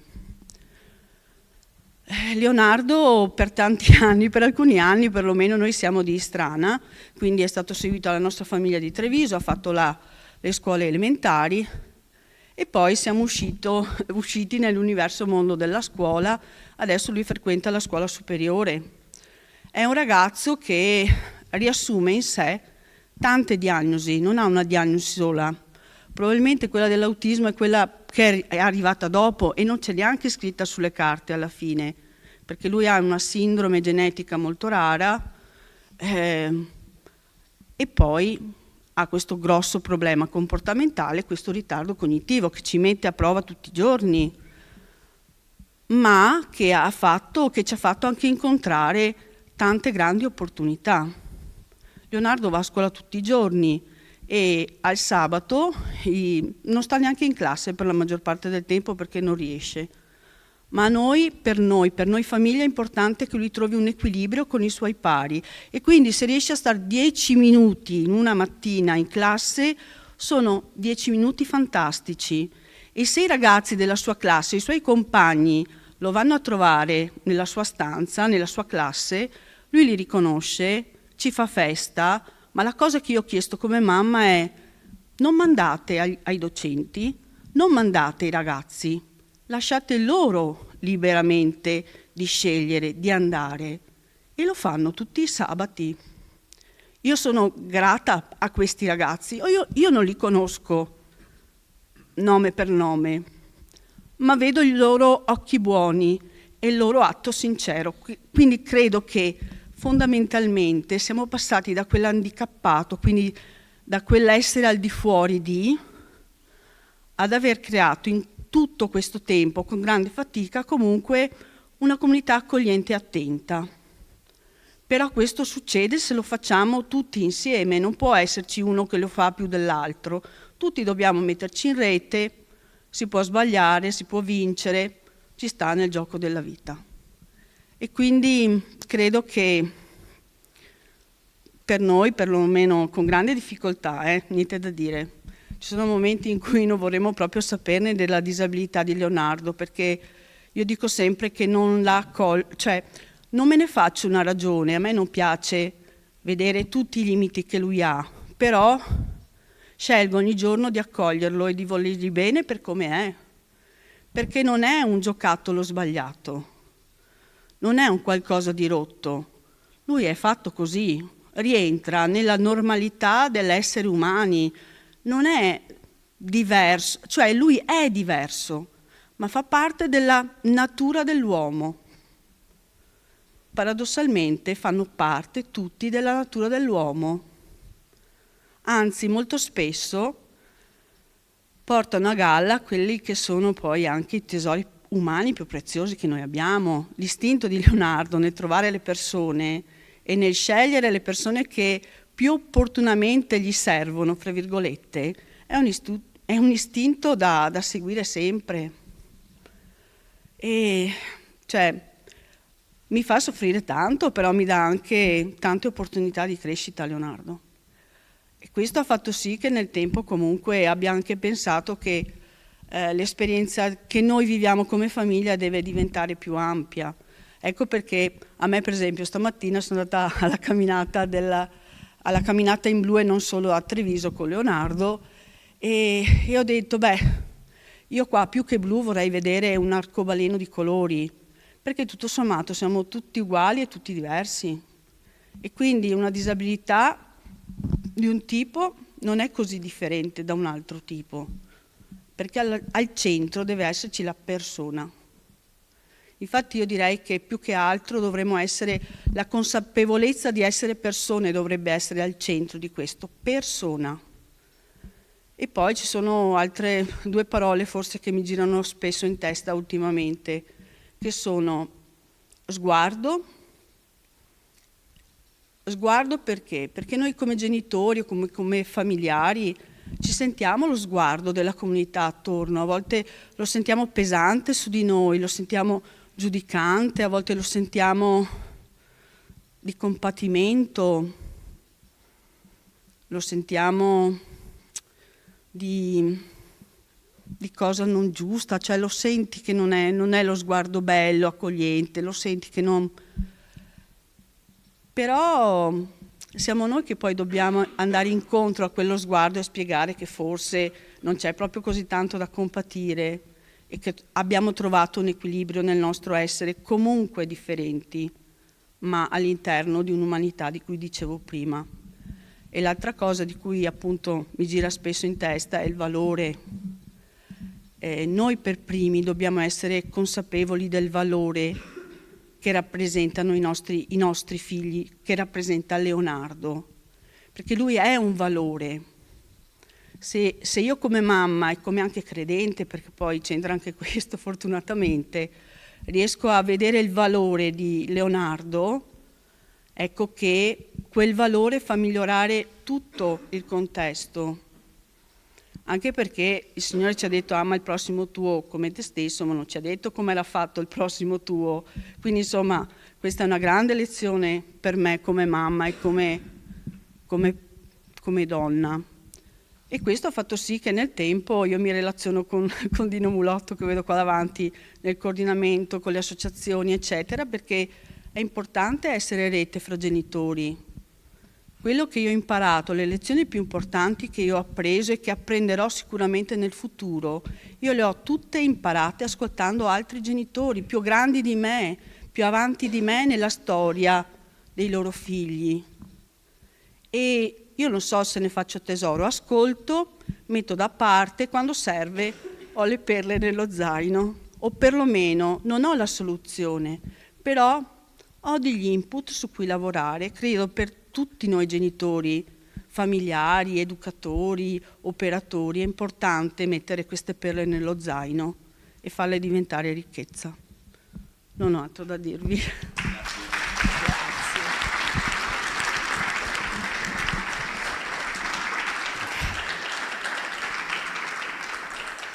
Buonasera, mi chiamo Maria Teresa e sono una volontaria dell'associazione ANXA Treviso.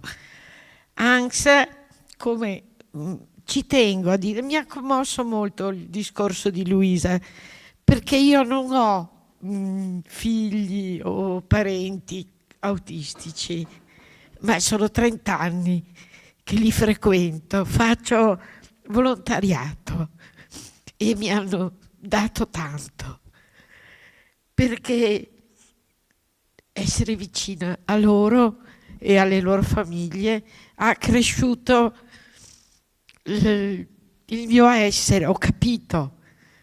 Le amiche mi dicono dai vieni a giocare a carte, vieni con noi. Perché? Perché non stare vicino a questa gente, aiutarli, fare parte di un'associazione e di un mondo veramente è bello, vi assicuro.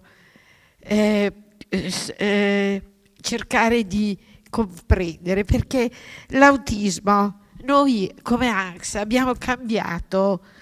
ANXA vuol dire Associazione Nazionale Genitori Soggetti Autistici. È la più grande associazione d'Italia che si occupa di autismo. 2 anni fa, 3, abbiamo cambiato, non più soggetti, ma persone con autismo, perché sono persone tutti.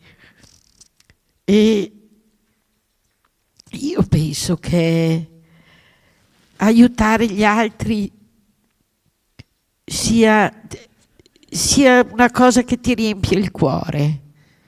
Io non sono molto religiosa, non sono una che frequenta molto la chiesa, però sento la necessità di stare vicina a queste persone, di cercare di aiutarle. Noi come associazione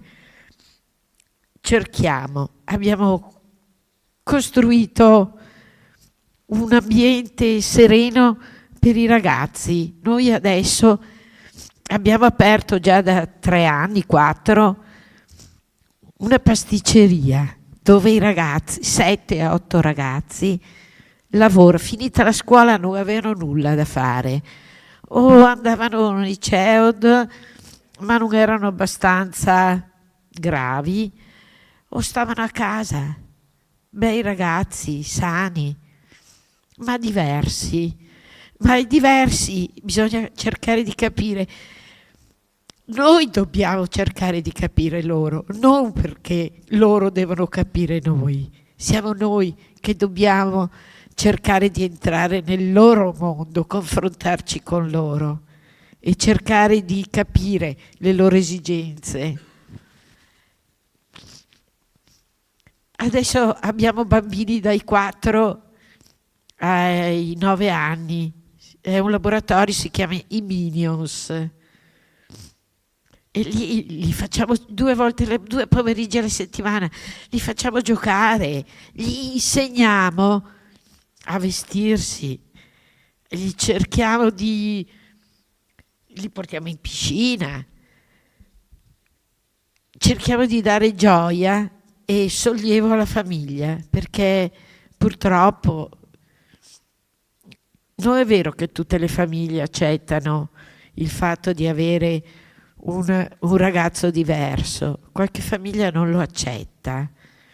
Molte famiglie si dividono per questo, specialmente i papà non accettano molto di avere un figlio tra virgolette normale, perché io dico qual è la normalità non si sa. Però cerchiamo di aiutare, perché vi assicuro, a me ha colpito molto questa cosa che è stata recitata qui, mi ha veramente colpito, sono rimasta addolorata di questa cosa che io non ho avuto, però mi immedesimo nelle famiglie, in queste famiglie che tutti i giorni devono affrontare delle realtà. Ieri abbiamo avuto a Treviso un convegno dove varie personalità dell'ULSS, del comune, è venuta la dottoressa Lanzarin della regione, tutti promettono, tutti dicono si farà, faremo, daremo, ma non è così facile. Non è facile per le famiglie affrontare tutti i giorni le realtà.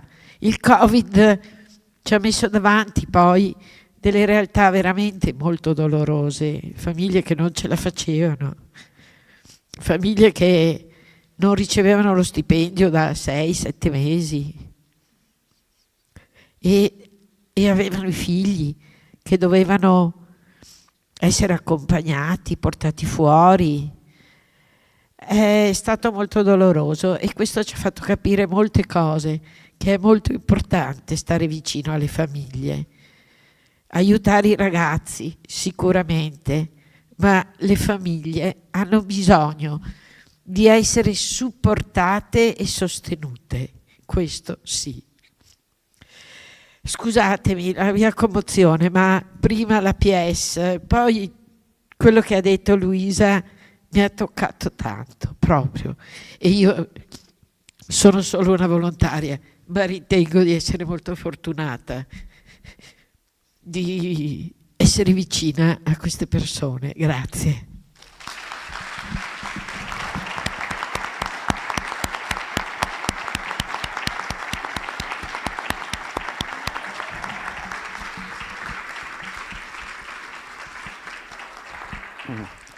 Ringraziamo Luisa e Maria Teresa della loro testimonianza, ma anche del lavoro fattivo che fanno. Certo. Due parole per l'attività dell'Associazione Genitori, perché Maria Teresa ha raccontato così bene cosa fa ANGSA e invece l'Associazione Genitori non ha una specificità di patologia. Noi ci occupiamo, vorremmo occuparci, ce la mettiamo tutta per sostenere le famiglie, perché le famiglie diventino consapevoli e competenti degli strumenti che sono a loro disposizione. Cerchiamo di aiutare la formazione delle famiglie, di dare informazione, formazione, sostegno. Attualmente stiamo attuando un progetto di sostegno ai fratelli, è un progetto pilota che stiamo facendo ad Oderzo, di cui siamo molto fieri, in cui accogliamo la famiglia interamente, indipendentemente dalla patologia, in cui il focus è proprio il sostegno ai fratelli, perché molto spesso i fratelli, i genitori lo facciamo inavvertitamente, però logicamente tendiamo a soddisfare i bisogni più forti, che molto spesso purtroppo sono della persona con disabilità, e il tempo sono 24 ore al giorno, non sono di più, le forze sono quelle e un po' i fratelli si perdono, e quindi proprio dall'esigenza dei genitori è partito questo progetto. Noi come associazione genitori cerchiamo di fare rete fra genitori, di sostenerci fra di noi, di darci la possibilità di parlare un linguaggio comune, perché una cosa che ho scritto stamattina nel nostro gruppo WhatsApp, che naturalmente c'è, oggi è la giornata della consapevolezza, ok? Però dovremmo essere persone, non diagnosi, cioè siamo persone che si incontrano, sempre e comunque persone. Quindi è questa la cosa che noi come associazione genitori vogliamo fare, è un incontro di persone, e Maria Teresa dimostra che ci sono le persone che non hanno l'esperienza diretta, ma che hanno un'empatia e ci vengono incontro. Ci sono, non è che il mondo è tutto cattivo. Quindi sta proprio a noi cercare di coltivare questo humus positivo che c'è, e solo investendo sulle persone si può avere questo tipo di risultato, al di là della diagnosi che siamo normali o che ci sia qualche titolo strano, però alla fine siamo persone. Grazie. Il titolo dell'incontro di oggi era Autismi, famiglie e territorio. Qui il territorio è abbastanza rappresentato in maniera diffusa anche da parte degli enti, gestori, piuttosto che istituzioni. Qual è secondo voi una esortazione da fare a questo territorio, inteso come comunità più ampia o comunità anche più specifica, per dare supporto e sostegno alle famiglie? Ma direi che secondo me bisogna soprattutto restare sempre in ascolto, cioè dall'ascoltare parte poi anche la risposta che dà il territorio. Io risiedo in un altro distretto e quindi faccio sempre i confronti. Io quando vengo un po' a Conegliano in queste zone mi sento in un luogo in cui c'è tanta cultura, e io mi sento di dire, non perché associazione genitori della nostra famiglia, però credo che, e poi ho anche conosciuto poi l'Anfa Sinistra Piave, il Piccolo Rifugio, ci sono delle realtà ben radicate che hanno fatto cultura nel tempo e che sono riuscite a portare alla ribalta del territorio i bisogni e le necessità, però c'è da dire che la famiglia sta cambiando. I modelli familiari sono differenti. Io confronto spesso la mia esperienza genitoriale con l'esperienza che sto leggendo nelle giovani famiglie che incontro. Ci sono delle aspettative di vita e di realizzazione di sé che sono diverse da quelle che ho vissuto io. Adesso giustamente i genitori dei bambini e ragazzi con disabilità vogliono comunque cercare di mantenere una qualità di vita e di non immolarsi sull'altare della disabilità.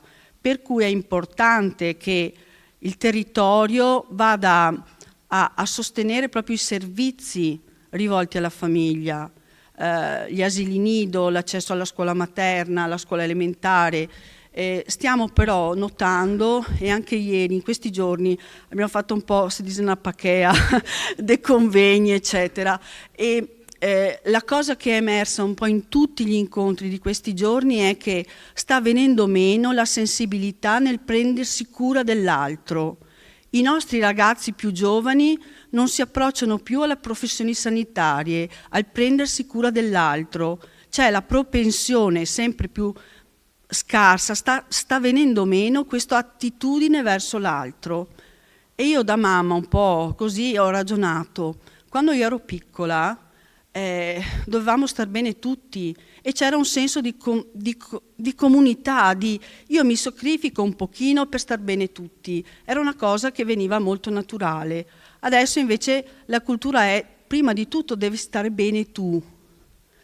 E il fatto di stare bene tu viene prima dell'altro e quindi fai più fatica a vederlo. Quindi direi che la comunità nell'insieme, il territorio deve cercare proprio di rendere di nuovo palese che il prendersi cura uno dell'altro fa bene a tutti, alle persone con fragilità, ma anche alle persone che sono normali, che stanno bene. Perché prendersi cura dell'altro non è solo una questione di uno stipendio a fine mese, è una questione di umanità profonda, di motivazione profonda. Là, secondo me, nei prossimi anni ci sarà tanto da lavorare e diciamo, tutta la comunità civile comunque deve continuare ad essere attenta, ad ascoltare e a sollecitare e anche ad avere buon senso rispetto alle nostre, diciamo, rimostranze, nel senso che è logico, noi chiediamo, però poi bisogna trovare un equilibrio nelle cose e quindi con una certa dialettica costruttiva e generativa si trova la strada, mettendo di fronte al fatto che comunque veniamo da anni in cui fra Covid, la guerra, ci sono state tante cose che stanno creando criticità e che saranno delle sfide per il futuro.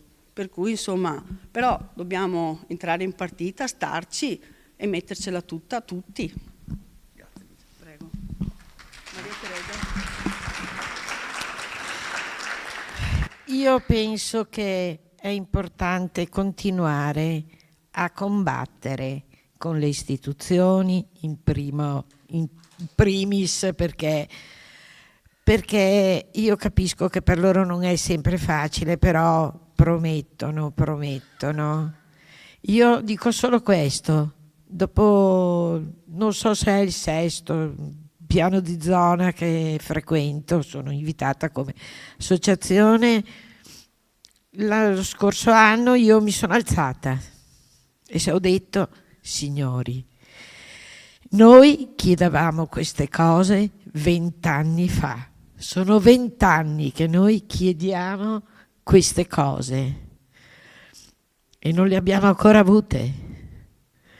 È venuto hanno fatto delle serate per le elezioni regionali, siamo stati invitati e io sono andata lì con una carta e ho detto cosa veniamo a parlare, a chiedere.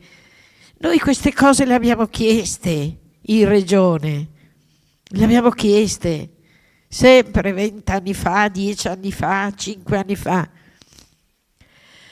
Comunque qualcosa si sta muovendo, bisogna dire. Per anni c'è stato il silenzio più assoluto, adesso diciamo qualcosa comincia, c'è un tavolo per l'autismo in regione, siamo 16 associazioni che si sono raggruppate e hanno costituito un CAV, cioè praticamente ci sono 2 o 3 persone che vanno in regione a questo tavolo a rappresentare tutte le associazioni, queste 16 sono del Veneto.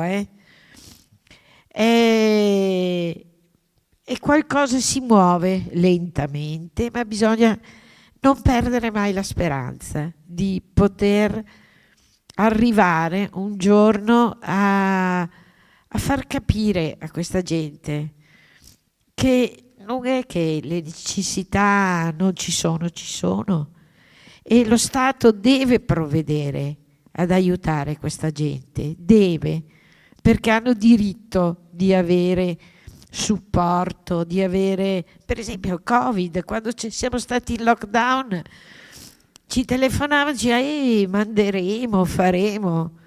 Non abbiamo... Se telefonavano, faremo, come va? Come va? Va male, sono chiusi in casa. Questi ragazzi non possono stare chiusi in casa. E allora abbiamo avuto il permesso, anche se nessuno poteva uscire. Alcuni ragazzi hanno avuto il permesso col tutor di uscire. Ma bisogna sempre, mai stancarsi, mai e poi mai. Perché solo così si riesce a portare avanti dei discorsi, dei progetti, di far capire a questa gente le necessità, perché loro dicono sì, è bello, bravi, cosa ci dicono? Quando andiamo là a portare i nostri progetti, bravi, che bello, come siete bravi, sì. L'importante è che non costino a noi. Che sì, certo, sì. Comunque speriamo, noi ci auguriamo sempre per il meglio. Bene, ringraziamo, grazie. A presto allora. Sì. Grazie di tutto e del lavoro. Buon lavoro.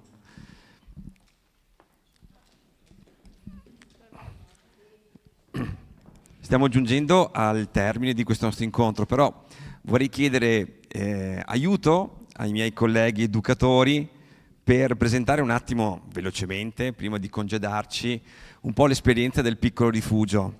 Dunque, Nicola, che è uno dei nostri educatori, c'è già la clac che ti sta annunciando. Ah sì, allora, bene, intanto grazie di essere venuti. Non ci aspettavamo così tante persone, quindi grazie di essere qua. Quello che facciamo noi al Piccolo Rifugio è dare delle opportunità, speriamo, qualitativamente interessanti. Offriamo delle esperienze partendo un pochino dal rispondere ai desideri delle persone che vengono da noi. Oggi è la giornata dedicata alla tematica dell'autismo, però mi piaceva l'idea di dedicarla alle persone in generale. Quello che facciamo noi al Piccolo Rifugio è ci occupiamo delle persone. Ci occupiamo sia di noi, nel senso che ci prendiamo cura un po' di tutte le persone che entrano al rifugio, ci prendiamo cura anche dei volontari, ci prendiamo cura degli ospiti, che alcuni sono qui con noi oggi, e da qualche tempo abbiamo iniziato a avventurarci un po' nel mondo dell'autismo, che è un mondo complesso, favoloso da scoprire dal punto di vista tecnico per quello che può essere il nostro lavoro, perché ti mette in discussione tutto quello che tu sapevi fino a ieri. Noi abbiamo tantissima esperienza come Piccolo Rifugio nella cura della disabilità. Io personalmente ho 20 anni di esperienza nella disabilità. Scoprire un modo differente di conoscere le persone è una cosa importante. Ecco, quello che facciamo noi in questi anni è questo. Stiamo cercando di imparare a fare un lavoro ancora migliore, dando l'opportunità a persone che in alcuni casi non sono proprio considerate, cerchiamo di dargli l'opportunità di vivere delle esperienze nuove, esperienze diverse da quelle che ci sono adesso nel territorio. Il comune c'è, gli enti ci sono, ci siamo anche noi, ci sono tutti. Quello che volevamo fare oggi era: venite a vedere cosa vuol dire, venite a vedere che si può fare. Ecco, venite a vedere che si può fare. Bene, speriamo di esserci riusciti a farvi vedere che si può fare. Ottimo.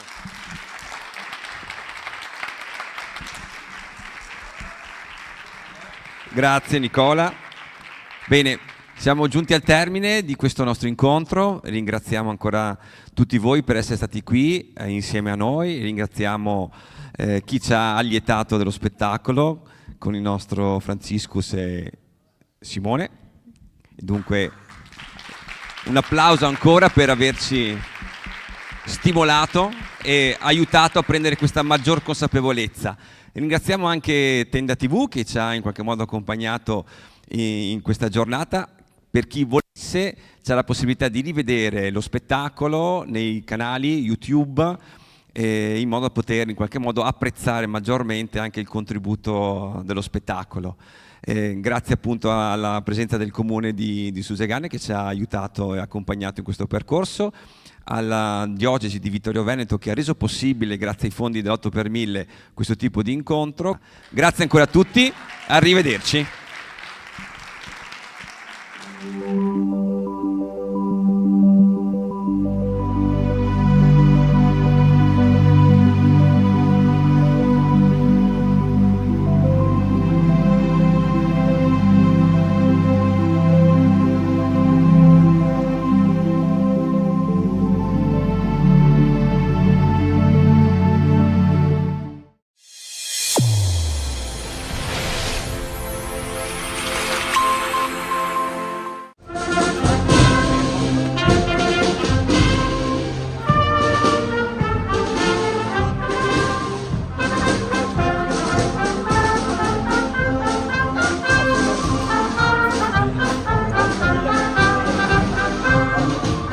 La tradizionale bandiera di Serravalle torna a sventolare in piazza Flaminio grazie a Serravalle Viva. Come è andata? Come si è arrivati alla giornata odierna? Non è stato difficile, noi abbiamo sempre avuto in carico il simbolo di Serravalle, la nostra bandiera, a cui siamo affezionatissimi. Se non sbaglio, mi dicono i miei predecessori, ne avevamo già usate 2. Durano circa 10-12 anni, però con il vento di Serravalle si lograno facilmente. Anche l'ultima che avevamo in gestione noi era stata riparata più di una volta, ma ormai era arrivata alla fine. Non è stato per nulla difficile per noi decidere di affrontare la spesa, che comunque è importante perché stiamo parlando di 100 metri quadri di bandiera e con dei tessuti tecnici importanti. Quando abbiamo deciso, è stato proposto di fare una raccolta fondi, io ero scettico, ma quando una volta istituita mi sono accorto che dopo 2 o 3 giorni avevamo raggiunto quasi la totalità della spesa, è stata una cosa veramente grande. Sapere, lo sapevamo già, ma vedere che i serravallesi, i vittoriesi, i nostri amici hanno di tasca loro contribuito volentieri a questo acquisto ci ha dato un'enorme gioia e anche una spinta per continuare.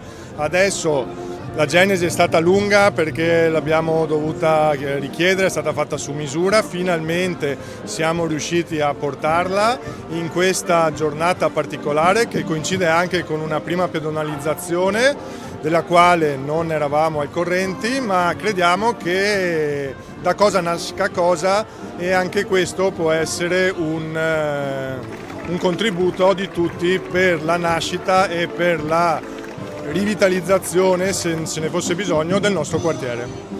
Quindi una partecipazione corale nel creare questa nuova bandiera, un nuovo simbolo diciamo per Serravalle, che ha visto oggi una partecipazione veramente notevole da parte del pubblico che ha voluto prendere parte a questo momento inaugurale. Non siamo stupiti della partecipazione odierna, ma è sempre bello vedere l'attaccamento. Nel discorso introduttivo alla cerimonia ho proprio parlato di questo spiccato attaccamento dei serravallesi per Serravalle, di Vittorio Veneto per Serravalle, e quindi questa per me è stata solo una grandissima conferma.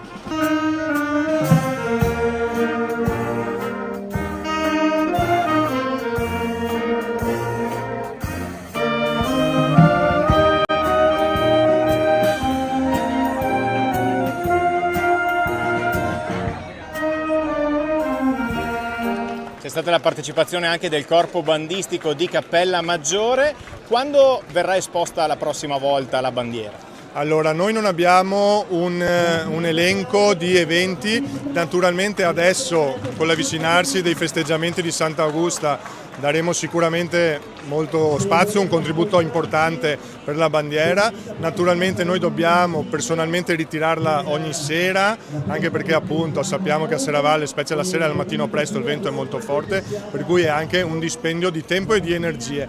Comunque la nostra bandiera è sempre a disposizione, in primis per le nostre manifestazioni, ma anche a chiunque ne volesse avere la concessione per un giorno o per 2 giorni.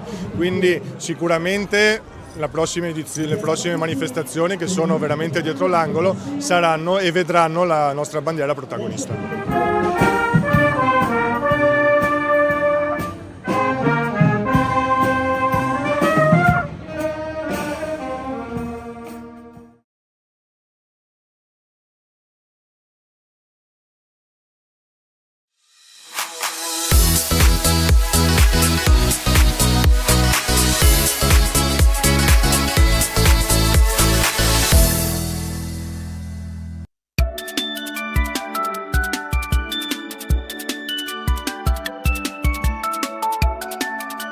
Tempo di estate, tempo di vacanza, tempo di attività più divertenti per i nostri ragazzi, per i giovani. Ritorno ancora a questa puntata della nostra rubrica A Tutto Grest. Oggi ci troviamo nell'oratorio Don Bosco di Mareno di Piave. Andiamo a conoscere questa nuova realtà, questa realtà del Grest parrocchiale, che vuole animare la vita della parrocchia nel periodo di luglio. Un tempo in cui gli animatori possono mettersi a disposizione per le attività, per i giochi, per i ragazzi, un tempo dove i partecipanti, i bambini possono passare delle ore insieme. È un tempo in cui la comunità ritrova la bellezza di ritrovarsi insieme, di vivere dei momenti di condivisione, di gioia, che dicono di una chiesa che è ancora viva, di una chiesa che soprattutto d'estate mostra tutta la sua vivacità e il suo entusiasmo. Andiamo a vedere con le attività del Grest, a conoscere i protagonisti di questa esperienza. Spero, cerco cos'è l'essenziale per me. Aurora è una dei responsabili del Grest qui di Mareno di Piave. Aurora, raccontaci come è organizzata la giornata di attività di Grest qui a Mareno. Ciao, buongiorno a tutti. Allora, il Grest inizia alle 3 del pomeriggio, abbiamo circa 40 minuti di introduzione in cui parliamo del tema e del momento di preghiera formativo con i ragazzi. Il tema dell'anno è il Piccolo Principe, quindi abbiamo intervistato vari personaggi della comunità, chiedendo a loro che cos'è l'essenziale che è invisibile agli occhi, quindi sia persone laiche che di chiesa che hanno avuto vite diverse. Finito questo abbiamo le attività, dividiamo le medie dalle elementari, e però entrambi svolgono le stesse attività in giorni differenti. Quest'anno abbiamo deciso di creare una scatola che sarà una scatola ricordo di quello che si porteranno a casa da questo Grest. All'interno verrà messo un sasso come segno di forza, di importanza, di solidità, una rosa proprio legata al Piccolo Principe e dei braccialetti fatti a mano per creare il legame che c'è col Piccolo Principe con la volpe, la rosa e il suo mondo, e alla fine un portachiave. Questo verso le 5 pausa, merenda e poi i giochi fino alle 6, dove poi si conclude e arrivano i genitori a prenderli. Aurora, cosa si prova a organizzare il Grest, a lavorare con gli animatori, e poi anche sicuramente cosa si prova a vedere il risultato, poi la presenza dei ragazzi, insomma la loro gioia e il loro ritorno per quello che fate? Beh, intanto è emozionante e è gratificante soprattutto, perché è bello vederli qui correre, giocare, felici, e con la speranza che si portino a casa qualcosa non solo a livello poi pratico e materiale, ma anche magari di amicizie e di legami. È bello quando esci e ti riconoscono e ti chiedono come stai, è bello, è una soddisfazione. È difficile, è impegnativo, ci vuole tanto lavoro, però dà grande gratificazione. Antonella, a te chiediamo come sta andando il Grest qui a Mareno di Piave. Diciamo che sono pochi giorni che è iniziato, però la preparazione logicamente è iniziata tempo fa con il percorso fatto agli animatori. Gli animatori sono giovani ma sono bravi, nel senso sanno tenere bene anche i ragazzini, E per quanto riguarda i bambini si sa, i ragazzi sono ragazzi e quindi hanno la loro vivacità, però sta andando bene. All'inizio del GREST ogni volta la giornata si apre con un momento tutti insieme in salone. Ecco, che tema state portando avanti? Com'è che organizzate questo momento per i bambini? Allora, il tema di quest'anno è il Piccolo Principe e quindi il momento iniziale che tutti in salone ci serve proprio per focalizzare il messaggio che il Piccolo Principe può dare e per far riflettere i bambini anche sul messaggio religioso che c'è all'interno del Piccolo Principe. E quindi è un piccolo momento di riflessione e di preghiera. Nel GREST, oltre ai momenti, diciamo così, tradizionali della preghiera, dei laboratori e anche dei giochi, fate anche qualche gita. Le gite in programma sono a Vidor, e poi a Nervesa e classica ormai da decenni, annuale, quest'estate. Poi facciamo anche la festa del perdono a Motta di Livenza presso il santuario della Madonna e vediamo se riusciamo a organizzare anche una piccola uscita con i ragazzi delle medie. Che cosa vuol dire addomesticare? Ivo, volto storico del GREST di Mareno di Piave. Il GREST è un'esperienza importante soprattutto anche per i ragazzi, immagino gli animatori che si impegnano durante l'estate per questa esperienza. Come vi organizzate con loro? Fate dei percorsi di formazione? Com'è la loro preparazione a questa esperienza estiva? Allora, durante l'anno la parrocchia offre il gruppo giovani il lunedì dalle 8:30 circa fino a quando si finisce, dipende anche dai temi, dalle attività che si propongono. Però ovviamente per il REST facciamo qualcosa di più mirato, anche perché i temi variano ogni anno. Di solito che prepara i ragazzi che poi faranno gli educatori, gli animatori, è Tatiana, la maestra Tatiana. E sono 3 incontri di preparazione, però poi noi siamo anche sempre aperti anche ad accogliere i ragazzi che arrivano, che hanno magari il desiderio di fare un'esperienza. E anche per questo motivo qua che ogni giorno alle 2 ci troviamo una mezz'oretta, di solito in chiesa, e la facciamo un momento di preghiera e un momento di formazione legato proprio al tema che stiamo vivendo, alla giornata che vivremo. GREST di Mareno di Piave, abbiamo visto tanti ragazzi, tanti animatori. Quali sono un po' i numeri di questi ragazzi, i numeri dei partecipanti? Allora, i ragazzi sono 104, non sono ovviamente sempre tutti i giorni presenti perché hanno anche altre attività. Gli animatori sono 27 con noi grandi e sì, questi i numeri. Cosa ti porti a casa ogni anno dal GREST? Quanto è importante questa esperienza anche per te? Quale segno soprattutto lascia questo anche ad una comunità in questo tempo estivo? Una volta quando ero più giovane magari dicevo che il GREST serviva fin là, era un'esperienza estiva, un po' come una storia estiva.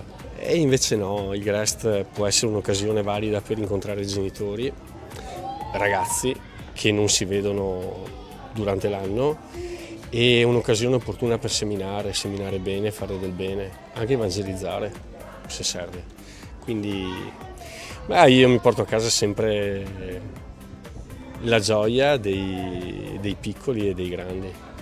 Si impara tantissimo da entrambi, sia dai ragazzi che dagli educatori.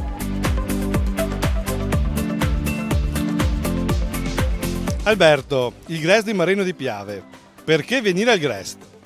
Perché è un modo per divertirsi e stare insieme ad amici. Ho visto che molti di voi hanno addosso delle fascette, dei nastri colorati. Come mai? Perché sono segno della nostra squadra.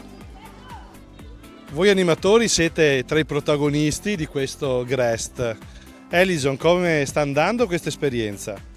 Allora, i primi giorni sono cominciati bene, devo dire, i bambini sono energici come sempre ed è bello apprezzare questa loro dinamicità e stanno mettendo alla prova anche noi animatori che aiutandoci riusciamo a gestirli comunque. Melissa, come sta andando per te invece questa esperienza? Dai, anche per me si è andata bene. I primi giorni sì, sono sempre un po' difficili, i bambini hanno bisogno di un po' di tempo per ambientarsi, quelli nuovi che fanno GREST per la prima volta, o ambientarsi anche nella squadra perché hanno tanta gente che non conoscono, ma anche tanti amici in realtà. Il primo giorno di solito facciamo sempre un grande gioco, mi pare sia andato tutto bene. Da ieri siamo partiti invece con i laboratori, ci sono sempre un po' di difficoltà ovviamente nella gestione e l'organizzazione certo di tutto quanto, però posso dire che in generale sta andando tutto bene per adesso. Perché una giovane dovrebbe passare un mese della propria estate a fare l'animatrice? Nel mio caso trovo bello fare l'animatrice per rendermi utile e spendere il mio tempo per gli altri e renderlo fruttuoso, anche se appunto è volontariato, nessuno ci ha costretto a stare qua, è bello poter condividere questa esperienza sia con altri ragazzi della mia età che con altri bambini e scoprire anche magari nuovi lati di me. Per te, Melissa? Anche io posso dire un po' la stessa cosa, diciamo, è sempre bello mettersi a disposizione sia per i bambini sia anche per gli altri animatori. Io e Ellison ormai siamo qua da un po' di anni, siamo una tra le più grandi e è bello passare tempo sia con gli altri animatori, vedere in quanti i ragazzi si mettono a disposizione per questo periodo di luglio per fare il GREST e passare il tempo anche con i bambini. Per loro infatti siamo figure di riferimento, quindi non siamo qua solamente per guardarli e tenerli al GREST, ma anche per insegnare, quindi è proprio una cosa dal quale noi stessi anche possiamo imparare qualcosa, perché i bambini si imparano da noi, ma noi anche possiamo imparare dai bambini. A voi domando che cosa c'è di bello al GREST di Mareno? I giochi che si organizzano molto, sono preparati. Ho visto che è una maglietta particolare, speciale, cosa vuol dire? È la maglietta di quest'anno del GREST e diciamo che il tema è il Piccolo Principe.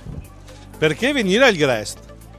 Perché è un tempo per conoscerci tutti e anche persone che non conosciamo e fare nuove amicizie.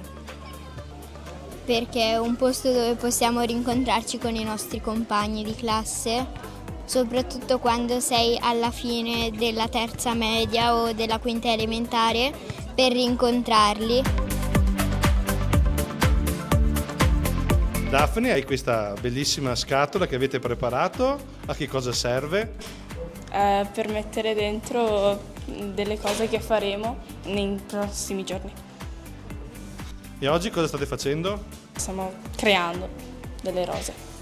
Al GREST non ci sono solo i laboratori che impegnano i ragazzi nelle attività più manuali e creative, ma come ingrediente necessario sicuramente ci devono essere i giochi. Andiamo a conoscere più da vicino queste attività che arricchiscono il GREST.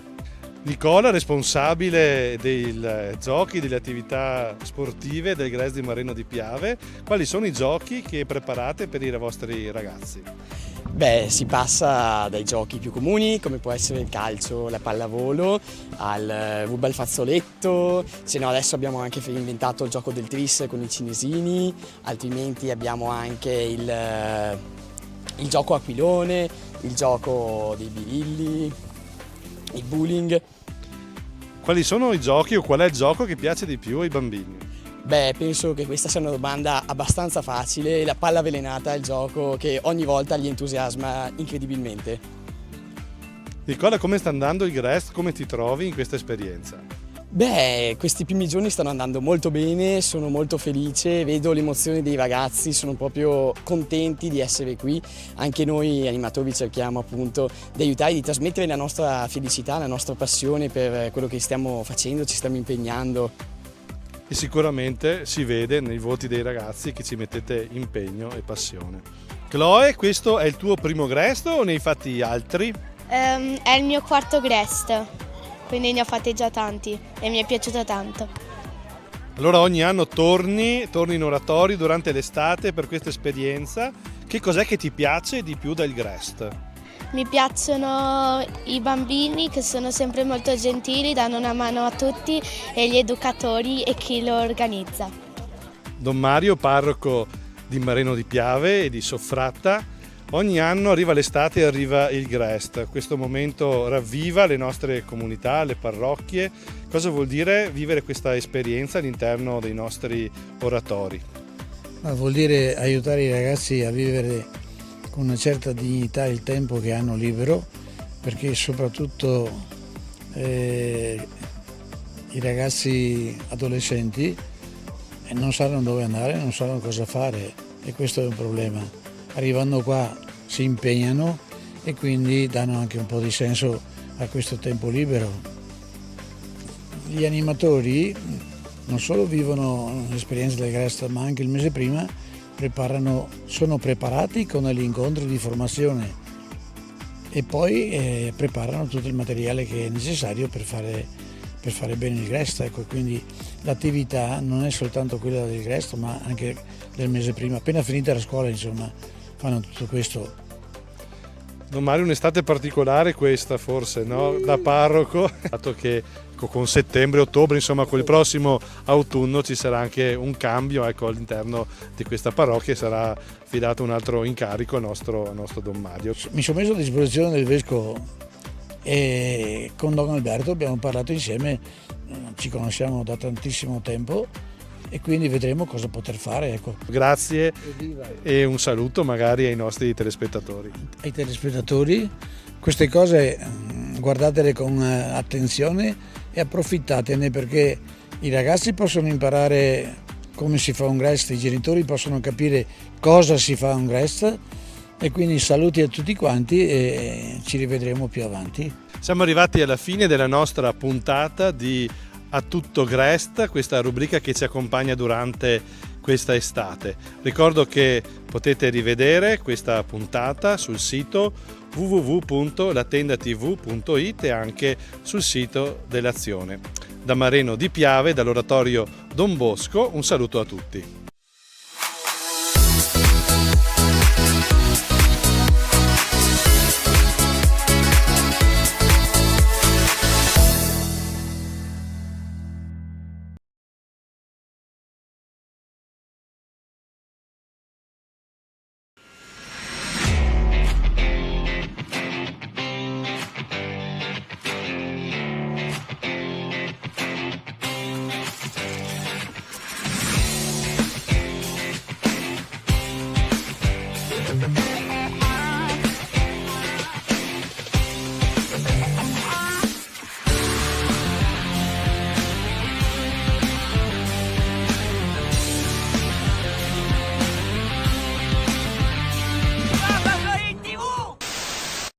Amiche ed amici sportivi, ben ritrovati qui nello studio di Stadium TV, le storie e i personaggi dello sport di base con noi anche quest'oggi. Eccoci in piena estate e non abbiamo certo bisogno del riscaldamento muscolare per entrare subito nel vivo sui campi di gara del Centro Sportivo Italiano. Siamo esattamente, cioè, al centro dello sport in Italia. Abbiamo oggi tanti sport da mostrarvi, siamo infatti nel pieno della volata a scudetto con tante squadre del CSI in campo. Cominciamo per gradi, dai quintetti, calcio a 5 e pallacanestro giovanile hanno eletto i loro campioni. Dal 21 al 25 giugno la città di Pesaro ha ospitato le finali giovanili del calcio a 5 e della pallacanestro. In campo quasi 500 finalisti di 38 squadre, portacolori di 22 comitati e 12 regioni italiani per eleggere le 7 sorelle d'Italia. Nel capoluogo marchigiano, celebre Basket City italiana, si sono assegnati 7 scudetti, 4 nel basket e 3 nel calcio a 5. Sulla Sirena è arrivato il titolo cestistico Under 13 che ha premiato di un punto il San Pio X Mantova sui pistoiesi della Aiana 2000. Sul parquet ragazzi fanno festa i capitolini del Monte Sacro Roma che battono di +5 proprio i pari categoria del San Pio X Mantova. Mai in discussione il titolo allievi cucito nel 2026 sulle maglie della Virtus Castenaso del CSI Bologna, che esulta sotto canestro anche per il titolo juniores grazie al quintetto Sport Insieme. Sui campi verdi del calcio a 5 gioia incontenibile per i salesiani lucani della PSG Don Bosco Domenico Lorusso di Potenza, campioni nazionali allievi. Nei juniores vincono i siciliani del Via Grande Acireale a nord il terzo titolo del calcio a 5, quello dei ragazzi ottenuto al Villa Park dai giovani della Marca Futsal Treviso. Da Pesaro saliamo lungo l'Adriatico in Romagna, precisamente a Cesenatico. Dalle reti e dalle retine dei canestri passiamo invece alle reti divisorie del volley, dai quintetti ai sestetti. Chi avrà vinto i titoli del CSI nella pallavolo lo scopriamo subito assieme. Il litorale romagnolo ha ospitato le finali dei campionati nazionali di pallavolo del CSI, appuntamento realizzato con il sostegno della Regione Emilia-Romagna, APT Servizi Emilia-Romagna e Sport Valley. Quasi 2000 persone con un totale di circa 1500 atleti in gara nei vari sport di ambo i sessi. Nelle allieve la finale ha premiato le giovani del Corlo Modena 2-7-0 contro la Accademia di Pallavolo Valle Camonica. Nel girone unico tricolore della categoria allievi la PGS Fides Modena contro gli etnei della Gupe Volley Catania si è aggiudicata il titolo. Ancora a segno Modena nei juniores con la Spezzanese campione e il Volley Sassuolo secondo. Nella stessa categoria juniores, in campo femminile, incoronate reginette le ragazze trentine del Lakes Levico Caldonazzo Volley, vittoriose 2-0 sulle bresciane del Real Volley.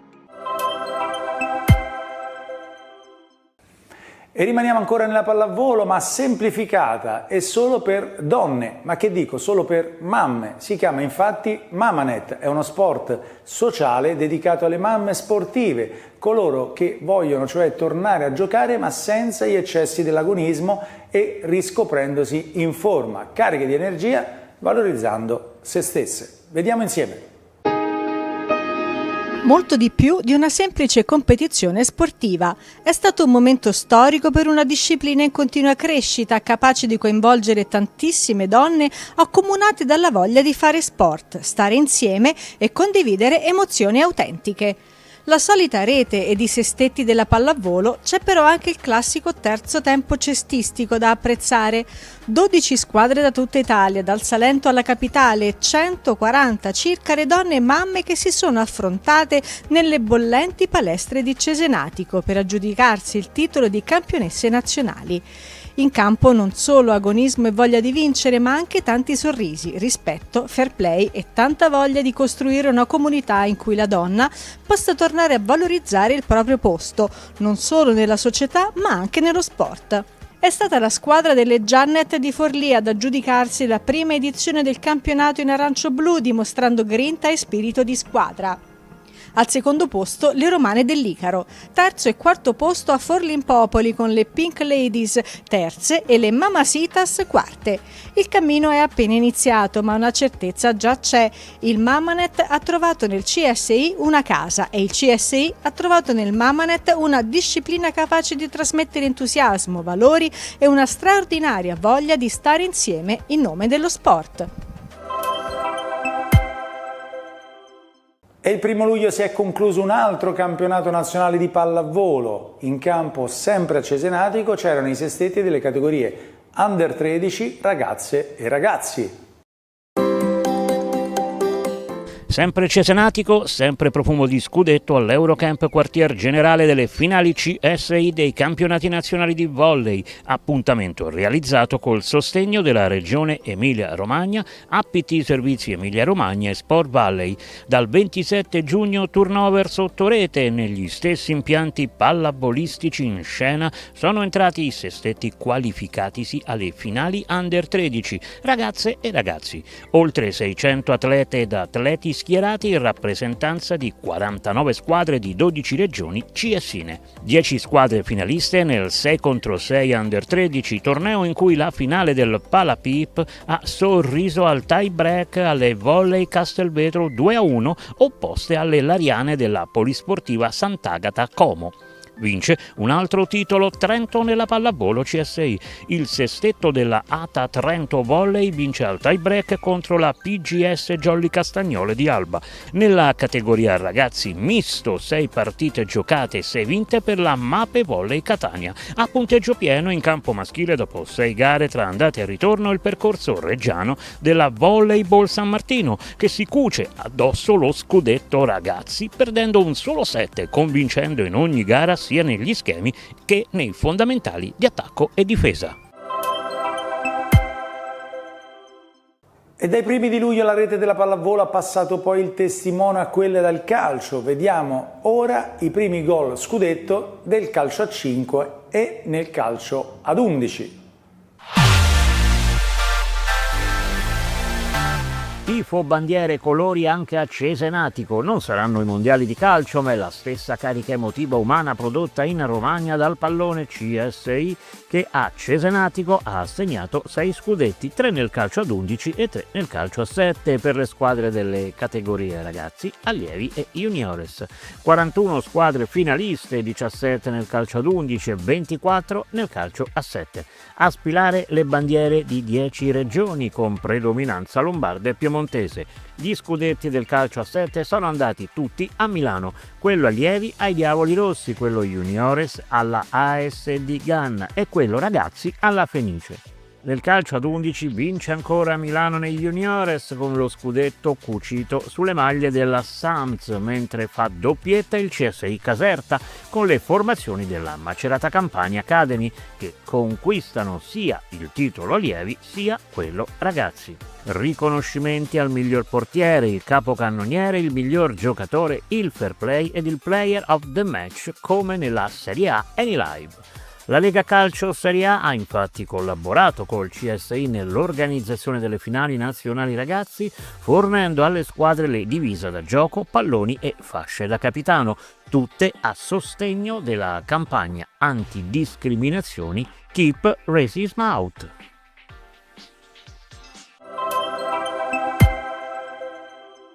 Vince e convince sempre più nel CSI lo sport integrato, quello vissuto e giocato insieme, dove le diversità e le evidenti differenze anziché divisive divengono occasione di collaborazione e di inclusione. Anche per le attività nel mese di luglio è tempo di scudetti. Shark Enjoy e gli amici di Emmy e Chiara Del Dosso bissano la vittoria scudetto nei campionati nazionali delle attività paralimpiche. Le due formazioni cremonesi hanno difeso sempre in Emilia-Romagna il titolo conquistato giusto un anno fa a Castellarano, rispettivamente nella pallacanestro e nella pallavolo integrata. Oltre al basket e al volley, il CSI ha assegnato negli sport di squadra anche il titolo del calcio a 5 integrato, dove il successo è andato ai vicecampioni in carica, ossia il quintetto reggiano della San Martinese davanti a Calcico Sarnico e Canarini 1912. Il movimento paralimpico del CSI ha coinvolto in questo epilogo di stagione 13 squadre in Romagna e circa 200 persone, sommando ai 156 atleti una cinquantina di accompagnatori. Lombardia ed Emilia-Romagna sono state le regioni più attive nel campo dell'attività sportiva per atleti con disabilità. La premiazione finale è stata un momento intenso di partecipazione e condivisione tra tutti i partecipanti. La logica CSI è quella di sempre, mai soli. Insieme lo sport diventa fattore di normalizzazione e di sperimentazione in una uguaglianza che non sta nei risultati ma nell'esperienza comune della festa e della gioia di vivere. E restiamo ancora legati e collegati al tricolore, ma andiamo sui pedali e corriamo in Abruzzo, dove ai piedi della Maiella si è svolto il campionato nazionale ciclistico CSI di Mediofondo Strada. L'ottavo traguardo tricolore per il ciclismo del CSI ha regalato in Alto Abruzzo emozioni, spettacolo e momenti di autentica partecipazione, riunendo sulle strade abruzzesi tanti appassionati delle due ruote. Il campionato nazionale mediofondo CSI 80 km di discese e salite all'interno del Parco Nazionale della Maiella ha visto correre oltre un centinaio di ciclisti, incoronando sul podio 12 campioni nella specialità.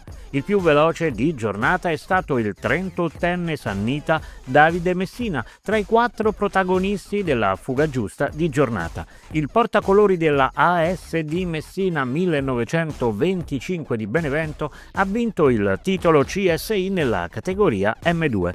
Dietro di lui il campione dei Master 1 Mirko Zanni, anche lui campano del CSI Sessa Urunca in maglia Momo Bikers. Terzo crono domenicale il tempo registrato da un abruzzese Mirko Collina della Colonnella Pescara. Oh che bel castello! E sì, ci sta tutto il ritornello, stavolta guardate che spettacolo, le gare di droni in volo sui cieli umbri di Città di Castello. 3 pollici e open, queste le categorie del drone racing che hanno animato sabato 27 e domenica 28 giugno a Città di Castello la tappa umbra del campionato nazionale CSI. Visori, cuffie e le abili manovre dei droni che si sfidano in una corsa di velocità tra evoluzioni all'ultimo respiro. Lo stadio Bernicchi ha visto cimentarsi i migliori piloti associativi in diverse heat.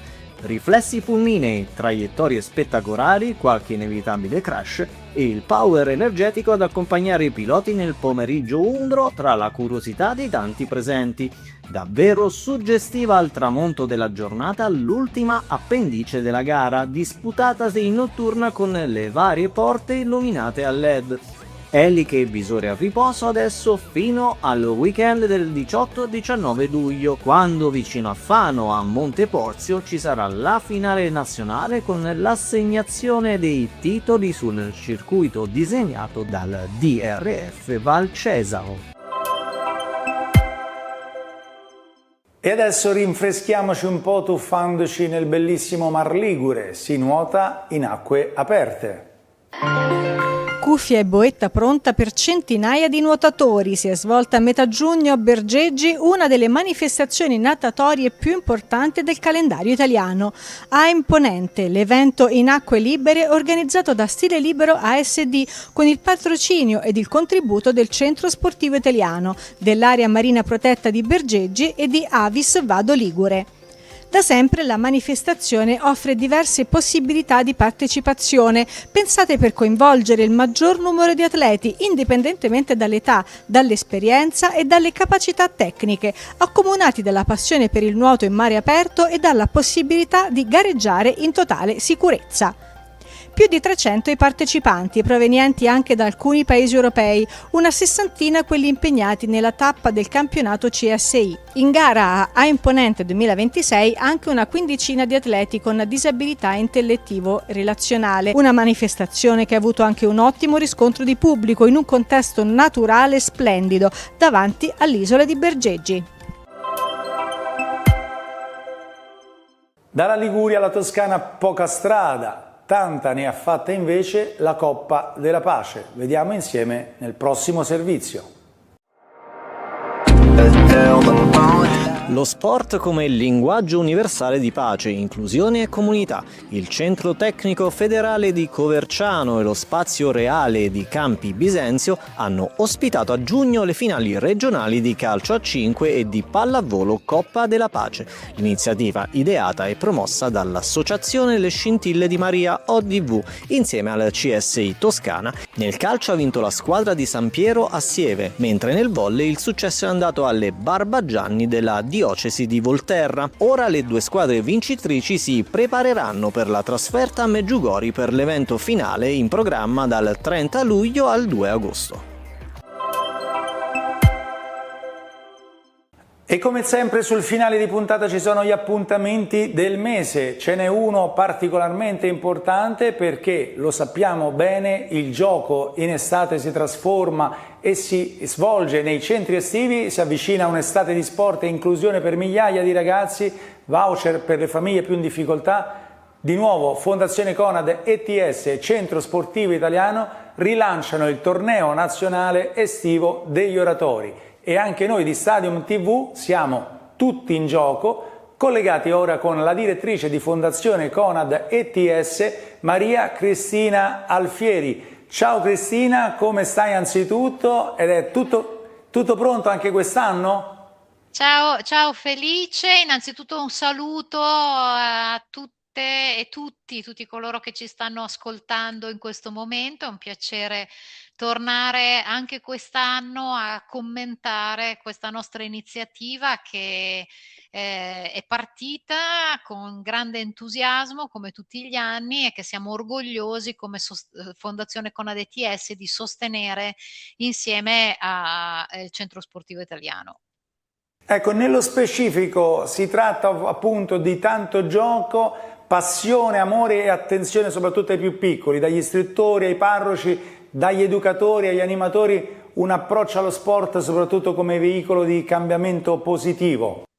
Assolutamente, è un'iniziativa che mette in rete anche quest'anno ben 64 oratori su tutto il territorio nazionale, coinvolge 9.000 bambini in attività di gioco e 2.000 bambini che non hanno disponibilità economiche potranno accedere a questi giochi grazie al sostegno di Fondazione Conad ETS.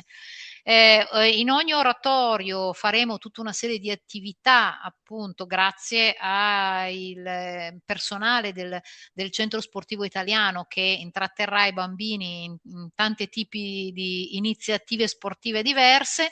Ogni oratorio maturerà un punteggio e poi i 5 oratori che avranno raggiunto il punteggio più alto disputeranno delle finali interne che porteranno alla premiazione di 20 bambini per ogni oratorio che riceveranno ciascuno di loro una tessera prepagata da 50 euro per fare la spesa nei negozi Conad dei loro territori. I 5 oratori in cui si svolgeranno le finali quest'anno sono Genova, Cremona, Padova, Ascoli Piceno e Cava dei Tirreni. Quindi ancora una volta rappresentata molto bene tutta l'Italia, tutto il territorio nazionale e soprattutto penso un'occasione preziosa per animare le giornate in oratorio in un modo simpatico e inclusivo, perché sottolineo questi giochi coinvolgono tutti, coinvolgono anche chi ha delle fragilità, che possono essere fragilità economiche e quindi li aiutiamo pagando appunto la quota di iscrizione a questi giochi, sia chi ha per esempio disabilità fisiche, perché sono previsti anche dei giochi inclusivi che possono tranquillamente fare anche i ragazzini e le ragazzine con diverse abilità. Cristina, bellissimi luoghi dove ci sarà ovviamente anche Stadium TV, ci saremo per documentare tutto e far vivere appunto anche ai nostri ascoltatori questa esperienza. Saremo nelle 5 finali, ma ricordiamo appunto sono 4 edizioni e con il CSI ormai c'è un'affinità valoriale molto forte, no? Siamo un po' compagni di squadra, non si vuole lasciare indietro nessuno, anche qui in ambito sportivo si crede fortemente nelle persone oltre le cose.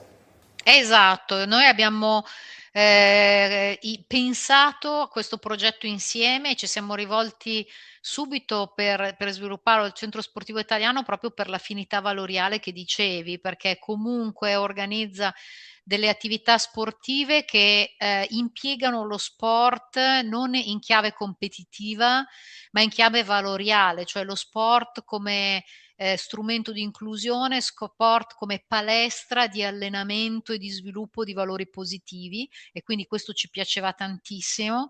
E poi il fatto che questa filosofia mette appunto al centro le persone, quindi la loro specificità, i loro bisogni, le loro esigenze e non solo la competizione fine a se stessa. E salutando Maria Cristina Alfieri, ringraziando lei in particolare ma tutta la Fondazione Conad ETS per il contributo alle famiglie e a tutto lo sport estivo, seguiremo ovviamente da vicino tutte le tappe di Tutti in Gioco, andiamo a vedere a fine puntata cosa c'è in cartellone nel luglio del CSI. Ecco i prossimi appuntamenti con i campionati nazionali.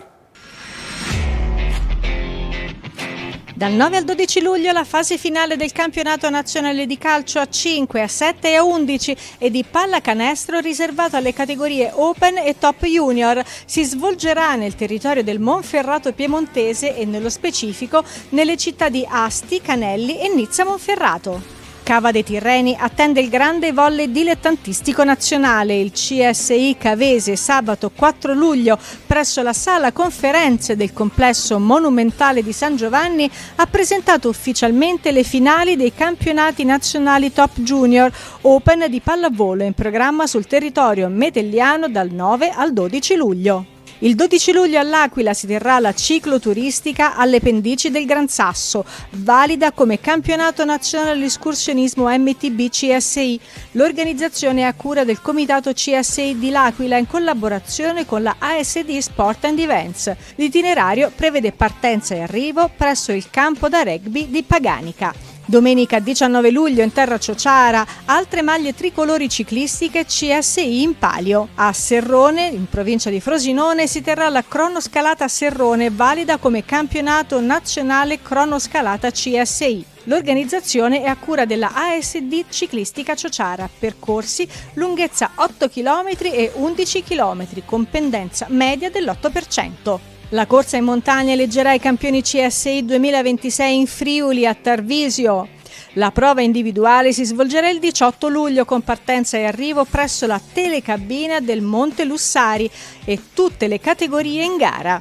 Domenica 19 luglio 2026 si correranno le spettacolari staffette delle regioni, composte da 5 concorrenti che assegneranno i titoli nazionali giovanili ed assoluti. E ovunque voi siate, al mare, in montagna o anche in città, l'appuntamento con Stadium TV e lo sport del CSI è fra 15 giorni sempre su questi schermi. Non mancate, perché lo sport del CSI, ricordate, non va mai in vacanza. Ciao, vi aspetto!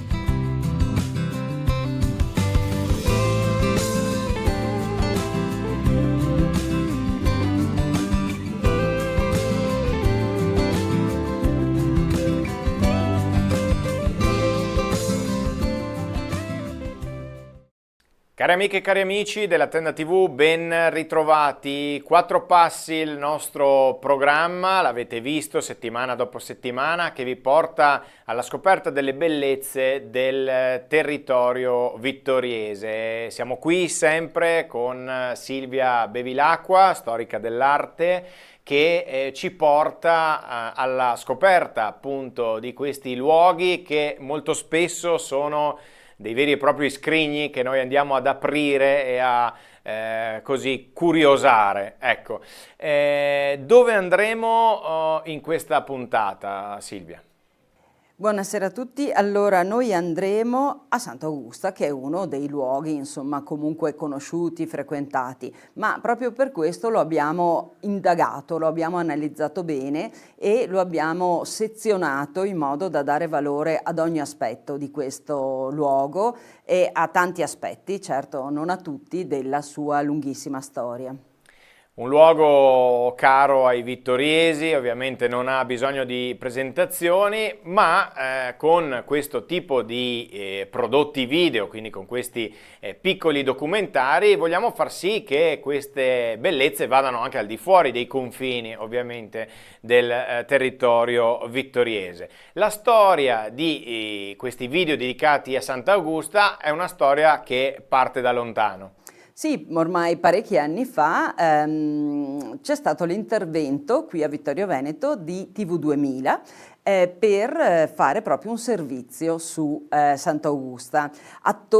Primo attore di questo contatto con TV2000 è stato il nostro compianto Gianni Carminati, custode di Sant'Augusta, ma non solo, anche una persona che pur non giovane era sempre aperto, sempre attento a quelle che potevano essere delle modalità nuove per conoscere questo luogo e per far conoscere questo luogo. Quindi TV2000 è stato davvero un momento importante. La ribalta nazionale. La ribalta nazionale, senza nulla togliere alla tenda TV. Poi Gianni Carminati ha cercato disperatamente di ottenere quel filmato, quel video che avevamo fatto per poterlo trasmettere anche in ambito locale, ma le cose sono risultate molto difficili.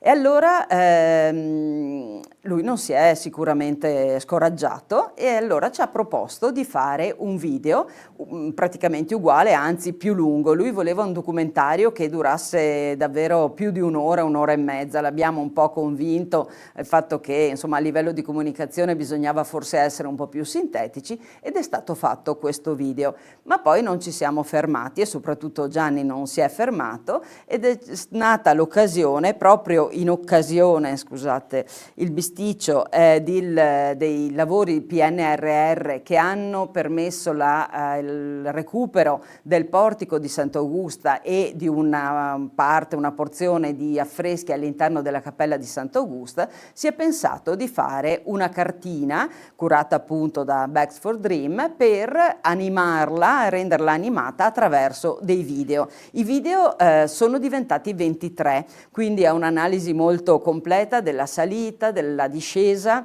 della storia di Sant'Augusta, della storia del luogo e anche di quello che da lì, insomma, geologicamente il paesaggio ci racconta. C'è stata poi un'introduzione molto importante, un coinvolgimento davvero importante da parte del Lions vittoriese, che si è subito reso disponibile per ampliare questo progetto, nel senso di proporre la traduzione in inglese non di tutti i 23 video, ma di buona parte di essi, di quelli più importanti, e diciamo è stata una traduzione volta proprio ai turisti, no? Selezionando le cose che una persona che non è di questo luogo, che viene da lontano, che parla un'altra lingua, in cui potesse essere coinvolto, quindi proprio diretta ai turisti, perché sappiamo sono tantissimi i visitatori del nostro territorio e tantissimi anche coloro che salgono a Sant'Augusta perché conoscono questo luogo, perché attira, perché è un simbolo un po' di Serravalle e del territorio. Quindi possiamo dire vi porteremo a braccetto, ci sarà l'ascesa appunto del monte e quindi vi porteremo lungo il percorso fino ad arrivare al santuario. E poi Silvia, ci sarà la spiegazione ovviamente di che cosa c'è all'interno del santuario. Certo, la storia del santuario, anche l'aspetto proprio del restauro che ha portato a comprendere meglio il senso del portichetto, un portichetto che non è antico ma sicuramente sorge sul sedime di un segno invece di un elemento simile molto più antico, perché noi sappiamo che l'attuale orientamento della chiesa, no, che ci fa entrare alla fine della lunga e anche faticosa scalinata, no, l'ultimo tratto, entriamo in chiesa e abbiamo sulla destra la cappella di Sant'Augusta, dove c'è la tomba di Sant'Augusta, di cui analizziamo appunto il paliotto e anche il dossale, la tomba stessa,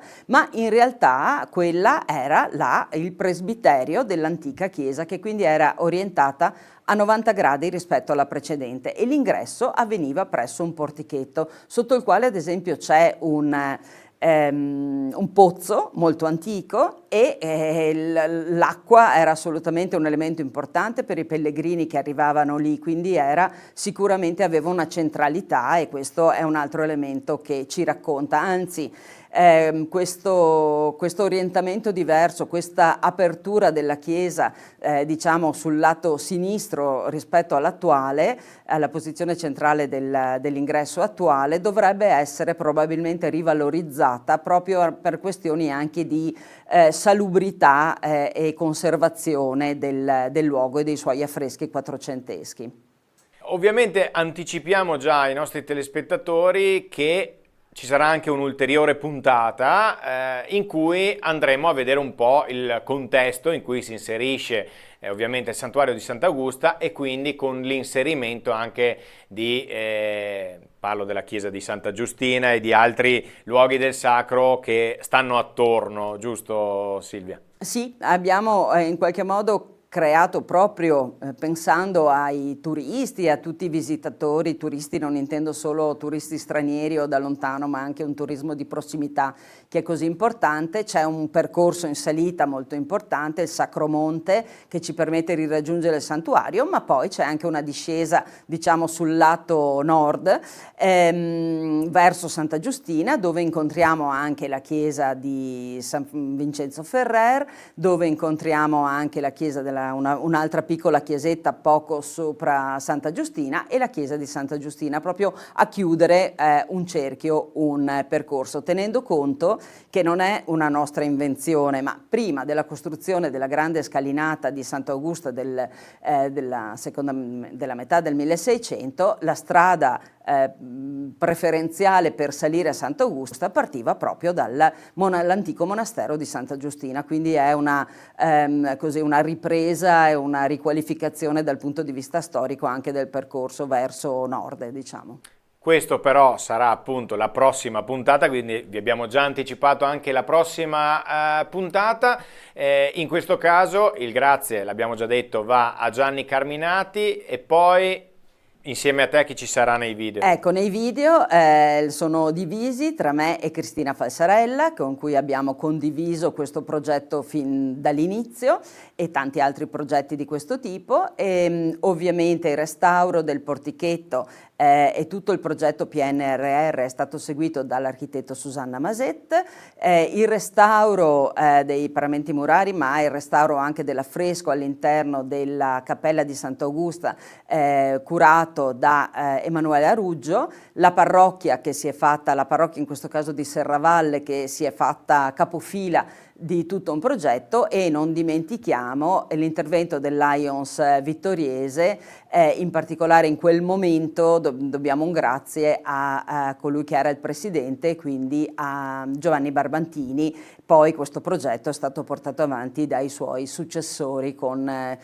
continuo impegno. Adesso la salita verrà sistemata e verranno ricollocati gli elementi che ci permettono anche di inquadrare direttamente durante la salita gli elementi, in modo da avere i video a disposizione mentre saliamo. In tempo reale. Mentre si cammina. In modo da poter ripassare anche appunto la storia di Sant'Augusta. Grazie Silvia, procediamo e quindi lasciamo spazio alle immagini. 4 passi al santuario di Sant'Augusta a Serravalle di Vittorio Veneto.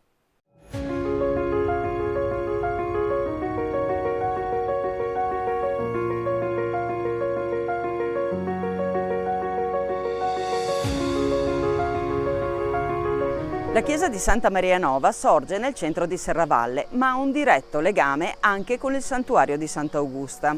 Sulla balza del Marcantone, dove nel V secolo visse Sant'Augusta, venne costruito un santuario, e nel 1600 questo fu collegato attraverso una strada, un percorso acciottolato, contrassegnato anche dalla presenza di 7 cappelle. 7 luoghi di culto che ricordano le 7 chiese di Roma, e il primo è proprio la chiesa di Santa Maria Nova, che ricorda la basilica romana di Santa Maria Maggiore. L'attuale edificio venne eretto a partire dal 1775 e completato nel 1779 su progetto dell'architetto friulano Domenico Schiavi. A lui spettano ad esempio le chiese di Tolmezzo e, più vicino a noi in Cadore, quella di Pieve di Cadore, di San Vito e di Candide. Una chiesa dedicata alla Natività di Maria all'interno delle mura di Serravalle è documentata a partire dal 300, ma certamente ha origini molto più antiche. La chiesa precedente l'attuale era collocata più a ridosso del Meschio, vicina al monumentale campanile. La rovinosa esondazione del Meschio del 1521, che ha lasciato tracce indelebili nella città, ha portato anche a lavori di ristrutturazione della chiesa, tanto che alla fine del secolo questa è stata riconsacrata. Successivamente, alla metà del Settecento, si è resa necessaria una sua riedificazione.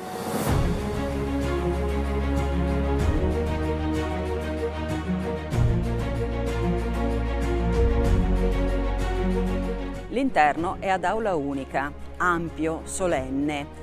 Presenta elementi della più antica tradizione come le paraste, le linee marcapiano, i capitelli, secondo lo stile neoclassico.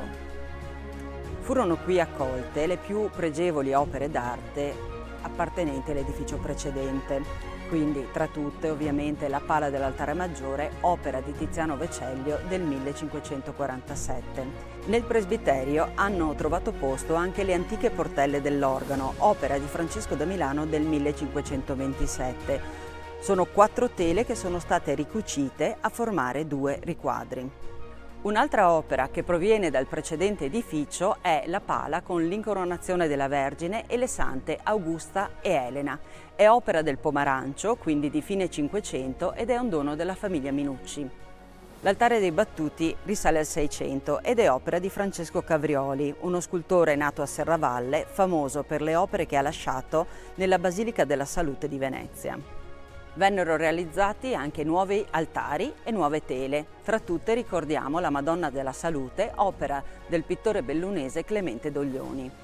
Tra 800 e 900 furono realizzati parecchi interventi. Tra tutti ricordiamo il grandioso soffitto con la Natività di Maria, opera di Giovanni Battista Canal, che con il suo effetto di sfondato collabora alla percezione di vastità e di ampiezza che questa chiesa trasmette. Notiamo poi l'organo Callido del 1822. Al 1832 risale invece l'altare del Santissimo, un'opera progettata da Giuseppe Segusini e realizzata con il contributo anche di Marco Casagrande, valente scultore di Campea di Miane. Il battistero è opera dello scultore Paolo Possamai di Solighetto ed è datata al 1904. Nello stesso anno è stato realizzato anche l'altare che racchiude l'opera di Paolo Paietta, un valente autore serravallese che dimostra qui tutta la sua intensità nell'operare nell'arte sacra.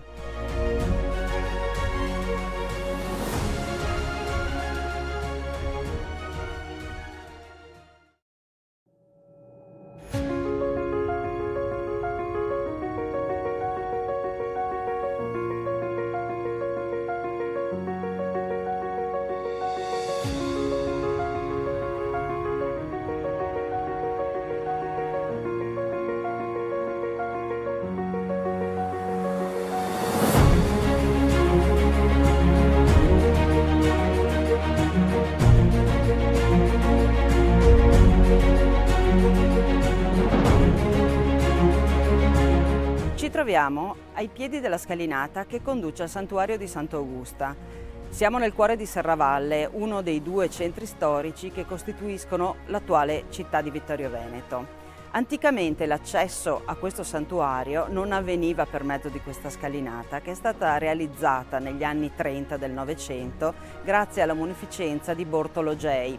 Le strade antiche erano quelle che partivano da via Erberta, sempre qui a Serravalle, dalla località Vinera e da Piai di Fregona, ma quella più antica, usata fin dalle origini, partiva dalla piazza di Santa Giustina. Questa scalinata evoca un po' le grandi scalee barocche, il doppio andamento, la presenza della fontana, la struttura ad arco che la corona. È un impianto seicentesco che viene ripreso all'inizio del Novecento per evocare proprio il momento in cui il santuario diventa importante per la devozione locale in ricordo allo scampato pericolo della peste. Ne fanno parte la fontana con mascherone e la grande statua di Sant'Augusta, la prima immagine della santa che accoglie pellegrini e visitatori che qui cominciano la salita.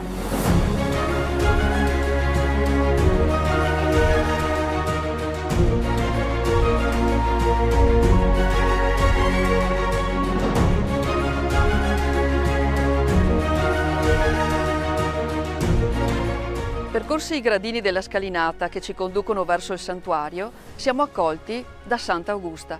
Si tratta di una scultura che sta qui ad accoglierci dal 1987. È un'opera del vicentino Giuseppe Giordani. La figura è molto delicata, guarda verso di noi e ci accoglie sorridente. Si tratta di una figura classicheggiante che già è munita di 3 attributi che costituiscono la figura di questa santa e ci introducono proprio alla sua storia: la ruota dentata, la palma del martirio e i fiori.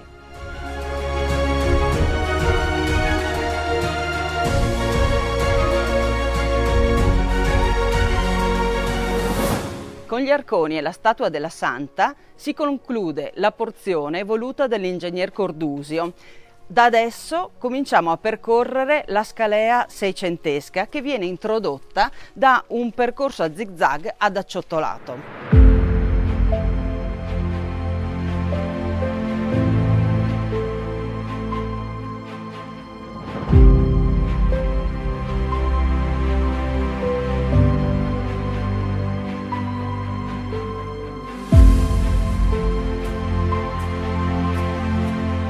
Abbiamo concluso lo stretto sentiero acciottolato e siamo arrivati nei pressi del Portico della Madonna, costruito nel 1684 da Gaspare Piazzoni della nobile famiglia serravallese, di cui resta lo stemma in chiave di volta. Da qui comincia il percorso vero e proprio del nostro Sacro Monte.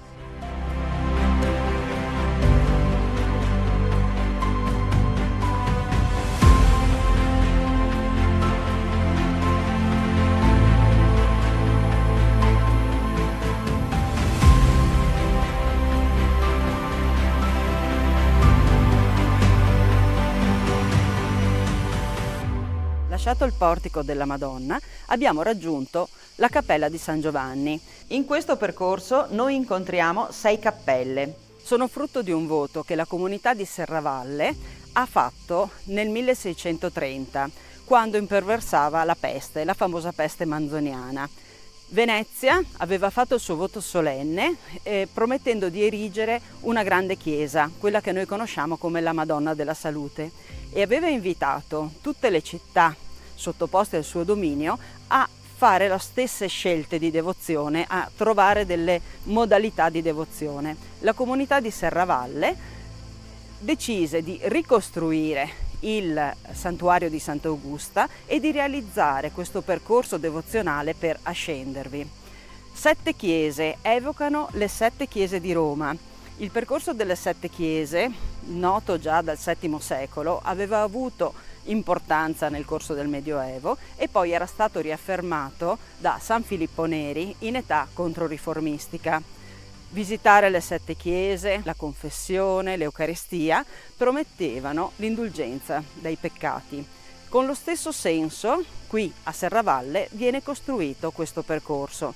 Le chiese sono un ricordo di San Giovanni in Laterano, San Pietro, San Lorenzo, San Paolo fuori le mura, Santa Maria Maggiore, che per noi è l'inizio del percorso che parte appunto dal Duomo di Santa Maria Nova, infine Santa Croce in Gerusalemme e San Sebastiano. Queste erano le chiese principali di Roma e le devozioni si sono conservate anche in queste cappelle serravallesi che segnano il percorso di ascesa al santuario di Sant'Augusta. Hanno tutte la caratteristica di avere la pianta centrale e di avere una grande porta d'ingresso e poi una porta laterale per l'uscita, perché i grandi flussi dei pellegrini avevano suggerito questa soluzione.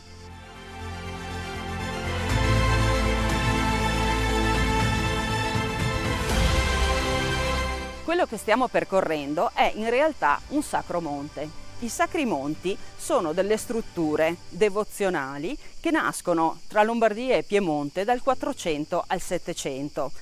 contengono il senso dell'ascendere, del fare fatica, della preghiera, del pellegrinaggio individuale o collettivo.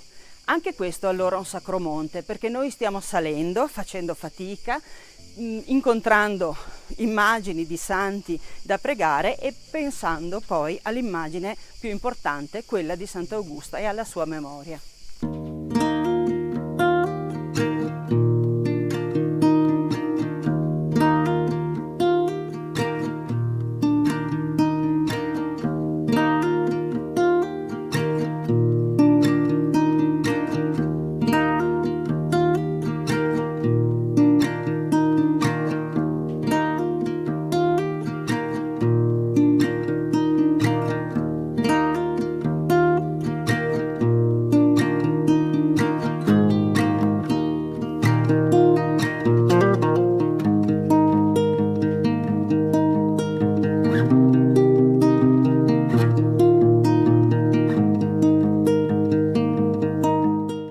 Siamo giunti ad un punto cruciale del percorso verso il santuario. Tradizionalmente in questo luogo è avvenuto il miracolo. Sant'Augusta scendeva insieme alle sue ancelle con il grembiule riempito di pani per fare la carità nella città di Serravalle. Incontrò il padre insieme ai suoi bravi. Il padre intimò di aprire il grembiule, convinto che ci fosse qualcosa legato all'ispirazione verso la sua carità. In realtà la santa, aprendo il grembiule, vide che non erano pani, erano fiori.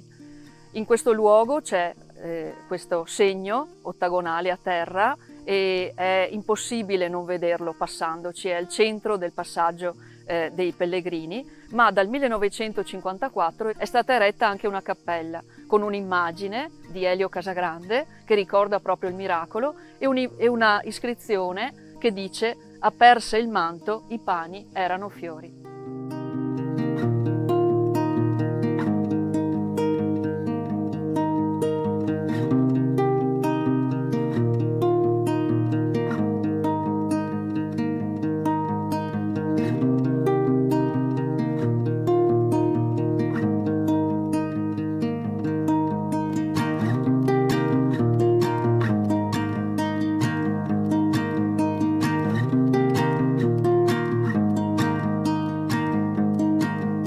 Stiamo attraversando una delle torri, delle antiche fortificazioni, delle porte di accesso al castello fortificato di Sant'Augusta. Non è facile stabilire la data di questi manufatti perché hanno avuto una lunga vita.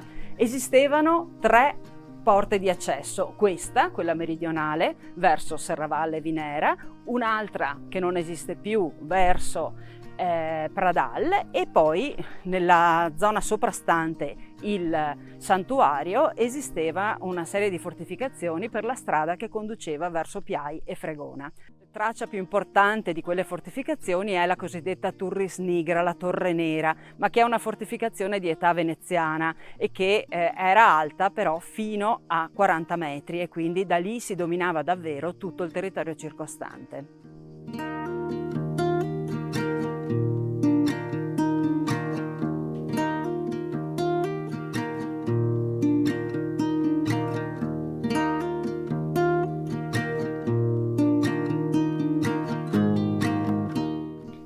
L'ultima cappella delle 7 che costituiscono il Sacro Monte di Sant'Augusta è dedicata a Sant'Elena. In realtà tra le chiese di Roma questa rappresenta la chiesa di Santa Croce in Gerusalemme, qui invece è dedicata a Sant'Elena. Il legame tra la croce e Sant'Elena evidentemente è stretto perché fu Sant'Elena a ritrovare le croci di Cristo, ma la scelta di dedicarla a Sant'Elena è legata alla devozione che la famiglia Minucci aveva per questa santa.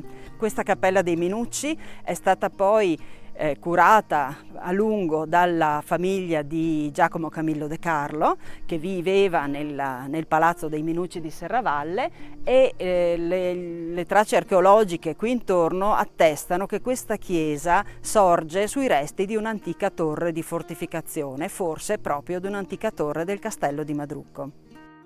Dalla cappella di Sant'Elena il santuario si raggiunge in pochi passi, in pochi gradini, non proprio pochi. Si tratta di una lunga scalinata costruita nel 600 che permette di raggiungere velocemente il santuario.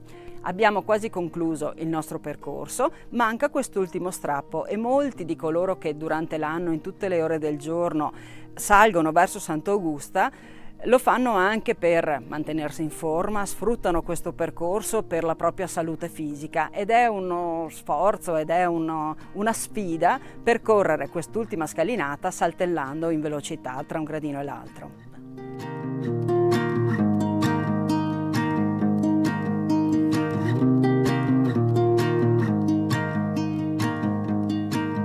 Abbiamo finalmente raggiunto il santuario di Sant'Augusta. È questo il luogo dove è nata e vissuta Sant'Augusta.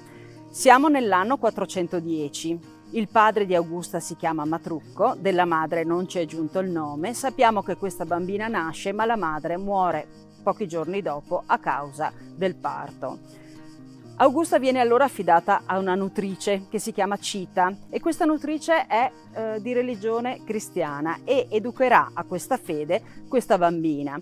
Augusta abbraccia con saldezza questa fede, compie opere di carità, frequenta le case dei cristiani di Serravalle e per questo il padre, pagano, la fa seguire, scopre la sua fede, le chiede di abiurare, la giovane Augusta rifiuta e per questo subirà le fasi atroci del martirio. Le verranno tolti i denti, verrà legata alla ruota che miracolosamente si spezzerà, avrà la prova del fuoco, ma il fuoco si spegnerà e poi il padre, come ultimo gesto estremo, la porterà alla decapitazione. Questa è la storia di Sant'Augusta che va, come detto, dal 410 al 425. Augusta muore nel 425 ed è una giovane ragazza di 15 anni. La storia di Sant'Augusta si è tramandata lungo i secoli per via orale. Solo nel 1581 Minuccio Minucci scrisse per la prima volta una storia di Sant'Augusta.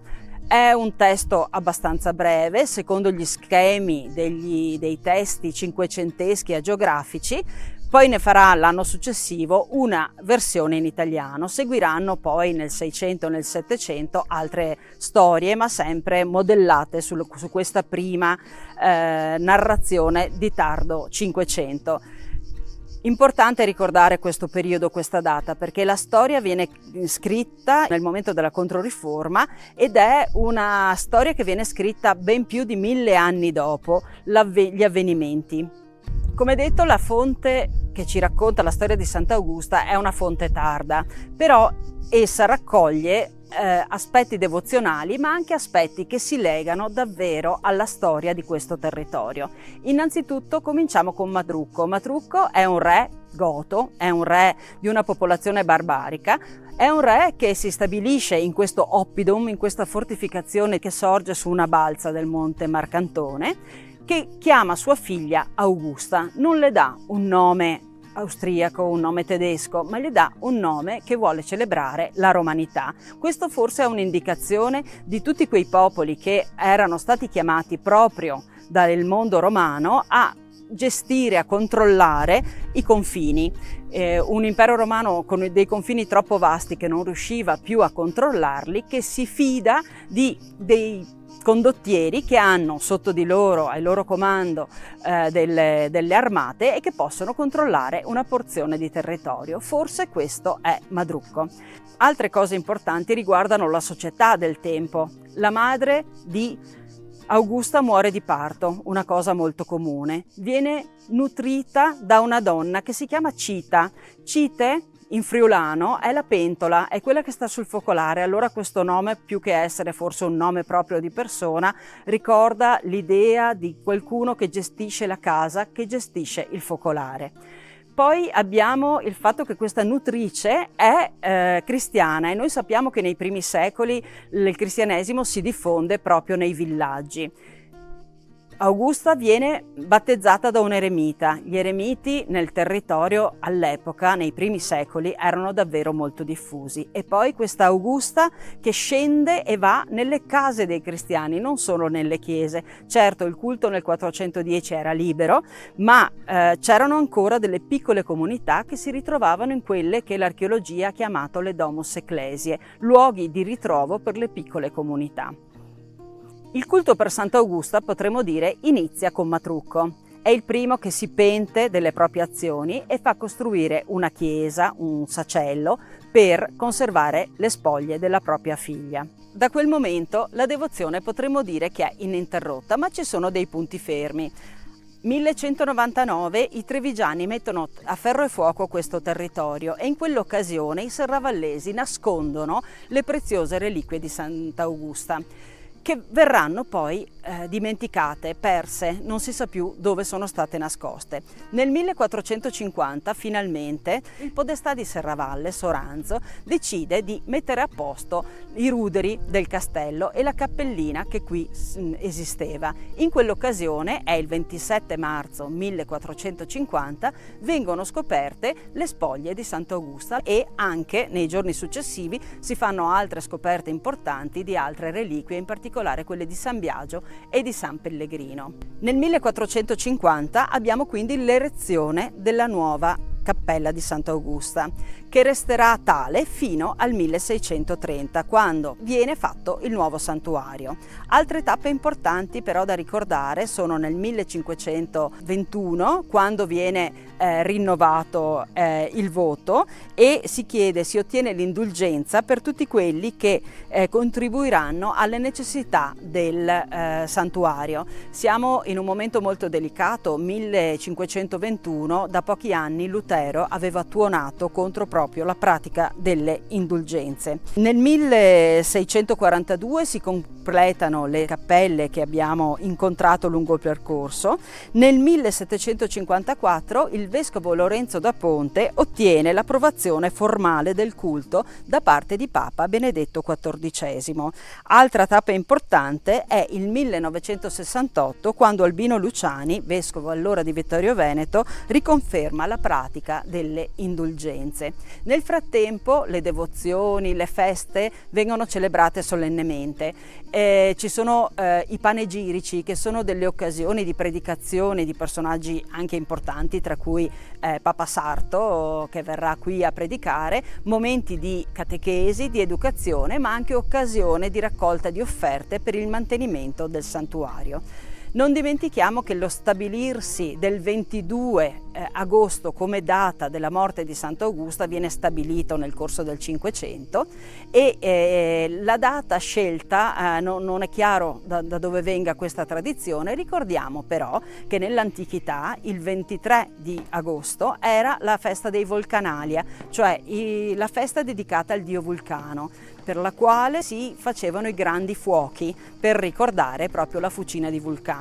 La tradizione forse dei fuochi di Sant'Augusta, dell'accendere dei fuochi o dei lumini fatti con le chiocciole che anticamente usavano i pellegrini che sostavano e salivano verso Sant'Augusta, forse deriva proprio da questa antica tradizione romana.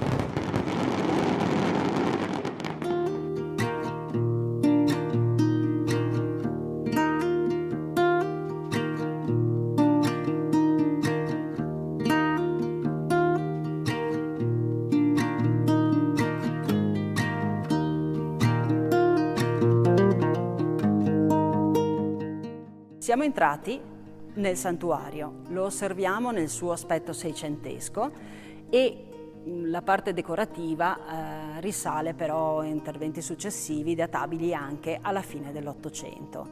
Il punto più antico, il punto più prezioso è la cappella laterale di destra, che in realtà è il presbiterio dell'antico santuario dedicato alla Santa, quello eretto nel 1450. Quindi ricordiamo che il santuario seicentesco inglobò la parte quattrocentesca, ruotando però il presbiterio di 90 gradi. Eccoci nella cappella di Sant'Augusta, una cappella che è completamente affrescata. Gli affreschi risalgono al 1450, subito dopo, e sono stati attribuiti ad Andrea da Treviso, noto anche come Andrea da Cividal, quindi Andrea da Belluno. È un pittore di tardo 400 che ha una grande capacità nella resa dell'affresco e che troviamo a Serravalle impegnato anche nella cappella dei Santi Lorenzo e Marco dei Battuti.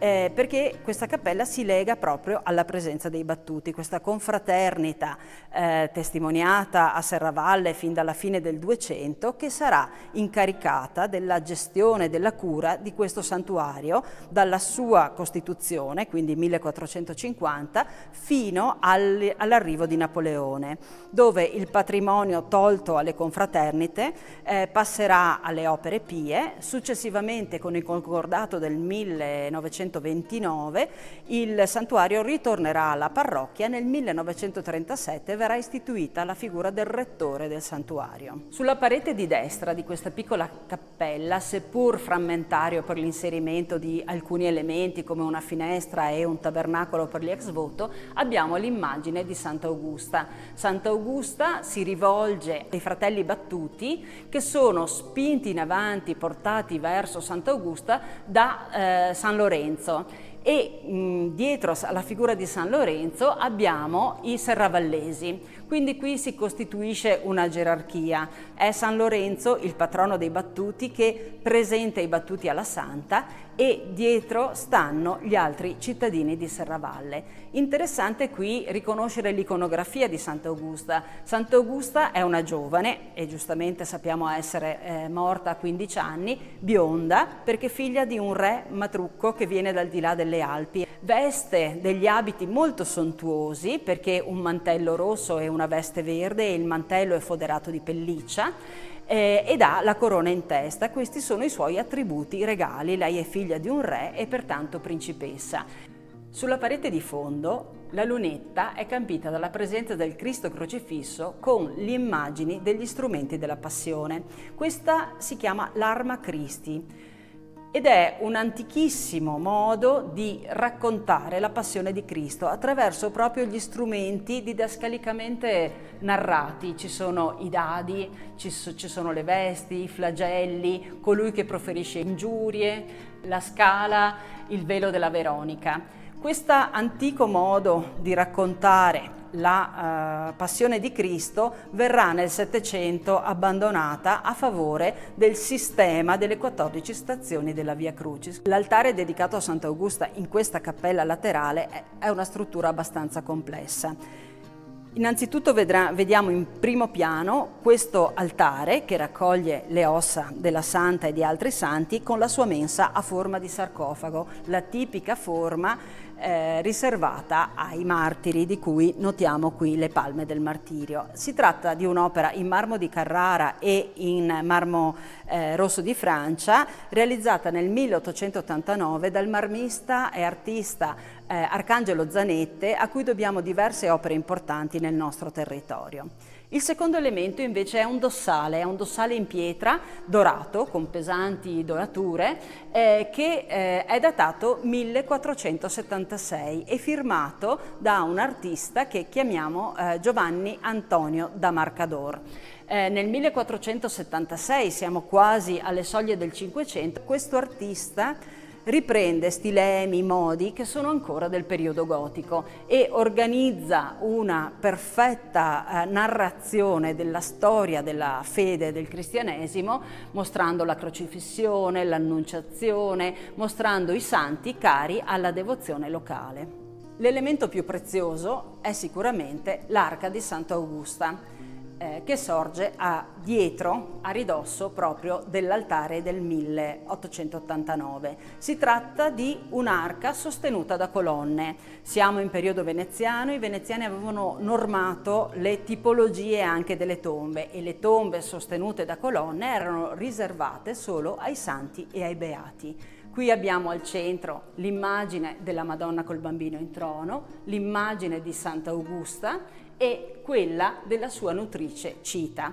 Un'iscrizione spiega questa composizione e ci precisa anche che qui in basso ci sono delle figurine che rappresentano il podestà Soranzo e il pievano di Serravalle che attestarono il rinvenimento delle spoglie di Sant'Augusta nel 1450.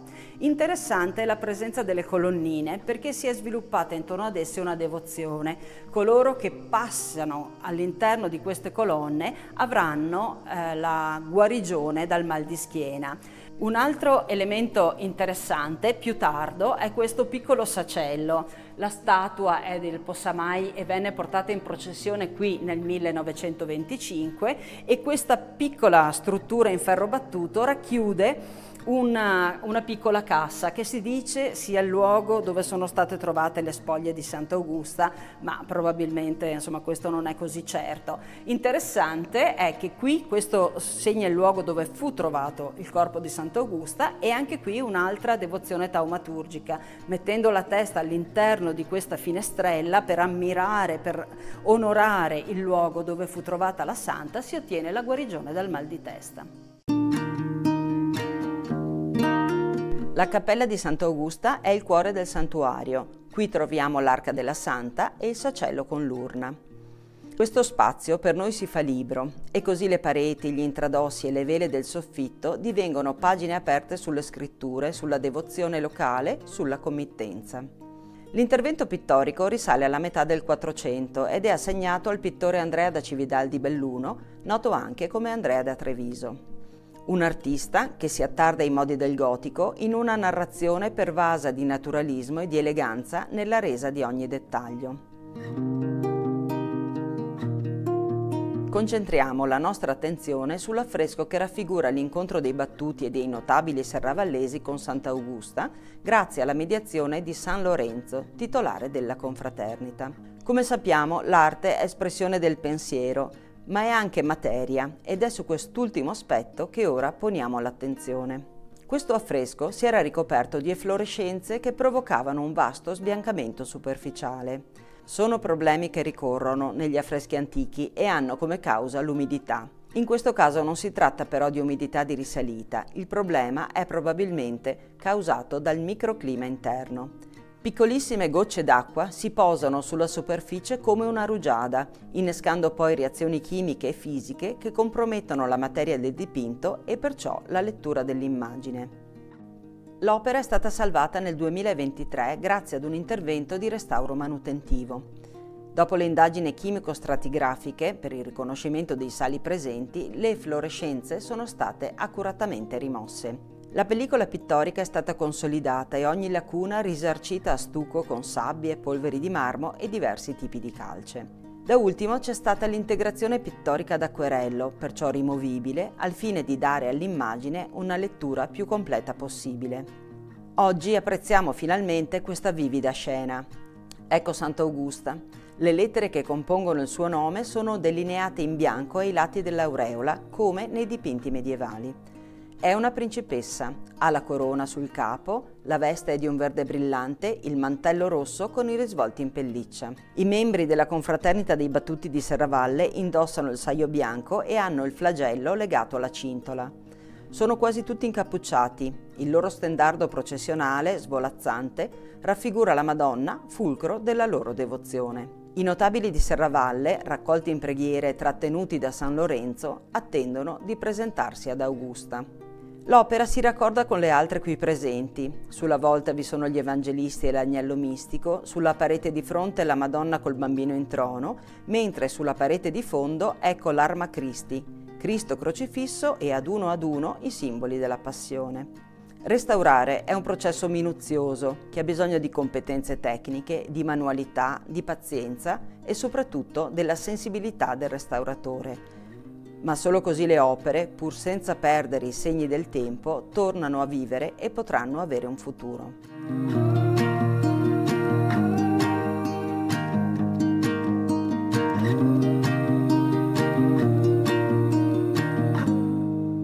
A seguito della realizzazione della nuova chiesa all'indomani della peste, ruotata di 90 gradi rispetto alla precedente, viene realizzato il nuovo altare maggiore. Abbiamo la fortuna di avere ancora il documento che attesta il contratto tra la Scuola dei Battuti di Serravalle e Giovanni Battista dei Ghirlanduzzi, della famiglia degli intagliatori cenedesi, capaci di creare architetture, lignee straordinarie con finiture dorate e policrome. In questo caso l'altare simula il marmo e rappresenta uno degli esiti più straordinari di questa famiglia cenedese. A seguito della realizzazione del bellissimo altare policromo è stata realizzata poi la pala. La pala si deve a un artista di origine veneziana, Francesco Matteazzi, che all'indomani della peste manzoniana, dopo il 1630, si sposta a Serravalle. Francesco Matteazzi è un artista che lavora proprio a fianco dei Ghirlanduzzi, come era stato o era forse ancora Silvestro Arnosti, e realizza per questo altare naturalmente un'iconografia che ricordi celebri innanzitutto la Santa, naturalmente accompagnata da una Madonna in gloria con Gesù Bambino e a un altro santo importante, San Biagio, santo taumaturgico, del quale venne rinvenuta insieme ai resti di Sant'Augusta una reliquia, la reliquia del cranio. Sotto la Madonna in gloria col suo bambino, i due santi sono ai lati della pala, nella porzione inferiore, e Sant'Augusta già ci rappresenta alcune delle sue caratteristiche. Insieme alla palma del martirio abbiamo la spada, la ruota dentata, la tenaglia e il fuoco nella mano destra. Fa da sfondo ai due santi una fortificazione che probabilmente nella mente, nei desideri dei committenti, i battuti, voleva ricordare la fortificazione di cui era costituito questo contesto, appunto il castello di Re Madrucco. La pala del Matteazzi comprende anche un'iscrizione che ricorda il nome dei gastaldi della Scuola dei Battuti che vollero questa pala con l'anno di realizzazione, il 1653.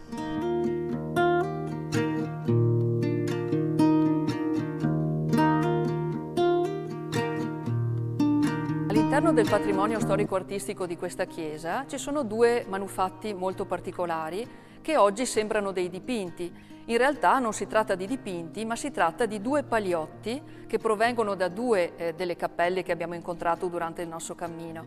E si tratta di paliotti di altari realizzati in cuoio, i cosiddetti cuori d'oro, una contrazione in termini del termine cuoi d'oro. Dunque il supporto per questi paliotti è questo materiale, il cuoio, che veniva lavorato e poi decorato.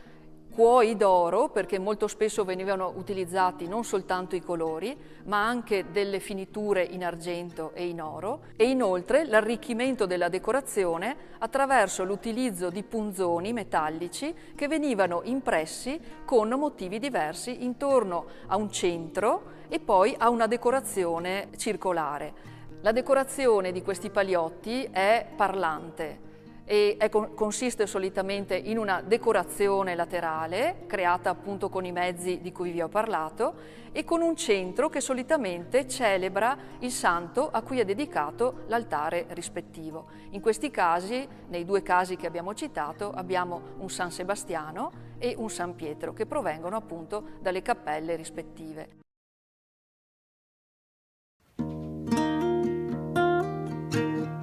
Il santuario di Sant'Augusta si trova su un terrapieno a 335 metri d'altezza, in posizione privilegiata per ammirare Serravalle. Uno sguardo dall'alto rivela che tanti sono gli elementi che oggi caratterizzano questo spazio: la cappella di Sant'Elena, la scalinata, le tracce archeologiche, l'antica casa del pellegrino, il sagrato acciottolato, l'area prativa e ovviamente l'edificio sacro. Notiamo il campanile, eretto probabilmente al posto di un'antica torre e appoggiato sul lato meridionale della Cappella della Santa, che sappiamo essere in realtà il presbiterio della chiesa di metà Quattrocento. Non è facile immaginare una stratigrafia che ci aiuti a ricostruire con sicurezza l'aspetto che quest'area aveva in quell'epoca e seguire le successive trasformazioni. La più importante è costituita dall'ampliamento del XVII secolo, che ha davvero modificato sia le volumetrie che il linguaggio architettonico. Merita attenzione anche il portico, eretto nel 1854. La sua collocazione sembra volerci ricordare che qui, sulla parete di contatto con il santuario, oggi segnata da 3 grandi archi, sorgeva l'ingresso della chiesa del XV secolo.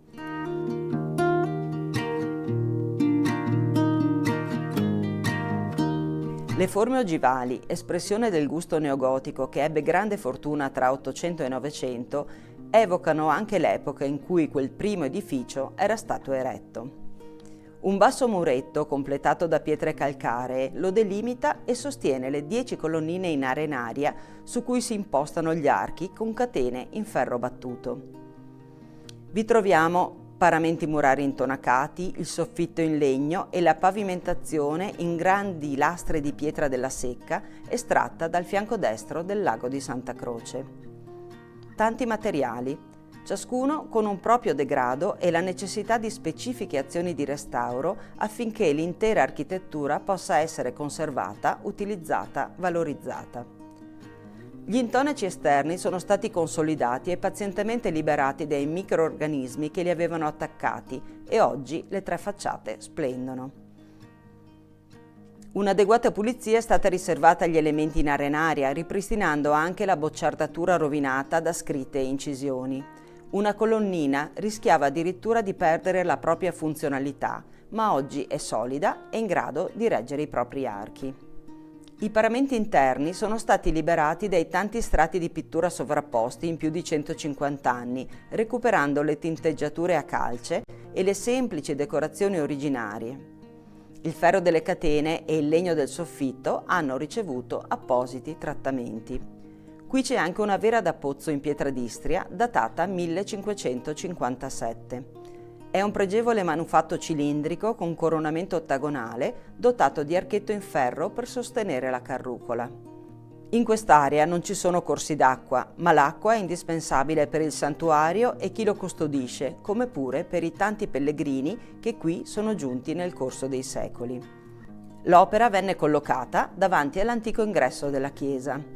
Non sappiamo quale fosse il suo originario contesto. Oggi è protetta dal portico che per i pellegrini e i camminatori non è solo il diaframma con il santuario quando la porta laterale viene aperta, ma è lo spazio armonioso dove concedersi una sosta di bellezza e serenità.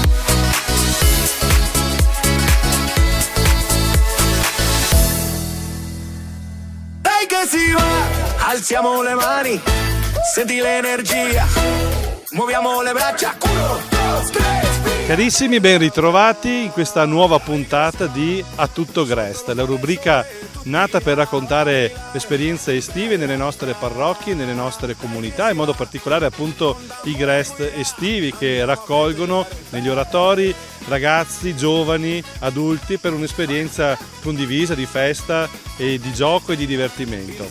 Oggi la nostra puntata è speciale perché non siamo all'interno di un oratorio, bensì ci troviamo all'Isola dei Morti, dove le parrocchie dell'unità pastorale, le Grazie di Vidor, stanno passando un momento di insieme, di incontro e di gioco. Ma andiamo a conoscere questa esperienza, andiamo a conoscere i protagonisti e a vedere le immagini di questa giornata così speciale.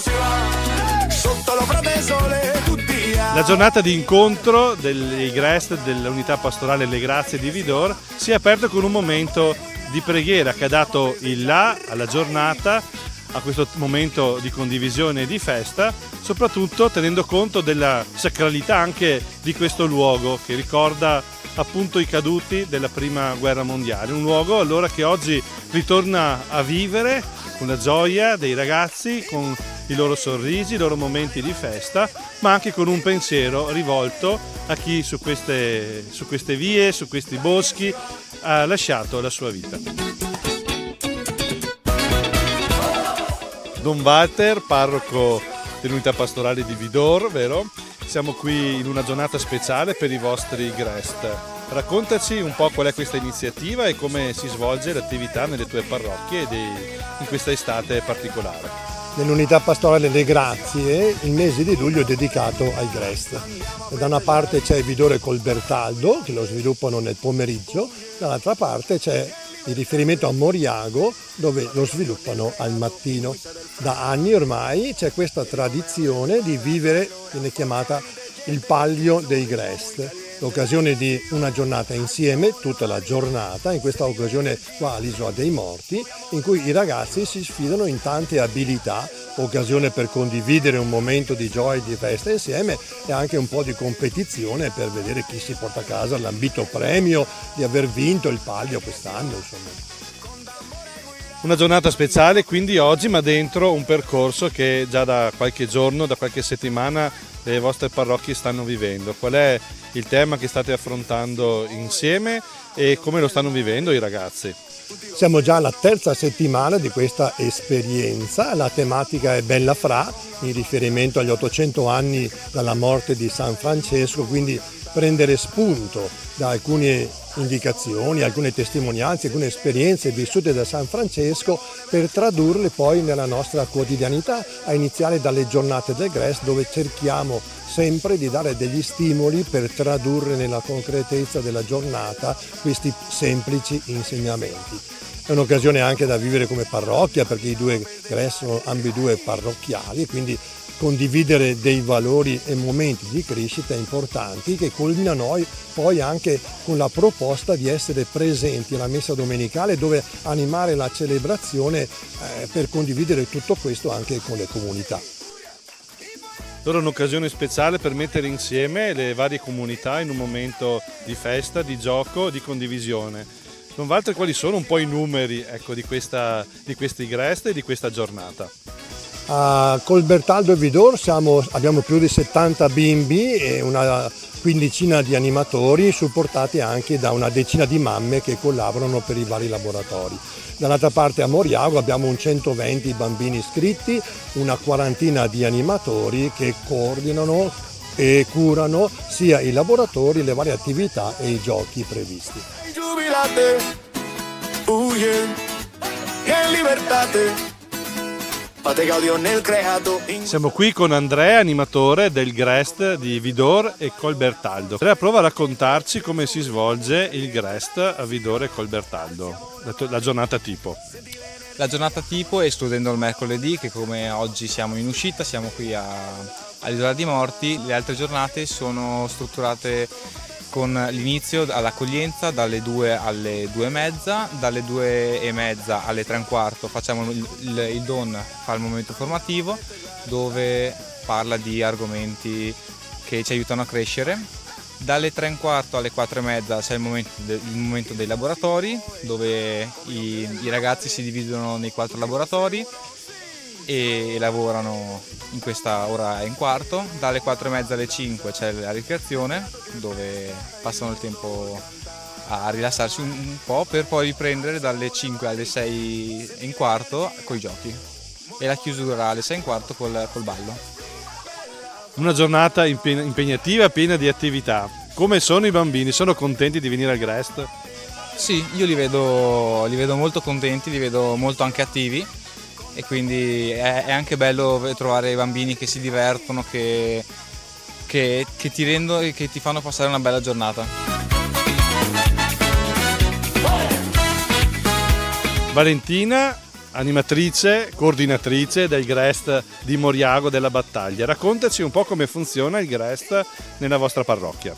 Allora, noi iniziamo alle 7:45 con l'accoglienza dei bambini, fino alle 8:30 sono liberi di giocare, aspettiamo che arrivino tutti a seconda delle esigenze delle famiglie. Poi abbiamo la mattinata divisa in vari momenti. Il primo momento è il momento di preghiera, dalle 8:30 alle 9, 9:15, dopodiché ci sono balletti e merenda, e poi dalle 9:30 alle 11 fanno dei laboratori creativi che sono organizzati sulla base dell'età del bambino. Cioè il bambino di prima elementare ovviamente farà un laboratorio più adatto alle sue capacità, piuttosto che il bambino di terza media farà qualcosa di più difficile, come pittura su vetro, pittura su ceramica, mentre il bambino di prima elementare magari punteggia il cartoncino, fa l'acquario colorato. E alla fine, dopo alle 11, ci sarà invece il momento dei giochi di squadra o dei tornei a seconda dei giorni. Quest'anno facciamo dal lunedì al giovedì giochi di squadra e il venerdì dedicato ai tornei, che sono il torneo di calcio, pallavolo, calcetto, di un gioco che noi chiamiamo Bo, ma in realtà è il tam tam, abbiamo scoperto il vero nome, e ping pong. Dopodiché alle 12, 12:15 i genitori vengono a ritirarli e si va tutti a casa, ci si prepara e ci si riposa per il giorno dopo. Inoltre durante il Grest ogni settimana c'è una giornata speciale. La prima settimana facciamo il cinema all'aperto, quindi il venerdì sera accogliamo i ragazzi dietro nel campo che portano la coperta, le sedie e si guardano il cartone animato o il film da noi deciso, in modo anche da dare un po' di respiro ai genitori per una serata libera. La seconda settimana andiamo in gita in piscina, di solito lo facciamo di sabato, così da far sì che chi non può partecipare o non vuole partecipare non perda una giornata di Grest. La terza settimana siamo qui a fare il palio dei Grest e la quarta settimana c'è la serata finale che si conclude con il laboratorio di teatro, i balletti, le premiazioni dei tornei e la mostra dei lavoretti che hanno eseguito i ragazzi durante le 4 settimane. Valentina, cosa ti porti a casa dell'esperienza di animatrice, di questo tempo passato con i ragazzi, i bambini e gli animatori? Molti mi dicono che sono matta perché ormai sono più di 25 anni che faccio l'animatrice io. Vengo a casa, mi porto a casa i sorrisi, mi porto a casa anche la fatica, dobbiamo essere onesti, però la gioia di vedere i bambini giocare insieme, di essere contenti di passare delle giornate diverse. Gioia, tanta gioia di solito, tanta fatica insieme a tanta gioia. E poi devo essere onesta, è bello anche vedere che ci sono degli animatori giovani, quindi di 15-16 anni, che sono lì e passano le loro mattine e anche i loro pomeriggi spesso ad aiutare, che forse è più difficile coinvolgere gli adolescenti che i bambini piccoli.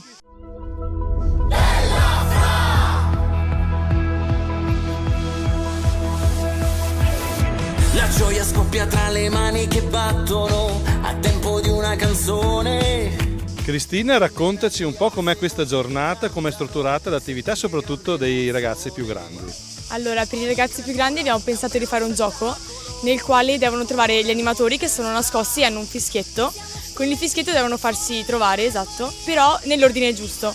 Quindi seguendo la storia di San Francesco devono trovare i vari animatori fino ad arrivare al disegno di San Francesco, che è nascosto ovviamente nella chiesa qui all'Isola dei Morti. Cosa vi piace di questa giornata del Palio? La competizione fra compagni, ma anche lo spirito di squadra che abbiamo appunto con i nostri compagni di squadra. Incontrare anche le persone di Vidor, di altri Grest, giocare e divertirsi insieme agli amici e stare insieme. Come sono gli animatori? Gentili e ci aiutano quando magari non riusciamo a capire un indizio. Cosa vi piace di questa giornata del Grest?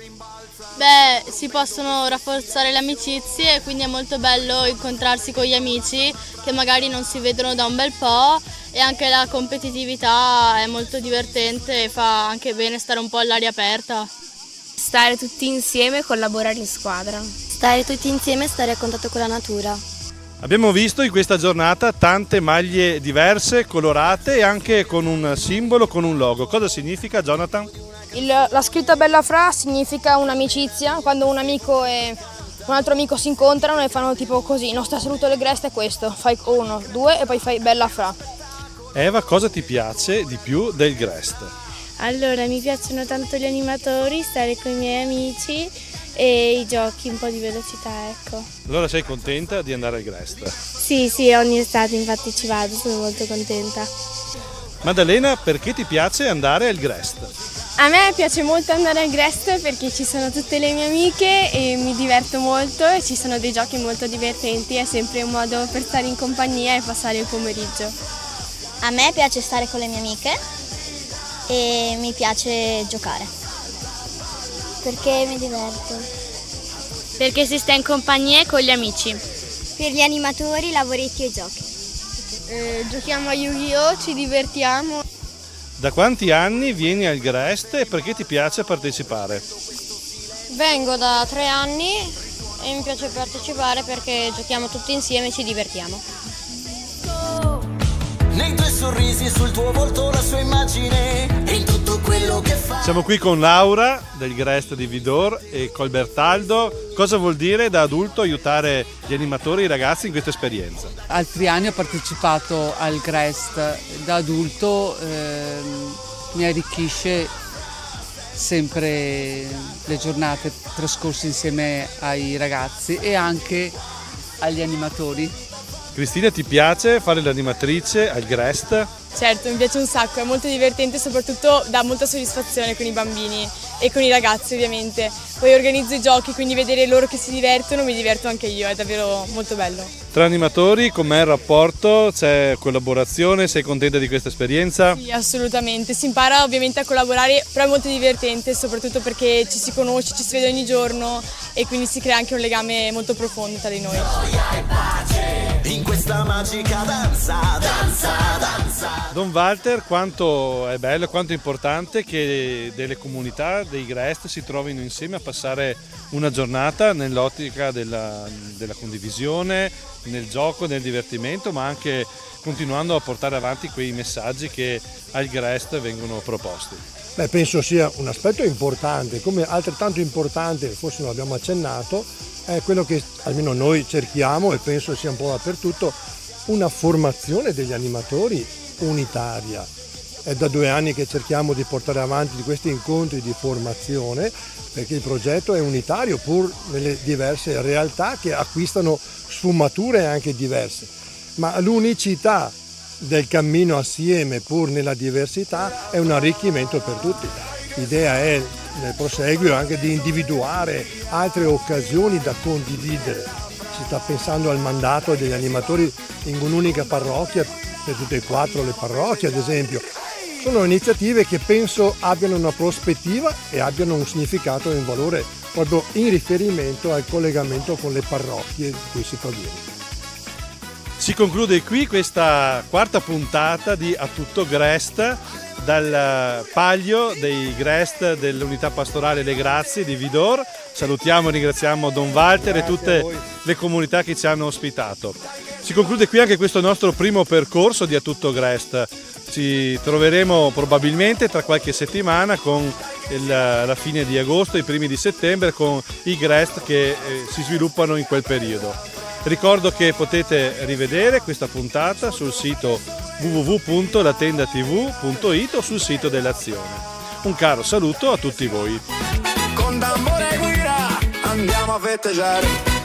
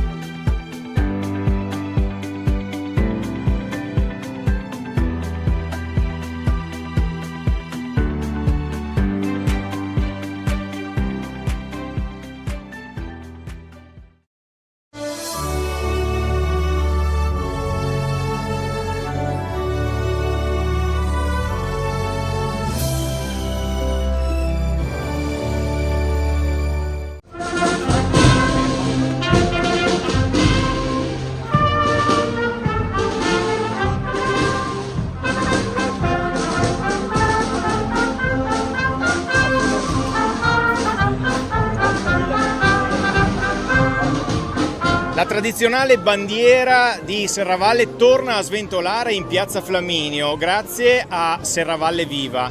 Come è andata? Come si è arrivati alla giornata odierna? Non è stato difficile, noi abbiamo sempre avuto in carico il simbolo di Serravalle, la nostra bandiera, a cui siamo affezionatissimi. Se non sbaglio, mi dicono i miei predecessori, ne avevamo già usate 2. Durano circa 10-12 anni, però con il vento di Serravalle si logorano facilmente.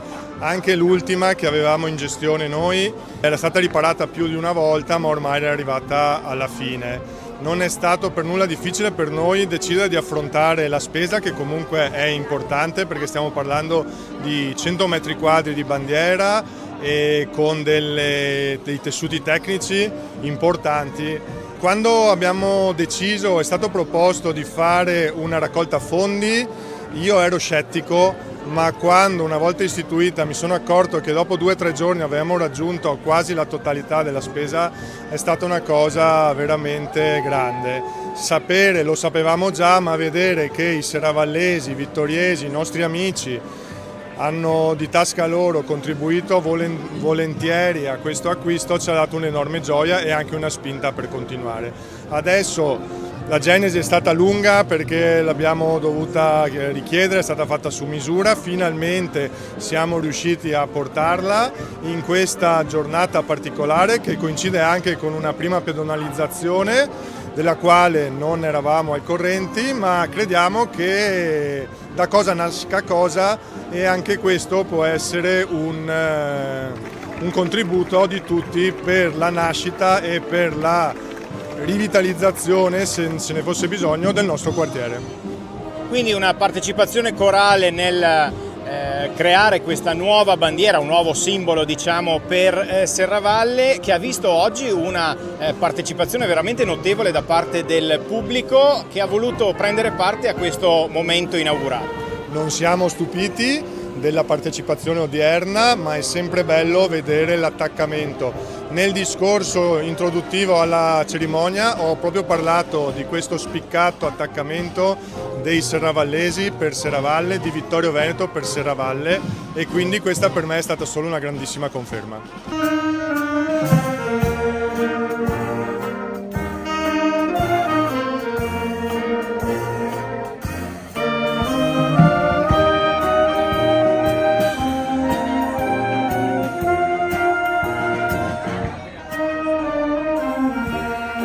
C'è stata la partecipazione anche del corpo bandistico di Cappella Maggiore. Quando verrà esposta la prossima volta la bandiera? Allora, noi non abbiamo un elenco di eventi, naturalmente adesso con l'avvicinarsi dei festeggiamenti di Sant'Augusta daremo sicuramente molto spazio, un contributo importante per la bandiera. Naturalmente noi dobbiamo personalmente ritirarla ogni sera, anche perché appunto sappiamo che a Serravalle, specie la sera e al mattino presto, il vento è molto forte, per cui è anche un dispendio di tempo e di energie.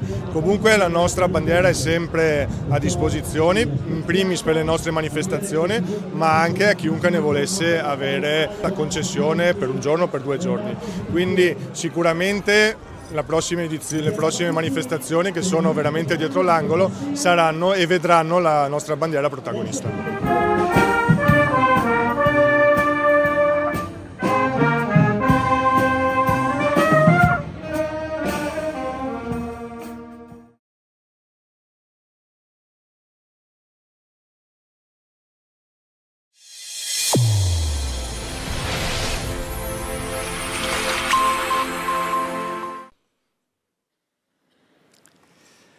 Estate 2019. Nel cortile dell'oratorio di Anzano mi ritrovo con un amico, un giovinastro, un zarlatan direbbero quelli di Ceneda, no? E gli prospetto l'idea di provare a cimentarci in un progetto innovativo, qualche cosa di più robusto. Sai, mi piacerebbe fare una messa per intero, oppure non so, qualche cosa che sfidi il coro in un territorio a cui non è abituato. Passa un po' di tempo, passa qualche mese, arriva il Covid e sospende tutto. Ci ritroviamo un po' ammaccati ad avanzare con l'attività dei nostri cori, ma l'estate successiva questo giovine Sapete che si dice no, sembra che non ti ascoltino mai, invece ti ascoltano. Mi richiama e mi dice guarda, che ne dici se facessimo il Gloria e il Magnificat di Vivaldi con 2 cori e l'orchestra, con il coro Anzano e il coro che io adesso dirigo, perché nel frattempo ho iniziato a dirigere un coro. Siamo nell'autunno del 2020 e nel mezzo dell'inverno, all'inizio di gennaio-febbraio 2021, da casa, perché il Covid non permette di provare, inizia l'avventura per il coro Anzano ed il coro Le Sorgenti del Gloria e del Magnificat di Vivaldi. È un'avventura curiosa perché queste parti per noi nuove che non conoscevamo le impariamo da casa, in DAD, direbbe qualcuno, con questi strumenti a cui non eravamo abituati. È un percorso che vede partecipi anche dei mostri sacri della musica. Chiediamo le collaborazioni di Mario Lanaro, di Lucio Golino, che ci aiutano a capire la musica che stiamo facendo. Si fissa anche la data, 7 dicembre, ma dell'anno scorso. E purtroppo un'altra volta la pandemia ci mette in difficoltà. Avremmo dovuto cantare mascherati, distanziati di 1 metro, e probabilmente questa bella cattedrale non sarebbe stata sufficiente. Allora rimandiamo tutto, si ricomincia da capo, ma finalmente il sereno, come la bella giornata di oggi, ritorna e la musica si può fare di nuovo. Allora un punto rimane fermo, la data, il 7 dicembre, oggi. Oggi siamo qui per presentarvi questo nostro lavoro durato così tanto tempo. Insomma, siamo, immaginatevi, a ridosso dei giorni in cui questo evento deve accadere e, accidenti, accade l'imprevisto, una sovrapposizione di date, agitazione, nervoso, va tutto a monte, adesso cosa facciamo? Gente che si strappa i capelli, si discute, si ragiona come possiamo fare, incrociamo in questa chiacchierata, io e questo giovane che non nominerò, Sabrina Carraro, con la collaborazione e la fantasia di queste persone si dice, aggiustiamo le date e proviamo a vedere se voi riuscite a fare il vostro concerto il 7. Siccome siamo qua, vuol dire che la soluzione è stata trovata. Allora, a questo punto chiedo, ma Sabrina, cosa avevi in programma che viene la Zumellese a cantare qui a Vittorio Veneto? E sai, c'è un'idea di beneficenza, potremmo lavorarci attorno assieme. Io dico sì, lavoriamoci sicuramente attorno assieme perché, sapete, sono un ragioniere, quindi ho subito detto possiamo risparmiare qualcosa sui costi, i volantini, l'organizzazione, come dire, ognuno ha i suoi difetti, no? Qualcuno invece che ha una visione un po' più alta dice, perché magari non mettere assieme 3 concerti, una triade di concerti dedicati a chi magari se la passa un po' peggio di noi.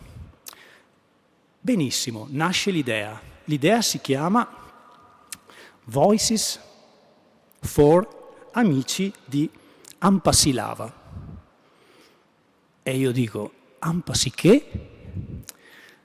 Cosa vi posso dire di questa associazione? Io poco, però abbiamo qui con noi alcune persone che forse possono rendervi partecipi di questo progetto meglio di quanto possa fare io. E allora vorrei chiamare qui, all'ambone, Michele Carraro e Nicola, dico bene, Carraro, che vi racconteranno come mai un mucchio di cori del Vittoriese hanno a un certo punto deciso di mettersi assieme per condividere un percorso, se vogliamo, di volontariato. Ve li ricordo ad ogni modo questi altri 2 concerti che compongono la triade, in modo tale che, così numerosi siete questa sera e ne siamo lieti, possiate ritornare ad ascoltarci il 16 dicembre, sempre in questa cattedrale, con la corale Zumellese, il coro Col di Lana e un duo voce e organo, Sara Cecchini e Emanuele Darold. E il 20 dicembre, in chiesa a Salsa, sempre con il coro Col di Lana, con gli sconcertati, con il coro Le Sorgenti di Maserada e il coro Note di Colore, che è il coro Anzano in piccolo, che ci sostituirà perché insomma noi siamo un po' stanchi per quell'occasione. Ecco, mettere assieme tutto questo è stato un onore. Direi che vale la pena di ricordare anche l'aiuto che abbiamo avuto in questo progetto dalle aziende che ci hanno sostenuto e i cui loghi ritrovate nel libretto di sala. Ecco, se scoprite magari che qualcuna di quelle produce, non lo so, qualcosa che vi piace, tenetene conto, perché mettere davanti la musica, l'arte, in un periodo in cui magari, che ne so, si pensa di più al costo dell'energia e ai conti che non tornano, è veramente un segno di come dire, attenzione alla cultura per niente scontato. Per niente scontato. Dunque ringraziamo tutti queste aziende che ci hanno aiutato in questo progetto. Ringrazio anche la Tenda TV, che generosamente si sta prestando nelle riprese di questa serata, e un saluto anche a chi ci segue direttamente da casa, purtroppo anche alcuni coristi che ahimè hanno dovuto dare forfait, indovinate perché si vede forse qualche influenza in giro. Un saluto insomma a tutti quanti voi. Ecco, allora, dal sostegno delle associazioni al sostegno verso Amici per Ampassilava.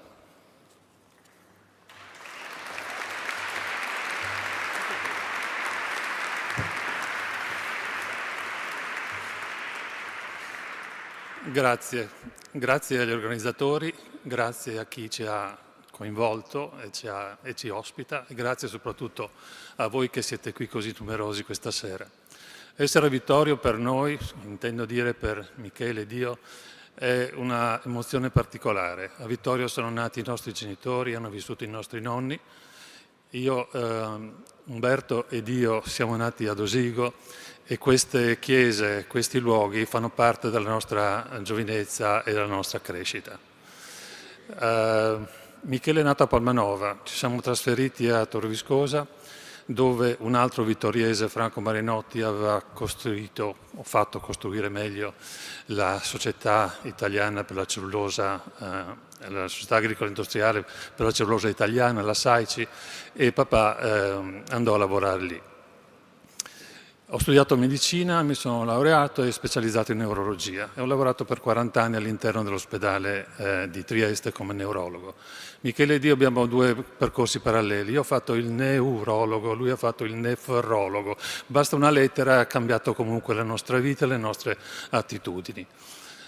Alla fine del mio percorso lavorativo mi è arrivata una letterina dicendo che a 65 anni ero inutile al nostro ospedale, e però ho avuto l'opportunità che un amico fraterno che ha seguito con me gli studi di neurologia e che siamo veramente amici, aveva avuto l'esperienza di conoscere un'organizzazione di Bologna che organizzava il volontariato in Madagascar, un volontariato puro, senza guadagni e solo con i costi, nel senso che tutto quello che si riesce a fare lo si riesce a fare senza averne neanche un indennizzo personale. E la cosa mi ha interessato e mi ha incuriosito, e ho detto, vediamo se un vecchio neurologo bollito per le nostre attività qui può avere qualche impatto in una realtà completamente diversa. In questo paese sperduto nel sud-ovest del Madagascar. Sperduto perché è un popolo lontano da tutto quello che noi conosciamo. L'unica cosa che rimane e che ci ha collegato al mondo era la rete wifi. Avevamo il telefono, potevamo comunicare, potevamo andare in internet, potevamo studiare, potevamo verificare le ipotesi e potevamo ampliare quelle che erano le nostre conoscenze mediche in un territorio completamente nuovo e diverso dai nostri orizzonti. L'esperienza che c'è stata è stata un'esperienza veramente travolgente, e già dopo il primo anno, nel 2018 e nel 2017, l'idea che Michele, che l'anno dopo sarebbe passato anche lui nella schiera dei non più utili, raggiungendo anche lui l'età della pensione, sarebbe stato molto utile per le sue competenze specifiche. Io mi occupavo più di neurologia, il problema dell'epilessia, ma che è un argomento molto importante, con questo mio amico fraterno Fabrizio Monti, che mi aveva fatto conoscere questa storia di questa associazione. Mi aveva detto: dai, vieni anche tu. Lui era già stato 2 volte e io quindi l'ho accompagnato per la sua terza esperienza, mia prima esperienza. E mi sono dovuto riciclare. Io mi occupavo di circolazione cerebrale, usavo gli ecografi e cercavo di capire se queste strutture potevano avere un impatto su una popolazione estremamente povera che non aveva strumenti, con un ospedale che peraltro allora festeggiava il 10° anno della sua esistenza quando io ci sono arrivato per la prima volta. L'esperienza vi parlerà, non voglio ripetere cose, fare polpettoni troppo lunghi, Michele ne parlerà di più di questo, ma l'esperienza del contatto con questa gente semplicissima, di una umanità stratosferica, dove vedi bambini che ti sorridono per il piacere di sorriderti, che capiscono chi sei e anche pur non capendo tutto quello che noi facciamo, pur essendo completamente diversi, pur credendo che forse non siamo neanche tanto credibili, comunque ci hanno voluto bene e noi a loro abbiamo voluto veramente bene, almeno per quanto mi riguarda. Vi ringrazio per quanto potete essere vicini a questa associazione che, come vi ripeto, è un'associazione di volontariato puro, e do la parola a Michele. Grazie, grazie ancora.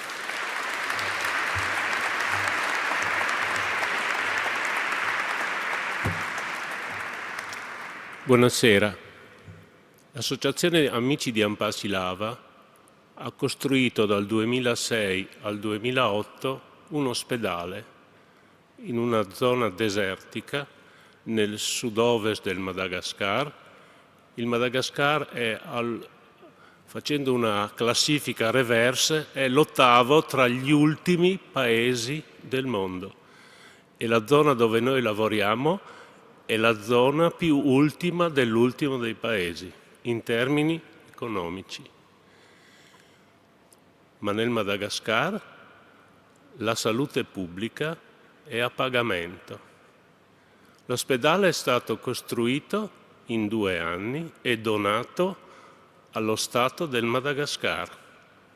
Il dono era la restituzione dell'offerta del terreno che era stata fatta a chi voleva costruire l'ospedale vicino al villaggio. Il governo del Madagascar ha dato in gestione l'ospedale all'associazione, che ha come suo intento e compito di seguire solo questo ospedale. L'associazione ha assunto la gestione con il patto che l'associazione cura e curerà la parte economica e di fornitura dei materiali e delle strutture e di riammodernamento continuo dell'ospedale, e continuerà a mandare personale esperto con l'intento di insegnare alla popolazione, alle persone malgache che vogliono farlo, la medicina con le ultime tecnologie e conoscenze del mondo occidentale. Ma alla fine l'ospedale resterà dello Stato del Madagascar, che curerà di avere assunto il personale malgascio che gestisce l'ospedale. Allora l'associazione fornirà solo l'aiuto economico per mantenere una promessa assoluta. L'ospedale deve essere gratuito per gli ultimi degli ultimi. Il lavoro lì è emozionante se partiamo con il fatto che noi non siamo dei nuovi colonizzatori. Non andiamo a insegnare come si fa, andiamo a mostrare chi siamo, sperando che loro ci mostrino chi sono. Non vogliamo insegnare una nuova cultura, vogliamo imparare la cultura degli altri. Non vogliamo portare via nulla se non le emozioni. E quindi siamo alla ricerca perenne dell'armonia. L'armonia che è qui con noi, l'armonia di questo posto, l'armonia che il padrone di casa ci invita ad avere sempre, l'armonia dell'orchestra d'archi, l'armonia del coro, l'armonia di essere vicini agli altri. Come possiamo? Grazie e buon concerto.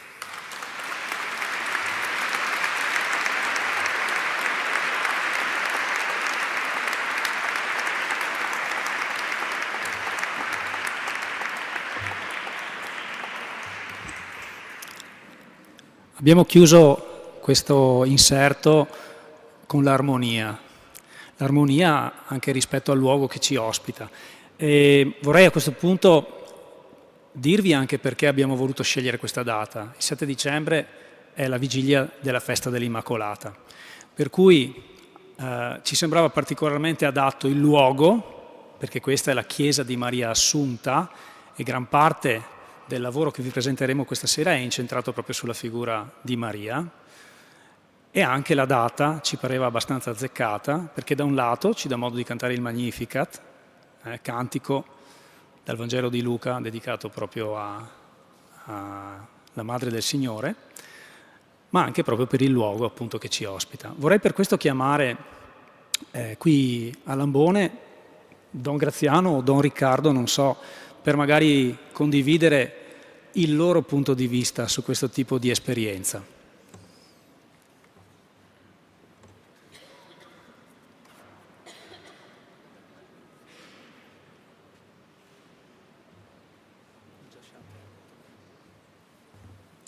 Bene, buonasera a tutti.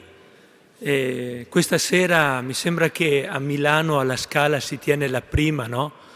Credo che quelli di Milano si sono persi una grande occasione a non venire qui stasera. Ecco, di là, ecco, delle battute e senza creare troppe attese, però la vostra presenza così numerosa e sapendo un po' da Paolo il lavoro che c'è dietro, credo che questa sera ci sarà qualcosa di bello, di emozionante e anche di importante.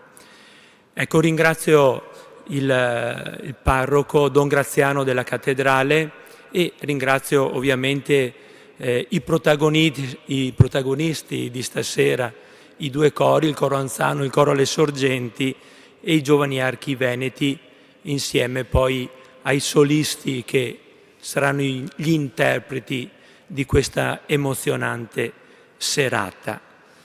Ecco, credo che Paolo abbia già ricordato delle belle cose calando questa serata in questa vigilia dell'Immacolata.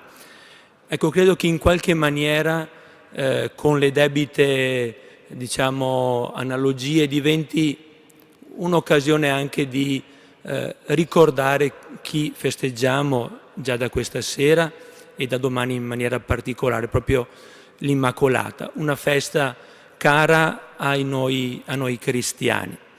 E quindi questo è proprio un introdurci dentro questa grande festa che domani celebreremo con solennità.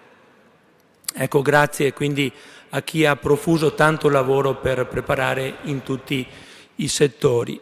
Io ho imparato una cosa da quando sono parroco di Anzano, che quando vedo Paolo Stefan e Marco Simeoni insieme c'è sempre qualcosa di bello che succede, e quindi credo che anche stasera sarà così, non ho dubbi, quindi lascio la parola a Don Graziano se è qui per un saluto e auguro a tutti voi una buona serata.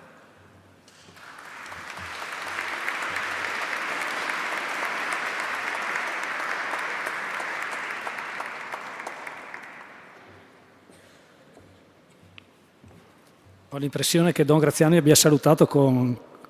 Ecco, io lo vorrei ringraziare, Don Graziano, come dire, negli ultimi giorni, quando non lo chiamavo lui pensava che stessi male, vero?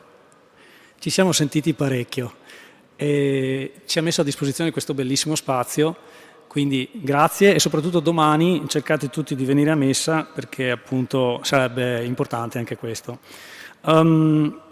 Abbiamo avuto per questa iniziativa anche il patrocinio di 3 comuni, Vittorio Veneto, naturalmente siamo nel territorio del comune di Vittorio Veneto, Cappella Maggiore, dove il coro anziano nasce, prova e opera, diciamo, e anche il comune di Macerata sul Piave. Il ringraziamento va anche quindi alle amministrazioni pubbliche che ci hanno sostenuto in questa iniziativa, e vorrei chiamare anzitutto l'assessore Uliana per 2 parole magari, e dopodiché il vice sindaco Traetta. Siamo soliti fare i discorsi alla fine, ma questa volta abbiamo pensato di farli all'inizio, così che si possa andare a parlare di musica, a sentire musica nel prosieguo della serata.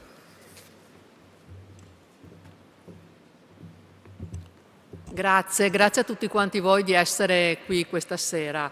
Io stavo ascoltando con grande interesse quanto dicevano i nostri 2 amici medici che lavorano ed operano in un territorio così lontano e così difficile, e mi domandavo cos'altro può aggiungere un amministratore che lavora qui. Io posso soltanto dire che vi ammiro moltissimo, e posso dire con grande soddisfazione che vedo la Chiesa piena questa sera. Questo mi fa capire che c'è interesse per questo tipo di attività che va al di là del piacere di ascoltare la musica, ma vuole invece contribuire per una missione più importante e decisamente più elevata. Poi permettetemi di aggiungere come assessore alla cultura che mi fa particolarmente piacere questa sera che ci sia un programma vivaldiano, perché ricordo a tutti che abbiamo avuto un illustre nostro concittadino, Alberto Gentili, il quale ha recuperato molto del materiale che era andato perduto di Vivaldi, l'ha conservato e ci ha dato modo di conoscere dei partiti musicali che altrimenti sarebbero scomparsi. E questo lo dico con l'orgoglio da vittoriese, perché questo nostro illustre concittadino ci ha dato questa grande possibilità. Poi ancora un'ultima cosa, la musica sicuramente, come diceva un grande compositore, Ravel, parla all'emozione e poi all'intelletto. Questa sera, vedendovi qua tutti così numerosi e sapendo qual è l'obiettivo di questo concerto, io credo che la musica parli sicuramente anche al cuore di ognuno di noi. Grazie.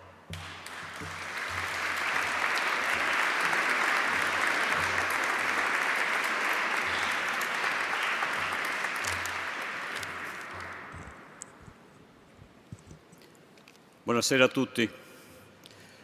È con una certa emozione che in questo luogo così importante ricordo dei concetti fondamentali che mi riguardano.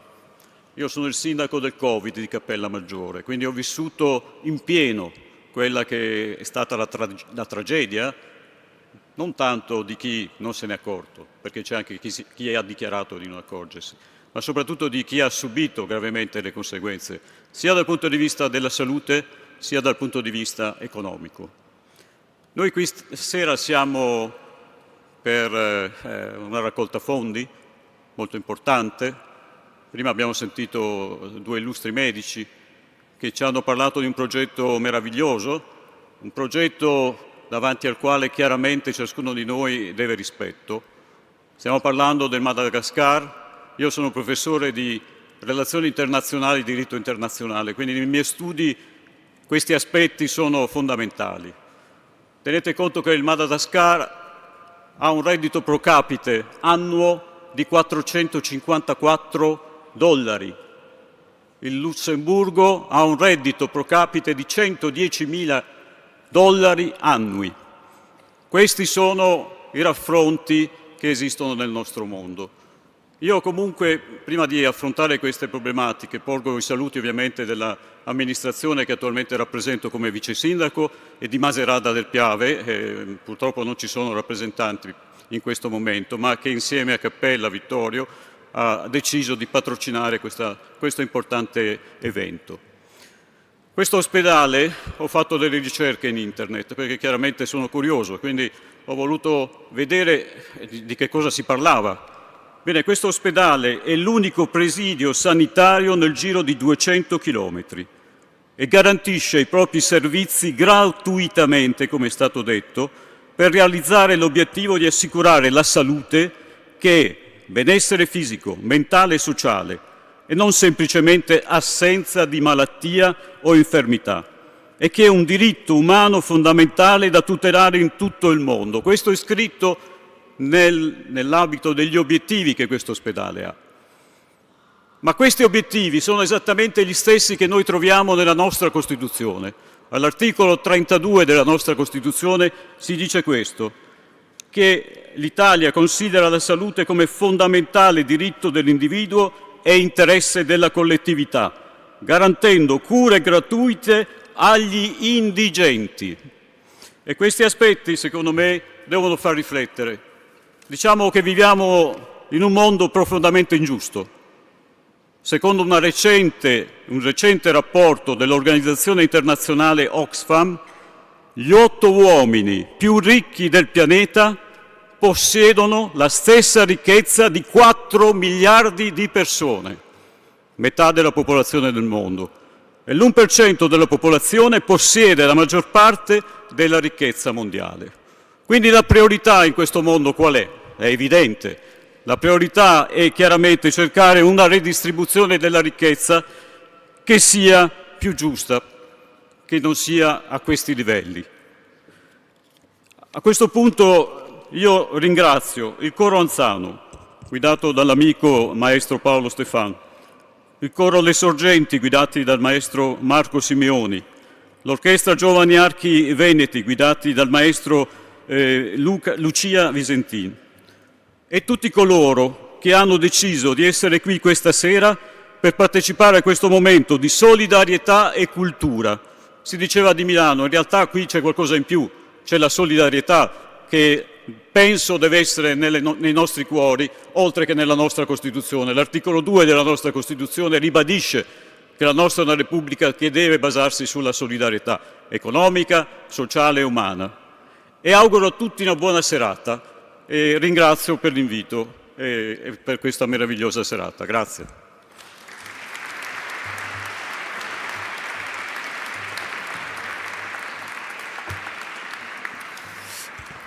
Bene, grazie a tutti per i vostri interventi.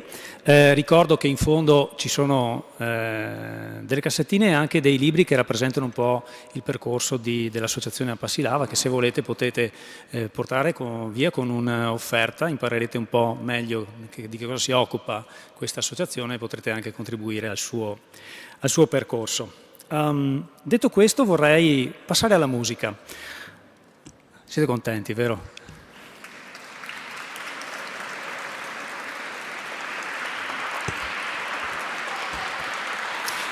Allora, questa serata è dedicata ad Antonio Lucio Vivaldi, grande compositore veneziano dimenticato per tanto tempo, riscoperto nel Novecento.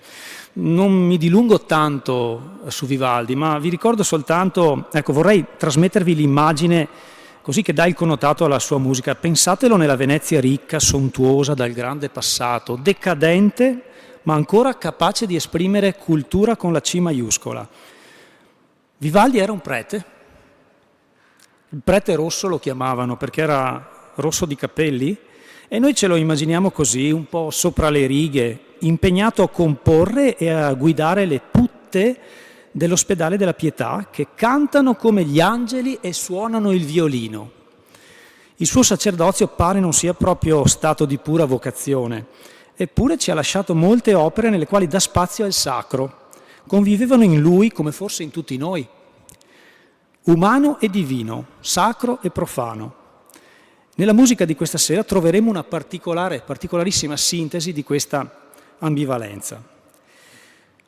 La sintesi vi viene dalle 3 famiglie, 2 cori e un'orchestra che vi sono stati menzionati. Dico famiglie perché queste realtà, come tutte le famiglie, come dire, vivono un percorso di gioia e qualche volta di difficoltà, di fatica, di condivisione, vanno avanti accrescendo la loro vita in modo ricco attraverso la musica. Noi siamo onorati di fare musica e per questo vorremmo ringraziare anche tutti voi nostri familiari che ci permettete di farlo, perché vi portiamo via un sacco di tempo. E ringraziamo anche i datori di lavoro dei coristi che rilasciano permessi e ferie consentendoci di provare, nell'auspicio che in futuro possa sempre essere così, perché la musica ci fa più lieti. 3 famiglie, dicevo, 3 anime, Coro Anzano, Coro Le Sorgenti e l'Orchestra Giovani Archi Veneti diretta da Lucia Visentin, che comincerà questa serata e che vi invito ad accogliere con un caloroso applauso.